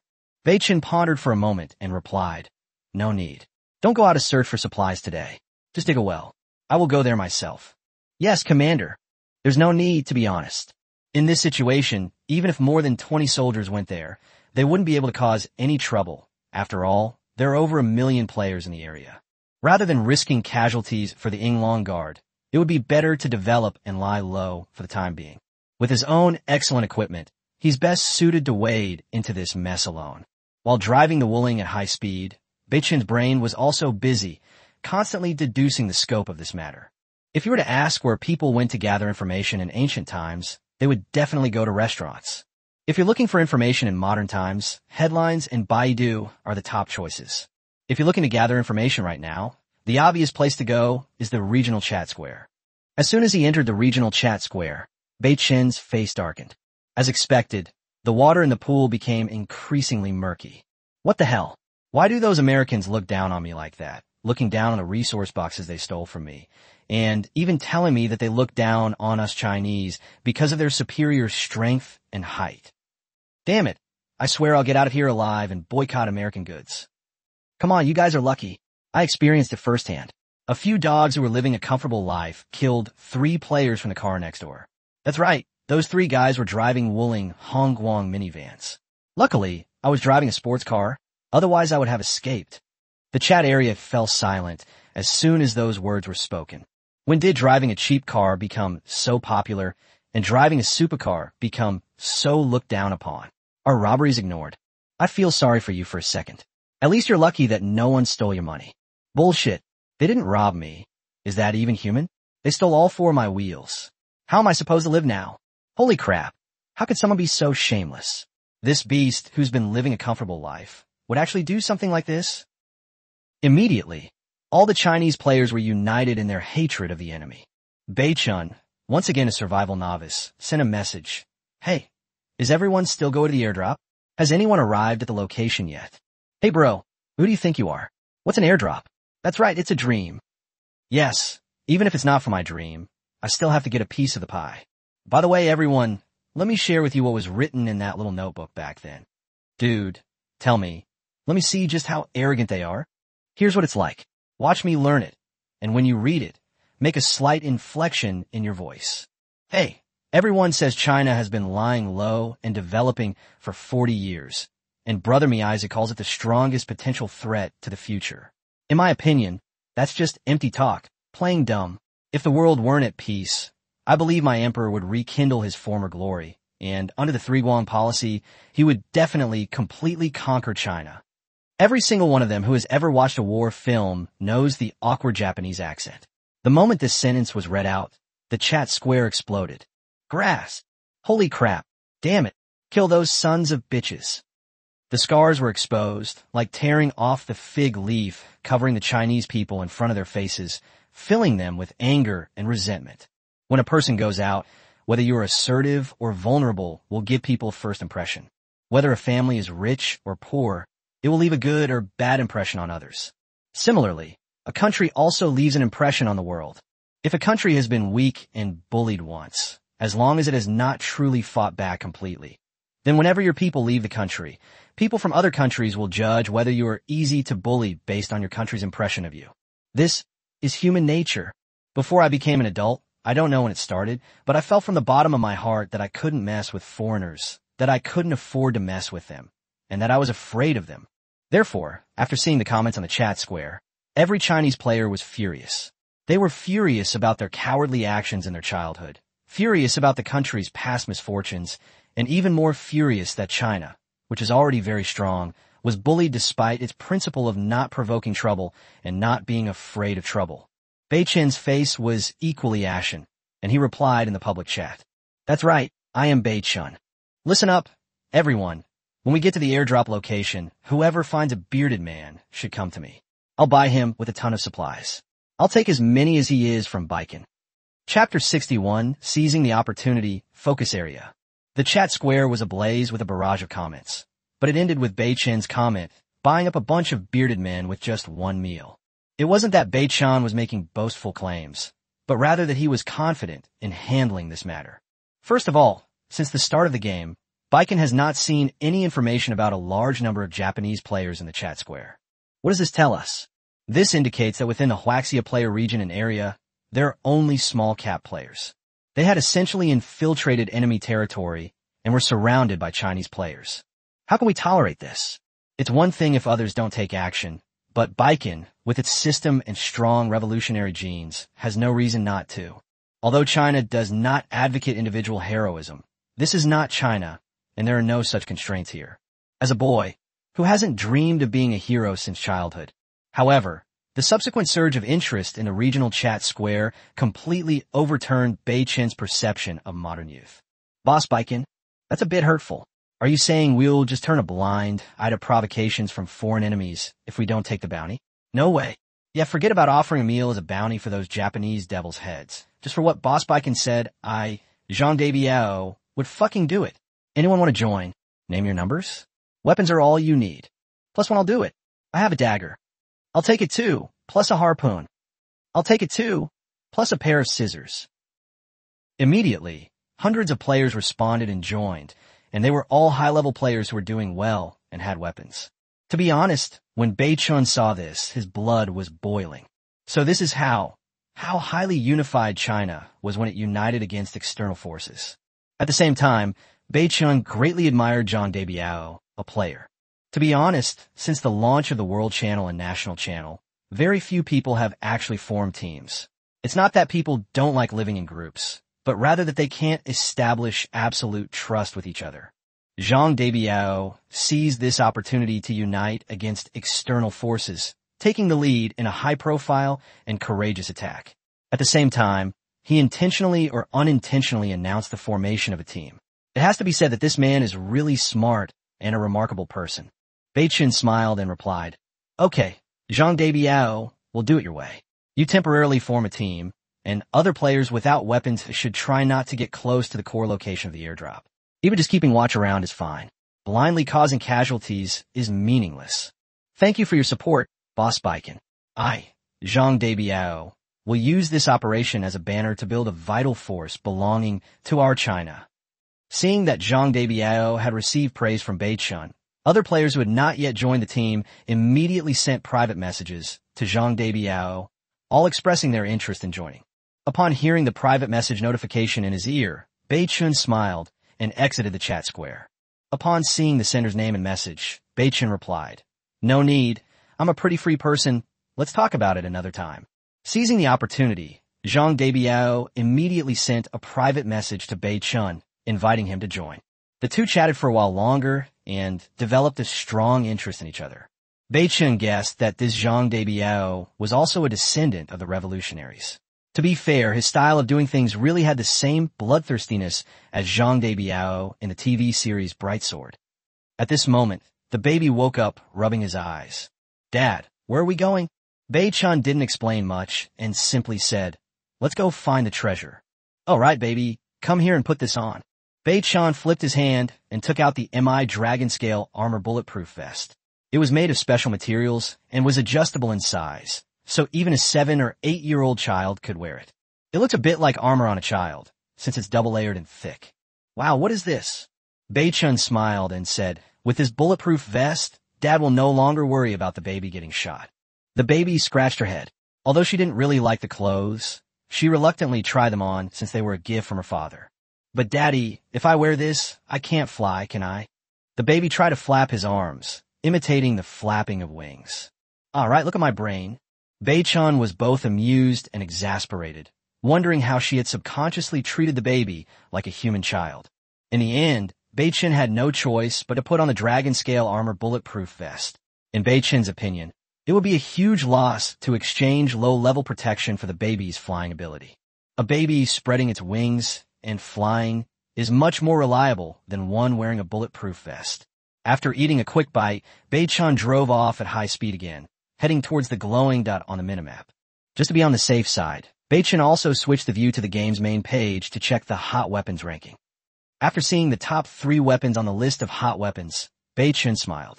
That's right, the top-ranked firearm is still the outstanding light machine gun, Big Pineapple, followed by the Viper 18-round burst pistol, and then the Desert Eagle. That's it, the top-tier firearms are basically unchanged. The current rankings show that, apart from having dozens more firearms than initially counted, no particularly powerful guns have appeared, which made Bei Chun breathe a slight sigh of relief. Almost simultaneously, players in this area, whether in teams or armed, are mostly on their way.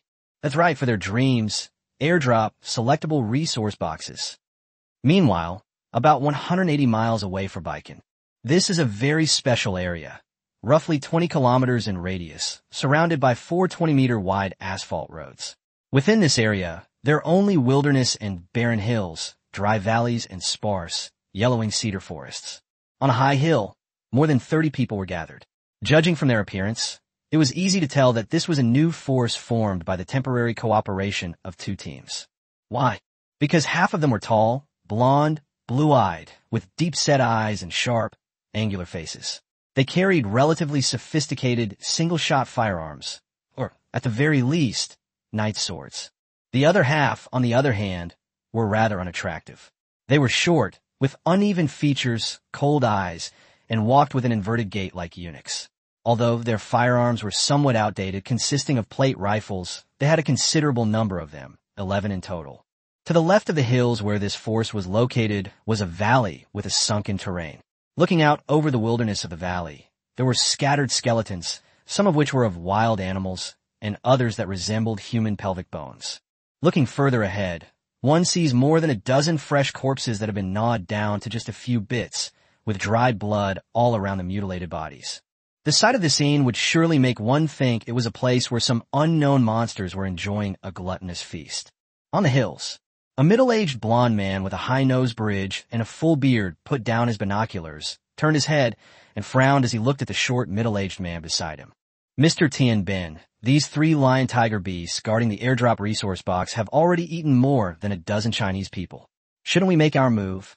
As the 19th King of Ireland, he looked down on the yellow-skinned islanders of the colonies they had once conquered. However, in a secluded spot nearby, a Barrett sniper rifle was lurking, forcing Ireland to give Tomoto considerable respect. Whoosh! Kendo Tomoto smiled smugly, then took out a device that looked like an MP3 player and gave a command. The command had barely been given when a deafening bang suddenly came from one of the surrounding hills or mountains. Surrounded by mountains and valleys, the sound of sniper rifles was extremely loud, making it difficult even for Ireland to pinpoint the island nation's sniper's exact location. Both leaders raised their binoculars and kept looking toward a corner of the distant valley. When they saw that the weakest of the 3 liger beasts had taken a Barrett bullet, a specially made bullet, and only suffered minor injuries, the 2 leaders' expressions changed drastically. Because the ferocious beasts in the game world cannot be calculated by common sense, and because Chinese players in the region are all rushing here, the 2 leaders made a cruel and terrible decision under various pressures. That is, wait for the Chinese players in this area to gather, threaten them with absolute strength to make them submit, and then coerce them to deal with the 3-headed lion-tiger beast in the valley, while we take the opportunity to seize the air-to-ground resource box. As for whether Chinese players will compromise and easily become pawns, they don't believe that all Chinese people have courage. There are always those who are afraid of death, and those who are willing to submit. After all, historical experience tells them that there are quite a few opportunists in China who waver between right and wrong. As long as they're given more outstanding treatment and conditions than their own kind, the strong psychological gap will definitely make some Chinese people truly submit from the bottom of their hearts. Suddenly, Tadamoto's communication device beeped in Japanese. Tomoto-kun, about 10 miles away, at the 3 o'clock position, there is a 12-person Chinese team heading towards you. Upon hearing this, Tian Ben, with his pointed snout and monkey-like face, revealed his large buck teeth, resembling those of an old ape from Mount Ime. Whoosh! The first batch of bait has arrived. Everyone get ready. Hi. Chapter 62, the bizarre ranking list, and the amplified carbon fiber protective shield. On a desolate hilly terrain, 12 well-equipped high-end Chinese players are cautiously making their way forward. Commander, News is spread through the chat square that Miko and the Japanese are likely to be among those competing for the airdrop resource box this time. The leader of the group was a young man with short hair, almond-shaped eyes, and an extremely ordinary appearance. He looked to be no more than 30 years old. He had a somewhat worn-out pistol tucked into his right waistband, while a long strip of blue cloth was slung over his back, with only a sword hilt protruding from the top. Pang Jinja, as the leader of this team, has absolute strength and prestige within the team, and is also a retired Special Forces soldier. The 11-man team under his command are all retired soldiers. Hearing this, Pang Jinja nodded slightly, looked up at the surrounding environment, and then raised his hand and said, "The whole team adjusts its position and proceeds from the 5 o'clock direction." If the People's Armed Police are the elite of the Special Forces, then becoming a member of the People's Armed Police requires becoming a reconnaissance soldier. Reconnaissance, counter-reconnaissance, and individual deep penetration operations are essential skills for Special Forces. Yes, 11 and 12, take your combat radios and always occupy high ground and advantageous positions. Keep an eye on the surrounding environment and immediately send a message if you find anyone lying in ambush or hiding. Yes, Pang Jinja waved his hand, and the group split into two. 10 people headed towards the 5 o'clock direction, while the other 2 continued towards the 3 o'clock direction. However, they did not travel on flat roads, but rather through hills. 5 minutes later, Pang Jinja and his team of 10 could see the valley entrance at the 5 o'clock position. The reason why Pang Jinja was not afraid of the Japanese and the Americans was his confidence in the strength of his team. Before coming, he had carefully studied the ranking of firearms. Based on big data calculations, he felt that the probability of the Me light machine gun Big Pineapple being a hostile force was very low, almost negligible.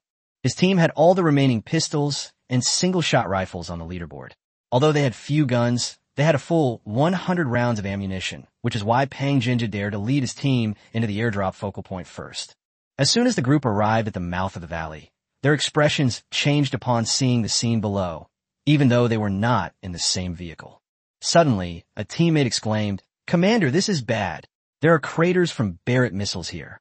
"What did you say?" Pang Jinja had no doubt about the truth of these words, because this team member had once been in the Army's logistics department, specializing in managing ammunition. 11 and 12, return immediately.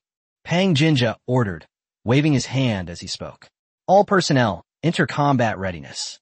Before he could finish speaking, a deafening, echoing roar followed. It was the voice of Barrett, the god of slaughter. "Commander, 12th has been sacrificed. Bow." There was no more sound from the walkie-talkie. At the same time, more than 20 dart gun barrels were pointed at this spot from the bushes on the left and right hills.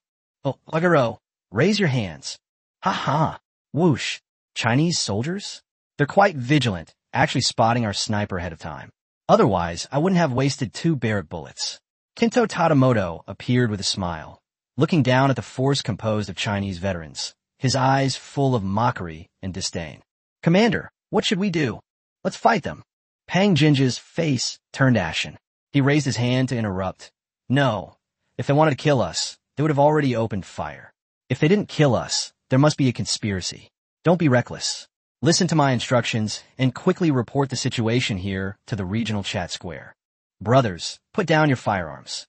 Although unwilling, no one dared to disobey the captain's orders, and the other members could only grit their teeth and put the firearms on the ground.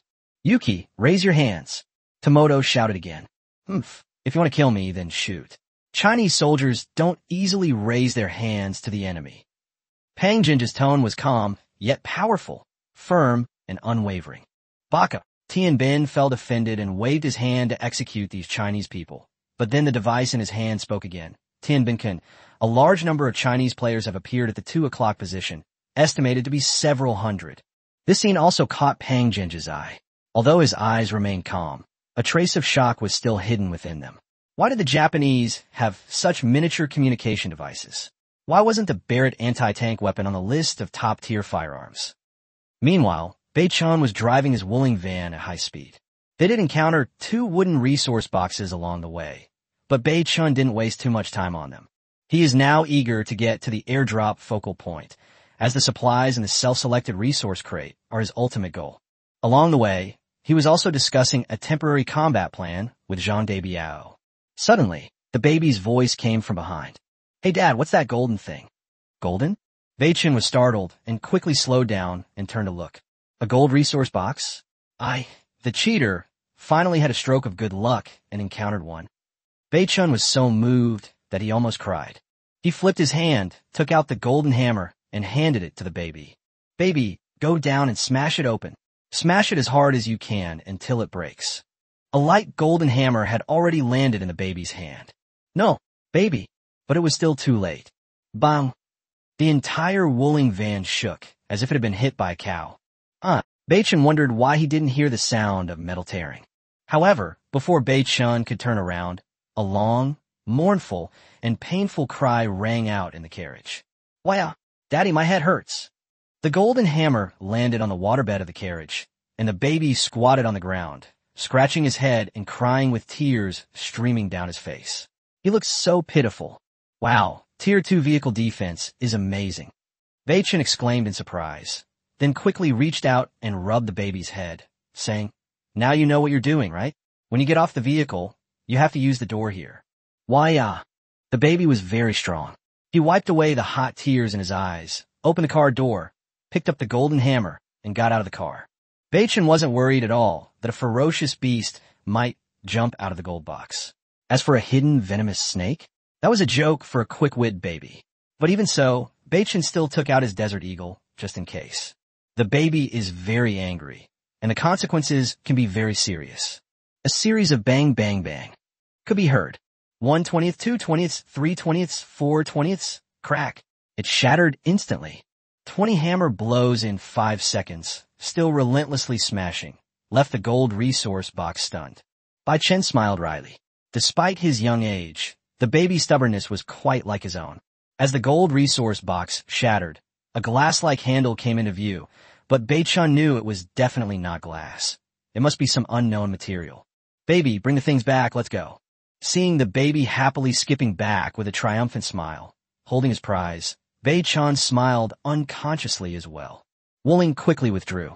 The carbon fiber telescopic protective shield has been detected and can be amplified. Amplified? Upon hearing this, Bei-chun was startled.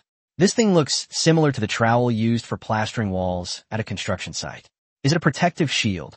Bei-chun was speechless, but he really needed this right now. After all, while the dragon-scale bulletproof vest was awesome, it didn't protect his head.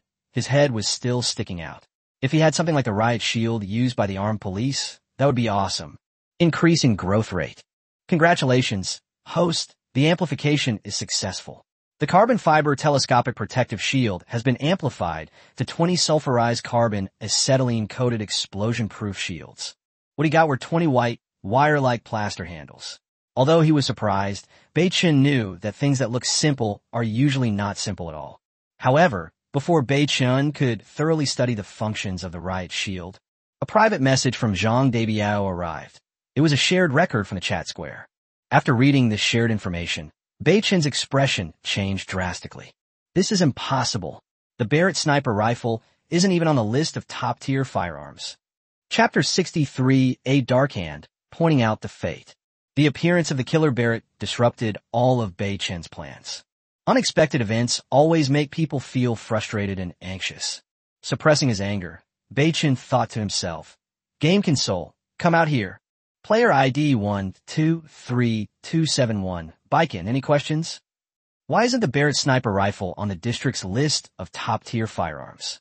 I don't think the Barrett is any lower tier than those damaged Mauser C96 pistols. However, the game console's response made Bei-chun spit out a mouthful of blood from 1982. The crucial point is that he couldn't refute this. Yes, it's the ranking of all firearms in China.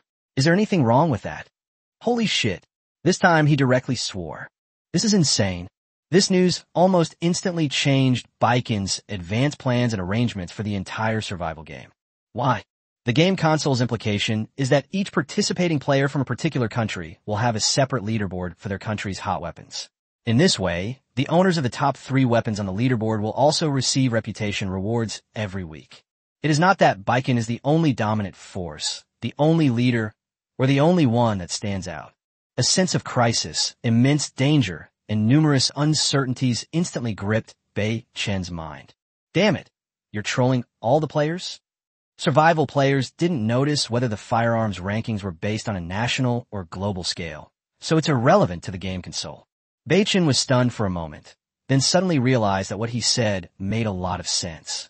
When the game console first activated the weapons leaderboard, it congratulated player Baiken for creating the weapon and activating the regional weapons leaderboard.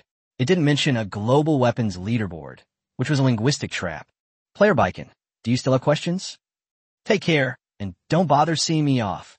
After an unpleasant farewell to the game console, Beichun was lost in thought when Zhang Debiao's private message arrived again. Beichun put aside many distracting thoughts and clicked to read it. Boss Baiken, because of the sudden appearance of the Barrett, the members I finally managed to gather are hesitant and afraid of fighting. Nobody wants to go and wants to give up on the airdrop of the selectable resource box.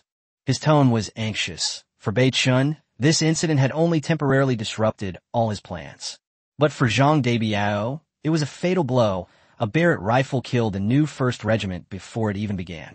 Beichun calmed down at this moment, realizing that there are always more solutions than problems.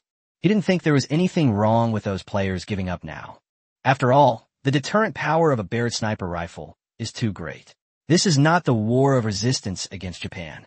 During the war of resistance, if the Chinese people did not resist, the country would be destroyed, and their children and grandchildren would be enslaved and never have a chance to rise up. Looking at the current situation, even if they give up the airdrop and choose their own resource boxes, they can still survive. It's just that the airdrops in the China region have been taken by players from other countries. Compared to losing their lives, this reality seems easier to accept. Beichun hesitated for only a short while before replying to Zhang Debiao. Debiao, this kind of thing is normal. Right now, select 10 elite players who are not afraid of death and have a spirit of self-sacrifice. The other players will be temporarily abandoned. Also, keep in touch with Pang Jinja at all times. No matter what the outcome is in 1 minute, let me know. Maybe I can turn things around. Okay, I'll do it right away. The two parties disconnected their private messages. Gathering 10 Chinese people who are not afraid of death is not difficult among hundreds of people. Some people may be afraid of death, but some people are truly not afraid of death when it comes to the honor and disgrace of the country. Otherwise, how do they get the 1st-class and 2nd-class military merits during the War of Resistance? Beichun's grandfather was like that, which is why Beichun sent a letter to Zhang Debiao in this way. Seeing Beichun's unpleasant expression, the baby was quite well-behaved, quiet, and adorable in the carriage. Beichun took out a sulfurized carbon acetylene-coated explosion-proof shield and checked the information. Explosion-proof shield with carbon sulfide acetylene coating. Introduction. The hardest material discovered by mankind to date is carbide, which is 200 times harder than steel, 40 times harder than diamond, and twice harder than graphene. Function. Because it is coated with sulfide carbide, the shield will slowly oxidize after being deployed and can maintain a hardness 200 times that of steel.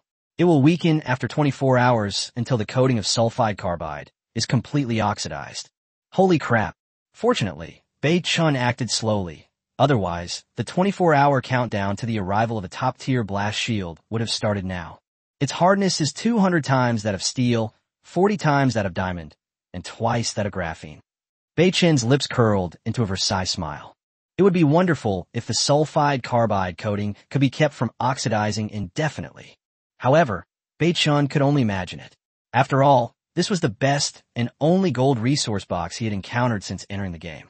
His luck had turned around at the most crucial moment, which was already a stroke of good fortune. What else was there to think about? Suddenly, Beichun thought of something else entirely. What a load of nonsense about being lucky. The golden hammer he got to smash the gold resource box was Tung Chuchu's. If it weren't for Tung Chuchu's golden hammer, he could only look at the gold resource box and couldn't touch it. Just as that saying goes. A lucky player, even better than a cheater. Just then, Zhang Debiao's private message arrived on time. With no more pressure in his heart, Beichun opened his private messages to check. Boss Baiken, unexpectedly, 20 brave men have appeared on my side, while Pang Jinja's side has lost 7 soldiers. Furthermore, Miyaizi and the Japanese are forcing them to fight against the lion-tiger beasts guarding the airdrop resource box. It's not surprising. If the airdrop was first come, first served, the main force would have been wiped out long ago by the time they arrived. It's normal to have guardian beasts around. It's like playing a game. How can you get the treasure if you don't defeat the final boss? It's the same principle. Li Baikin then carefully organized his words and replied to each question one by one. Great, Dabayao. Take 15 men and head quickly toward the focal point. Also, keep in touch with Pang Jinja. I'll be there in about 30 minutes. To be honest, I'm also someone who doesn't act without a profit. I do have the power to turn the tide of the battle. However, I want 70% of the spoils from this operation. If Pang Jinja agrees, I will immediately finalize the strategic plan. Before the private messages even stopped, Zhang Dabiao replied instantly. No need to ask anymore. Pang Jinja said he doesn't need the resources, but the only condition is that he must personally chop up those sons of bitches. Great, I like this person. Now I'll explain, and you listen. If you don't understand something, ask me again. Bai Chen replied directly. Understood, boss. North Morning emphasized the functionality and the duration of the shield's powerful protection. Bai Chen did not hesitate to trade 20 sulfide-coated explosion-proof shields to Zhang Dabiao. Even if Zhang Dabiao gets the equipment and runs away, the shield can only be used for 24 hours. Compared to the disbandment of his newly established regiment, the shield seems insignificant. Wow, Boss Baikin, you managed to get your hands on this stuff. That's amazing. Zhang Dabiao, admire no one but you. Transfer the items to Pang Jinja immediately. It's dangerous over there. Tell him to deploy his shields and retreat immediately to rejoin you. As for the deadly snipers hiding in the surrounding hills, I'll take care of them.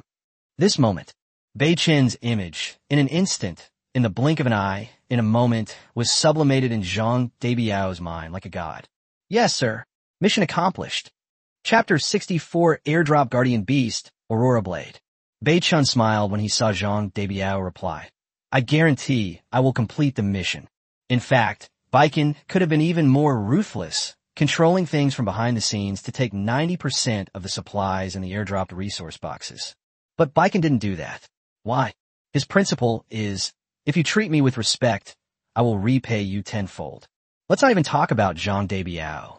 He didn't really help much. He just chimed in with a comment in the regional chat out of admiration, which led to many players joining his team. That's all. But Pang Jinja's contribution to this operation was enormous. Despite being targeted and forced by the Japanese to fight the airdrop guardian beast and being a prisoner, Pang Jinja was treated the same by Bai Chen.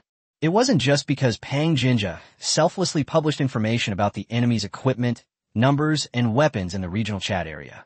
Rather, this person has a strong sense of national consciousness and a very broad vision, which is also the strategic vision that Bai Chen has repeatedly emphasized.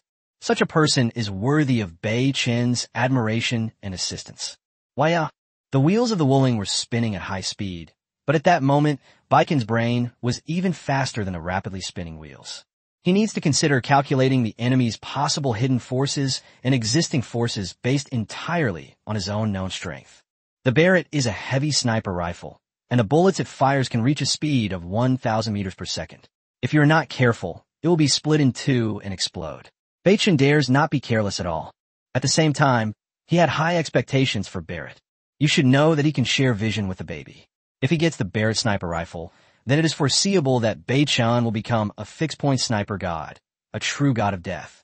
Baby flies high in the sky, overlooking all directions, and shares the enemy's hiding position with Baikin. Baikin doesn't even need to expose his gun barrel. He could just fire in one direction. That's how awesome it is. Baby, when we get there, Daddy has an important task for you.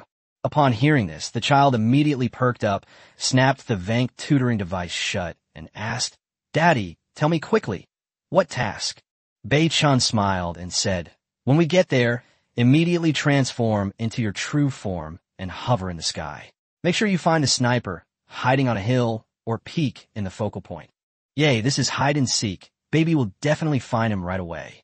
Bai Chen affectionately waved and rubbed the baby's head. When you come back, Daddy will give you a reward. Wow, I want to eat that red candy. Baby Kazillan squinted her big eyes into crescent shapes and tilted her head to whine. Okay, Dad will give you two this time. Using this kind of reward occasionally can effectively motivate a child. But you must control the number of events and the frequency, otherwise you'll regret it. Wow, Baby loves Daddy so much, moi. The baby jumped forward and kissed Bai Chen on the cheek. We need to rest and recharge now, because it might be a tough battle soon. Bei-chun doesn't want Bao Bao to underestimate any enemy. Even a lion uses its full strength to hunt a rabbit, because carelessness will always lead to trouble. Okay, I know. I will remember every word Daddy says. Bei-chun laughed upon hearing this. At this moment, he felt that all his previous teaching and example had been worthwhile. As long as children are patiently guided to lay a good foundation in the early stages, they can completely learn on their own in a free-range manner. There is no need for a loving mother to wield the sword of a wandering son and painstakingly tutor him. At that moment, a private message from Zhang Debiao arrived. Boss Baikin, our group of 15 has arrived at the outer perimeter of the airdrop site and has secretly traded 5 sulfurized carbon Idilini-coated blast shields to Pang Jinja. As long as he finds a good time to retreat, he can join us at any time. Very good, I'll be there soon. Don't take any action without permission. I think besides your 2 Chinese teams, some big conglomerates have been eyeing the area for a long time, haven't they? That's right, 2 major financial groups from this area came. One of them had their teams scattered by the Japanese, and the other, Zhang Debiao hesitated. How so? The last remaining large financial group had good weapons and a large number of people, and they cooperated with the Japanese. Upon seeing this, Bei-chun's expression darkened. Dancing with wolves. Tell Pang Jinja to use his shield to escape at any time when the opportunity arises. Also, don't deliberately look for the hidden sniper. I'll handle him. Yes. Disconnecting from the private message, Bei-chun gazed at the distant hills and sparse pine and fir forests. A big conglomerate? Anyone who dares to stop me, I'll kill them. 3 minutes later, the Wuling van had arrived at the outermost edge of the airdrop site. Because the asphalt road was more than 20 miles away from the core of the airdrop site, the van did not drive directly in. Upon arriving at Baikin, he got out of the car and, in a graceful, pure white flight, silently spread his wings and appeared 100 meters in the air in 3 breaths. Enable the shared view feature. Bei-chun held a desert eagle in his hand, a fish-scale military knife at his waist, and wore a meat dragon-scale armor bulletproof vest close to his body. Except for his head, Bei-chun's protection was at the peak of individual players. Wow.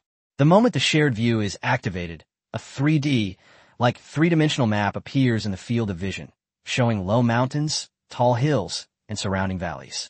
Baby, be careful. We've reached the core area. Increase the altitude to 150 meters. Okay, Daddy. I heard the baby's voice in my ear. Bei-chun smiled. He lit a cigarette and took a puff. A gentle breeze ruffled Bei-chun's hair, and a chill flickered in his deep, pool-like eyes. With a sudden burst of strength, his long legs left a deep footprint on the soft ground, and in an instant, Bei-chun transformed into a black shadow, swiftly rushing towards the core area. At the same time, the valley landscape area is a focal point. Although Pang Jinja's expression remained unchanged, his heart was bleeding. 7 brothers who had shared life and death with him had died in battle one after another, which had brought his anger to its peak. Commander, I've roughly guessed where the sniper is hiding, but the terrain here is like a winding valley, and the gunshots spread out in an echoing pattern. I can't accurately determine which hill or mountain it's coming from. A young man with bloodshot eyes, but a very calm tone, said to Pang Jinja. Very good. As long as we determine the sniper's approximate location, we can immediately deploy our riot shields and evacuate.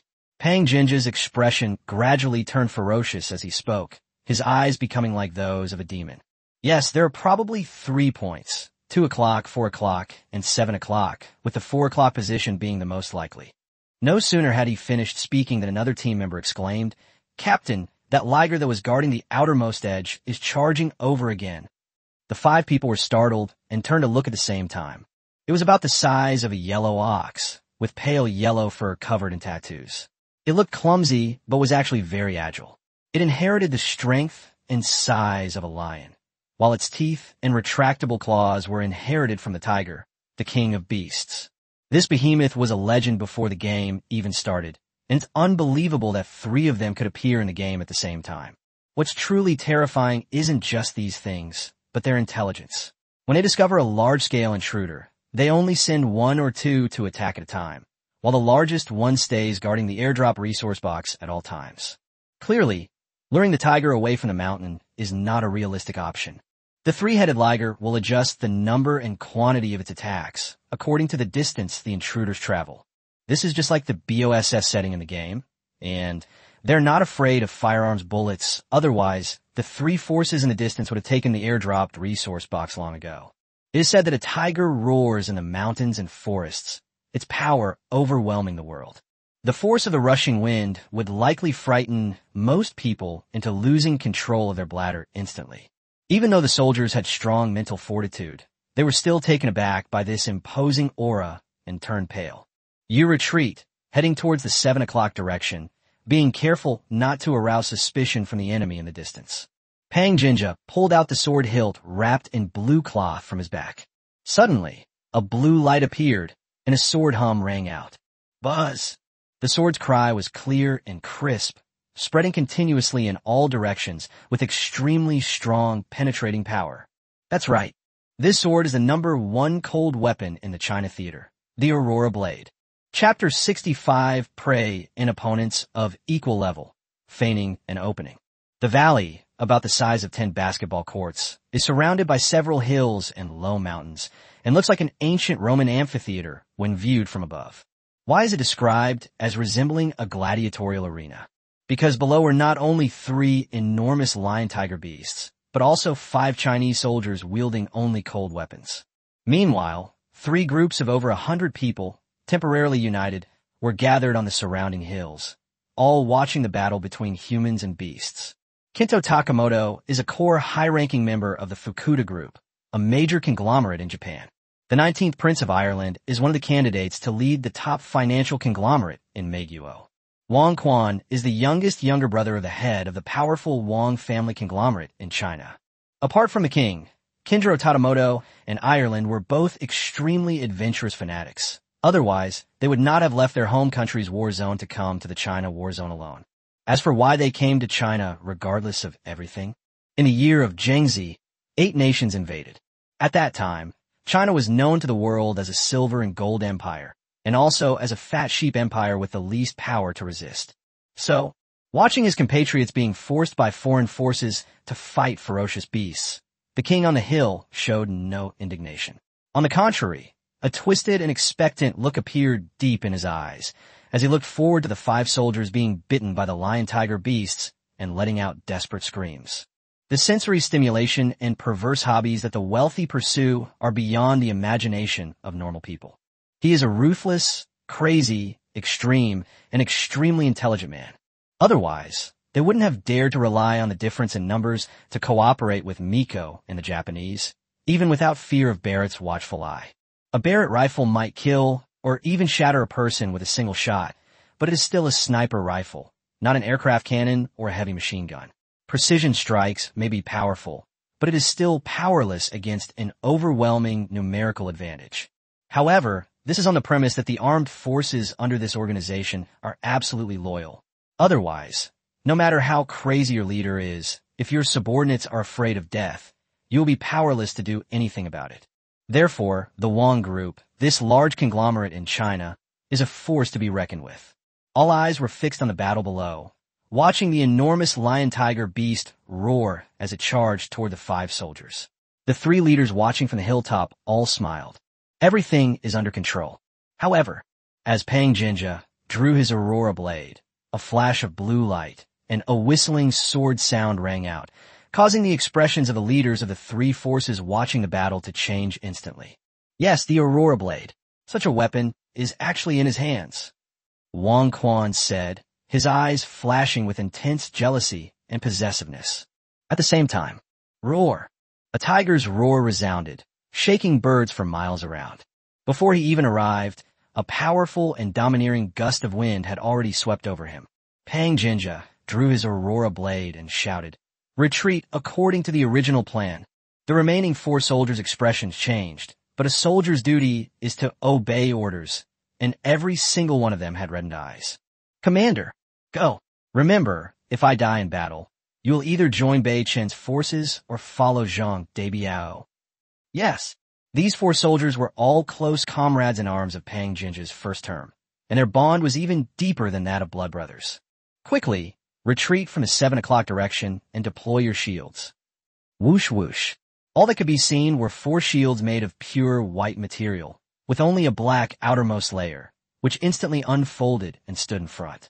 The four men raised their shields to completely obscure the directions from which the three most likely snipers were hiding. Seeing his brothers leave, Pang Jinja smiled. Without hesitation, he pushed off with both feet, wielding the Aurora blade in his right hand, and roared as he charged head-on at the rapidly approaching lion-tiger beast.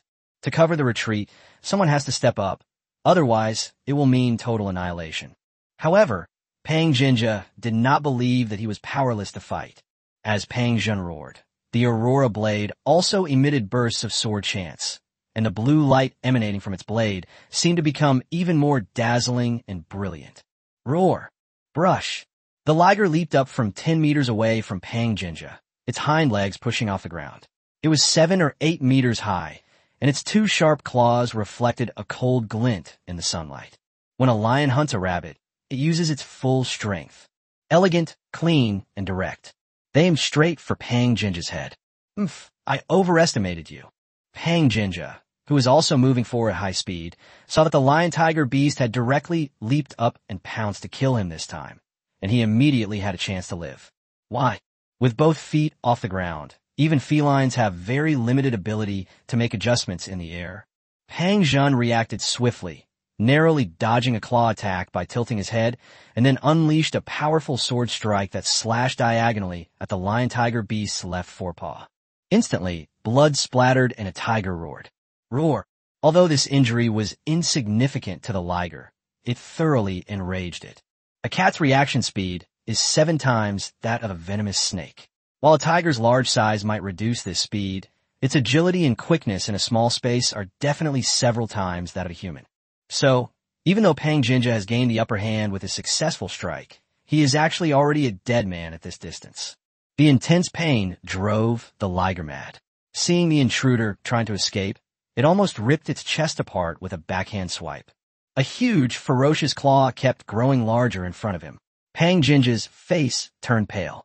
This was his last chance. The handle that my left hand was always holding suddenly jolted. With a whoosh, a seemingly flimsy shield instantly protected Pang Jinja. Almost simultaneously, the liger's massive claws slammed down. Bow! Puff! Pang Jinja was thrown more than 10 meters away like a cannonball before crashing heavily to the ground. His blood and chi surged violently, and he could no longer hold back, spitting out a mouthful of blood.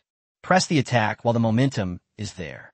How could a liger possibly give its prey time to catch its breath? He lunged forward again, charging right in front of Pang Jinja. The last chance failed. Pang Jinja was in excruciating pain all over his body, and his left arm and chest were already numb. When he saw the liger attack again, he knew he was going to die. Commander! The 4 soldiers who were taking turns providing cover during the retreat had tears in their eyes and bitten their lips until they bled. Just when everyone thought Pang Jinja was about to be torn apart and devoured. Suddenly, the liger, about to reach its prey, suddenly stopped, its yellow eyes looking up at the sky. Now, instead of an angry roar, it let out a low growl with a threatening warning. Bah! A clear, pure, noble, and highly penetrating screech slowly descended from the sky. This bizarre scene appeared abruptly, leaving not only Pang Jinja bewildered, but also the various forces around them who were eyeing the airdrop with predatory intent.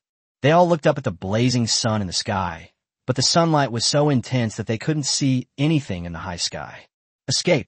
After a brief respite, Pang Jinja regained his mobility. Given the current complex situation, this might be his only chance to survive. However, the lion-tiger beast, which was right next to Pang Jinja, did not pay any attention to his escape. Perhaps it sees Pang Jinja as just prey, but it must be cautious and focused when dealing with opponents of the same level. I didn't expect you to survive. You still want to escape? Wang Quan was filled with jealousy. He had long coveted the Aurora blade in Pang Jinja's hands. He grabbed a plate rifle from one of his subordinates and was about to aim it, but before he could fire, he was already craning his neck. Bang! The Barrett rifles were already firing, their targets aimed directly at the fleeing Pang Jinja. A Barrett bullet struck the blast shield coated with carbide and acetylene, but instead of penetrating it, the powerful impact sent Pang Jinja tumbling. What? This is impossible. Everyone's brain has gone mad. What kind of shield is that? How could it withstand a Barrett shot without sustaining any damage? Pang Jinja appeared to fall to the ground, but he actually did a somersault to dissipate the force and got up again in less than a second, rushing towards the team. They're all in the same industry. After firing a shot, a Barrett heavy sniper rifle needs time to reload, pre-aim, and fire again. Although this time is brief, in the eyes of professional soldiers, it is a gap, an opportunity.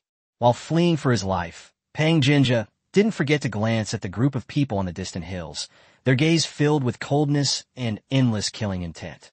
Bang! The gunshots spread outwards in a spiral wave towards the focal point, their booming sound like spring thunder. Suddenly, on a low hill on the outskirts of the core area, a tall, handsome young man with short, tousled hair stopped his rapid pace, his sharp eyes scanning the hills and mountains to the left and right. That's right, it's Baikin, who is about to arrive at the core of the airdrop site. Baby, have you found the sniper's location yet? 2 seconds later, the baby's frustrated voice finally came through. Dad, no, this person doesn't seem to exist at all. I can't sense his presence. But from the gunshot just now, I've roughly determined 2 directions. If he fires again, I'm sure I can pinpoint his location by sound. These words startled Beichun. He had no doubt about the baby's abilities. Moreover, it's daytime, giving us the advantage of a bird's-eye view of everything. Even so, Baby was unable to find a sniper hiding on the high ground in a short time. Is it a special concealment device? Or is it due to the influence of the surrounding special geographical environment? However, Beichun believes the former is more likely. If one can possess advanced technologies like particle rings and shape-shifting ammunition depots, then it's inevitable that the opponent will have special combat equipment to conceal their presence and aura. Okay, baby, keep an eye out, the second shot is coming soon. Beichun instructed, while sending a message to Pang Jinja. Show an opening, let the sniper fire another shot. This time he's dead. Good. Chapter 66, The Deadly Second Shot, taking complete control of the battle. Beichun was taken aback when he saw that Pang Jinja agreed without hesitation. How many years must it have taken him to retire as a Special Forces soldier to agree so readily? Selling weaknesses is dangerous, and in the military, which sniper isn't a sharpshooter who's been trained by bullets. Now that both sides are professional soldiers, it's a test of who has more experience and is more composed. Beichun took a few deep breaths to steady his breathing. Although it was difficult to pinpoint the location by sound, he still wanted to try. Sure enough, in less than 5 breaths, a loud gunshot rang out. Beichun frowned, a chill creeping into his eyes, because the shot wasn't fired by a sniper. According to the shared perspective of Baikin, it was opened by the head of a major Chinese conglomerate. Snort. Beichun snorted coldly and continued to stealthily approach the core area. The baby hovers 150 meters in the air, keeping a close eye on every hill and mountain below. Bang! Gunfire erupted, and a wisp of smoke slowly rose from a bush before quickly disappearing. Although the baby's eyes weren't as sharp as an eagle's, they were more than enough to see a wisp of smoke at this flight altitude. I've finally found you. Dad, I found it. See it? It's in a ditch in the bushes on this mountain, right below me. Hearing the baby's happy voice, Beichun turned his head and smiled slightly. Baby, don't do anything. Just keep circling and flying. With a baby's height of 60 to 70 centimeters, if the baby falls, it will definitely be spotted, and the baby will be at risk of being shot. Baikin will not allow the baby to get hurt. Okay, baby understands. Immediately, Beichun transformed into a phantom once more, heading straight for the mountain peak where the sniper was located. Pang Jinja, I've located the sniper. Protect yourself, and immediately lead your team to rendezvous with Zhang Debiao. Good. As Pang Jinja's 5-man team all took out shields with amazing defensive capabilities. Immediately, dozens of guns from the 3 major forces began to fire bullets at them. However, the shield provided by Baikin is very strong, able to withstand Barrett bullets, let alone those with plate rifles. The 5 people retreated in an orderly manner, without any panic. Baka, attack! Tian Ben raised his command sword, and immediately 5 armed soldiers under his command rushed down the hill and headed straight for the 5 Chinese soldiers. King Ireland 19 waved his hand, and 5 blonde, blue-eyed soldiers followed closely behind. Wang Quan smiled and nodded to the vice captain beside him. Bring the Aurora blade back to me. Yes, third brother. Immediately, 15 armed individuals carrying various low-end firearms also rushed down. Can't be sniped from a distance? Then shoot them at close range. At this moment, the 5 people who were orderly defending and retreating in the valley below also changed their expressions slightly upon seeing this scene. "Commander, what do we do?" With their firearms confiscated, the only weapons they had left to protect themselves were melee weapons. But against 20 firearms, melee weapons meant certain death in close combat. Pang Jinja glanced coldly at the 20-odd people rushing towards him and calmly said, "Ignore them. Maintain formation." "Yes. Quick. Hurry up, Baiken." Meanwhile, about 400 meters away from Pang Jinja and the others, Bei Chun had already crept up a small hill like a ghost. To be honest, if Barrett hadn't fired a second shot, and Bao Bao hadn't locked onto the sniper's position from high above, even if Bei Chun were standing right next to the sniper, he wouldn't have been able to spot him. It's too secretive. It was a combat polar suit that blended perfectly into its surroundings. Unlike the more common green and yellow polar suits, this one was like a chameleon, completely merging with its environment. Bei-chin knew that this special polar suit had far more functions than those mentioned above, and there were likely unknown functions as well. Otherwise, the dozen or so skilled and experienced special forces soldiers around him would have been able to spot his location, especially considering that this guy had already fired many shots. A proper sniper would fire a shot and then quickly change position, regardless of whether it hits or not. The fact that this guy never changed position suggests the special nature of this equipment. Knowing the situation on Pang Jinja's side, Bei-chin didn't dare to hesitate. He lightly touched the ground with his toes and leaped into the air. In midair, Bei-chun swung his hands down sharply, and his body tilted top-heavy. At this moment, Bei-chun shot towards the sniper, who was completely unaware, like a sharp arrow. It wasn't that Bei-chun was going to great lengths to do this, but rather that the sniper's hiding position was awkward for Bei-chun. If he rushed over directly, he would definitely be discovered by the scraping sound of the blades moving through the bushes, and then he wouldn't be able to carry out his subsequent plans. With a single decisive strike, wielding a fish-scale military knife, he pierced the sniper's back with pinpoint accuracy, the very tip almost striking him squarely. Bakiru. The sniper's attention was focused on Pang Jinja and his team through the 8x scope. Due to the terrain and the complete silence around him, he was caught completely off guard and suffered this blow.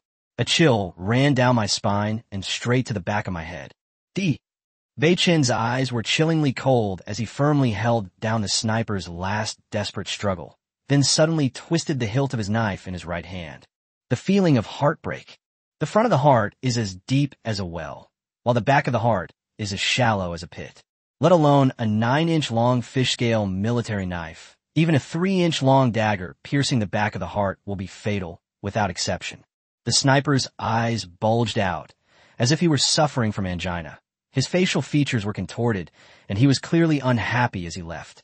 However, Bei-chun didn't have time to consider his feelings. He shoved him towards him and then aimed his gun. At this moment, the situation on the battlefield below was completely in Bei-chin's hands. Because the shared view with the baby was always on, Bei-chin knew that the 3 forces had already sent people down, so it was necessary to use the strategy of besieging Wei to rescue Zhao. The bullseye in the 8x scope is a young man with a cold expression and the same mannerisms as someone carrying a rifle. Without hesitation, Bei-chun pulled the trigger. Bang! The Barrett bullet pierced the air and flew directly toward a head 400 meters away. On the hill below, Wang Quan squinted one eye and aimed his gun at the 5 people fleeing below. As soon as their formation collapsed, he could immediately snipe Pang Jinja. Everything was going so smoothly. However, the next second, without warning, without any preparation, Wang Quan's head was instantly shattered into pieces, turning into blood plasma and disappearing in an instant. Third brother. Wang Quan's headless corpse slowly fell to the ground. Then the sound of a gunshot finally rang out. What? Third brother is dead. He was sniped. The royal guards immediately turned their guns on Tadamoto and the Irishman. The exclamation immediately caused the 20 armed men below the hill to stop in their tracks. As expected, the temporary tripartite cooperation collapsed instantly. Baka, who told you to fire? Tian Ben's face darkened instantly. Why was the one who died Wang Quan, the third young master of a major Chinese conglomerate? Why? Oh my god, Mr. Tadamoto, you have broken our alliance. King Ireland 19 suddenly retreated, hiding in the center of his own forces. Bakayara, Sanson-kun, are you crazy? Tianbin was dumbfounded, then picked up the communication device in his hand and roared. However, the conversation that came through the communicator the next second shocked everyone present. Hey, General, I'm exhausted. I've dealt with the Chinese armed leaders as instructed by General. Next up is the leader of the American army. Long live the Emperor.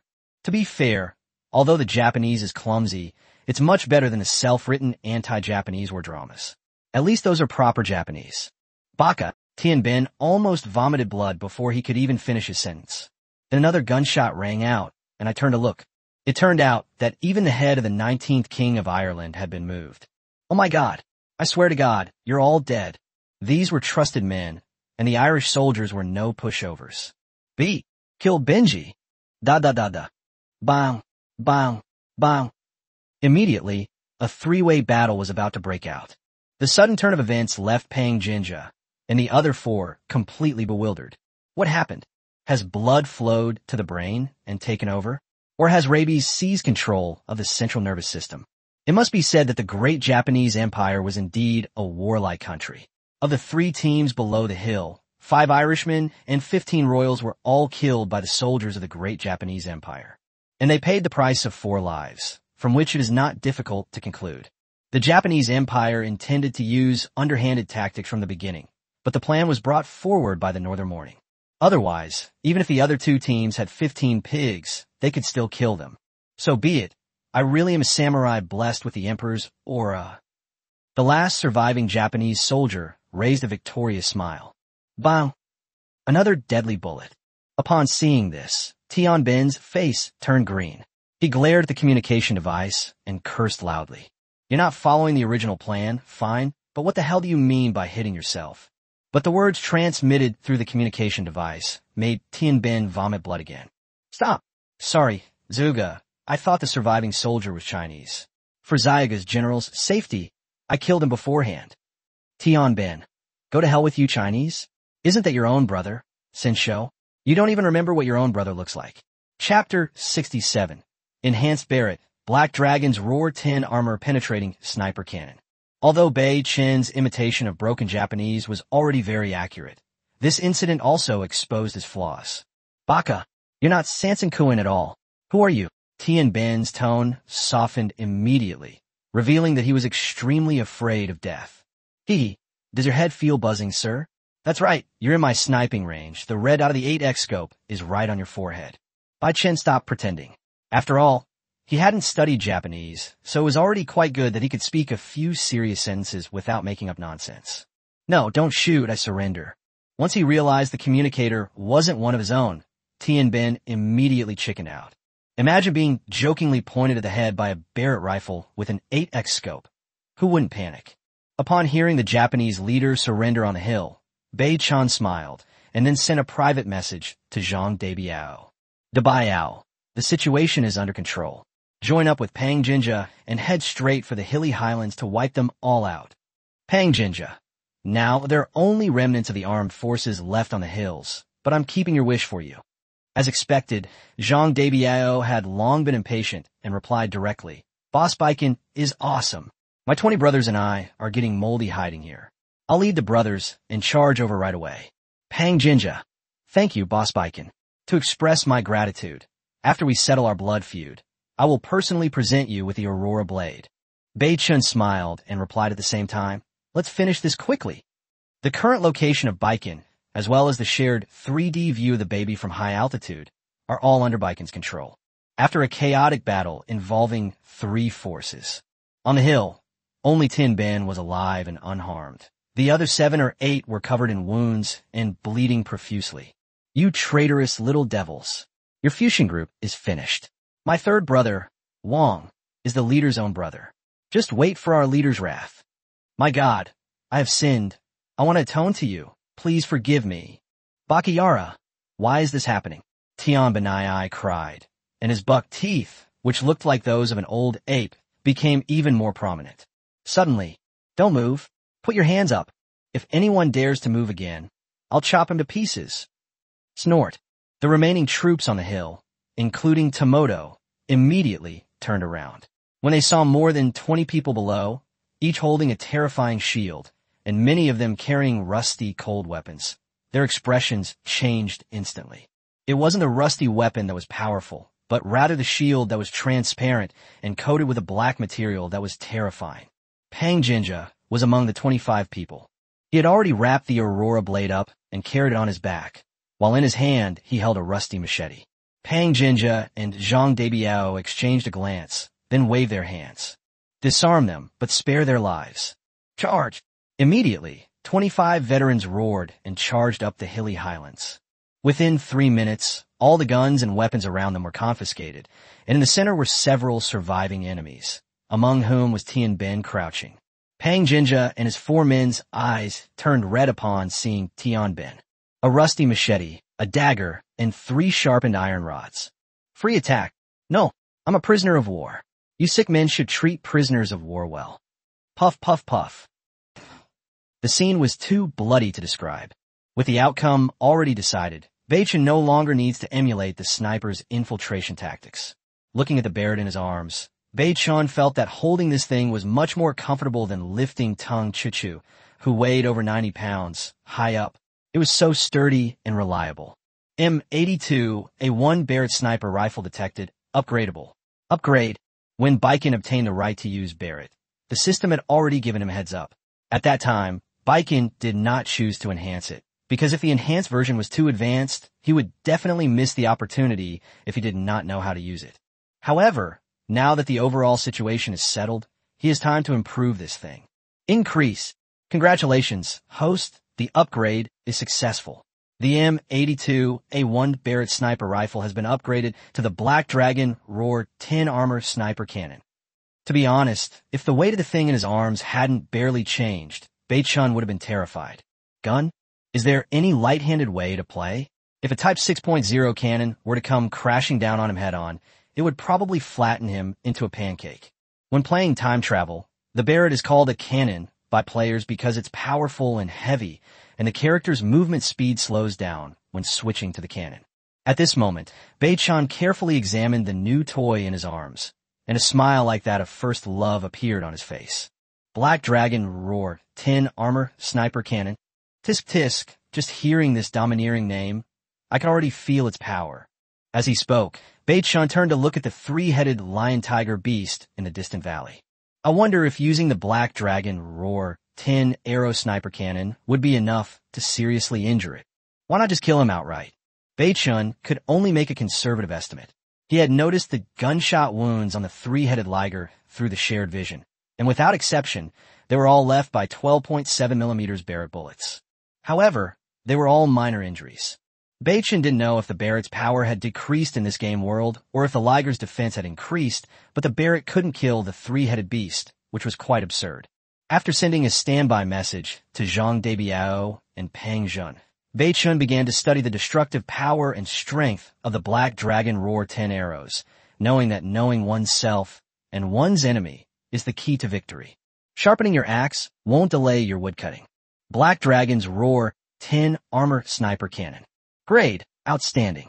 Weaponry, 15x scope, shock-absorbing stock, stabilizer, grenade launcher. Ammunition capacity, 10 rounds. Advantages, it can be equipped with 12.7mm warheads of different characteristics according to different combat environments. Power 1, using ASS armor-piercing projectile. Initial velocity, 915 meters per second. Dispersion diameter less than 15 centimeters at 550 m, equivalent to 1 MOA. At 1800 m, it can penetrate 18 millimeters thick steel plate at a 30 degrees impact angle. Power 1 uses P0I armor-piercing incendiary rounds with a chamber pressure of 460 MPa and an initial velocity of 881 meters per second.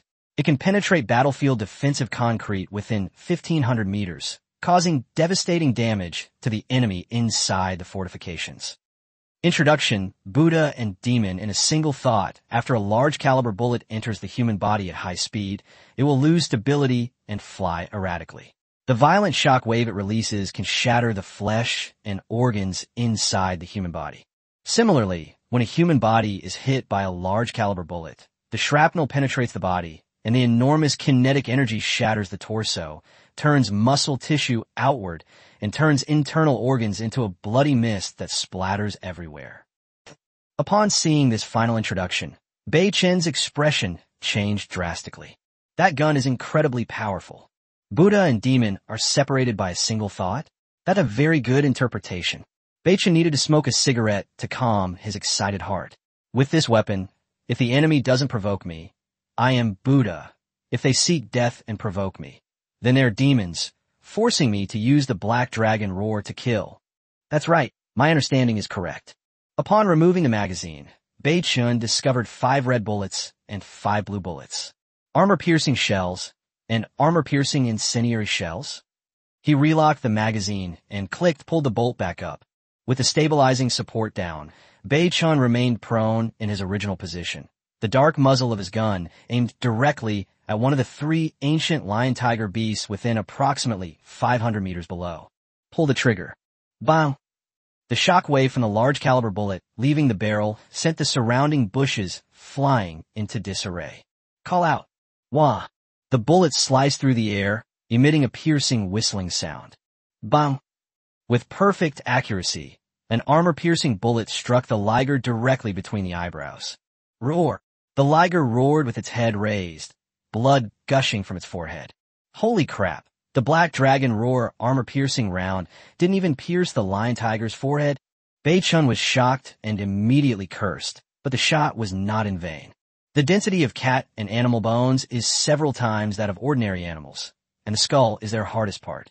If the attack were to occur elsewhere, Bei Chen believes that he could definitely seriously injure or even kill the 3-headed liger. The data had just been measured, and Baikin hadn't yet shown the smile of Versailles. However, his expression suddenly changed the next moment. This is insane. While setting up his gun, Bei Chen sent private messages to Zhang Debiao and Pang Jinja.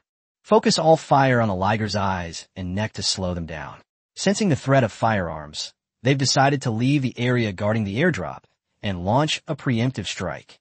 Chapter 68, The Power of Black Dragon's Roar, 10 Arrows, and P0I Armor-Piercing Incendiary Bombs. Black Dragon Roar.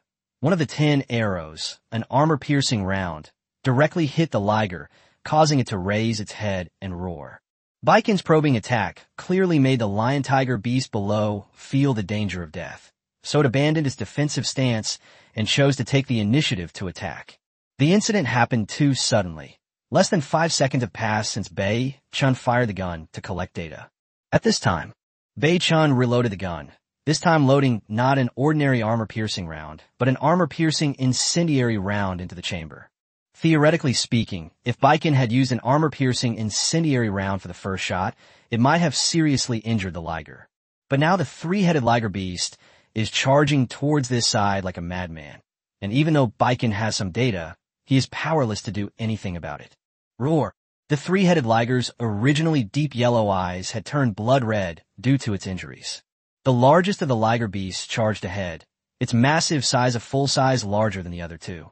With each leap, it left 4 deep claw marks on the soft ground. As things took a turn, Bei Chen sent private messages to Zhang Debiao and Pang Jinja. The 25-person team below consisted of seasoned veterans, especially Pang Jinja, who was a retired Special Forces soldier. So, he reacted instantly upon receiving the news. After all 3 forces were wiped out, all their weapons fell into the hands of Zhang Debiao and Pang Jinja's team. Although ammunition is not plentiful, the plate rifles also fire 7.62 bullets, and even if they cannot fire in bursts, their single-shot power is still very strong. Everyone, fire at will. Zhang Debiao's face turned pale when he saw the 3-headed lion-tiger beast charging towards them. At that speed, everyone would die if they got close. Watch out. Aim for the eyes, then the neck. Pang Jinja shouted as he chambered the bullet. Yes. Clap, clap, clap. Bang, bang, bang. Instantly, 25 rifles unleashed a torrent of fire, the intense gunfire echoing through the valley, causing a painful ache in the eardrums. Baikin is always looking for opportunities. Now, the largest liger in the 15x scope suddenly leaped over a large rock, its entire body stretching out. This was the moment Bei Chen had been waiting for. Bang! A muffled gunshot rang out, and a 12.7 millimeters armor-piercing incendiary round struck the largest Liger in the neck. Puff! Large-caliber sniper rifle bullets can reach a muzzle velocity of over 900 meters per second, and within 500 meters, the bullet's velocity can reach a terrifying 1,300 meters per second. So, how strong must the impact of this bullet have been?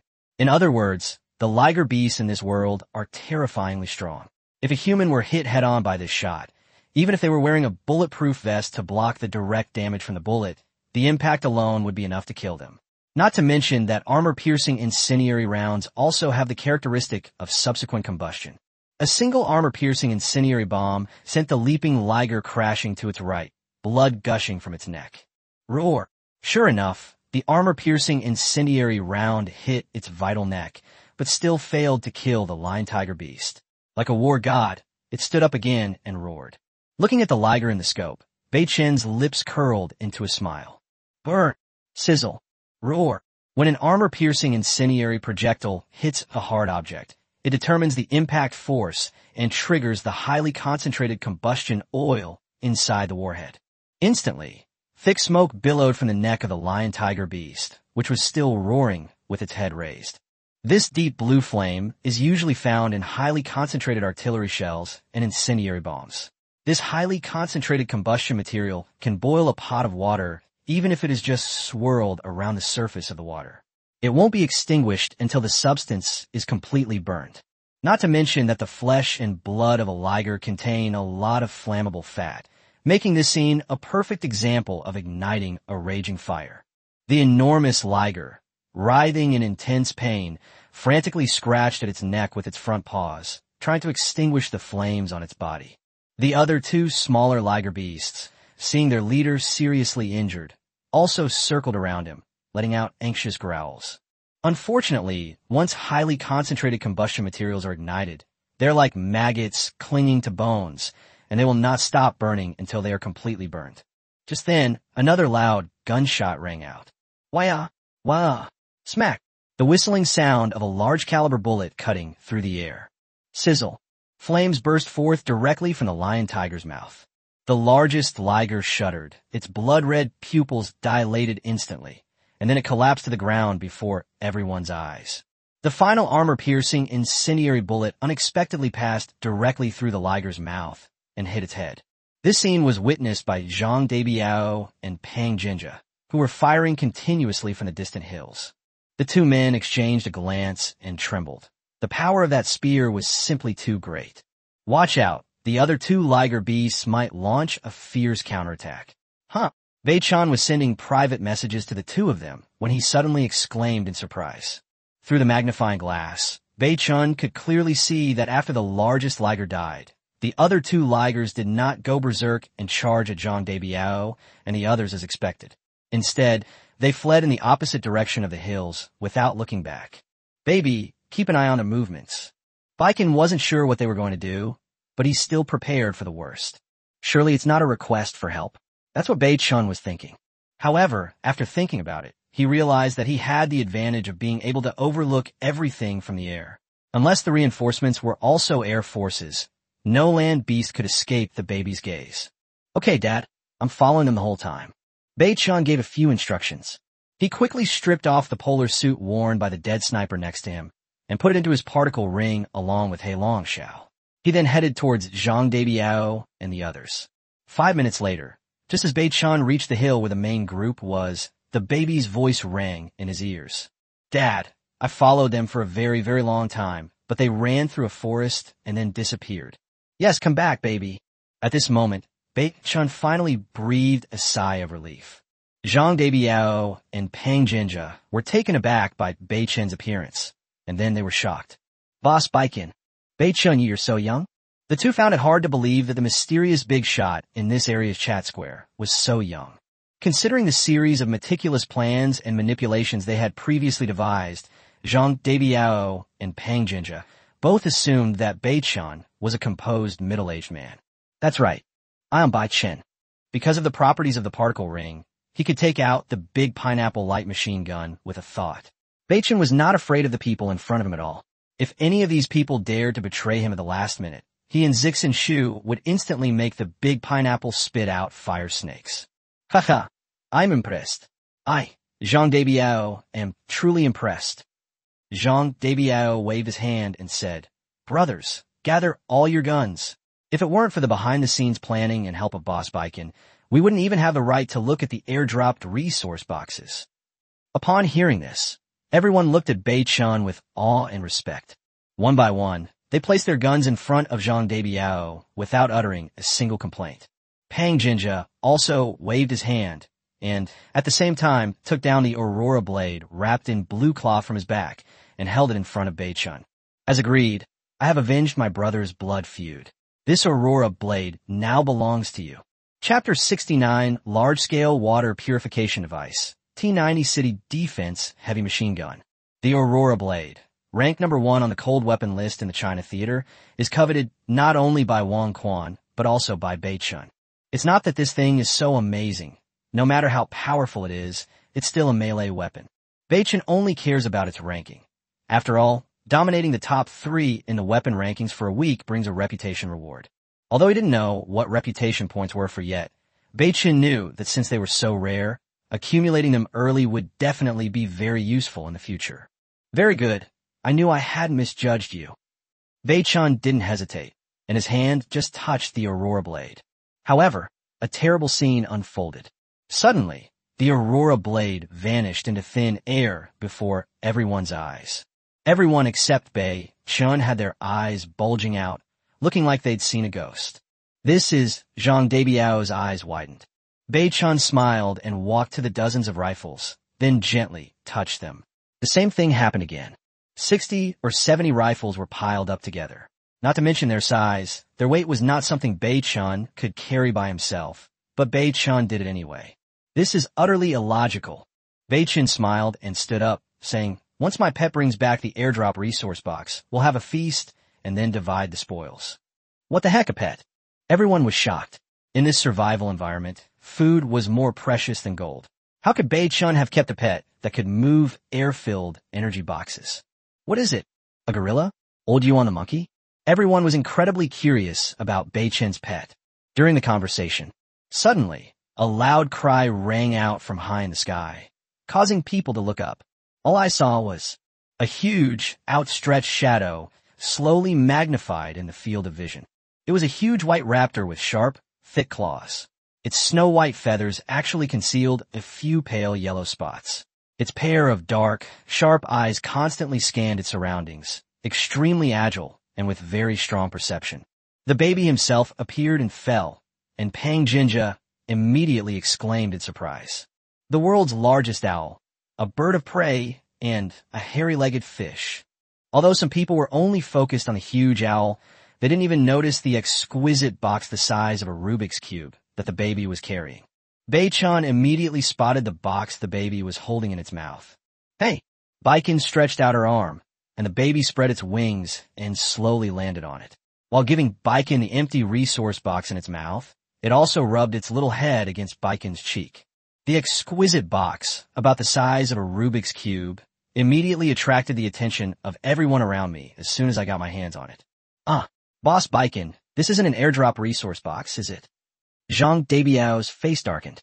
This little space couldn't even hold a bag of table salt, let alone good supplies and equipment. Pang Jinja simply watched without saying a word.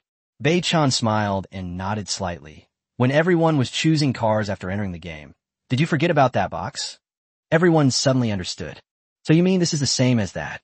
Zhang Debiao slapped his forehead and said, That's right, it's similar in concept, and even more advanced, Bei Chun explained with a smile. Upon hearing this, Zhang Debiao excitedly rubbed his hands together and said, Then what are we waiting for? Boss Baiken, you're a lucky guy. Your luck must be amazing. Hurry up and open it to see. Pang Jinja nodded slightly in agreement. Putting aside the raptor pet, the fact that he could produce 20 shields with such terrifying defensive power at once was enough to prove that Bei Chun was absolutely lucky. To be honest, Bei Chun felt happy to be praised his face. Who doesn't like to be praised? All right, I'll take your good wishes and open it. Bei Chun smiled and didn't refuse. After getting his hands on the Air 2 energy box, he found the key to opening it, a delicate metal clasp that could be easily pried open. Snap! As Beit-chan pried open the metal clasp the size of a Rubik's Cube, two projection blueprints, one red and one blue, appeared before everyone's eyes. Everyone, including Beit-chan, couldn't help but look embarrassed when they saw these two items. The airdropped resource crate selection is easy to understand. You can choose one of two options, red or blue. One large-scale water purification device. T90 City Defense Heavy Machine Gun *1. To be honest, Beit-chan felt happy when he saw these two items, as they were both very important to him. However, the promise he had made earlier made him feel awkward. Before taking action, Beit-chan had promised that he would take 70% of the combat supplies in the airdropped resource box, while Zhang Debiao and Pang Jinja would take 30%. However, unexpectedly, the airdrop contained two large items. The T90 City Defense Heavy Machine Gun. Just from its name you know that this is a large city defense machine.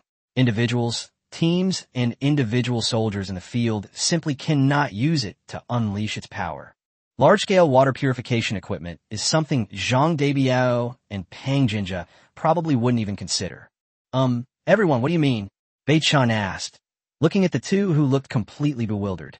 Zhang Debiao and Pang Jinja exchanged a glance and nodded slightly, as if they had made a decision. Sigh. I didn't expect the airdrop to contain all heavy equipment. We don't need any of this, Zhang Debiao said. Debiao is right. This stuff is really not suitable for a team of several dozen people like us. Pang Jinja also chimed in. The fact that you gave us such valuable riot shields before is enough to prove your sincerity. 20 shields that can withstand Barrett missiles are worth as much as these two items. Yes, besides, we didn't contribute much to this operation. The whole turning point was turned by you alone, so we've decided to forego the airdrop crates. Zhang Debiao laughed as he spoke. But Boss Baiken, you have to bring out some good food and drinks and make sure we brothers have a good meal. Just kidding. We're all players from the same region. Everyone knows that Baiken is rich in resources and incredibly wealthy. You know, back when Baiken was offering a bounty of over 300 kilograms of wild boar meat to craft the particle ring, they actually put on the bounty list. From then on, every player in this area subconsciously regarded Beit-chan as an absolute lucky player. Upon hearing this, Beit-chan smiled. Since that's the case, I won't be coy anymore. Beit-chan put the airborne resource box into his particle ring and smiled as he patted the two men on the shoulder, saying, "Don't worry, the resources in the airborne resource box may not be enough for the three of us to share, but I will not mistreat my trusted brothers." Upon hearing this, Zhang Debiao and Pang Jinja's eyes lit up. That's right, they are confiscated firearms. In order to prevent the two teams from turning against him and threatening him in the end, Beit-chan made an excessive request. All supplies, including captured firearms, will be temporarily kept by him after the war and then distributed in a unified manner. Of course, the above are not all of Baiken's goals. The most important ones are system enhancement and system embellishment. The enhancement function is too powerful. With dozens of firearms being enhanced at the same time, Beit-chan is not sure if he will be able to enhance them into a special grade or rare grade firearm. Of course, this is a matter of probability. However, the easygoing Baiken habitually considers and accepts the worst-case scenario. Even if the quantity increases but the quality doesn't, Baiken can still accept it. However, what Zhang Debiao and Pang Jinja need most right now is individual firearms. With enough weapons, their strength will increase instantly, and the team's combat power can be formed quickly. Let's go back to the parking camp first. As long as you don't carry sacks tonight, Beit-chan, will take care of all the food and drinks. It's just one meal for 25 people.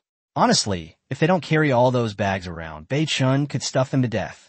Furthermore, Beit-chan did not believe that the three forces came out without bringing food. What could the actual item be? It would definitely be on a vehicle at a parking lot. So, to paraphrase Mr. Ma, you might make a killing this time, but I will never lose out. Chapter 70, Massive Increase, Embellishment. This is even more despicable than freebies. Night. A bonfire, more than 20 people, and dozens of vehicles. By the time we returned to the parking camp from the airdrop hotspot, the sun had already set. Upon returning, the team indeed found a large amount of supplies in the vehicles left behind by the three factions. There wasn't much food, but they found quite a lot of miscellaneous materials such as metal ores. Bei-Chen found an excuse to collect all the supplies at the parking camp into his particle ring, promising to bring out even better and more food and supplies later.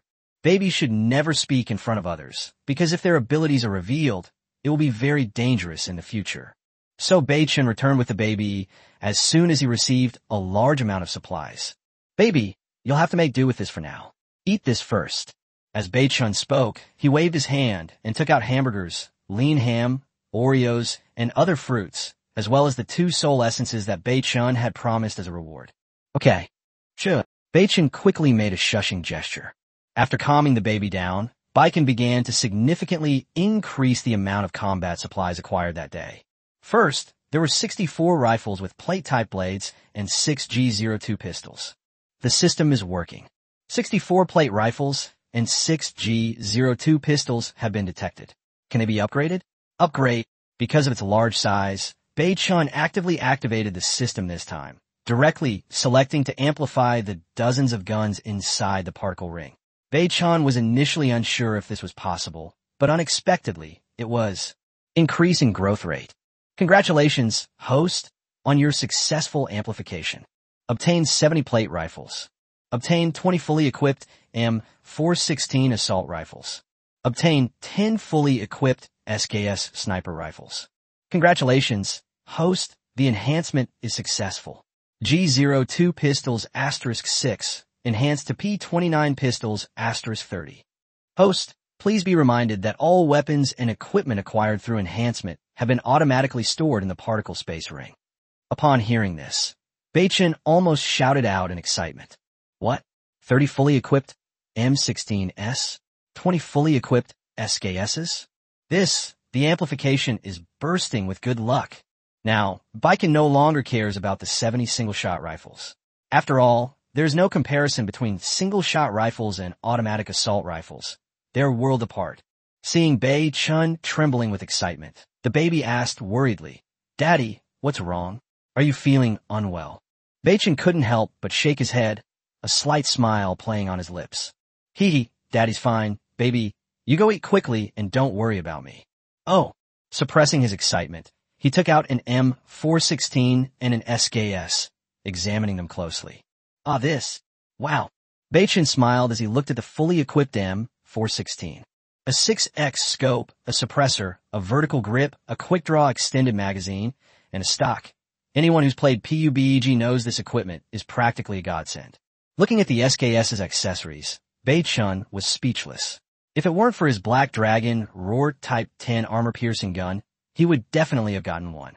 8x scope, muzzle compensator, lightweight grip, cheek rest, extended magazine. Tisk. With these fully equipped automatic rifles, Bei-Chen felt that the airdrop resource boxes were no longer important.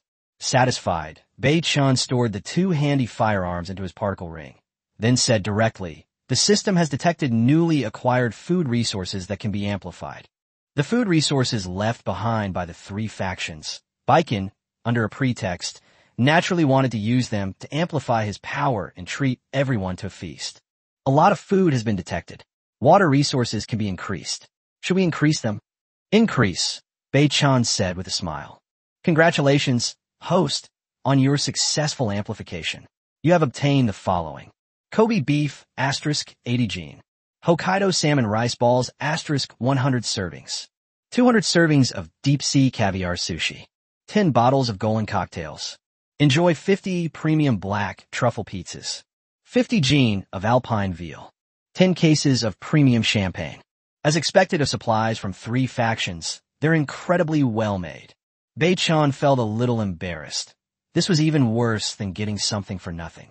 With a flick of the wrist, one could see a variety of mouth-watering dishes appearing in the carriage. Besides raw meat, alcohol, and food, Bei-Chen took out a portion of each item and placed it in the carriage. Baby, this is something Daddy specially prepared for you to eat slowly. Wow, thank you, Dad. Of course, the best stuff goes to the baby first. After all, the baby played a crucial role in turning the tide of the battle single-handedly, sharing the view from high above. After making the arrangements, Bei-Chen closed the car door again and walked straight to the large bonfire not far away. On the way, Bei-Chen thought to himself, system, add 60 plate-type rifles. whether or not to consume the equivalent of 60 days' worth of supplies, including 60 plate rifles? Yes.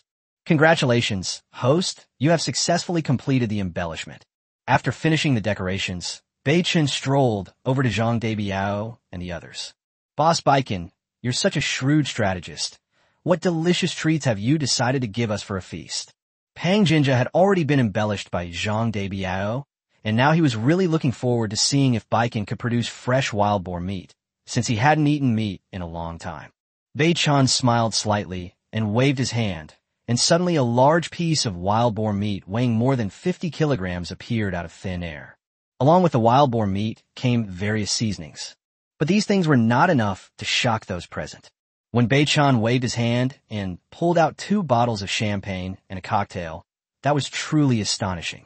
50 or 60 caddies of wild boar meat. There are 26 of us, so each of us can have an average of 2 caddies. If that's not enough, I have some left over. Eat as much as you want. Immediately, Bei Chen heard the sound of someone swallowing saliva. Long live Boss Baiken. Before the game, people might do whatever they want based on their annual salary and not care much about what they eat. But in this survival world where money is like dirt, food is the most important thing. Soon, 7 or 8 people were busy cutting it up and then skewering it with sharp branches to grill it. Bei Chen, Zhang Debiao, and Pang Jinja sat not far from the campfire, each holding a bottle of champagne, discussing the future direction of the game. I just don't understand. Can you believe it? Zhang Debiao tilted his head back and took a swig of champagne, annoyed. Damn it, the Americans and the Japanese can each have a firearm, while our 2 teams only have 5 or 6 firearms combined. What? Pang Jinja was taken aback by the question, hesitated for a moment, and then looked at Bei Chen. Hey, nothing surprising, Bai Chen chuckled. By the way, Debiao, have you ever played any paid games?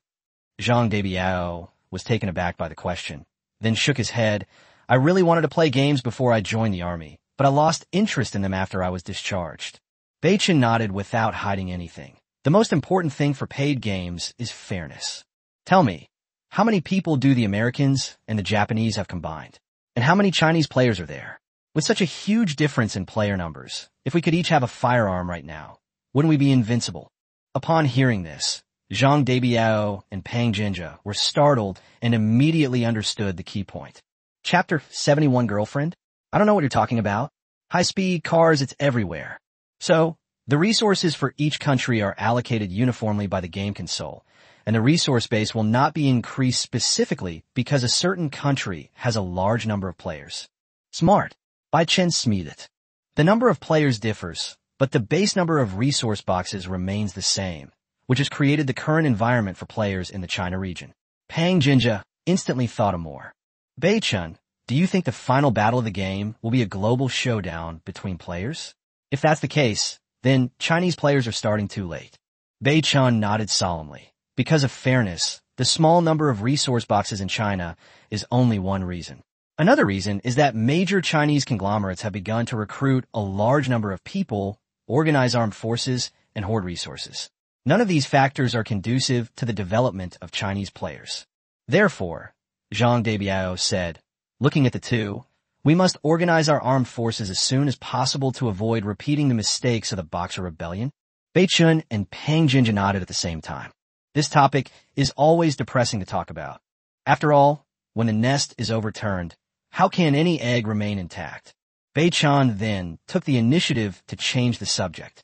A short while later, 3 huge skewers of grilled meat were delivered. The 3 of them ate, drank, and chatted. As the alcohol took effect, Bei Chen discovered that Zhang Debiao was quite the seasoned driver. When he drank, he became incredibly witty and sarcastic. Bei Chen had never encountered this kind of person before, and immediately became interested, asking him a string of social slang and other random internet buzzwords that he had been bottling up for years. As a result, Zhang Debiao was omniscient and knew everything. Bei Chen felt he benefited greatly and truly learned a lot. After several rounds of drinks, Bei Chen waved his hand. Suddenly, 60 plate-mounted rifles appeared in front of them. Zhang Debiao and Pang Jinja were stunned. They hurriedly waved their hands and said, Boss Baiken, this is unacceptable. There are 64 guns in total. If you take out 60, we won't be able to meet again. Bei-chun, this is indeed too much. We can't. Pang Jinja's words were cut off midway. It was a heavy sniper rifle that looked very similar to a Barrett, but Pang Jinja knew it was definitely not a Barrett.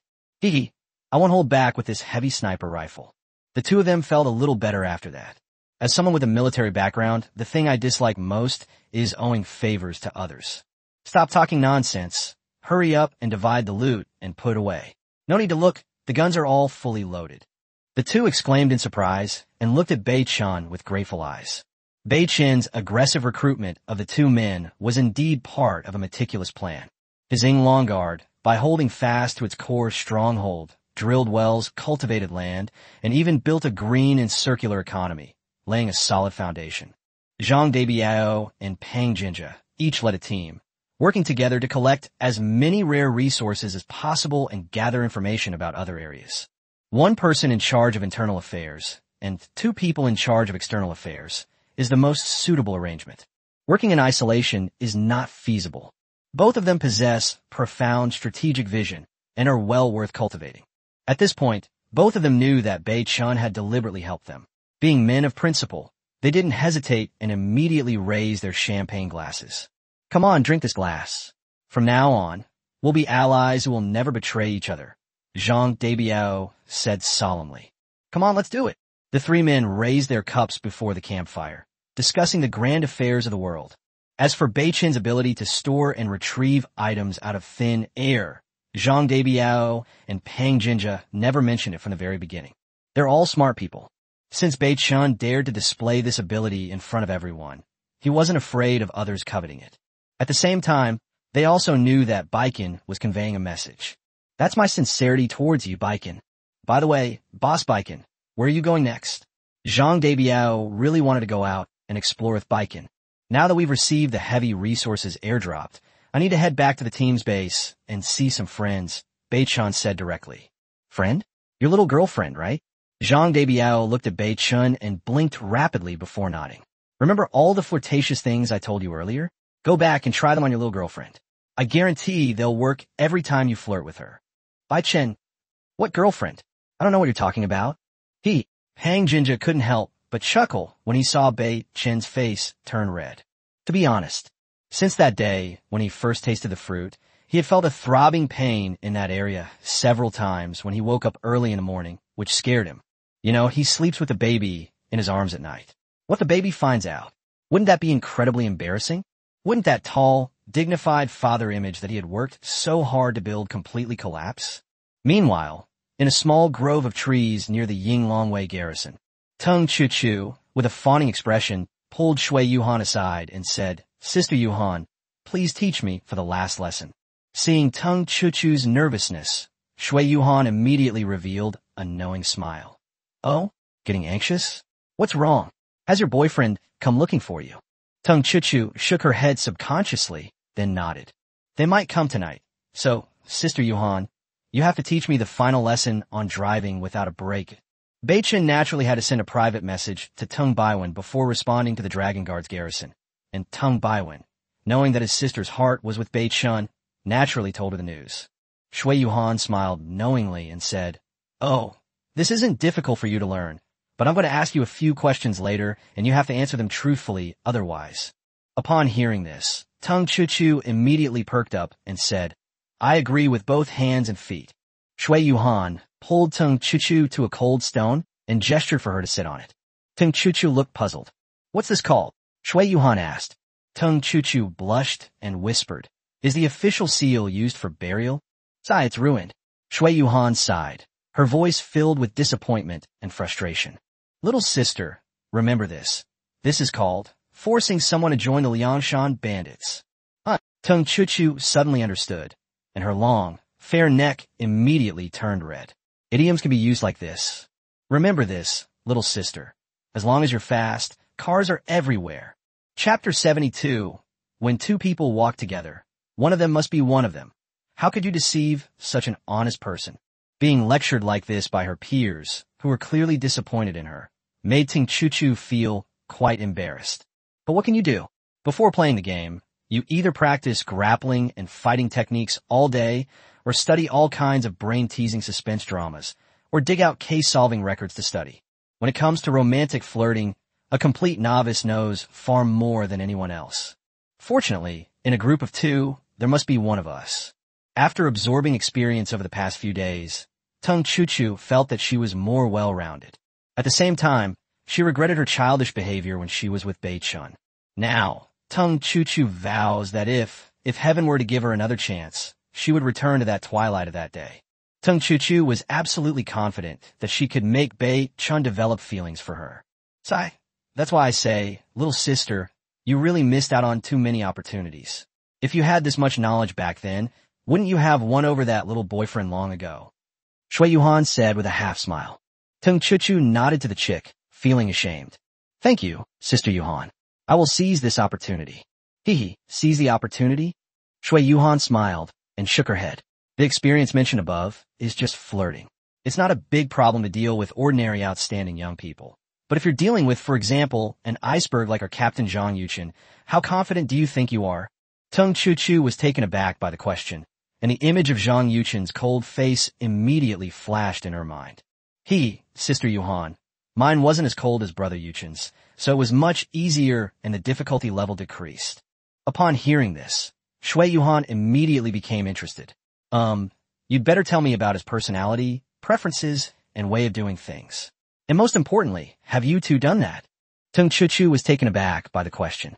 Shui Yuhan added fuel to the fire, saying, I'm gonna do a big data analysis specifically on your relationship with him, so did you too? You know? This question was too embarrassing for Tung Chuchu, who had never been in a relationship before. Although she was eager to learn, she wasn't stupid. How could she easily reveal such private and secret matters? It would be a huge loss. However, as they also said, it was tailor-made for them and was done out of good intentions. In the end, in order not to suffer too much of a loss, Tung Chuchu asked, I've benefited a lot from Sister Yuhan. I'm sure Sister Yuhan and her boyfriend have done that too, right? Hearing this, Shui Yuhan's lips curled up into a meaningful smile. What do you think? Now that she felt much better, Tung Chuchu nodded and whispered, We were indeed together the night we broke up. Shui Yuhan's eyes lit up and she asked directly, By the way, what's his personality like? Is he ruthless? Tung Chuchu recalled her first encounter with Bei Chun, when he killed 2 murderers with a single blow. Very ruthless, hitting the nail on the head. Shui Yuhan's expression gradually became more interesting. She imagined a cold glint appearing first, followed by a spear thrusting out like a dragon, the two of them making love. Is he strong? How is his strength? Is he weak? Shui Yuhan continued to ask. Tung Chuchu carefully recalled the feeling when Bei Chun carried her back. It couldn't be said that he was walking briskly or with great strides, but at least she didn't feel any bumps, which was enough to prove Bei Chun's strength and endurance. He was very steady and long-lasting. No matter what, I weigh nearly 100 pounds, and he carried me for so long without even panting. Tung Chuchu said truthfully, without feeling anything was wrong. Upon hearing this, images of being lifted high immediately formed a mini-movie in Shui Yuhan's mind. Lifting someone high is extremely physically demanding and requires a lot of stamina, yet she didn't even pant heavily afterward. Amazing, amazing, Shui Yuhan praised with a smile. Of course, after all, I do have a good eye, Tung Chuchu said happily, blushing. Based on what you've said so far, I roughly understand what this person likes. Shui Yuhan whispered in Tung Chuchu's ear. Pay attention to her charms, her gentle and affectionate nature, her intelligence and wisdom, her wit and elegance. Always remember these when you're with her. Tung Chuchu was shocked to hear this. Sister Yuhan is amazing. She really matches his ideal type perfectly. Tung Chuchu was truly impressed. Isn't Mu Ziki Baikon's ideal type exactly what was described above? This summary is absolutely brilliant. Upon hearing his ideal type, Shui Yuhan nearly stumbled and fell over. What? He has an ideal type? And what are you? Hearing this, Tung Chuchu felt a little uncomfortable and said, If I had to say, would you consider it an experimental type? But I'm confident that I can transform from an experimental type into an ideal type. Shui Yuhan shook her head and sighed. It's ruined. As she spoke, Shui Yuhan turned and left, not forgetting to remind him. When he comes, you'd better take a shower and make yourself smell nice. Otherwise you can think about it yourself. Huh? Tung Chuchu exclaimed in surprise. quickly touching her face. Is my face dirty? No, it's your scent. The voice faded into the distance. Oh, thank you, Sister Johan. I understand. I'll figure something out. As she spoke, Chuchu raised her arm in confusion and sniffed it. Instantly, a strong smell rushed into her brain through her nostrils, and she almost rolled her eyes. My God, this tastes amazing. It's not that Chuchu is unclean, it's just that water resources are very important in this environment. There's not even enough to drink, so who would want to take a bath every day? In addition, these past few days she has been following Shui Yuhan and Zhang Yuchen, these elite soldiers, to learn fighting techniques and killing skills. After each battle, she is covered in sweat, and usually she just wipes herself with her wet clothes. Taking a bath? Not a chance. At this moment, Chuchu was full of confidence and anticipation, and she was walking with a slight sway in her step. Suddenly, 2 private messages arrived. I immediately recognized it as my older brother's and Yuhan's. Let me check my brother's private messages first. You brat, come back right now. Bei-chan is already on his way. This is the first time Ying Longwei has officially met Bei-chan. So, I specifically asked Bei-chan to let everyone take a shower so that we can leave a good impression on him with a fresh look. As a result, Bei-chan directly traded all his bath supplies for him. So hurry back, your brother's saving you the first place. When Chuchu saw this private message, she was overjoyed. It was like a pillow being delivered to her, just as she was dozing off. What a great brother. Brother, I love you, I love you. I'm coming back right away, right away. Chuchu ran off at breakneck speed, all the while wondering about the private message Shui Yuhan had sent her. When Chuchu opened it, she almost vomited blood. The contents were as follows. Well, I'm actually still a virgin, but because of my childhood goal being a secret agent, I had to study and keep up with these social slang terms and online flirting jokes in military. So, Chuchu felt like vomiting blood. This guy is just too inhuman. How could they deceive such an honest person? Doesn't your conscience hurt? Fortunately, Bei-chan will definitely come tonight, and this meeting will also allow me to take a nice bath and get dressed up. Tisk tisk. Soon, a smile appeared on Chuchu's lips again. Hurry back and find the police academy's graduating student uniform. It wouldn't be good if it got lost. Wearing a white uniform shirt and a black pencil skirt, typical of recent police graduates, and perhaps a pair of white nude stockings, Chuchu's confidence would be even greater. He immediately sent a private message to Tencent. Brother, hurry up, I need it urgently. Put a reward on the regional or national channel for a pair of stockings, preferably white. I need it urgently. When Tung Baiwen received this private message, he wanted to curse, but then he seemed to remember something and was immediately moved. My silly little sister has finally gotten back on the right track. Tung Baiwen immediately thought of Bei-chan. Okay, I'll take care of this for you. This mission, little sister, can only succeed. Failure is not an option. Otherwise, don't call me brother anymore. Tung Chuchu, Arrangements. Chapter 73 in a group of 3. There must be one who can teach me. Night. The stars and moon were not shining. It was pitch black. 2 beams of light shone from afar along the endless highway, illuminating the road ahead. A Wuling Hongwang, which looked very robust, sped past, its speed estimated to be over 140 miles per hour. Dad, why are you driving so fast today? The baby had never seen Bei-chan drive so fast before, and couldn't help but ask curiously. Bei-chan smiled and said, driving at night is a bit dangerous, so of course the faster the better, to avoid any unforeseen problems. Okay, the baby replied, then focused intently on playing with the Vang tutoring machine. Dad, what does this button mean? What is music? Bei-chan looked back and nodded. Press that button. Baby, just say the name of the song you want to listen to, and it will find it for you. The baby instantly discovered a new world. 2 tigers. Sure enough, the educational device started playing a children's album. 2 tigers. If your baby wants to listen to a song but doesn't know the title, just press and hold that button and hum a few lines, and it will automatically search for it. Okay, baby knows. Then the baby listened to the song and hummed along, being very well behaved. While focusing on driving, Bei-chan double-checked the coordinates sent by Tung Baiwen. For 80 kilometers, Bei-chan did a quick calculation. It will probably take about 3 hours. During the day, you can usually drive at around 90 to 100 miles per hour, but at night, because it's pitch black outside the headlight beams, you can't see any wild animals lurking on your left or right, so speed is very important. He was holding the steering wheel with one hand. Bei-chun immediately retrieved the airdrop resource box and the Aurora Blade, ranked number 1 on the cold weapon leaderboard in the China theater. Bei-chun, who has a passion for cold weapons, first focused his attention on the Aurora Blade. Examine its shape closely, noting its smooth lines and the unique material that exudes a subtle chill. Outstanding grade melee weapon detected. Aurora Blade. Can be amplified, amplify.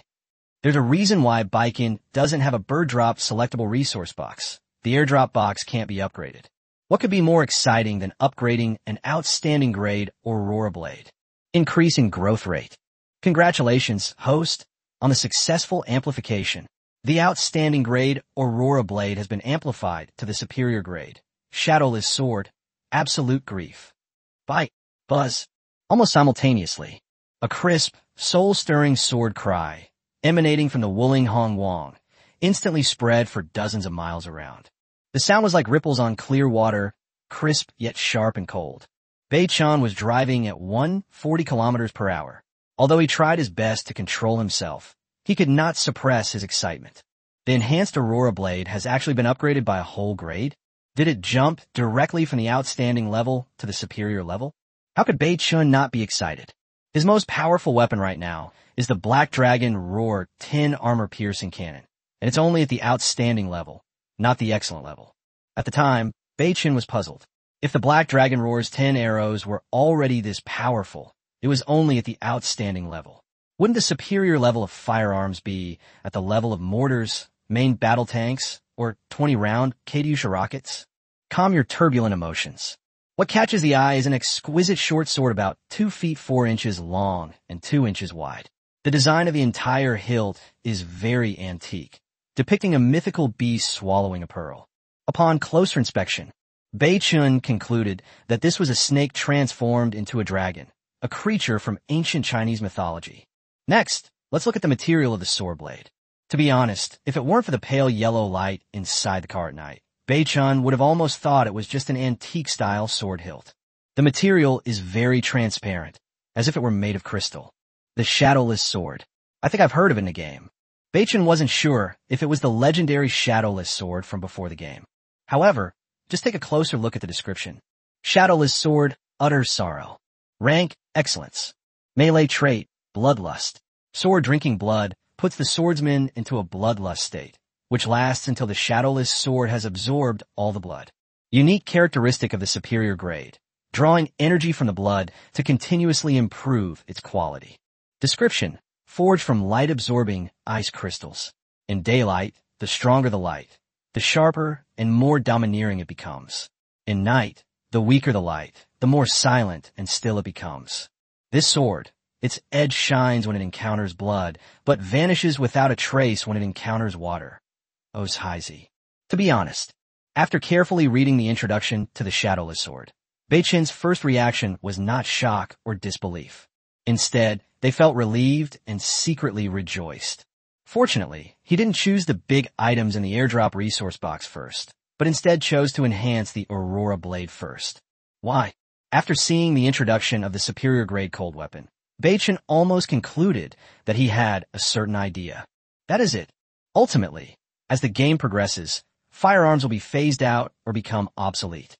Cold weapons will definitely play a major role in survival games. This moment, Bei-chun deeply felt the cunning and shrewdness of game console manufacturers. That's terrifying. If he hadn't had the system's amplification and known in advance the terrifying characteristics of the superior grade melee weapon, he would definitely have chosen the T-90 City Defense heavy machine gun when selecting the airdrop resource box. Large-scale water purification devices were not initially a priority for Baiken. But now, Bei-chun thinks differently. In the early stages of the game, almost all players do not have their own base and are wandering around. Choosing a T-90 City Defense heavy machine gun now, which may become useless in the future, is not as practical as choosing a large water purification system now. Previously, when the baby triggered the system's bloodline amplification, the system also stated that the talent function could not be used by human players yet, and they had to wait for the game console to trigger it passively or activate it actively. What does this tell us? This shows that you can't beat this game just by having firearms. After sorting out the many thoughts in his mind, Bei-chun exhaled a heavy breath. If you make the wrong choice, all your efforts will be in vain. Luckily, I have a system, otherwise I would have suffered a huge loss this time. Because players are physically weak in the early stages of the game, Beichun cannot possibly engage in direct combat with other players using firearms while wielding the shadowless sword. Therefore, his main goal now is to accumulate firearms, build his own base, and then develop it slowly, while continuously offering bounties for soul crystals and offering large bounties for cold weapons or blueprints. What is header information? That's right, this is a huge business opportunity before the game. If you seize it, you can turn your life around and reach the pinnacle of success. The environment in which Baiken operates is much harsher. Top news has transcended the realm of wealth and extravagance. It is about life and the possibility of survival. If we don't plan ahead to prevent any unforeseen circumstances, Baiken would be wasting the benefits of having the system. A thrilling and intense boost instantly broadened Bei Chen's horizons, giving him a greater understanding of the game's future direction and possibilities. Suddenly, a private message notification sounded. Your friend Tung Chuchu sent you a private message. Beichen smiled when he saw that Ting Chuchu had taken the initiative to write to him. This hasty farewell to Zhang Debiao and Pang Jinja was largely due to Tung Chuchu. You need to know, Baiken has been closely monitoring the rankings of both firearms and melee weapons in the China theater. For no other reason than, simply because the time for settling the reputation points for dominating the leaderboard is approaching. Currently, the top-ranked weapon in the China theater is the Black Dragon Roar 10-shot armor-piercing cannon. Second place is the Mi-21 light machine gun. And third is the Viper pistol that Tung Chuchu currently possesses. Of course, besides reputation points, Beichen also wanted to personally return to the Yinglong Guard's garrison. After all, as the leader of Yinglong Guard, it wouldn't be good to have never even met one of his own brothers, and to be elusive all the time. Another reason is to check on the progress of well digging, water extraction, land reclamation, and planting in Yinglong Wei. This is also what Baiken is currently busy worrying about. After all, it's really not easy for it to live a life dependent on the weather. Who can be sure that if you go out to search for supplies, you will definitely find a resource box? Even if you find a resource box, the chances of it containing food are extremely small. If Yinglong Wei can achieve self-sufficiency, then Baiken can focus all its attention on other areas of the Huaxia war zone.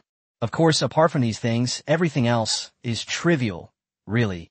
Upon opening the private message sent by Tung Chuchu, Beichun frowned immediately upon seeing the content. He was about to reply, "Dream on," but then Beichun paused, looked up at himself in the mirror and muttered, "Am I really a straight man like Zhang Debiao said? How could I not have noticed such a low-level Tibetan sentence right away, given my intelligence?" I took another look at the private message sent by Tung Chuchu, as follows. I am a security guard. I want to eat Little Bear King cookies. Can you give me a pack? To be honest, if Beichun had seen this message before encountering Zhang Debiao, he would have definitely replied with a single sentence, "Dream on." However, it was only at this moment that Beichun realized his shortcomings. Humans are born with flaws, and Beichun is no exception. If a person wants to become strong, he must make up for his shortcomings in all aspects. Among three people walking together, there must be one who can teach me. Zhang Debiao's friendship with me was definitely worthwhile. Beichun smiled and replied, "I understand." Immediately afterward, a message came back. "I'll pick you up in the woods around the Yinglong Wei garrison. I'll send you the latest location coordinates in a bit." Everyone's exhausted after a long day. Except for those on night watch, they're all asleep. I hope you don't find this abrupt. Beichun smiled slightly and replied with a wave of his hand. Nonsense. Chapter 74. Every sentence is exquisite. Every word is classic. Baby, I'll be right back. 2 hours and 50 minutes later, Beichun finally sped along and, following the coordinates sent by Tung Chuchu, arrived at the grove of trees on the outskirts of Yinglong Wei's garrison. Before the car even entered the grove, Beichun could see 3 bright and 3 dimly lit lights in the distance. Beichun smiled and symbolically imitated him for a moment, then stopped the car and turned off the engine. It has to be said that since they parted ways that day, Beichun felt from the bottom of his heart that Tung Chuchu had changed a lot during this chat. He speaks gently and is witty. I don't know who he learned it from after just a few days, but he's secretly started making suggestive remarks. Fortunately, I kept up with the times and learned from Zhang Debiao. Otherwise, he rolled down a car window, lit a cigarette, and waited quietly. Suddenly, the hunky car parked in a grove of trees in the distance started its engine. Its headlights turned on, and it slowly approached the direction where Baikin was. The hunky car actually stopped 20 meters away from the Wulinghongwan.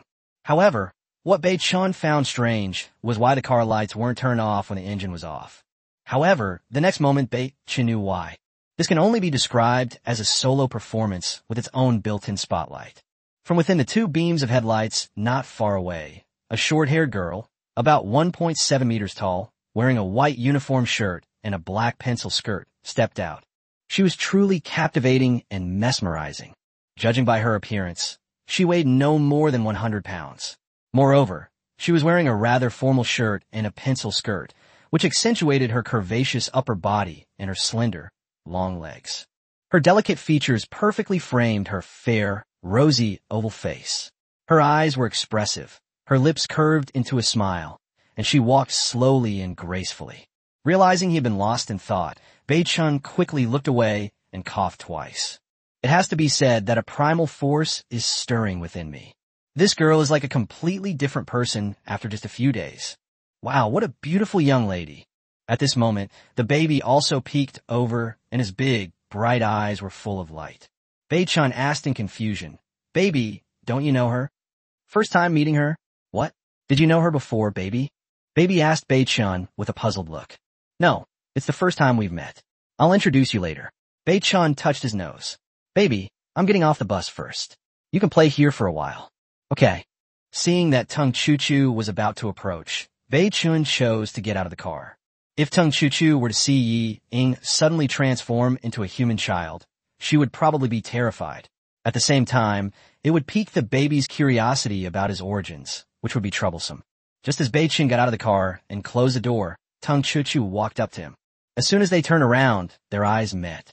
Bei Chun found Tung Chuchu's transformation hard to believe and looked her up and down. Tung Chuchu's eyes, however, were filled with tenderness, even though she had practiced this scene countless times. But how could she act on her heart when she was trying to be herself? Her restless hands were proof enough that she was extremely nervous at that moment. "Since we parted ways, it seems you've changed a lot," Bei Chun said with a half-smile. Tung Chuchu blushed and lowered her head to say softly, "You too. I can sense that you're talking differently than before." Tung Chuchu had made all the preparations for this reunion with Bei Chun, and since it was just the two of them here, she would regret it for the rest of her life if she didn't seize this opportunity. Bei Chun found Tung Chuchu's awkward manner quite amusing. "That Bei Chun, that when we parted on that day, seeing you again tonight, is there nothing you want to say to me?" Tung Chuchu emphasized a certain word. To be honest, if he hadn't received Zhang Debiao's special instruction tonight, he really wouldn't have understood the meaning behind those words. As brothers who had gone through life and death together, Zhang Debiao shared his knowledge without reservation, and every word he spoke became a timeless classic. Suddenly, Bei Chun felt that he should take some time to discuss the essence of this subject with Zhang Debiao, since this was a weak point for him. If Zhang Debiao hadn't been drinking and spouting nonsense, Bei Chun might have immediately replied upon hearing Tung Chuchu's words, "Bring out the viper." That would be embarrassing. It's shameful for a straight man to ask a girl for a viper pistol when she's asking for one when the girl is asking for one. But then again, since the girl has opened up so much, it would be really not manly of me to be coy and hesitant. As the saying goes, absence makes the heart grow fonder, and this is absolutely true. Although Bei Chun was quite disciplined in his lifestyle, he was still a hot-blooded young man. To say that he hadn't thought about the feelings he had experienced after that first parting would be a lie. After asking that question, Tung Chuchu lowered her head even further, like a newlywed bride who had never met her husband before. At this moment, the primordial power within Bei Chun's body could no longer be suppressed. Bei Chun smiled knowingly, stepped forward, and whispered in Tung Chuchu's ear. When she saw that cool and handsome face magnified in front of her again, Tung Chuchu's legs went weak with nervousness, but she did not back down. Instead, she lowered her head and endured it. At that moment, a familiar, magnetic voice gently sounded in my ear. "You asked me what I have to say to you tonight." "Of course, but I don't know if you can understand it." Then tell me, I'm not the same willful and carefree person I used to be." Tung Chuchu was a little unconvinced. "I was personally taught by Sister Yuhan." "How could you, who learn on your own, compared to the two of us. How could that be? Oh, that's interesting. Beichen closed her eyes slightly, gently inhaling the fragrance of the Pantene shampoo. The goose-shaped bird leaps into the air. Wood in the heart. The character, corpse, embraces 9. We walk side by side. As Beichun finished reciting the poem in rhyme, he could clearly feel Tung Chuchu's delicate body stiffen slightly, followed by trembling. Don't understand? Never mind then. If you do understand, get back to your car and get yourself ready. Tung Chuchu's heart pounded wildly, her face burning as if her entire body was on fire. How could she not understand this poem? Each sentence formed a single word, and when put together, it said, I want to asterisk you. Oh my God, I'm so embarrassed. How did this person turn bad? Tung Chuchu, with her pearly white teeth and red lips, remained silent, afraid that she would be too nervous to speak properly. He simply hummed in response, lightly kissed Beichen's face when he wasn't looking, and then turned and ran towards his hunky sedan. Before Beichen could react, Tung Chuchu had already disappeared from the range of the beam of light emitted by the hunky car. What the heck? Got it right away. Beichen scratched his head and said in a low voice, Sure enough, everyone is making progress, so I can't fall too far behind. He took a few deep breaths to calm his heavy breathing. Back in the wooling car, he said to Beichen, who was still listening to music, Baby, where's Daddy? I'm going to go to that lady's car to get something and talk to her about something. I'll be right back. Upon hearing this, the baby immediately pouted, looking very unhappy. Baby is the best and most sensible. Daddy promises to be back soon. Even Beichen himself didn't believe that he was going to arrive in a minute. Wasn't that just contradicting himself? How long will it take, Daddy? The baby asked, looking at Beichen. This stumped Beichen. How so? Well, it will probably take between 1 and 5 hours. Daddy promises to speed things up and come back right away. If you're sleepy, baby, go to sleep first. The baby was unhappy when he heard that it would take 5 hours, but seeing his father's troubled look, he made his own compromise. Okay, but Daddy needs to move our car over there a bit. It's too far from Daddy, and baby won't be able to sleep alone. Beichen readily agreed. Okay, I'll do whatever you say, baby. But it's dangerous at night, so you have to promise Daddy that you won't get out of the car if you hear any slight noise, okay? Otherwise, Daddy will be angry.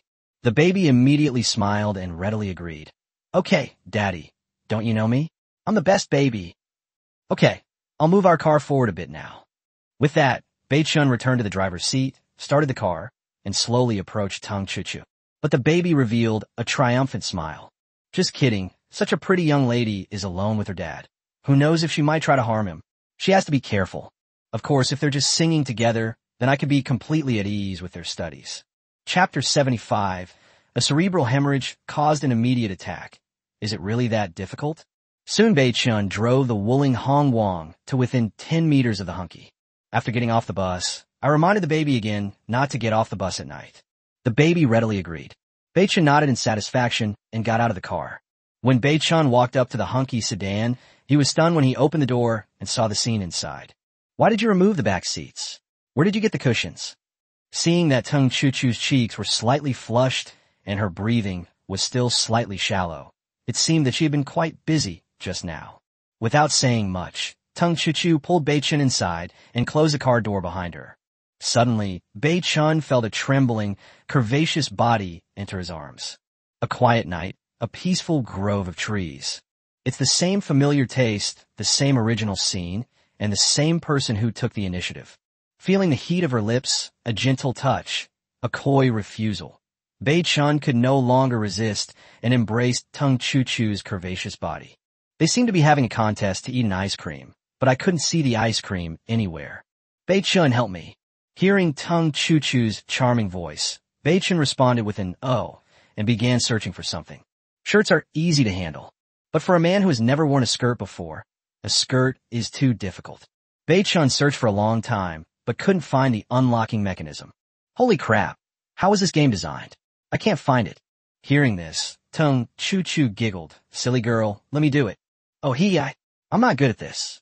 Soon, what appeared before Beichen was a masterpiece of mutton fat jade, meticulously carved by the hand of God. Smooth, firm, and warm. Tung Chuchu was also very shy. She no longer had the courage to even look up at Beichen. Beichen wasn't in a hurry. He carefully admired this perfect work of art. In the end, Tung Chuchu couldn't resist and turned off the carriage lights. After turning off the lights, Tung Chuchu abandoned her shyness, turned around, and threw herself into Bei Chen's arms, burying her head deeply in his chest. Then the surrounding temperature began to soar. That was the message of reunion after a long separation, and the satisfaction of having long awaited a wish fulfilled. In a battle between two armies, the opponent's general's troop deployment is crucial, especially since the two sides have already fought a war.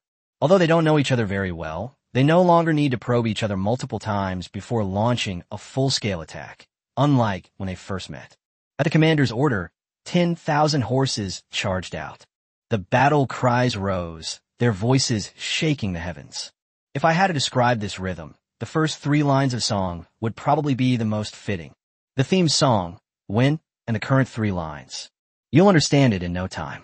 Although the duet doesn't rhyme, the lyrics are definitely from this song. At that moment, less than a meter away from the hunky sedan, a little girl of about 7 or 8 years old was holding a tutoring machine, pressing the music recognition button and pointing it at the hunky sedan, try to listen to and identify songs. Dad and that girl are so stupid. They don't even know how difficult this song is. They've been singing it all night, and they can only sing the first 3 lines. The baby sighed deeply, thinking that if he could find this song, he had to learn it and then give it to his father and the others. Is it really that difficult? Sure enough, the Vank tutoring machine, after being enhanced by the system, is quite impressive. Even with this completely arrhythmic sound, the song Dang can still be identified. Found it. Because she had promised Bei Chen that she would never get out of the car at night, Bao Bao did not peek into the hunky sedan when she got the song. Instead, she tiptoed back to the woolen car. When? What a strange song title. Never mind. I'll give it a listen. Click play, and immediately a proper, clear, powerful, and rhyming singing voice filled the woolen car. When the mountains have no edges, when the rivers no longer flow, and wow, this music is so beautiful.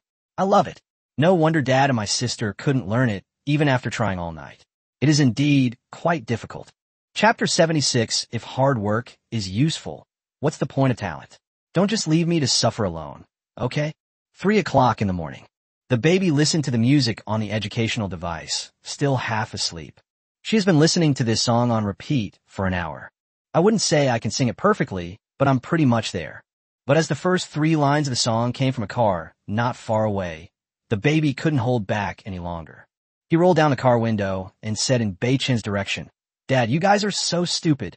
I learned this song in an hour, but you've been singing it together for so long and you still can't get it right. Sigh, some things are just a matter of talent. Suddenly, the distant chorus stopped abruptly. The car calmed down and the unrhymed singing ceased. The baby had been listening for hours and really wanted some peace and quiet, so she couldn't help but say something harsh. Hey, some things can't be achieved just by trying. If trying were enough, what would be the point of talent? Really? Only then did the baby rub his eyes, yawn, and get ready to sleep. Finally, still worried, he said to the car not far away, Dad, you should discuss the melody and rhythm more, instead of just memorizing it. It's driving me crazy. As the baby's voice faded, the area was no longer filled with the off-key singing. The atmosphere inside the hunky car was extremely awkward at that moment. Bei Chen's face turned bright red. Tung Chuchu, on the other hand, had more doubts. I said, can't you sing a little quieter? The kids can hear you. Bei Chen immediately shifted the blame. Bei Chen, have you no shame? The main theme of this song is clearly you. Tung Chuchu was furious. After practice, don't you have to accept this little girl? Dad? Daughter? Bei Chen sighed and nodded casually. The child has no mother. It's a long story. If I didn't know you so well, I would have thought you. What are you thinking? Come on, let's finish this game of chess first, and I'll go back and check later. Oh, then don't make the sound of your moves too loud, or I'll easily start singing along with your rhythm, Tung Chuchu complained. I'll try my best. Sure enough, that saying holds true. Even if someone calls you to eat, you have to finish a game of chess first. Otherwise, it's so uncomfortable to be stuck in this limbo. Because they were afraid of disturbing the baby, both players tried to be discreet about making noise when placing and capturing pieces during the game. An hour later, Tung Chuchu collapsed weakly, too lazy to even ask the many questions that lingered in her mind. What is Tung Chuchu equivalent to now? It's equivalent to 4 hours of strenuous physical labor, plus 4 hours of singing practice at high volume. I've never been so tired before. Beichen remained expressionless with a smile on his face. Because of Tung Chuchu's carelessness in the end, the commander-in-chief was defeated by his own double cannon checkmate. Beichen touched the remaining sponge pad and frowned slightly. It was damp. He pulled the car door open a crack and then suddenly threw something hard into the bushes some distance away. Okamoto 0.01. Surprise edition Bei. Chin never knew what it meant, and of course he was too embarrassed to ask others about it. That would be too shameful. He flipped his hand and took out a bottle of salt soda, handing it to Tung Chuchu. Have some to drink and replenish your fluids. Tung Chuchu said irritably, do you think I have the strength to unscrew a bottle cap in my current condition? Beichun touched his nose and then helped unscrew the cap. After a few sips of salted soda, Tung Chuchu felt much better. Beichun, who was that little girl just now? Why was she calling you, Dad? Who was her mother? Tung Chuchu's voice was very gentle, and you couldn't tell her mood from her tone. Originally, Beichen didn't want to expose her baby, but now her relationship with Tung Chuchu has long since gone beyond that of ordinary friends, and besides, she knew about Ying from the beginning. You actually know the baby. Baby? Do I know her? Tung Chuchu carefully recalled the days when they searched for supplies together, but she didn't remember encountering a little girl. It's Nightshade. Due to some reason, it underwent a genetic mutation and gained the ability to transform into a human, Beichun said calmly.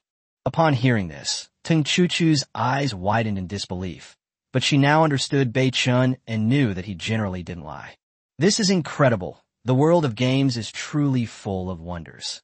Seemingly remembering something, Tung Chuchu began to tense up.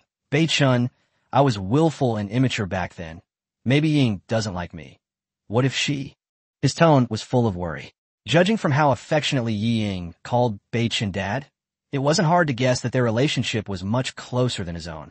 What if the girl didn't agree, or didn't like him? Beichen smiled and said, don't worry, after the genetic mutation, she only has me in her memory and has forgotten everything before. Really? That's great. Tung Chuchu smiled happily. She was just thinking about how to make up for her past inappropriate behavior towards Ying, but in the blink of an eye, she forgot about herself. What good thing. However, just as Tung Chuchu was feeling happy, she suddenly saw Bei Chun slowly turn his head to look at her. Night Shadow is baby. It's about her. Tung Chuchu sat up abruptly, wrapped her arms around Bei Chen's neck, and pressed her lips against his. They slowly parted. Bai Chen, I am so happy. I can see that the baby is very important to you, and the fact that you're willing to tell me this proves that you trust me. Tung Chuchu gently rested her head on Bei Chen's chest and said softly, this matter will never leave my mouth, not even if I die. In that instant, Bei Chen felt a strange, indescribable feeling. It feels so warm and cozy. I see. Bei Chen, why don't you take me to officially meet the baby? Bai Chen nodded slightly. He had promised to go back soon before he came, but several hours had passed in the blink of an eye. This is the first time since the baby was born that I have been away from her for more than 4 hours. Okay, let's go. As he spoke, Beichen got up, opened the car door, and got out to wait, while Tung Chuchu tidied her slightly wrinkled clothes. However, once everything was tidied up, Tung Chuchu's face turned pale the moment she stood up. What's wrong? Beichun turned around and asked when he heard the sound of someone sitting down behind him. Need you ask why it's swollen? My legs hurt too, like when a dance teacher presses down on my hips. I didn't feel anything when I was lying down, but the soreness when I stood up was something that people who haven't trained in dance can't understand. Upon hearing this, Beichen felt a little embarrassed and quickly boarded the train. Is it that serious? Let me see. Tung Chuchu rolled her eyes at Beichen, her face flushed, and said, no need. A few hours of rest will be fine. It's not what you think. I just wanted to check your injury and get you some ointment. As he spoke, Beichun took out a black pill that emitted a strong aroma of traditional Chinese medicine. The moment this thing appeared in Beichen's hand, Tung Chuchu's eyes widened in disbelief as she asked, Beichun, why are you carrying around a sheep dropping? This is called Black Jade Broken Rejuvenation Ointment, a miraculous medicine for treating tendons and veins, soft tissue swelling, and sprains and bruises. Your injury is exactly what it is. Hearing these nonsensical words, Tung Chuchu's head was buzzing. You mean the Black Jade Broken Skin Ointment from a movie The Legend of the Condor Heroes? That's right. It's that miraculous medicine that can cure a 20-year-old disability.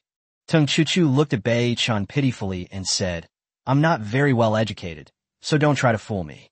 If I remember correctly, this thing looks like a plaster, right?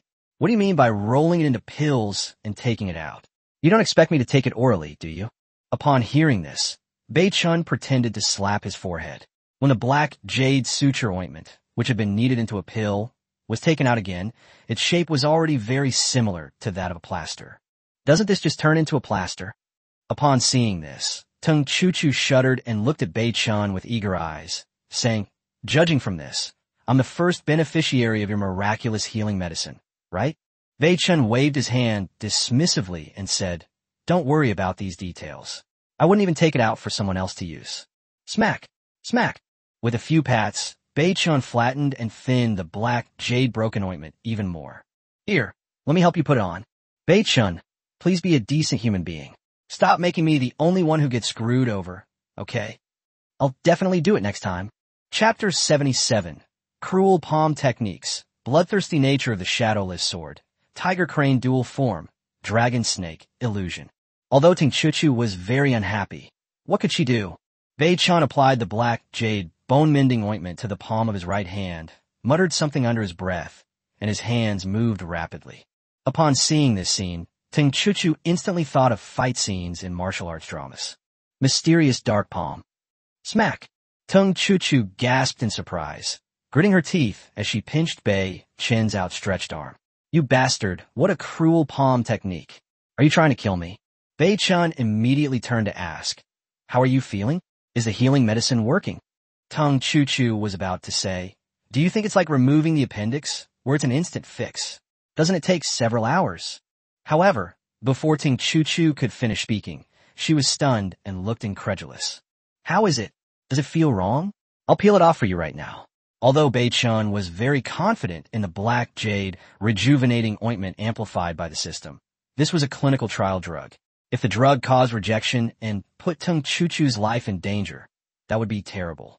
At this moment, Tung Chuchu's expression had relaxed considerably.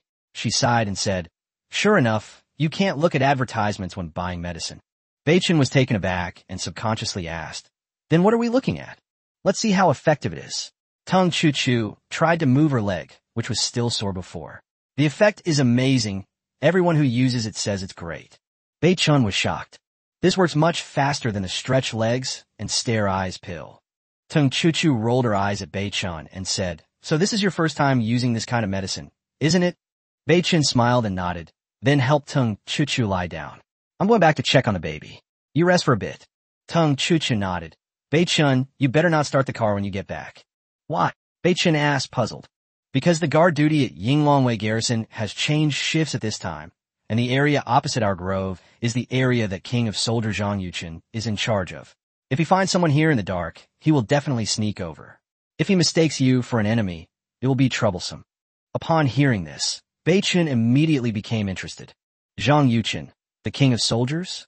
Bei Chun looked at the opposite side of the grove with anticipation in his eyes. Bei Chun, don't do anything reckless. Being mistaken for an enemy by them is life-threatening. Kung Fu is a killing technique. Don't think it's just for show. If you're not careful, you'll be... Tung Chuchu nervously reminded Bei Chun. Since Kung Fu is a killing technique, is it true that when two people spar, there is no winner or loser, only life or death? Bei Chun's eyes held longing, and he nodded slightly before closing the car door. Bei Chun was startled as soon as he walked back to the woolen car. That was a theme song I was very familiar with when I was a child. As Bei Chun slowly opened the car door and peeked inside, their eyes met. The baby was staring at Bei Chun with wide eyes. Dad, you'll be back soon. That's fast. There was a hint of sullenness in his voice. Bei Chun scratched his head and explained, I was supposed to be back very quickly, but once I started talking to an acquaintance, I couldn't stop. Talking box? You mean a music box? Bao Bao looked at Bei Chun, whose cheeks were slightly red. Did you think I didn't hear you? You two practiced secretly all night. Ahem. When I see an acquaintance, the sight of them brings back painful memories, and I can't help but burst into song. Hearing this, the baby got up and hugged Bei Chun. Silly daddy. The learning machine says that singing requires talent. Obviously, daddy and that girl don't have talent in singing. Let's not practice anymore, okay? Bei Chen's vision went black for a moment, and he agreed with a wry smile. By the way, baby, go scout around this grove and see if anyone is hiding nearby, Bei Chen said to the grove behind him. Okay, Daddy, wait a minute. The baby was clearly annoyed by being in the car, so he readily agreed and quickly transformed in his true form, spreading his wings and disappearing into the night sky. Activate darkness reduction. Activate shared vision. Wow. From Bei Chen's perspective, the originally pitch-black night suddenly turned into a black and white television screen, and then the scene in his field of vision quickly shrank and receded. A small grove of trees, about the size of a basketball court, came into view. The baby circled the grove of trees below a few times in the air before spotting a figure hidden among the dead leaves.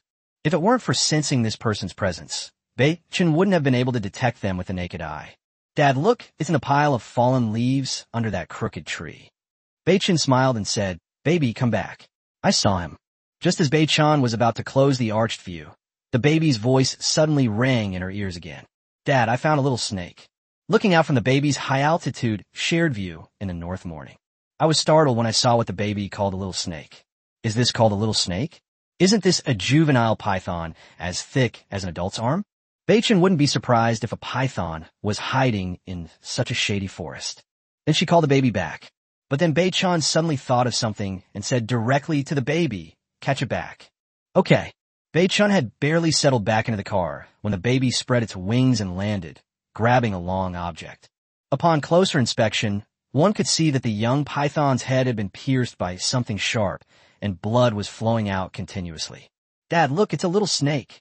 I patted the baby's head and then told the baby to go back to rest. At this moment, Bei Chen flipped his hand and took out the excellent grade shadowless sword, Absolute Grief, which was amplified from the outstanding grade Aurora Blade. The moment Bei Chen grasped the shadowless sword, he clearly felt a chill travel through his palm and spread throughout his entire body. Instantly, Bei Chen shuddered, his mind becoming incredibly clear after the icy sensation entered his body. But along with the coolness, another unusual reaction also occurred. What? Why is my body a little stiff? Bei Chen was surprised. I took another closer look at the description of the shadowless sword. Could it be that the shadowless one, who does not drink blood, would cause a user to feel cold and stiff? Seeing the python still wriggling slightly on the ground, Bei Chen thrust his sword at it without hesitation. I'd like to see what surprises you can bring me when you're in a bloodthirsty state. Shadowless sword. Melee characteristics, bloodlust. The sword's blood-drinking ability can put the wielder into a bloodlust state, which lasts until the shadowless sword has absorbed all the blood. Unique characteristic of the superior grade, drawing energy from the blood to continuously improve its quality. As soon as he finished speaking, Bei Chen felt the icy sensation that had been flowing down his arm and into his body disappear, replaced by a surge of intense warmth. After the warm current entered his body, Bei Chen clearly felt as if his body had been injected with stimulants, and all the muscle cells in his body seemed to be awakened and stimulated. He was full of energy. However, when Bei Chen looked down at the shadowless sword again, he was immediately alarmed. Because the originally transparent shadowless sword was now attached to him, it had turned blood red, and the withered corpse of a python was frozen in its final struggle. Isn't this bloodthirsty trait a bit too domineering? As Bei Chen gasped for breath, he seemed to understand something. But I like this feeling. As Bei Chen guessed, after killing an enemy or prey, the shadowless sword will actively absorb the blood from the prey and store it in the sore body. When a user holds the hilt, the bloodlust property will be activated. This time, the shadowless sword only absorbed the blood of one python and stored not much.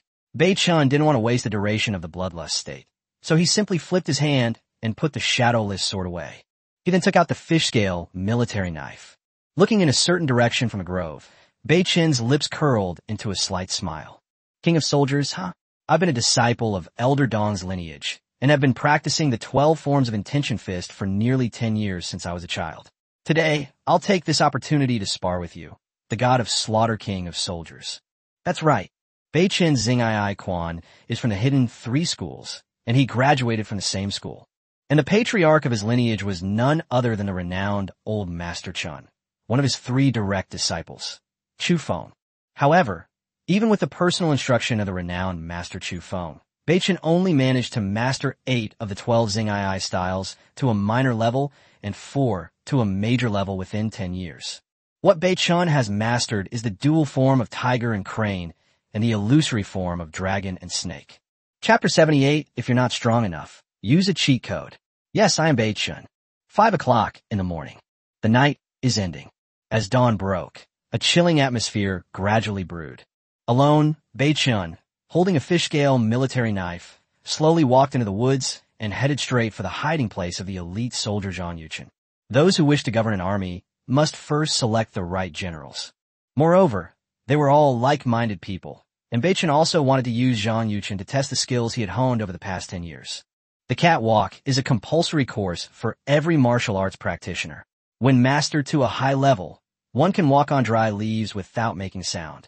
However, she was still a bit too confident in her catwalk. 20 meters is neither a short nor a long distance. As expected of a professional soldier from China, impressive. Although the sky was beginning to lighten, visibility was actually very limited. At this distance, people could only see each other's figures and movements, but their faces were absolutely invisible. As soon as Zhang Yuchen opened his right hand, a thin, black object appeared in his hand. Impressive? You flatter me. Zhang Yuchen's eyes narrowed slightly, and his cold voice continued. In this kind of jungle environment with fallen leaves, you are the first person to be able to sneak 20 meters away from me. Despite Zhang Yuchen's calm tone, he was actually extremely shocked. For a top soldier to be brought within 20 meters of an enemy while he was feigning sleep was a terrifying thing.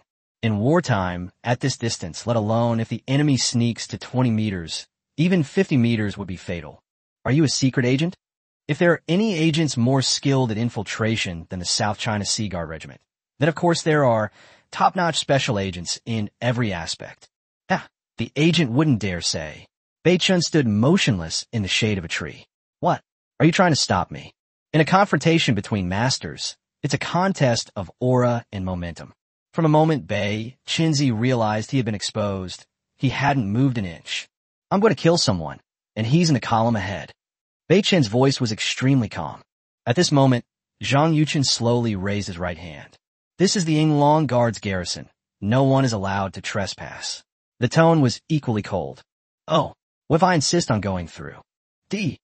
Brush. Before the word death had even left his lips, Zhang Yuchen gripped the Mitsubishi military dagger in reverse and transformed into a black shadow, hurtling towards Beichen. Yi Duizhang. Excellent footwork. In a battle between masters, making the first move means revealing one's techniques, footwork, and body movements. The latter can also use this to identify the other party's faction in advance, and thus come up with a countermeasure. But those who dare to make the first move are all extremely confident in their own abilities. Beichen, having come from the hidden 3 sects, was naturally extremely familiar with Shaolin movement techniques. I'm not puzzled. The first batch of armed police officers established by the country after the War of Resistance against Japan were personally trained by Master Haiteng of Shaolin Temple. Therefore, the soldiers in TV dramas have very powerful hard Qigong skills, which are also influenced by the Shaolin martial art of Golden Bell cover. How could this person discern his lineage and style of movement simply by charging forward? This caused Zhang Yuchen's expression to change slightly, and he had to become more cautious. Swish. Seeing a Mitsubishi military dagger thrust towards him like a venomous snake, Beichen remained calm. As he slightly lowered his stance, he said, "Snake style? Huh? Not bad. Brush." Ding ding ding. The 2 dark figures passed each other almost instantly. Wah! A gentle breeze then arose, swirling the fallen leaves across the ground. 2 dark figures, each wielding a sharp weapon, stood back to back for a moment, frozen in time. While Beichen was shocked, he slowly sheathed the fish-scale military knife with the blade facing backward. Why? Why aren't you dead? Bite. The Mitsubishi bayonet landed on the ground, and Zhang Yuchen pressed his left hand against his right shoulder. Why didn't you kill me? With his back to Zhang Yuchen, Beichen slowly said, I can see that you have mastered the snake emerging from its cave technique. It's a pity that your right hand seems to have been injured, isn't it? This sentence almost hit Zhang Yuchen's sore spot. If he hadn't suffered a serious arm injury during a special mission that was irrecoverable, How could he have chosen to retire at the most glorious moment of his military career? The South China Sea Guard Regiment is every soldier's dream. Seeing that Zhang Yuchen remained silent, Bei Chen sheathed his fish-scale military knife. As for why I didn't kill you, why? You could have killed me just now. Because... Why? Zhang Yuchen's voice was hoarse. It was a disgrace to him. Because if I killed you, I, as the commander of the Yinglong Guard, would feel bad. Bei Chen revealed his true intentions as he spoke. It may seem that Baiken won this battle, but in reality, Baiken lost completely. Don't be fooled by Bei Chen's impressive theories. This is all just theory. This is his first time facing an opponent of similar skill level in a life or death spar. Those murderers we killed before, Lulu, Powder, that was something anyone could do. That can only be called a one-sided massacre, not a life or death duel. Although Bei Chen comes from a prestigious school, he still knows his own limitations. How could his martial arts combat experience possibly be as rich as that of a top-tier soldier? Impossible. If it weren't for the fact that Zhang Yuchen's Mitsubishi military dagger displayed the word adorned, their exchange just now would probably have been a 50-50 affair. It's important to know that weapons enhanced by the system cannot cause physical damage to the host. What? Commander of the Yinglong Guard. Zhang Yuchen turned around abruptly, his deep, cold eyes locking onto Bei Chen once again. What evidence do you have to prove that you are our commander? Faced with the questioning, Bei Chen did not explain, but instead took out something and looked at Zhang Yuchen. Based on this, at this moment, the sun rises in the east and a golden hue slowly descends. When Zhang Yuchen saw the large object in the other person's hand, he was stunned. He then showed a respectful expression and gave Bei Chen a standard military salute. Zhang Yuchen greets the commander. Greetings, commander. What did Bei Chen take out? Of course, the most representative one is the MI light machine gun, the Big Pineapple, which fires 500 rounds in a row. This weapon is known within the Yinglong Guard, and it currently ranks second on the list of hot weapons in the China theater. The first place is a heavy sniper rifle called the Black Dragon Roar 10 armor-piercing cannon. Bei Chen knew that as long as he produced this item, he wouldn't need to prove his identity anymore. They're all smart people. Who could rob someone carrying 500 pineapples? That's right. I am Yinglong Wei Baiken. Bei Chen returned the salute. Come with me. He snatched the pineapple with a backhand motion, as if it had vanished into thin air. This left Zhang Yuchen completely dumbfounded. Yes, commander. Bei Chen behaved quite seriously in front of his subordinates, unlike how unreliable he was when he used the Xianming Divine Palm to apply ointment to Tung Chuchu. By the way, commander, can I ask you something? Bei Chen smiled and said, just say what's on your mind. Just now, my military dagger clearly grazed your neck, but why are you unharmed while I was injured? Zhang Yuchen could be described as a martial arts fanatic. Since elementary school, he wanted to enter a martial arts school to learn light body skills or Kamehameha-like energy techniques. Unfortunately, his worldview really collapsed after he entered the martial arts school that year. There was no such thing as light body skills or Kamehameha. It was all a lie. However, deep down he always believed that lightness skill existed, and that there were predecessors who possessed unparalleled martial arts skills that transcended common sense. The fact that Bei Chen was unharmed after being stabbed in the neck just now is enough to prove this point. Haha, this is a unique skill that was passed down from my ancestors for 49 generations before it was passed down to me. It's called. Bei Chen deliberately dragged out the sound. Feeling that his wish was about to be fulfilled, Zhang Yuchen's mind was immediately filled with all sorts of peerless classics and unparalleled martial arts techniques from martial arts novels. I called for help, but disaster always lagged behind me. After saying that, Bei Chen walked straight back. Only Zhang Yuchen remained behind him, bewildered in the breeze. The name disaster always ahead of me doesn't sound very Eastern. But what does it matter? They're all divine skills and ultimate techniques. Commander, wait for me. Could you teach me a move, or two sometime? Bei Chen laughed and said, no problem. I'll find some time on the 8th to teach you myself. Chapter 79, The Commander Arrives. Equipment that can increase combat power tenfold.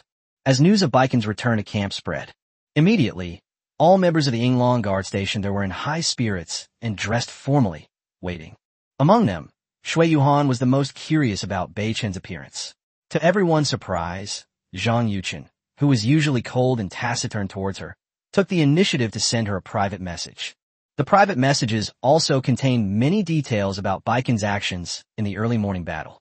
Perhaps in Zhang Yuqin's view, the only thing he could share with Shui Yuhan was their dedication to Kung Fu. At this moment, there were more than 20 people in the Yinglong Guard camp, with Teng Baiwen and Zhang Yuqin as their leaders. The remaining members of Yinglong Guard include squad leader Chuan Jiangwo, big guy Zheng Jingren, Xiao Daipen, Duan Guxin, and others. All eyes were on one direction. That's the grove of trees in the distance. Teng Baiwen was overjoyed to learn that his sister had gone to pick up Bei Chen last night and hadn't returned all night. After so many days apart, this reunion is sure to be a spark that ignites a prairie fire. Hey sis, this is all I can do for you. Whether you succeed or not depends on your own fate. Teng Baiwen nervously kept looking into the distance, hoping that Bei Chen would appear before everyone holding his sister's hand. Here it comes. Zhang Yuqin looked at a Wuling Hong Wang, van slowly driving up with admiration in his eyes. Hey Lao Zhang, I heard the regimental commander is only in his early 20s. Just how charismatic is he that you admire him? Shui Yuhan was also very curious, because Zhang Yuqin only mentioned how amazing the team leader was during their exchange, without mentioning any key details. Zhang Yuqin turned and glanced at Shui Yuhan. The commander's close combat skills are unfathomable. Hearing this, Shui Yuhan curled her lip and immediately used reverse psychology. Besides, some people, they think they're so high and mighty all day long, but in the end, they still fawn over the leaders when they see them. You, Zhang Yuqin glared and said irritably. If your neck could withstand one of my military daggers, I would admire you too. What did you say? Shui Yuhan suddenly became interested and finally managed to extract some useful information. I'm not available right now. Ask the commander yourself when he arrives. Zhang Yuqin wasn't stupid. How could he not know that he had just been provoked? You ask away. The commander isn't going to eat me. What am I afraid of? As the Wuling van slowly arrived, everyone quieted down. Suddenly, Zhang Yuqin stepped forward and shouted loudly, "Salute!" Swish, swish, swish. Greetings, Commander. At this moment, the car door was slowly opened, and Bei Chen got out of the car first, followed by Tang Chuchu getting out of the driver's seat. The Black Jade Broken Heart Ointment is truly effective, no exaggeration. Just a few hours ago, Tang Chuchu couldn't walk on her own, but now she's following Bei Chen around like nothing happened, just like a personal secretary. After getting out of the car, Bei Chen glanced at everyone, then waved and smiled. Comrades, you've worked hard. I'm Bei Chen, and it's a pleasure to meet you all for the first time. It's not hard work at all. They spoke in unison, in perfect unison. Bei Chen smiled and nodded, then walked up to Teng Baiwen and Zhang Yuqin. Bai Chen, Boss Bei Chen, you're too young. Teng Baiwen was filled with mixed feelings the moment he saw Bei Chen. If it weren't for Bei Chen's help back then, he and his sister might have died. Brother Baiwen, I never expected you to look so scholarly. Bai Chen was also surprised. From their conversations, Bei Chen had imagined what Teng Baiwen would look like, but seeing him in person was quite different. This must be our Yinglong Guard's second elite soldier, right? Bei Chen asked, looking at Shui Yuhan standing beside Zhang Yuqin. Shui Yuhan was still in shock when she realized that this person was completely different from what she had imagined. The person who could come up with such a name as the Great Xia Yinglong Guard must be a scholarly and gentleman, right? This tall, agile, and handsome guy is our commander? Ahem, what are you doing? Zhang Yuqin coughed lightly to remind Shui Yuhan. Shui Yuhan greets the commander. Hello, Commander. Bei Chen nodded slightly, then glanced at the remaining members, immediately spotting 3 familiar figures. These are the 3 squad leaders who had previously rejoined the main force. Bei Chen walked between the 2 rows of people, while Teng Chuchu truly took on the role of secretary, following behind Bei Chen and introducing things in a low voice. After touring the team, Bei Chen was very satisfied with the members of his team, who were in excellent spirits. Has no one had breakfast yet? Bei Chen said loudly. Immediately, all members shouted, reporting Commander, not yet. Great, dinner will be served right away. The food and supplies that Baikon previously provided to its members were not good. They were barely enough to fill their stomachs, because digging a well without proper tools was extremely physically demanding. Bei Chen waved to Teng Baiwen and Zhang Yuqin, then walked towards the Wuling car. Soon, all the waiting members heard the sound of Teng Baiwen and the captain spitting. Since it was the regimental commander's first time visiting the base, he couldn't be stingy with his gifts. Bei-chun returned to the carriage and took out 21 servings of Hokkaido salmon rice balls, 21 servings of deep-sea caviar sushi, 21 jin of wild boar meat, and 2 cases of colon cocktails, 20 bottles each. Commander, these supplies are too valuable. They can be exchanged for a lot of other supplies. Tung Baiwen kept swallowing, while he couldn't help but hesitate to refuse. This feeling was too uncomfortable. Not to mention Tung Baiwen, even Zhang Yuchen was attracted by this huge pile of food. Tung Chuchu was even more exaggerated. The way she was swallowing her saliva made it seem like she didn't need to eat anymore, as she had already drunk her fill of saliva. Upon hearing this, Bei-chun waved his hand and said, "The soldiers also need nutrition. Just eating their fill is far from enough. Don't worry, once our well produces water, Yinglong Guard will never have to worry about food again. Go, take these and distribute them to the soldiers. Let's build a campfire and roast the wild boar meat. It's been a long time since we've had meat, hasn't it?" Upon hearing this, the 3 people beside him nodded. They had definitely eaten it before, but how much meat could be in a bird burger? All I can say is that it smells fishy. As a luxurious 4-pack was distributed to each person, all the Yinglong Guard members cheered. They hadn't eaten rice in ages, and they also had cocktails and deep-sea caviar. "Yuchen, hurry up and eat. After you finish, drive your car here." "Yes." After Tung Baiwen and Zhang Yuchen left, Tung Chuchu was left alone next to the wooling van. "Come on up." Bei-chun flipped his hand, and another deluxe 4-piece meal appeared beside him, which also included a pack of Oreos. Moved, Tung Chuchu sat down next to Bei-chun, her eyes reddening as she looked at the Oreo in her hand. At this moment, Tung Chuchu felt that all the effort she had put into changing her personality flaws was worthwhile. "Eat quickly. We have things to do later." Tung Chuchu nodded, but didn't tear open the Oreo immediately. Instead, she put it aside, thinking that good things should be saved for later. Bei-chun smiled at this. At the very back of the carriage, a raptor with snow-white feathers was sleeping peacefully, sprawled out on its back. "My baby stayed up all night yesterday, so it would be a shame if he didn't take a nap during the day." A short while later, Zhang Yuchen's car drove up from not far away. "Commander, the vehicle is here. Please give instructions." After getting into Zhang Yuchen's jeep, Bei-chun said to Tung Chuchu, "Keep an eye on Ying for me." Soon after Tung Baiwen got into the car, Zhang Yuchen drove the jeep and quickly disappeared from Tung Chuchu's sight. Under a big tree. The jeep's interior was quite spacious, and Zhang Yuchen and Tung Baiwen both watched Bei-chun nervously. They really want to know, what exactly is it that, once each member of the Yinglong Guard has a set, instantly increases their overall combat power tenfold? 10 times? That's no joke. Even if each person had a Zudge repeating crossbow, it wouldn't be fair to say that the overall combat power would be more than 10 times greater. Bei-chun didn't explain much. With a wave of his hand, the sound of metal clashing echoed inside the jeep. "My God, this is..." Tung Baiwen's eyes almost popped out. "That's right, it's a fully equipped M416 assault rifle and a fully equipped SKS sniper rifle." When Zhang Yuchen saw these sophisticated firearms that appeared out of nowhere, his eyes were filled with nostalgia and disbelief. Chapter 80. Everything is under control. Often, it's the details that win people's hearts. Bei-chun took out 10 fully equipped M416S and 10 fully equipped SKSs directly from the particle ring this time. These high-quality rifles and sniper rifles have all been enhanced by the system. An M416 was handed to Zhang Yuchen, and an SKS was handed to Tung Baiwen. "How about these guns? Will Yinglong Wei be able to handle them?" Bei-chun handed 2 fully loaded firearms to the 2 men without hesitation, his hands empty. Zhang Yuchen and Tung Baiwen exchange a glance, both seeing shock in each other's eyes. It's unbelievable that the leader trusts them so much on their first meeting. Logically, shouldn't a new broom sweep clean and use both kindness and severity to make a strong impression? Zhang Yuchen nodded, and then checked the configuration of the M416 in his hand and the calibration of the 6x scope. Reporting to the commander, "This gun is really good." Bei-chun nodded and said 10 assault rifles and 10 sniper rifles, a total of 20. "Yi-chun, you're more familiar with the strength of the Dragon Guard members, so I'll leave the distribution and allocation of the guns to you."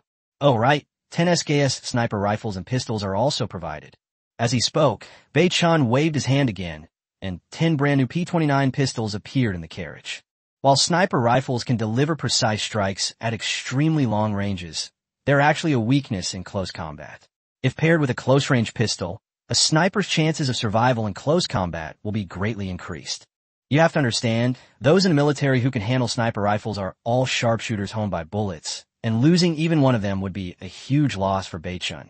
Anyway, the reason for returning to Yinglongwei was this matter, so Baikin took out 10 P29 pistols as well. Since we're arming ourselves, let's make sure the equipment is top-notch so we can avoid unnecessary losses in the future. As for the issue of loyalty among its subordinates, Baikin will not consider this issue at present. Why? It should be noted that 80% of the members of Yinglongwei are active duty soldiers, and the others are retired soldiers who have received higher ideological education. Moreover, Baichun himself is a descendant of meritorious soldiers and a descendant of the Red Army. In addition to daily supply support, a large number of firearms have now been deployed to equip the troops. Soldiers have courage and integrity. They know what they should and shouldn't do. If they can have a stable and honorable team who would want to spend their days in the open, competing with civilians for supplies, it can be said that Baichun's appearance this time will not only cause the soldiers to have thoughts of rebellion after getting guns, but also cause any person to be at odds with Baichun. The Yinglong Guard members will fight to the death against them. With Captain Zhang Yuchen and Vice Captain Shui Yuhan both being elite soldiers and martial arts enthusiasts, and Baichun displaying the demeanor of a grandmaster today, coupled with the system's enhancements to their weapons, they are more than capable of commanding the respect and admiration of these two elite soldiers. And the Tung Baiwen siblings are even more so. At the beginning of the game, Baichun had several interactions with Tang Baiwen. In the face of the survival-oriented environment, Tung Baiwen, in order to save his sister's life, was not greedy for the high-tech design blueprints of the particle ring, but was willing to exchange them for a military first aid kit to save his sister. This is sufficient proof of Tung Baiwen's character and conduct. As for Tung Chuchu, Baichun was even more relieved. He wasn't stupid. How could he not know that Tung Chuchu liked him?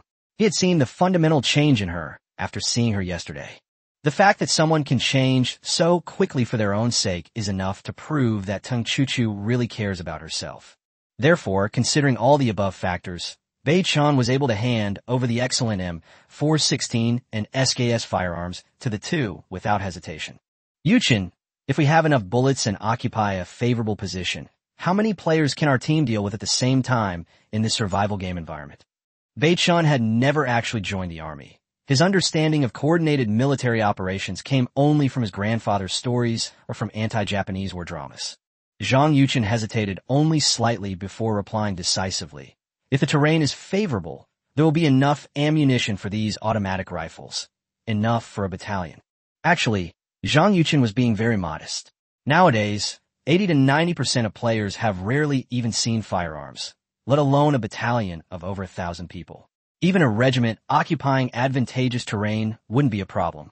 After all, they're human beings, not monsters without the ability to think, who would fight a team fully equipped with automatic weapons with their bare hands. Baichun smiled. Zhang Yuchen was indeed the kind of cadre he wanted. Very good. With another wave of his hand, a whoosh sound immediately filled the entire carriage. 400 rounds of 5.56 ammunition, 300 rounds of 7.62 ammunition, and 150 rounds of 9mm ammunition. A pile of bullets of various calibers, stacked together, gleamed golden and eye-catching. Zhang Yuchen and Tung Baiwen stared wide-eyed at Baichun's hands. How could those hands be so amazing? Whatever he wanted just appeared with a wave of his hand. Baichun didn't explain further and looked at Zhang Yuchen, saying, "Go. After the soldiers have finished eating, distribute these weapons according to their individual strengths." "Yes, Commander." At this moment, Tung Baiwen chimed in, "Tell the soldiers to make sure they don't lose their guns." Baichun raised his hand to signal, and then got out of the car with Tung Baiwen. Zhang Yuchen's face was flushed, and his hands on the steering wheel were trembling slightly. The fact that the new leader trusted his subordinates so much on his first day of service inspired Zhang Yuchen to follow him wholeheartedly. Baichun and Tung Baiwen stood quietly under the big tree. "Don't remind me of this kind of thing again." Baichun took out a pack of cigarettes from his hand, handed the whole pack to Tung Baiwen, and said, "A gun is, in a sense, a soldier's honor and his life." Because Tung Baiwen handles trivial matters in Yinglongwei and usually deals with other regions or financial groups, Carrying a pack of cigarettes when negotiating transactions can instantly elevate his status and position. Okay, I understand. By the way, Bei-chun, did Chuchu cause you any trouble? Tung Baiwen asked casually, carefully choosing his words. Bei-chun smiled and said, she has changed a lot this time. I can't believe that someone can make such a huge change in such a short period of time. That's good, that's good. This girl has really grown up. Tung Baiwen smiled with satisfaction. Tung Baiwen said this to show his loyalty. Perhaps in Tung Baiwen's view, Bei-chun had enough reason to trust the soldiers led by Zhang Yuchen, while he and his sister were much weaker in terms of loyalty and trust compared to professional soldiers. Bei-chun knew exactly what was going on. He smiled and patted Tung Baiwen on the shoulder, saying, "You've long earned my approval. We're not just friends, we're comrades in arms." To be honest, Bei-chun's eyes were really deep and captivating at that moment. Yes, leave the diplomatic mission of Yinglong Guard to me. Tung Baiwen was also excited by these words, his blood boiling. What could be more motivating than being completely trusted by a superior? By the way, based on your analysis of the current situation in the game world and the overall data on bounties in the world chat, how should we choose between these two things? As he spoke, Bei-chun took out a powerful weapon and airdropped a resource box of his choice. Bei-chun's seemingly insignificant action almost instantly elevated Tung Baiwen's loyalty to him to a whole new level. Oh, what is this? Tung Baiwen stared wide-eyed at the two images projected by the tiny Rubik's Cube. That's right. It's an either slash or choice. The blue picture is a large water purification system, while the red one is the T-90 City Defense heavy machine gun. Bei-chun looked at Tung Baiwen and asked sincerely, "Tell me, given our current stage of development, which one offers the better cost-performance ratio?" Tung Baiwen was taken aback and turned to look at Bei-chun, his eyes flashing with golden light. Is there even a need to choose? It's definitely a large-scale water purification system. You don't often study the World Channel's bounty data, but I know that. Bei-chun became interested. How so? The World Channel has gone crazy with the bounty on pure water. Upon hearing this, Bei-chun's lips curled into a butcher-like smile.